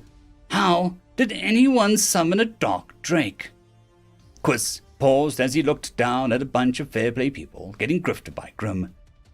Dungeon maps, complete with side tunnels, deluxe maps with 2 secret passages available on request. Price non-negotiable, the boy howled. People gathered around, hustling to be the one with the upper hand. He stepped closer so that only Glim could see him when he asked his question. "Why are several of the rooms incomplete or just wrong?" he asked, and Grim shot him a grin. I'll finish it eventually. It's a promise to my customers who brought it regardless," he said simply. "And if they happen to get lost or traumatized?" Quiss raised an eyebrow. "Sounds like a grim tale," the boy said without thinking, then paused and then cursed himself. Someone elbowed Quiss in the stomach to get closer to the maps, and he almost burned the Fairplay employee to ashes in reflex when he twisted his tongue harshly in a folded fork motion. "Duck!" he snarled, and a small black duck appeared in a poof of smoke on the Grim's table. "That looks sort of familiar," someone muttered as Grim threw himself over the fence with these earnings. "If you like grim tales, you'll love duck tales," he called back to them a second later. "I don't even get that joke," he cursed himself as he fled. Quiss picked the duck up and looked pensive. He looked docile, but curious thing to the pub, where Seth was nursing a drink of Happy Nina. He saw Quiss, began to smile, then spotted the duck. "The blackest of undays are returned. Many not knowing will perish," he said, sliding under the table with a pale expression. "Months with him," Happy Nina beamed. "When I summon 3 black ducks in a row, it means I accidentally started their migration early again," Quiss said grumpily. "What happened last time?" Happy Nina asked as Sad Nina sobbed her way through a sink full of dishes nearby. Quiss pointed to the world map on the pub's wall and the very southeastern island. "That happened. If I summon 2 more dark ducks, then it's going to be a repeat," he said solemnly. as he told the bartender to send over a shot of whatever was going out of date. "Isn't that Funland?" Happy Nina asked, tilting her head, still smiling. Quiz hated that name. Funland was short for Funeral Island. It was a home to 5 compact dungeons that sprung up after Quiz set off her migration. The land was still covered in battle scars, and rumors had sprung up that something else had been imprisoned there. "Well, if this is the first one, you still need to summon 2 more, right? You just have to be careful." Happy Nina nodded seriously, and Quiz felt a small smile tug on his face as he turned around to feed the duck. But he found it was gone. "Oh, damn it!" he sighed and turned, running right into Rudy's puffed-out chest. "Duck!" he screeched in surprise as it snuck up on him, and poof went on the table, and the second black duck appeared, confused before eating some of Nina's fries. "Oh, we're so ducked!" Happy Nina clapped her hands with a smile of terror. Delta wanted to follow this new woman with interest, but she was being called by Wyam, of all people. "Don't let her or her little friend die," she told Maestro, who had eyes all over the floor. It didn't take long for her to arrive at Wyam's boss room to see the tree looking thoughtful and oddly worried. "You rang?" Delta called from the entrance with a low grunt, then grinned to herself. It was impossible to give her monsters actual space, since she was all the spaces in the walls, but a little effort never hurt anyone. Wyam looked and absent-mindedly beckoned her closer. "I've been having thoughts since we arrived back from that dingy sad salt cave," she began, her voice a slow drawl. "Foodie. His name is Foodie," Delta reminded her, but Wyam didn't seem to hear. "I've come to the conclusion that I may be suffering from a mortal case of boredom," Wyam admitted, and she seemed pained to actually say it aloud. "But all you did was train a few salt bats to attack and kick a turtle," Delta said, moist, incredulous. "And it was glorious!" Wyam threw her arms up, her very slender arms ending in dozens of branches that all swished as she moved. Delta could argue, but she had a point. Wyam hardly got any time to be her gentle self to adventurers. The first floor was too good. Delta tried to avoid feeling too smug about that, as pride went before the fall into something that would make her scream. Think, Delta mused, tapping her head as she thought of ideas. "If you ask me for any honey for your rumbly tummy, I'll be the first boss monster to be fired for slapping their dungeon call," Wyam said dryly. An idea came to her. It was so simple, yet also so slimy that it made her grimace. "Wyam, it's time I become something I swore to never tolerate," she inhaled, trying to ready herself for what she was about to say. "Desirable?" Wyam offered, and Delta opened her mouth, then closed it for a few moments. "It's not a crime to put video games and my students first before romance. If I wanted someone to be with, I'd have to actually look outside of my romance books," Delta said and blinked. That was a new semi-memory. She didn't have a special someone. That oddly made her feel a little bit better after being here. "I had Jack bring me some of those books from the 3rd floor. I would not want the poor sweet Dio to even glimpse the covers," Wyam said with a sly smirk. "It's not dirty books. It's mature reading material," Delta said with an indifferent shrug.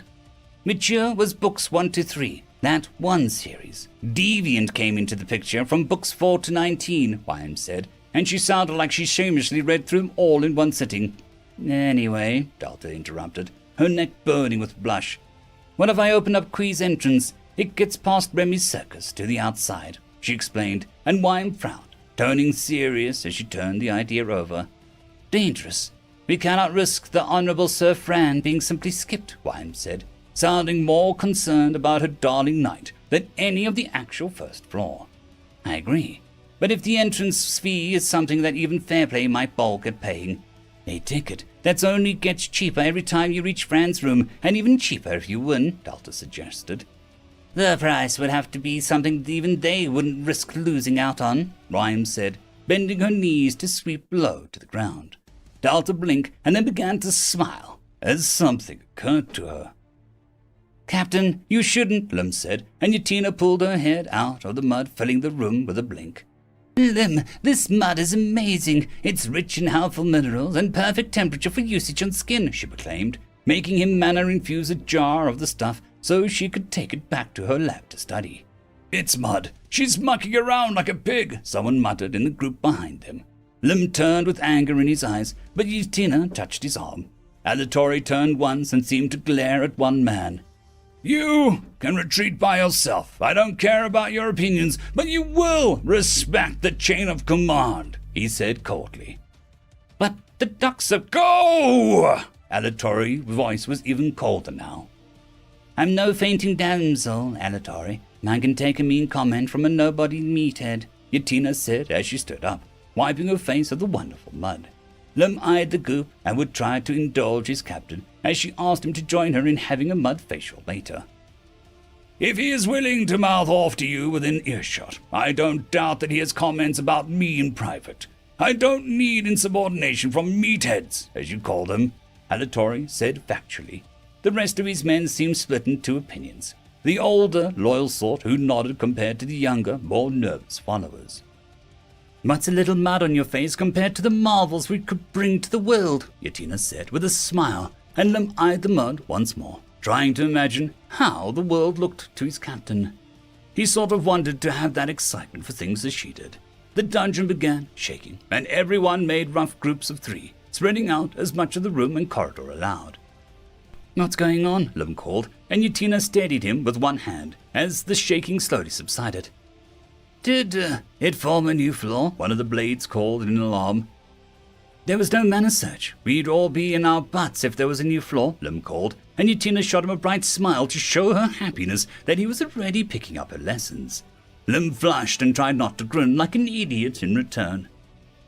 We're leaving. I'm taking no risks, Alatori commanded, and there was no argument from Yutina, which must have meant that it was serious. Leaving felt too quick, as if the dungeon was helping them hurry along.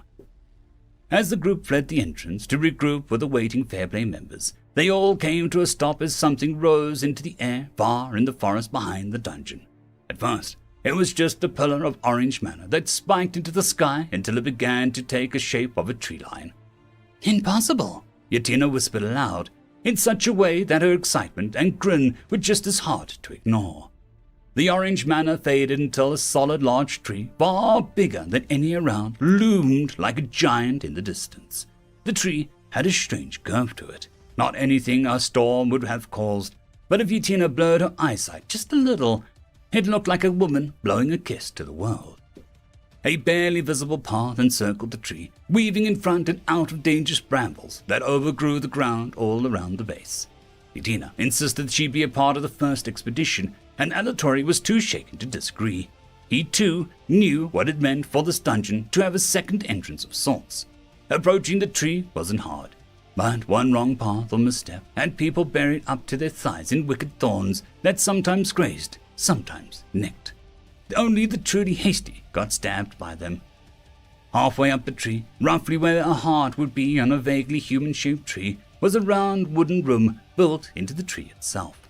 A massive set of double doors greeted them with an intricate carving of a smiling woman holding them closed, with her arms all curved around the wood itself. In sunlight, the woman might have been charming or approachable, but in the setting sun, her smile took on an edge as wicked as the thorns that grew all around them. There was a sort of basin set next to the middle of the room with roots and branches growing up to keep it locked in place. The wine room looked old but clean. Yutina was having a fan herself with a fresh notebook at all she was seeing. She nearly cracked the spine when she saw the inscription by the basin. The second floor wants the pleasure of your company, but there shall be no poaching of the swift Sir Fran. To use this entrance, one must test themselves repeatedly against the first floor, each lap lowering the price of entry, Yutina whispered as she wrote this all down. The writing curved along the rim of the basin, so she had to start pacing around in sync with her words. For those who have not even tried, the price is simple. Yutina stopped cold and stared for a long moment, her mouth dropping open. The words glinted back at her, unmoving and unashamed. Return in 1 year and be assigned to a dungeon of Delta's choosing as a contract, Yutina finished. The rest of the group froze at the announcement. It can't enforce that, someone said, and around that basin symbols began to appear. The universal sign of a dungeon core, a glowing circle, that strange thick-sided triangle. She bent down and allowed her eyes to gaze at the symbol. Utter protection, safety, and determination. "McCann, if you use this basin, your soul will enter a contract that you won't be breaking without the help of an archmage and a few others," she warned. "Who would pay that?" someone demanded, and there was a noise as someone entered the space. "Excuse me," a young boy said with an unnaturally serious face. He had a sword in his hip, and despite his smaller stature, he had an aura of power.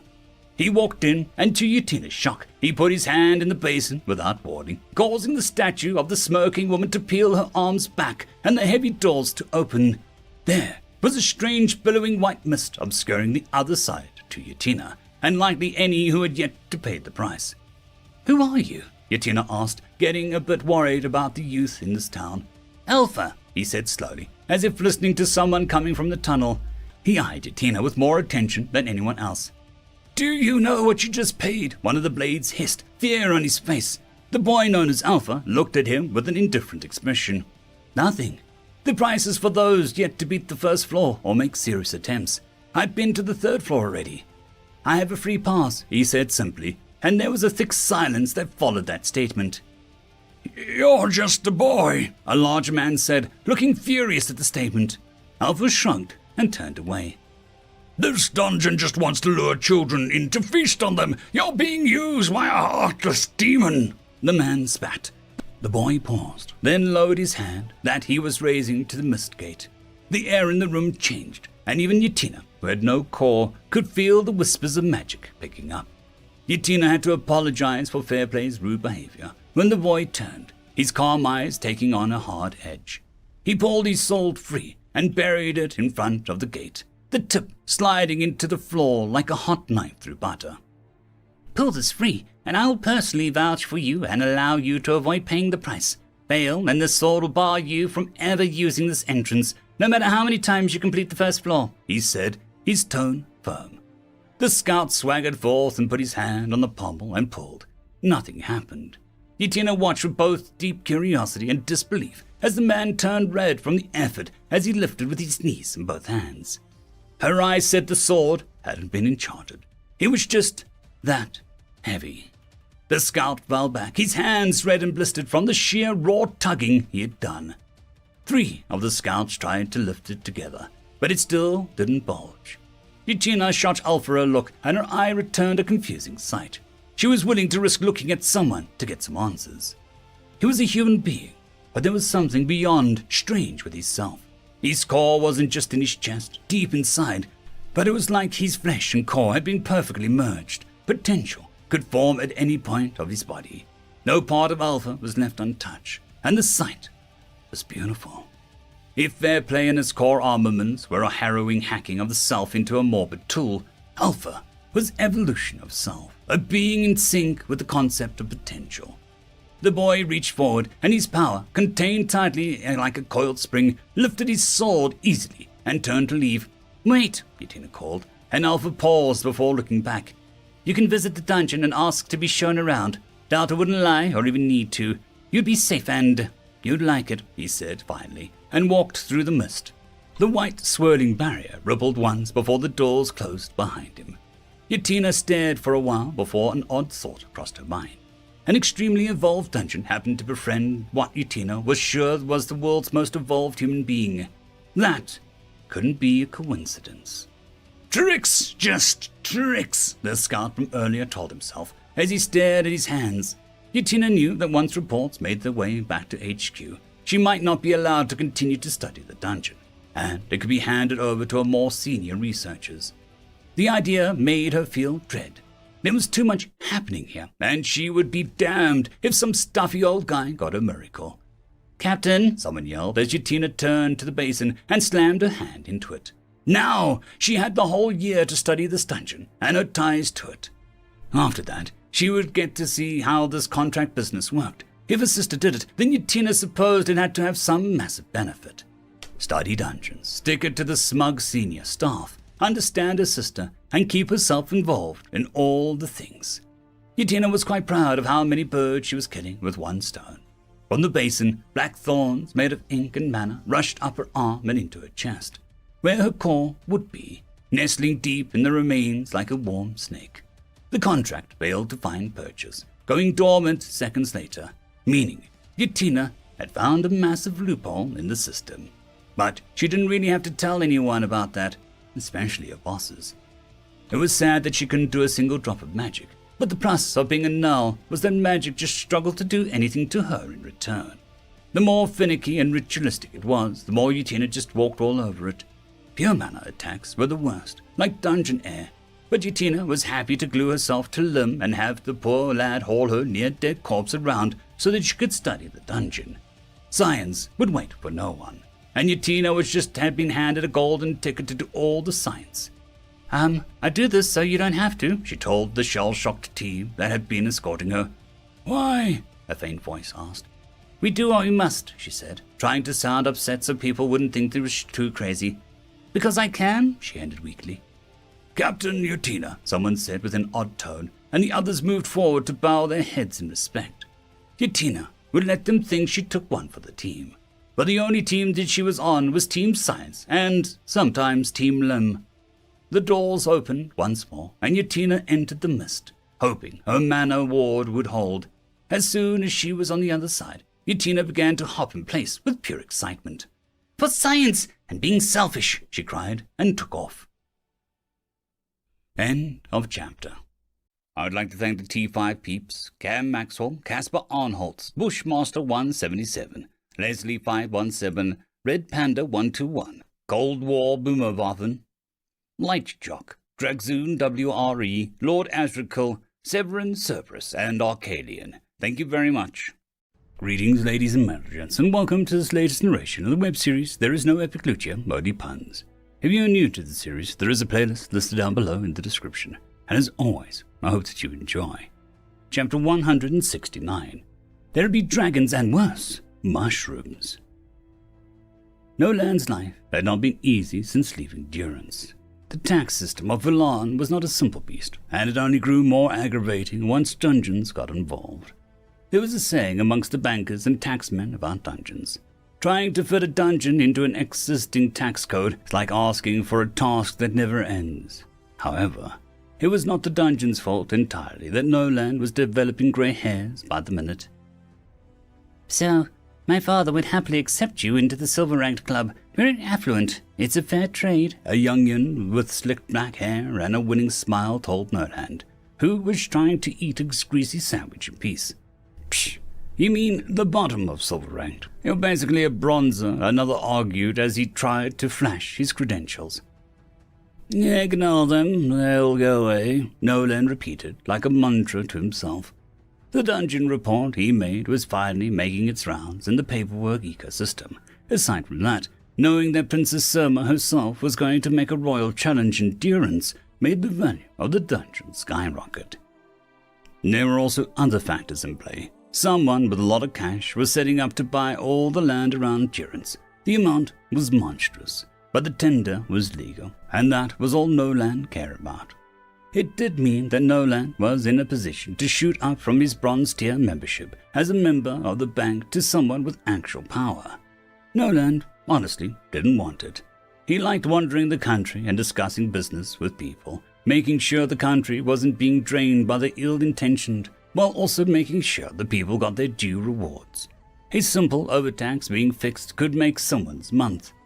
Those with aspirations were jockeying to take the dungeon off Noland's hands, but he was uneasy with the idea. These were the sort of young bucks to invest too quickly in adventure guilds halls or hotels or other such nonsense. The noise quieted down, and the crowd of wannabe big shots vanished as someone took the seat opposite of Noland. "Ah, to be young," said a smooth voice, and Noland tried to swallow his sandwich, but was having trouble due to his shock at who was across from him. "Serona," he tried to bow and not splatter crumbs all over the man's suit, which looked to be something he picked off the charity sale rack. The man had almost straight silver hair from being nearly 70, but despite that, he had the posture and energy of someone half his age. The clear green eyes were assessing but not judgmental. Noland had never seen the man up close since he was always surrounded by people needing numerous snap judgment calls on investments.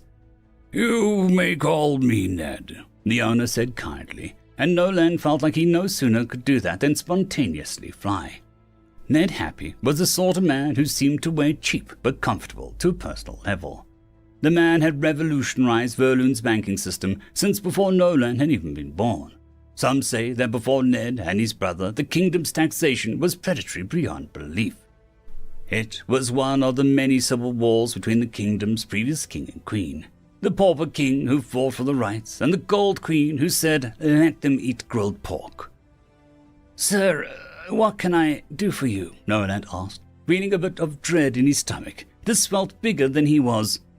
"Durance, you'll be residing there in the future?" Ned asked as he laid his hands on his lap. Nearby, a crowd of people wanted to draw closer to overhear, but no one committed crimes in the bank. Money talked, and it talked to Ned Happy. Yes, sir. I leave in a few days," Nolan said, and watched as Ned smiled at something, a private joke, perhaps. "Would you be willing to do me 2 favors that fall outside of your responsibilities?" Ned asked, and Nolan blinked twice before his brain made him nod slowly. Ned Happy didn't do favors as far as Nolan knew. The favors Ned could grant could keep smaller kingdoms afloat. "Could you tell my brother, if he's awake, that the Fun Island investment remains strong, but could use a healthy injection of resources?" Ned said, and Nolan didn't get anything about that statement. Fun Island sounded familiar, but it escaped Nolan's grasp for now. "And the second?" he asked, almost not sure if he wanted to hear the next request. Something occurred to him, and he blurted out something that should have gotten him fired. "Wait, didn't your brother die when he cut off the Gold Queen's hand when she, used, He trailed off, and he could feel himself going pale at his outburst.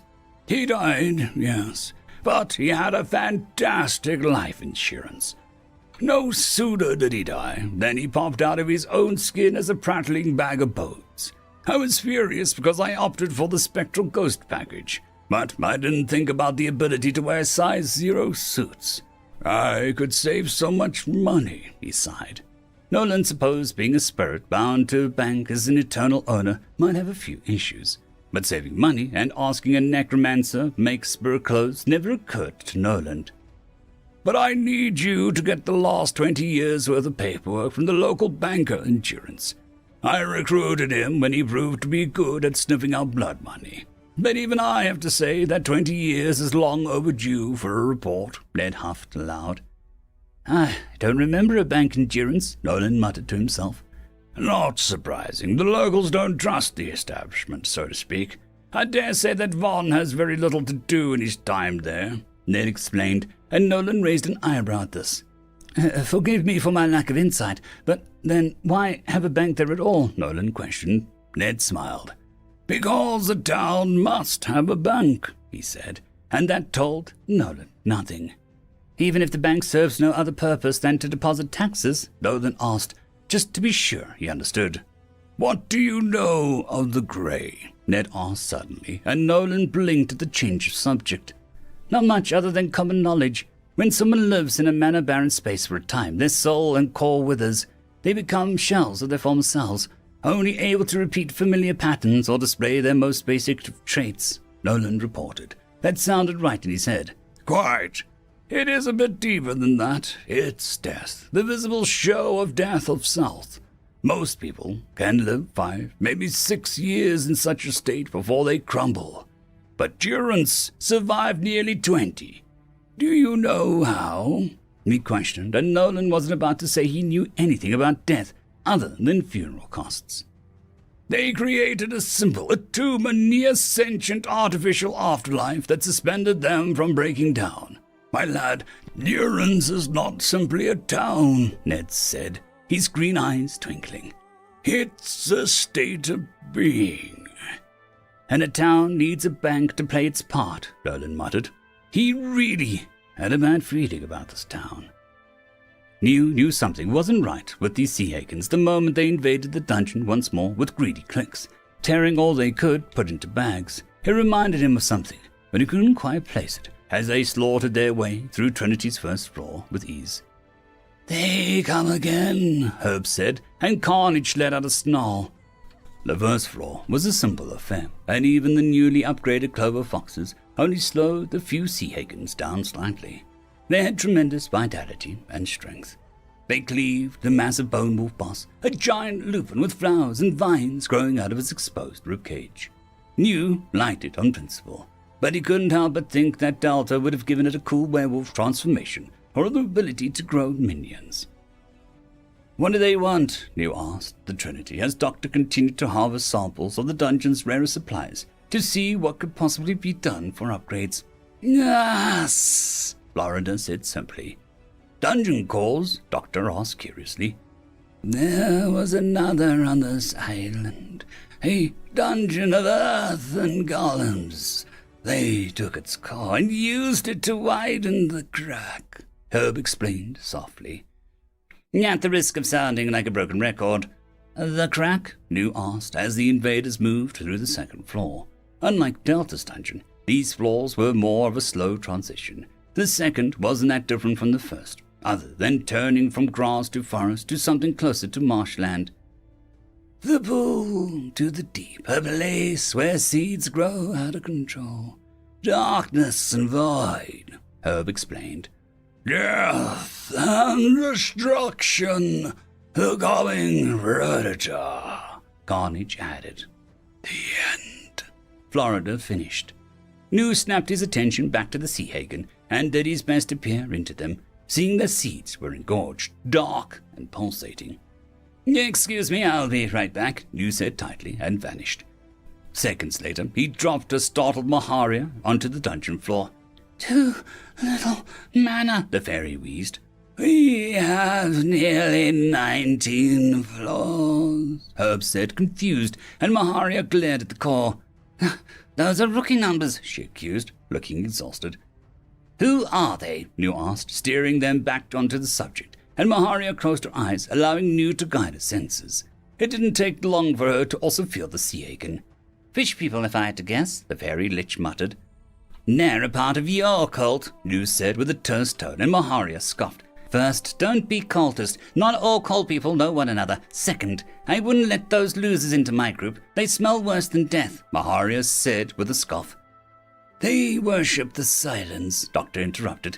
That's like saying, oh no, they worship the sun. My group, even with the purest of the lost brother, was far from the first or last of its kind to stare into the void and seek glory in the dark, Maharia said stiffly.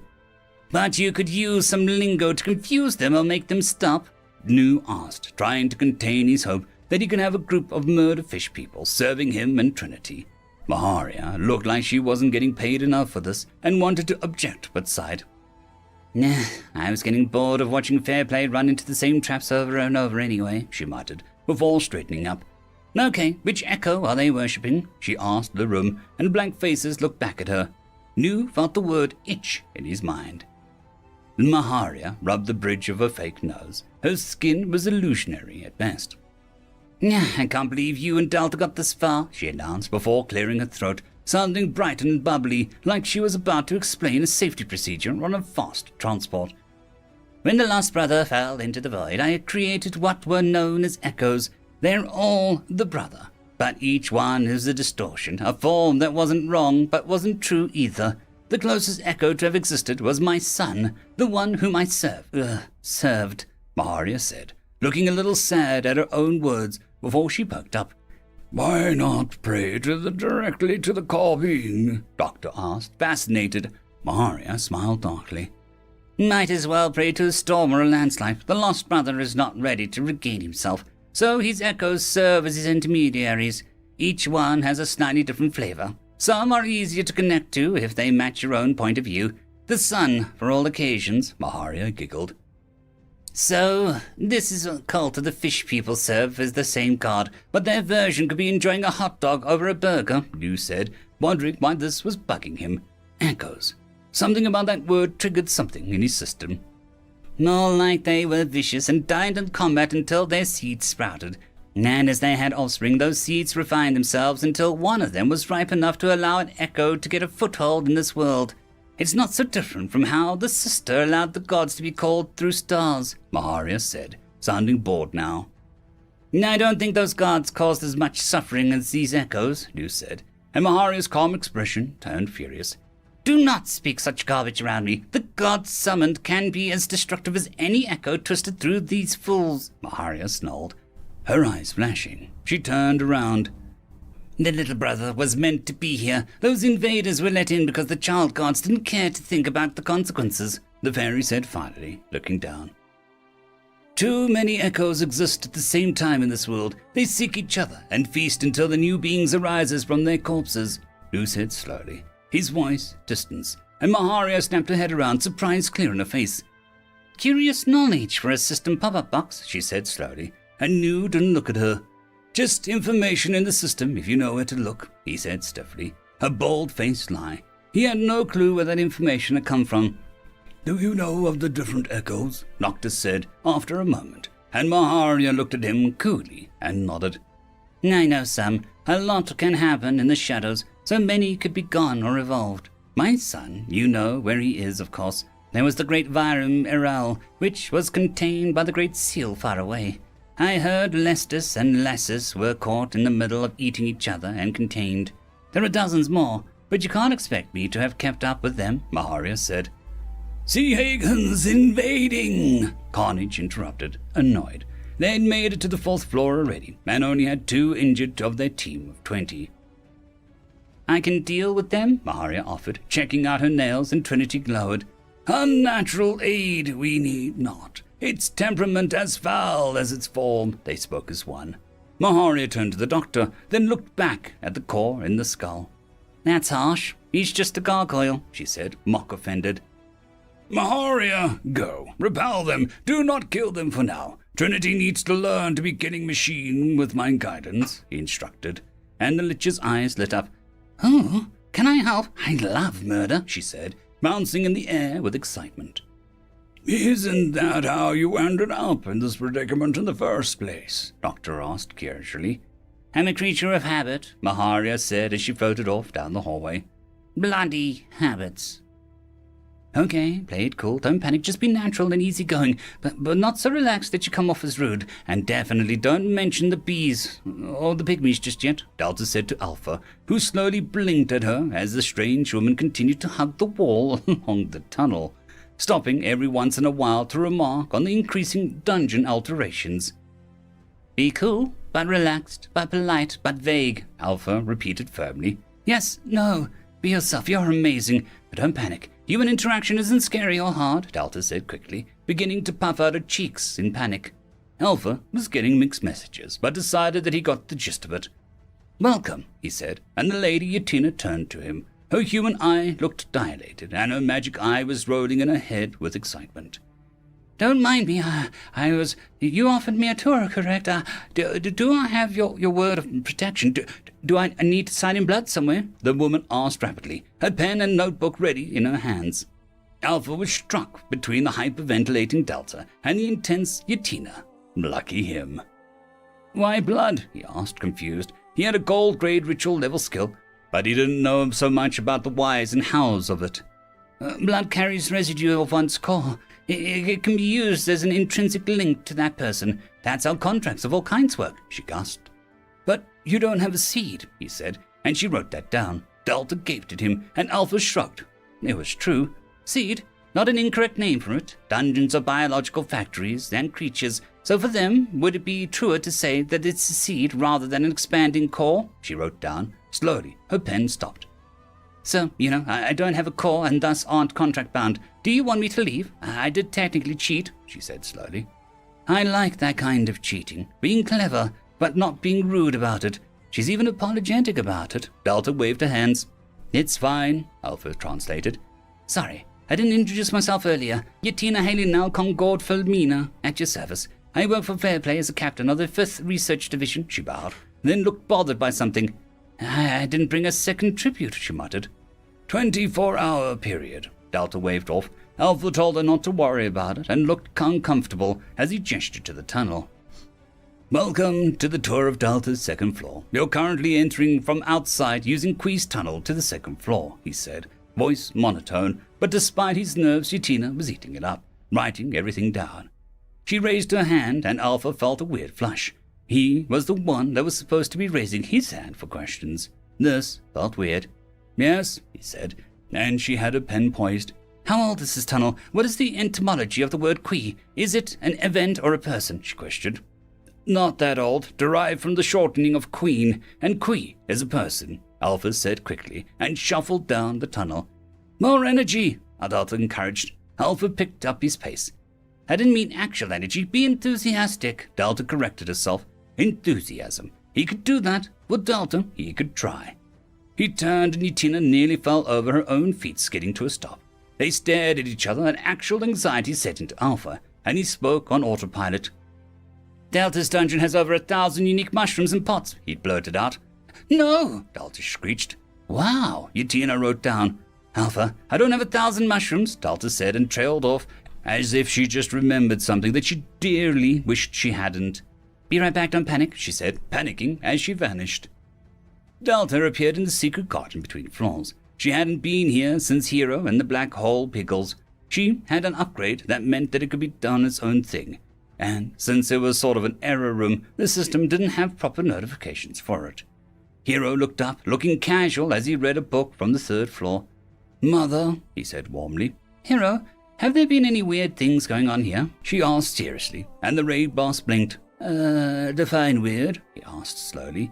A chain of mushrooms slithered past, the head mushroom dark with flickering tongue. Its middle looked engorged as a flock of mushrooms made of cheese ran for their lives. The snake went past a vine, and the thing peeled open to spray mucus-like web covered in spiky mushrooms at every other knot. It dragged the snake into its fanged mouth and turned back to normal. There was a crack of thunder, and a little adorable red mushroom began to fall from the sky. Seconds later, the fungi erupted in needles and exploded like shrapnel grenades. They bounced off Hero without any effect. Is this the worst of it? Delta asked, licking her lips with abject horror. Hero looked over to the side, where the massive eye stared at Delta. It had roses on its head, and a ridge of black gut rods traveling down its back like a mane. The giant bipedal lizard let out a scream that shook the secret garden. God, Delta screamed, as she drove for cover. The thing stomped forward, and the large ridge she thought was a mountain shifted and tore into it, devouring the rot wrecks by 3 bites. The massive dragon-covered and shrooms glowed like a celestial deity and roared in victory. Weird? Nothing weird here, Hero said, going back to his book. How do I have a dragon? She demanded of the system. Critter, jungle gecko has been bred with gutrot mushroom. 3 to 4 repetitions occurred until a rare mutation occurred. Mutated jungle monitor has bred with troll samples until successful results occurred. Deadly Jungle King was crossbred with collected dragon bones and absorbed from the defeating Lish Maharia. Only 0.4% chance of a successful subject. Experiment succeeded after 10 tries. Small Dragon was bred with all possible types of mushrooms. After testing weaknesses and strengths, Star Shrooms were selected. Celestial Spore Dragon Critter, a massive beast of magic and destructive force. Its breath can cause instant spores to form on any unlucky enough to be in its range. Its blood is the most toxic thing to exist on this side of the world. If handled correctly, it is also the strongest antidote around. Its only weakness was its limited range options, which was corrected with Starlight Mushrooms, which allows it to perform aerial bombardments with lasers from nearly 300 feet away. I don't think I should know, but how much does this cost of DP for my first purchase? She asked, faint voice. First creation is free. All future purchases will cost 30,000 DP, then all further attempts 500,000 mana. I didn't plan this, she told Hero, who simply turned his book to the next page. I know, he said warmly. She eyed the book and saw that it was titled, How to Exercise Your Dragon. New can't know about him, she said, burying her face into her hands. It's fine. The dragon's not done cooking, Hero explained, and Delta paused in her groaning. Slowly, she looked up to stare at him. Hero turned another page, nonplussed. Explain, she asked, voice utterly calm. A box appeared. Celestial Spore Dragon is being combined with Black Hole Pickle. Process will take 14 more days. Expected result, Death Star Dragon. Why is the cancel button grayed out? Delta demanded as she jabbed the screen with the scream. A lot of the system is glitching out, Hero said as he looked around. The dragon behind him went back to sleep.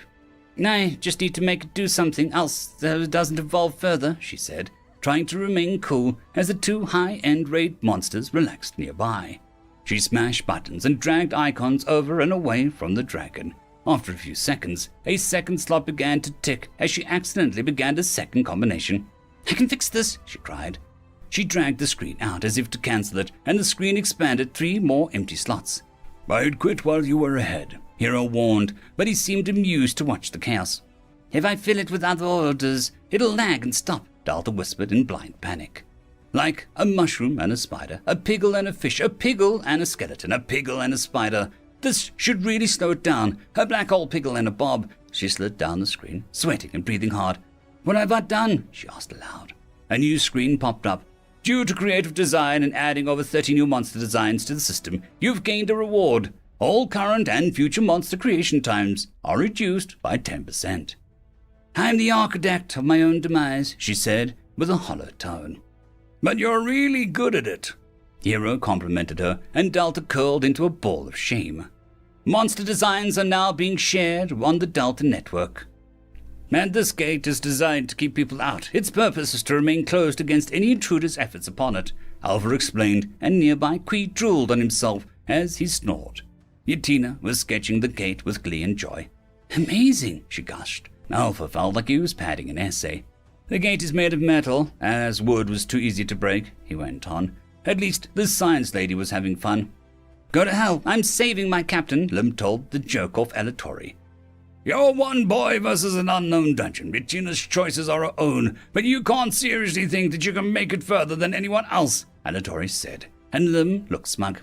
"I did what my captain would do and researched my options. I have a guide," he said, and gestured to a boy who yacked the ear off a sour-faced girl with a book clasped to her chest. When the boy looked away, the girl smiled gently at him. "The leaderboard members of Team Holy Pot, they agreed to help me, 'cause I asked," he admitted. "Then go. I'm not your captain," Alatori said with no emotion. "I'll give you permission to take an advanced scout pack. Bring her home," he said, and turned on his heel to walk back to the Fairplay tent. Lim didn't need his permission for that. End of chapter.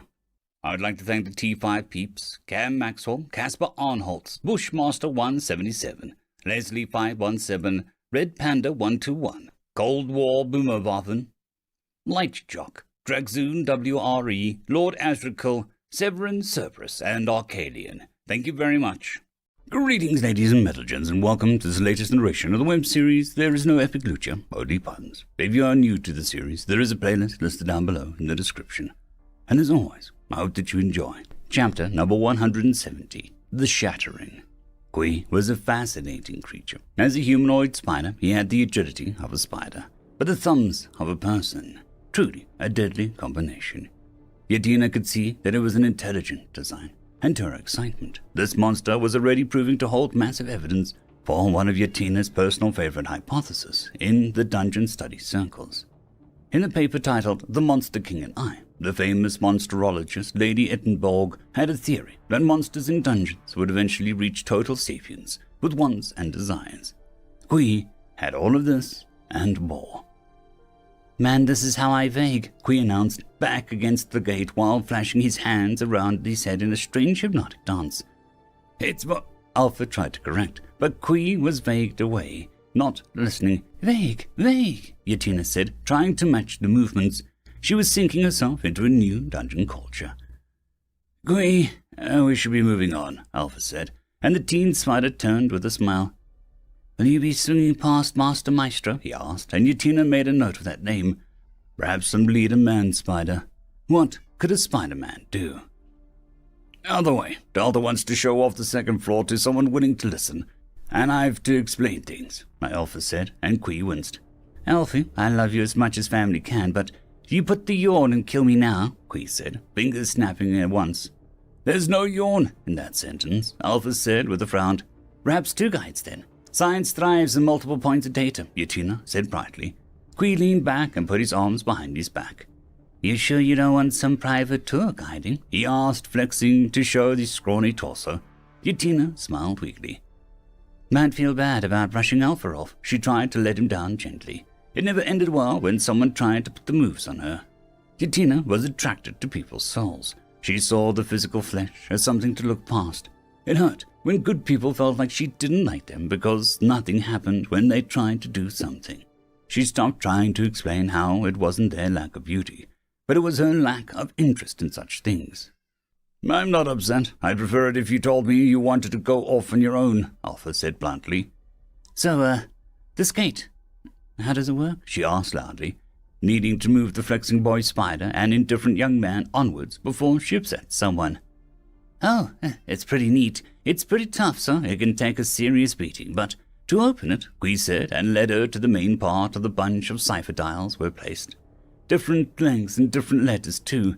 As far as Yutina could see, there was no reference to the code sheet on the walls or the gate. You need to know the names of the monsters on the first floor to open the gate, Qui said, and Yutina blinked. They all have names? She asked, in awe of the idea that they'd all developed so far. I'll do this one, Qui said quickly, flicking one ear to the left until it spelled Maestro. The thing didn't lock itself in as she was done, so Yutina could see that it was just spinning the dials would do nothing. Yutina noticed something. The way the nameplates were laid out reminded her of something. She hadn't explored the entire first floor, of course, but she had seen incomplete maps from different scouting parties. Now the nameplates arranged so that if you put them over a map, they would overlay where that monster was on the floor, she asked curiously, and Qui paled and spluttered. Don't tell anyone, he moaned, and Yutina could see that he was a little disappointed that his gimmick had been found out. I still don't know their names, she said soothingly. Qui rapidly filled out the other names, and Yutina saw Fran, Farah, and Boa. The spider emblem on the gate slowly pulled its legs back and then climbed upwards, lifting the gate. That's the gate. He sleeps all the time, Qui said simply. Yutina hadn't even seen a hint of the gate itself was also a guardian. She tried to hide a nervous gulp. Walking down the tunnel, Alpha and Qui discussed things about monsters that even Yutina struggled to keep up with. She was content to just listen until they exited the tunnel out into a large cavern. She came to a stop as she stared out at what she thought was a brilliant night sky for a split second, until she saw dozens of mushrooms were twinkling soothingly all across the cavern. Some had slow pulsating lights, while others danced in time with their neighbors. It's beautiful, she said without thinking. The two teens shared an odd look before Qui smiled and walked on, hips swinging. Yutina thought she heard a woman screaming in panic in the far distance, but chalked it up to the wind fluttering through the tunnel behind them. She spotted a massively extravagant tent that was lit up from within, streams of color connecting from the very top to all corners of the cavern. A sign nearby declared it as a circus. You have a circus? She asked, and Qui walked over to her, holding pieces of rather golden popcorn. You don't, the spider boy joked. Yutina thought back to her camp with blades arguing over loot possibilities, while scouts tried to avoid paperwork, leaving Yutina drowning in the barely legible reports. A different kind of circus, she said faintly. Qui stuck his head into the tent and spoke with someone. Yutina could only catch snippets of the conversation, but it weirdly felt like only Qui was speaking. Yes, no hurry, yeah, I can see the OSHA warnings, got it, Qui was saying. The Circus of the Damned is run by a ghoul named Remy, Alpha explained as Yutina blinked. Ghoul? Those are not common for this far west. You find those sorts close to rural graveyards, she said slowly. Remy is a contract and, he's a good person, Alpha said awkwardly. Yutina made a note of that, and she frowned as her fingers kept writing the damned part with a capital letter. Something snuffled at her hand, and Yutina petted the circus animal, expecting fur or leathery skin. Her hand felt cold, solid wood. She looked down at what seemed to be a skeleton of a small farm animal, and goat, perhaps. Oh, you recycle, she said pleasantly. Only the animals who wanted to stay are animated. They get all the milk they want, Alpha said, eyeing the creature softly. It seemed Alpha was more easygoing around animals than people. Remy said he'd love to show your circus off, but they're in the middle of a cheer practice, and the two skeletons have their vertebrae mixed up, Qui said casually, as he rejoined them and handed Yutina one of the popcorn kernels. Yutina popped it in her mouth, knowing that if they meant her harm, they didn't need poison. The taste was subtle at first. A nice tang of salt and butter, followed by a rush of pleasant memories of growing up with his sister, followed by the sheer joy of knowing life had so many things to give, and Yutina had so much time to see it all and share it. There was so much science and love Love, science. She gently used her fingers to wipe away a tear that fell from her eye. I shall limit myself to a single piece for now, she told the two, who nodded kindly. Something in the far end of the cavern moved, and Yatina stared up at the giant gorilla-like beast. Hey, Willie, just passing by, Quee said simply, and the gorilla snuffed once and went back to sleep, his silverish hair looking far too soft to be real. She stroked his back as she passed, and it was like petting air. So soft. The gloom of the cavern gave way to the bright light that Yatina could swear was sunlight, but that was unlikely. Skybox abilities were extremely hard for dungeons to get correct, without tons of references. A beautiful sky loomed overhead with wide blue spaces, fluffy white clouds, and a sunset in a near noon position. A near emerald green jungle spread out for a massive distance, with birdsong and insects giving it life. Welcome to the second floor. The theme of this floor is vast vegetation growth, Alpha began before Quee interrupted. Welcome to the jungle of life, he cried. Yatina bent down and touched the grass growing near the cave entrance. This was amazing, but also a little scary. Second floors shouldn't deviate so hard from their first floors. She had a moment of concern that perhaps the village had force-fed the dungeon so many jungle-themed items to force a change. But she didn't think that they would do that when the giant woman Rooney guarded the door so seriously. She turned, and a giant fuzzy orange thing was buzzing around her feet, the size of a small dog. The fuzzy thing danced around flowers with a carefree attitude. What's that? She asked excitedly. A bee, Alpha said simply. What? No, bees were little cute things, and this was... It turned, showing its feelers and little stinger butt. Yatina gently put her hands on either side of it and placed it under her arm like a carrier bag. Miss, Alpha asked, uncertain. This brings me so much joy, she declared. The bee buzzed. Sorry, bzzzt. She's new here, Quee said politely, and the bee just settled into being carried. That was when Yatina saw the second bee. She had 2 arms. If she taped 2 to her legs, one in the front and one in the back, she could die happy. Your tour has been diverted, Quee announced. Alpha shrugged. It doesn't sting as much as you think, he countered. Something moved in the underbrush, and Yatina froze as a pink little shape emerged. What was that? She needed all of them. Lum walked in, bow drawn, as he was followed in by 2 guides. Dio and Poppy were their names. I need to get to the second floor as fast as possible, he told them, and Poppy eyed his bow with a long, raised brow. She was a bit taciturn, not someone Lum was sure that he could befriend easily. Dio, in comparison, befriended Lum without his permission. You don't need a weapon. You're just here to collect something or see someone. We just declare ourselves as visitors, Dio said brightly. Lum blinked at him and was slightly loud, but not unbearably so. I don't quite follow, he admitted. Visitor status lets you move through the dungeon without hassle. You should try it, yeah? Poppy muttered as she walked past, and to Lum's surprise, her book floated on its own to shudder. Back again, are we? The book asked, and Poppy gave it a small smile. Showing someone the ropes, can you tell me how Silver's battle led him to the Sea of the Gods, Lastus and Lassus? I think this is going to be a long stroll, she asked, and the book huffed. All you do is ask. I'd like a tale one day, the book complained, as they vanished down the tunnel, their voices fading. All Lum heard was the book beginning his tale.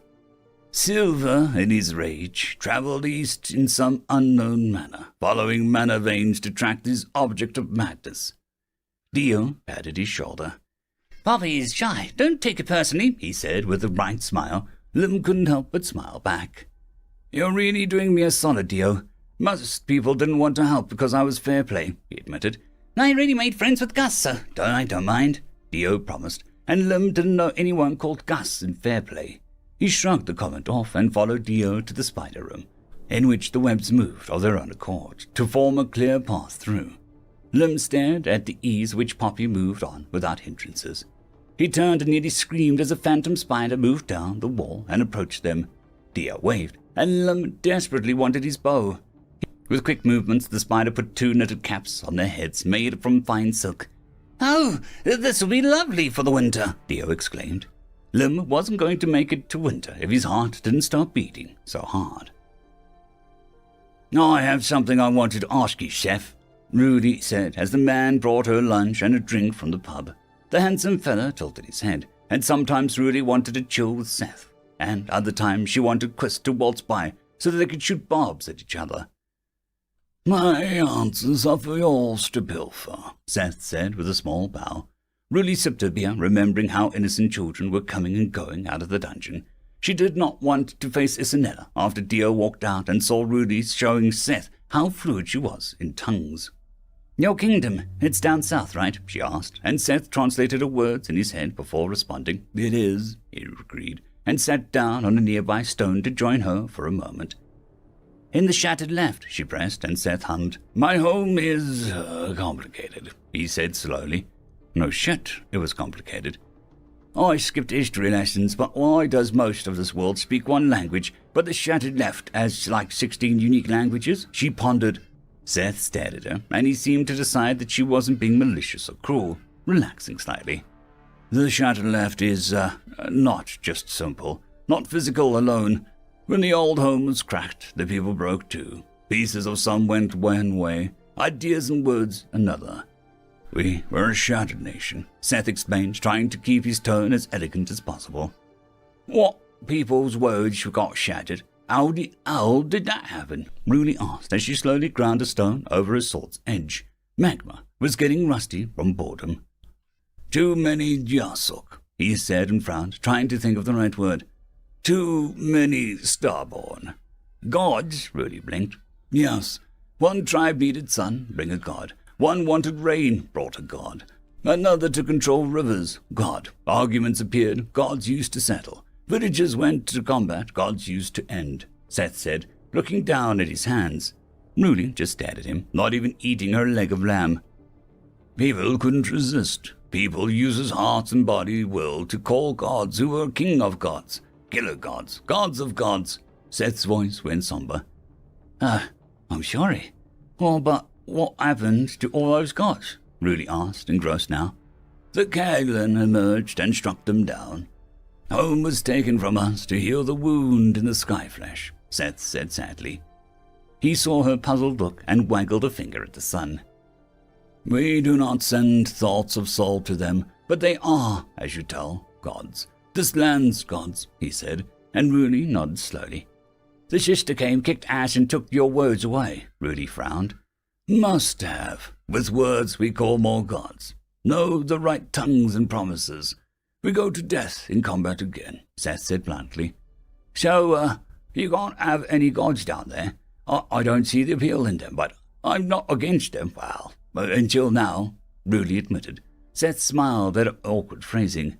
"Some we united a little, formed new words. Home only has small gods approved by many agreements or refusal by the same people. Gods agree to be like trees. Come early, fade into the cold winter," Seth said with a nod. "Oh, that's nice. So you like gods?" Rudy asked, and Seth's eyes darkened. "No. Old actions repeated do not perish easily. A tree must heat death, and town must suffer much water," Seth said with a hard voice.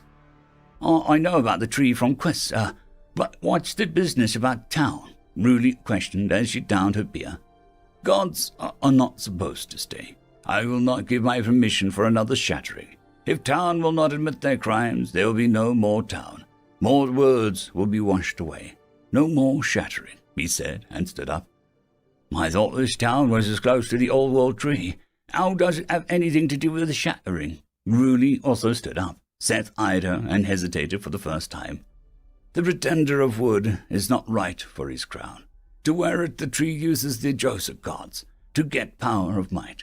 Only for a short time, only for a little time," Seth said quietly. "Gods come, but they do not leave. They do not live, but they do not die. Their stars do not fade," he finished and turned to leave. "Seth," Rudy hesitated, and the water mage looked back at her. "Wouldn't the new gods sense a trap? Why would they come?" she wondered. "They no longer do. The fake crown has a beast of many forms to bring him fresh food. The beast believes that she is saving the world by killing Starborn. She is a fool," said Seth flatly. The man looked down suddenly and looked heartbroken. "My wise teacher. She was used to draw a god of magic in, used like cattle and thrown to the worms when it was done with her," he whispered. What's this town called? Really asked, eyes narrowing. Seth looked to the sun for a moment, then answered, Eden. Yatina was in an orange paradise. A pile of bees covered her and were vibrating cheerful tunes.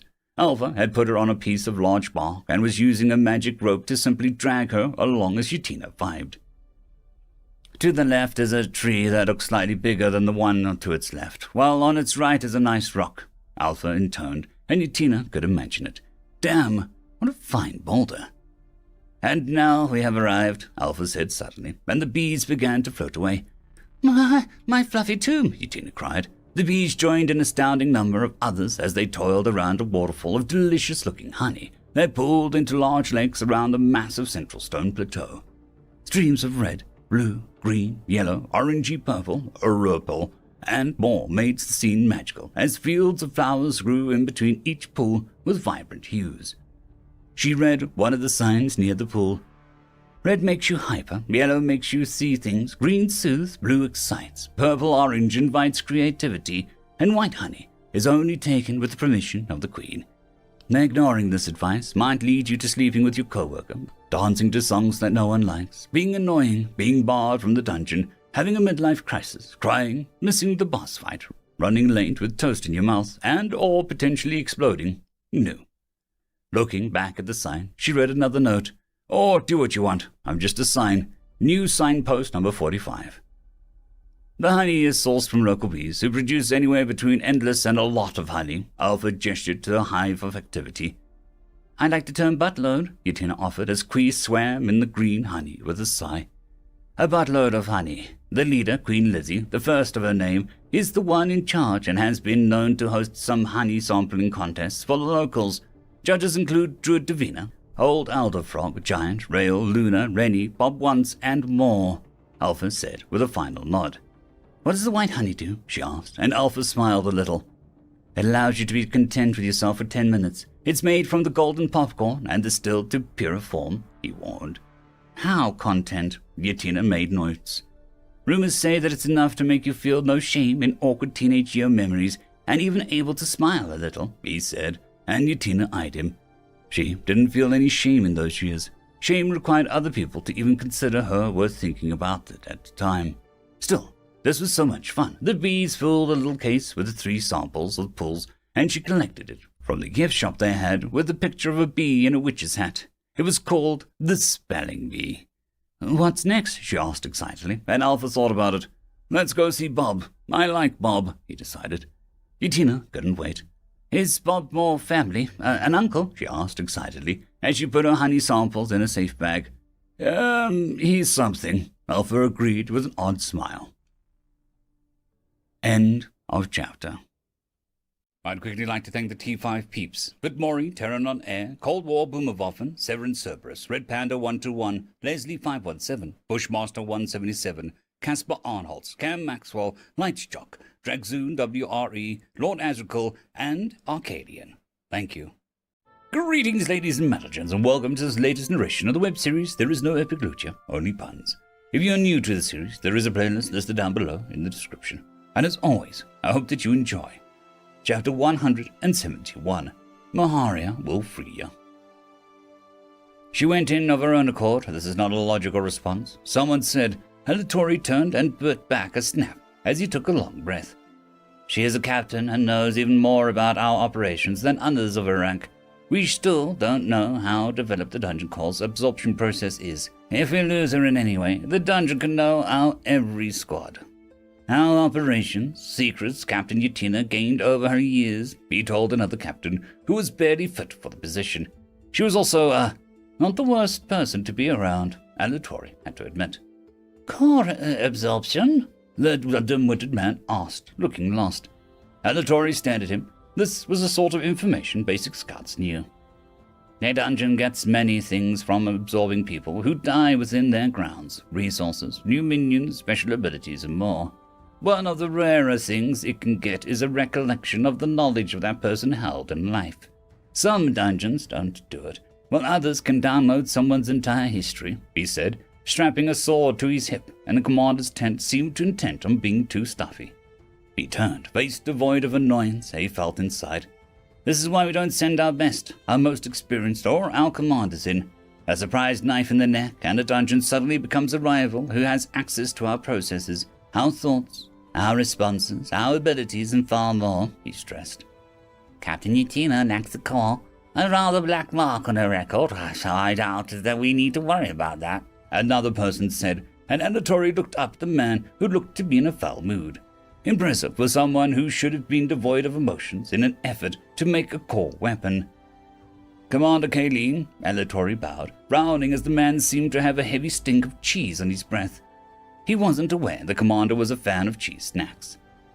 She's an asset, revealing many of the dungeon's secrets already. He tried to argue, but Kayleen turned to the central table, which had basic maps of the dungeon, and picked up a goblin figurine before tilting it so that it was face down. Her sister was an asset, Kayleen asserted without looking up from the map. It's only due to Director Reupload's kindness that she was offered to move up in the ranks with her theory work and half-shot ideas, he reminded the room. Moved up faster than you ever did, Alatori thought unkindly as he glared at Kayleen's back. Then this scout who transferred to a squad, Lamb or Liam, he should be dismissed from Fairplay once he returns for disobeying the order to stand down. If he returns, Kayleen added callously. It was sometimes obvious to see that Kayleen enjoyed what power he could wield in these sorts of situations. He had his cronies and favorites that he offered the better deals to. Alatori never liked the preference treatment. If someone was an idiot, they got the scent back. If someone did good, they got a reward. It was all by the book that the three directors made when Fairplay started, even if Director Reupload was all that was left. Kayleen was the sort of person who turned everything into a self-serving nepotism club. Alatori had to be careful here. I would like to get Utina back since her theories have proven to be true so far. Her insights could let us get much farther in a shorter time and send favorable reports back to the company, he tried.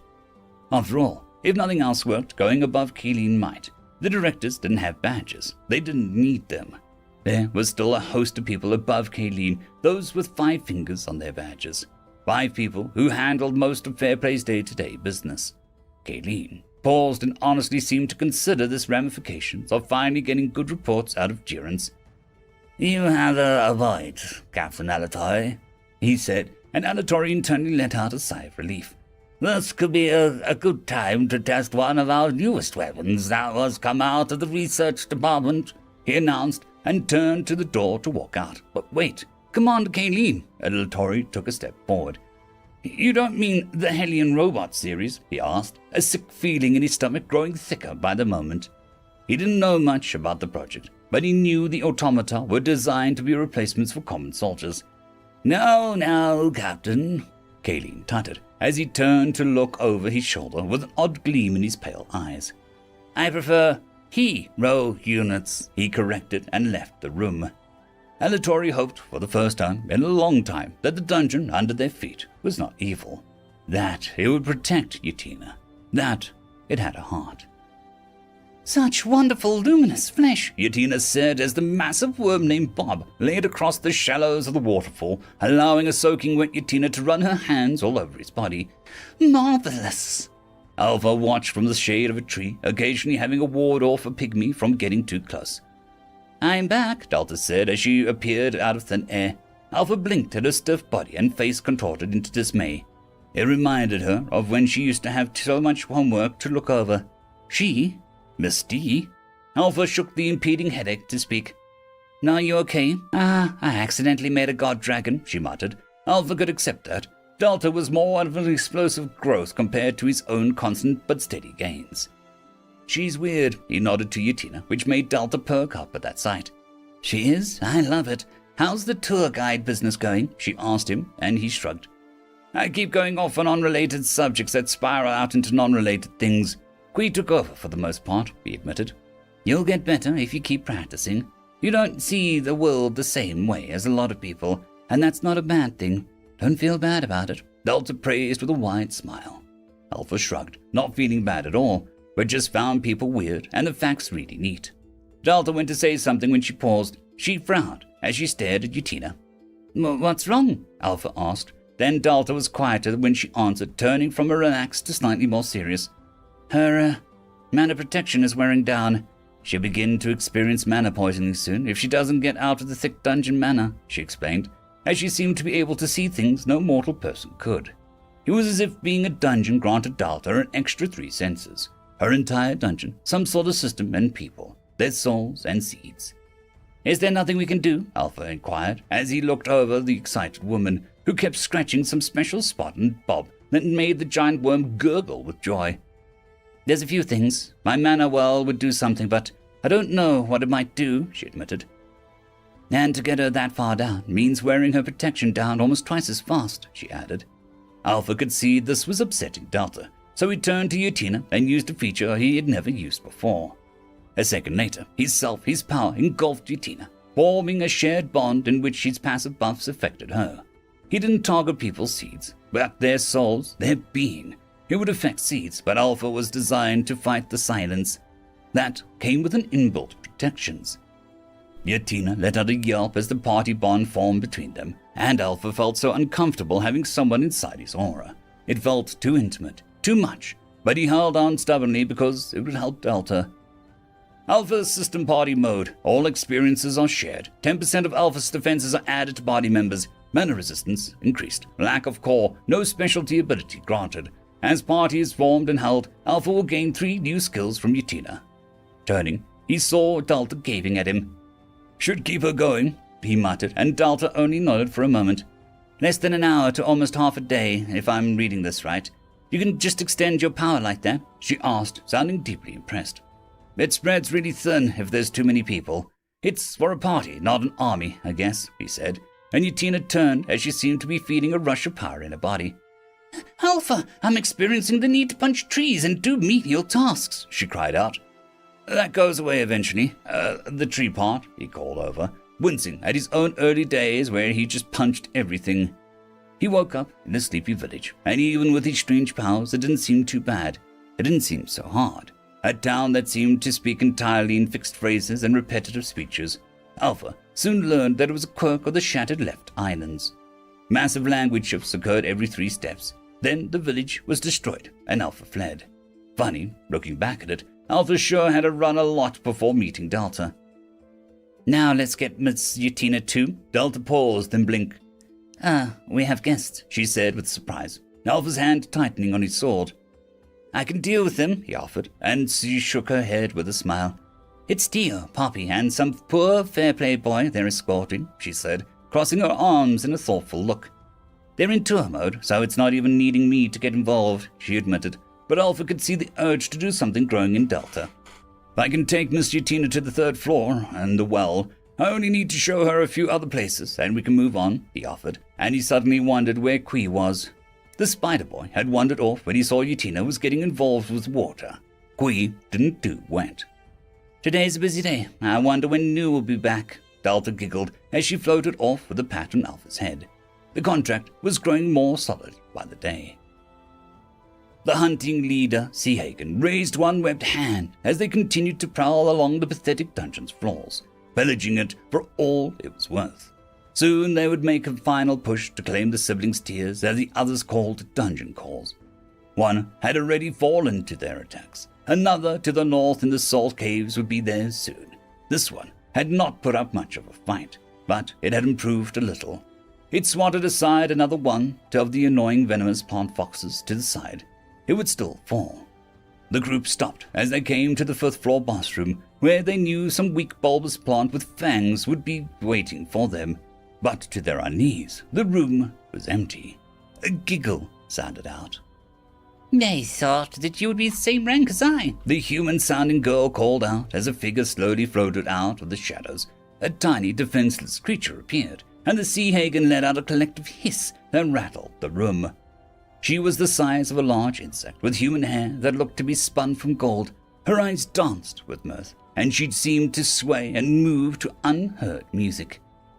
I want it. I shall amuse my clutch of hatchlings until they tear it apart, someone said, and there was a quick series of argumentative hissing over who would get the girl. But the leader stared at her. Something about her form felt oddly familiar, unsettlingly familiar. Tell me, O rotten fishman, who do you serve? Tell me the name of thy god, the pixie asked, and despite having no respect for the pest, the leader was all too happy to say the name of his god. The more he said it aloud, the more he felt connected to the dark echo. Fetamore, he cried, and the group all let out a guttural roars of praise. The room seemed to darken. Shadows moved out from under the foliage and around rocks. He expected fear, terror, revulsion, and maybe even curiosity from the insect girl. Not laughter, not deep, barely aching laughter. Fetamore, Fetamore. She wheezed and seemed to be crying a dark ichor substance. That was a little strange.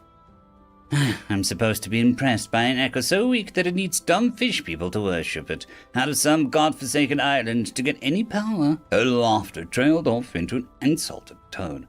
Am I to be challenged by a cult of sad echo? Me, Maharia?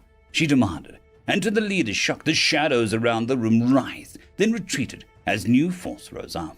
The leader moved, and his spear impaled the blasphemous pixie through the stomach with ease, burning her to the stone wall. Your death shall be an excellent apology to the mighty Fetamore, he said, satisfied. Slowly, the pixie grabbed the spear with the slow motions. That's step 1. What about step 2 through 10? She asked and began to pull her body along with the spear, leaving a trail of black ichor on the weapon, and she slowly pulled herself free. Taking a step back, the group watched as the pixie pulled herself off the spear, her human skin peeling back like a rotten fruit to reveal a horrible visage. Let me show you the power of someone beloved by both an insane dungeon core and the nephew. Strongest of echoes, she hissed, her empty eye sockets igniting with red flames. You follow an echo? The leader said, shocked before raising his hands in surrender. Let us join forces. Bring true silence to the land, he begged, and the pixie smiled, tilting her head. You think I need you? She asked, and he couldn't answer. The question felt like a trap in every way. We all serve the lost brother. Help Fetamore rise. Let him be the strongest, and he will reward you, he said finally. The creature before them managed to turn her skull grin into a frown with extreme pressure. I will never betray son, even if we're on opposite sides. He is the echo that will succeed. Oh, none will. I accept no substitute, she declared. Then die, he screamed, and his group rushed the little creature. The first one to get close simply turned to dust and bone, collapsing on the green ground. Die, came the bemused response. The green room slowly began to turn brown, then black, as the green foliage seemed to rot before their eyes. I died a long time ago, and now I make it everyone's problem, she explained, as 2 more of the Sea Hagans fell to the ground, their bones exploding outwards. He reached into his satchel and produced something that made the demon pause. It was a cracked piece of something that looked like glass, but pitch black. Oh. You wouldn't, the creature said as it dropped 2 more of his people by causing their skin to burst out in disease and flesh-eating magic. A call given to Fetamore returned as a servant of our god. I offer myself as a vessel, he crowed as he stabbed the shard into his chest, feeling it pour into his seed, the thing mutating inside his own body and causing unimaginable pain. He screamed as dark energy filled his body. But soon the screams became a dark laugh as he grew and grew. His scales turned to hard gems, his once slimy body now dried rigid. His manner, which had been of the sea, had now turned to the land. The shattered core of the dungeon filled him, and he became a massive column of power and shadows. It was a pathetic dungeon. If it had far more floors, then he could have gained far more power. You will suffer for a long time before you end. I will ensure it, he rasped between obsidian teeth as the creature who looked unimpressed. Ash to ash, and this next bit is important for you, she stressed. He swung at her with a mighty fist, his arm jutting out with crystals now. But before it could touch the demon, his mighty rock and gems began to break and crack, turning to grey, lifeless dust before his eyes. He was confused, even as he fell to his knees and his new armor collapsed before his eyes. Dust to dust, the shadow of the stronger echo said, and loomed over him somehow. I was Earth Eternal, she said as he collapsed. If you had given yourself the power fully, perhaps, she admitted, then clutched his chin, and then contact burned him. But you cling to self. You remain Sea Hagan at core. You're not devoted. You are loyal for a price. You are no cult of silence. You're parasites siding with the stronger force, she hissed. What are you then? He rasped as he began to fall to the side. The answer was the last thing he heard. A Lish, a friend, a fairy, a guide, a silence member, a dungeon creature. More importantly, done with you, she said, and his vision went black. To his horror, the Reaper of the Sea did not come for him. His soul fell into a fathomless silence. And that's Maharia when she's bored, New explained calmly as Trinity was stunned into absolute silence. How does one get a Maharia? Herb asked, and there was a moment of infighting before they waited for a response. Embellishment or truth, making himself look good or being honest. You just allow death to take a part of your dungeon. Also, when you meet a human, you can contract them and merge death with them to make a Maharia. It's best to do this with an adult, as they are closer to death than anyone younger. Children resist death greatly, he educated. Isn't Maharia a child form? Carnage asked dubiously. She costs 3 times the normal amount to work. Adults are cheap, New insisted. This was accepted by all 3 facets of Trinity. Dungeons, they love a good deal. Absorbing corpses, Florida cried, and the core went inert as it feasted on the biggest meal it had ever had. You're welcome, New said, and when there was no response, he let out a sigh. Where's my praise? Maharia asked as she appeared in the spark of death magic. You didn't mess up. Well done, New said sarcastically, and Maharia fawned at the fake words. Murder today, genocide tomorrow, she declared, and New shot her a look, but she was already humming ways to poison the sea, boil them alive, so he left her to it. Their work here wasn't done, but he didn't want to leave Delta alone for too long. There was something he told Maharia to collect and bring back, the shard of the corrupted dungeon. Was it corrupted? He didn't know exactly, but he felt that it was Another corrupted one. She wasn't lying, a gruff voice said. How can this be? They used to be so filled with life and magic, a softer voice. We need to stop this, and we need to figure out who these people are. Knew this stopped being funny 10 minutes ago, Maharia said crossly as she smacked his avatar. Hi. We need to go back and get Delta to study this, New said, shaking himself out and standing absolutely still. Those memories, they had come from Delta in some form, but why had they flowed to him? Was the shard upsetting the connection? He felt unsettled and hoped Delta wasn't feeling this too. Go, go, Delta cried in sheer joy as Dio showed the boy, Lim, how to fish in the Great Lake room, snagging a catfish deep within the waters. Go, go, Poppy waved one hand with a yawn, but her eyes never left Dio straining back. At her side was that talking book, and she had meant to listen to its tales, but she kept getting so distracted. This reminds me of the haunted vessel that sails around the crown of misty nights, the book told Poppy. Its pages turned to show a world that was surprisingly accurate. A god was summoned forth on a ship to give it power, but he was a dark being with a voice that echoed across the storm. It merged with the ship, and it said that claimed the souls of all that pass it, the book said. All the more reason to never leave my room, Poppy pointed out. Where is your sense of excitement? The book asked with a sigh. In my closet somewhere, yeah. Poppy managed a small smile as she was glued to Dio's arms as he reeled in his catch. Perhaps I should tell tales of love and how to catch a prince's eye, the book muttered, making Delta cover her mouth, hiding a large grin. Poppy closed him and then sat on him, muffling his voice. What is that? Lim screamed as the moon-eating catfish appeared in the air. Dinner or adventure, or maybe both, Dio cried as he pulled with pure light in his eyes and voice. Oh, Delta could just keep them all. Their parents would understand, eventually. We should be going, Alpha said after a while, staring down into the pit of movement filled every inch within. But no, there's a whole society here, Yatina cried out as the pygmies tied her to a small altar.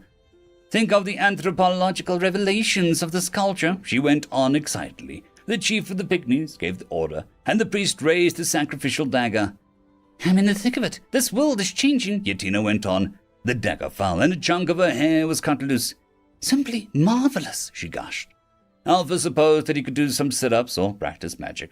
There were 5 more lions of pygmies wanting their shot of getting some threads of Yatina. If she was having fun, Who was he to spoil it? End of chapter.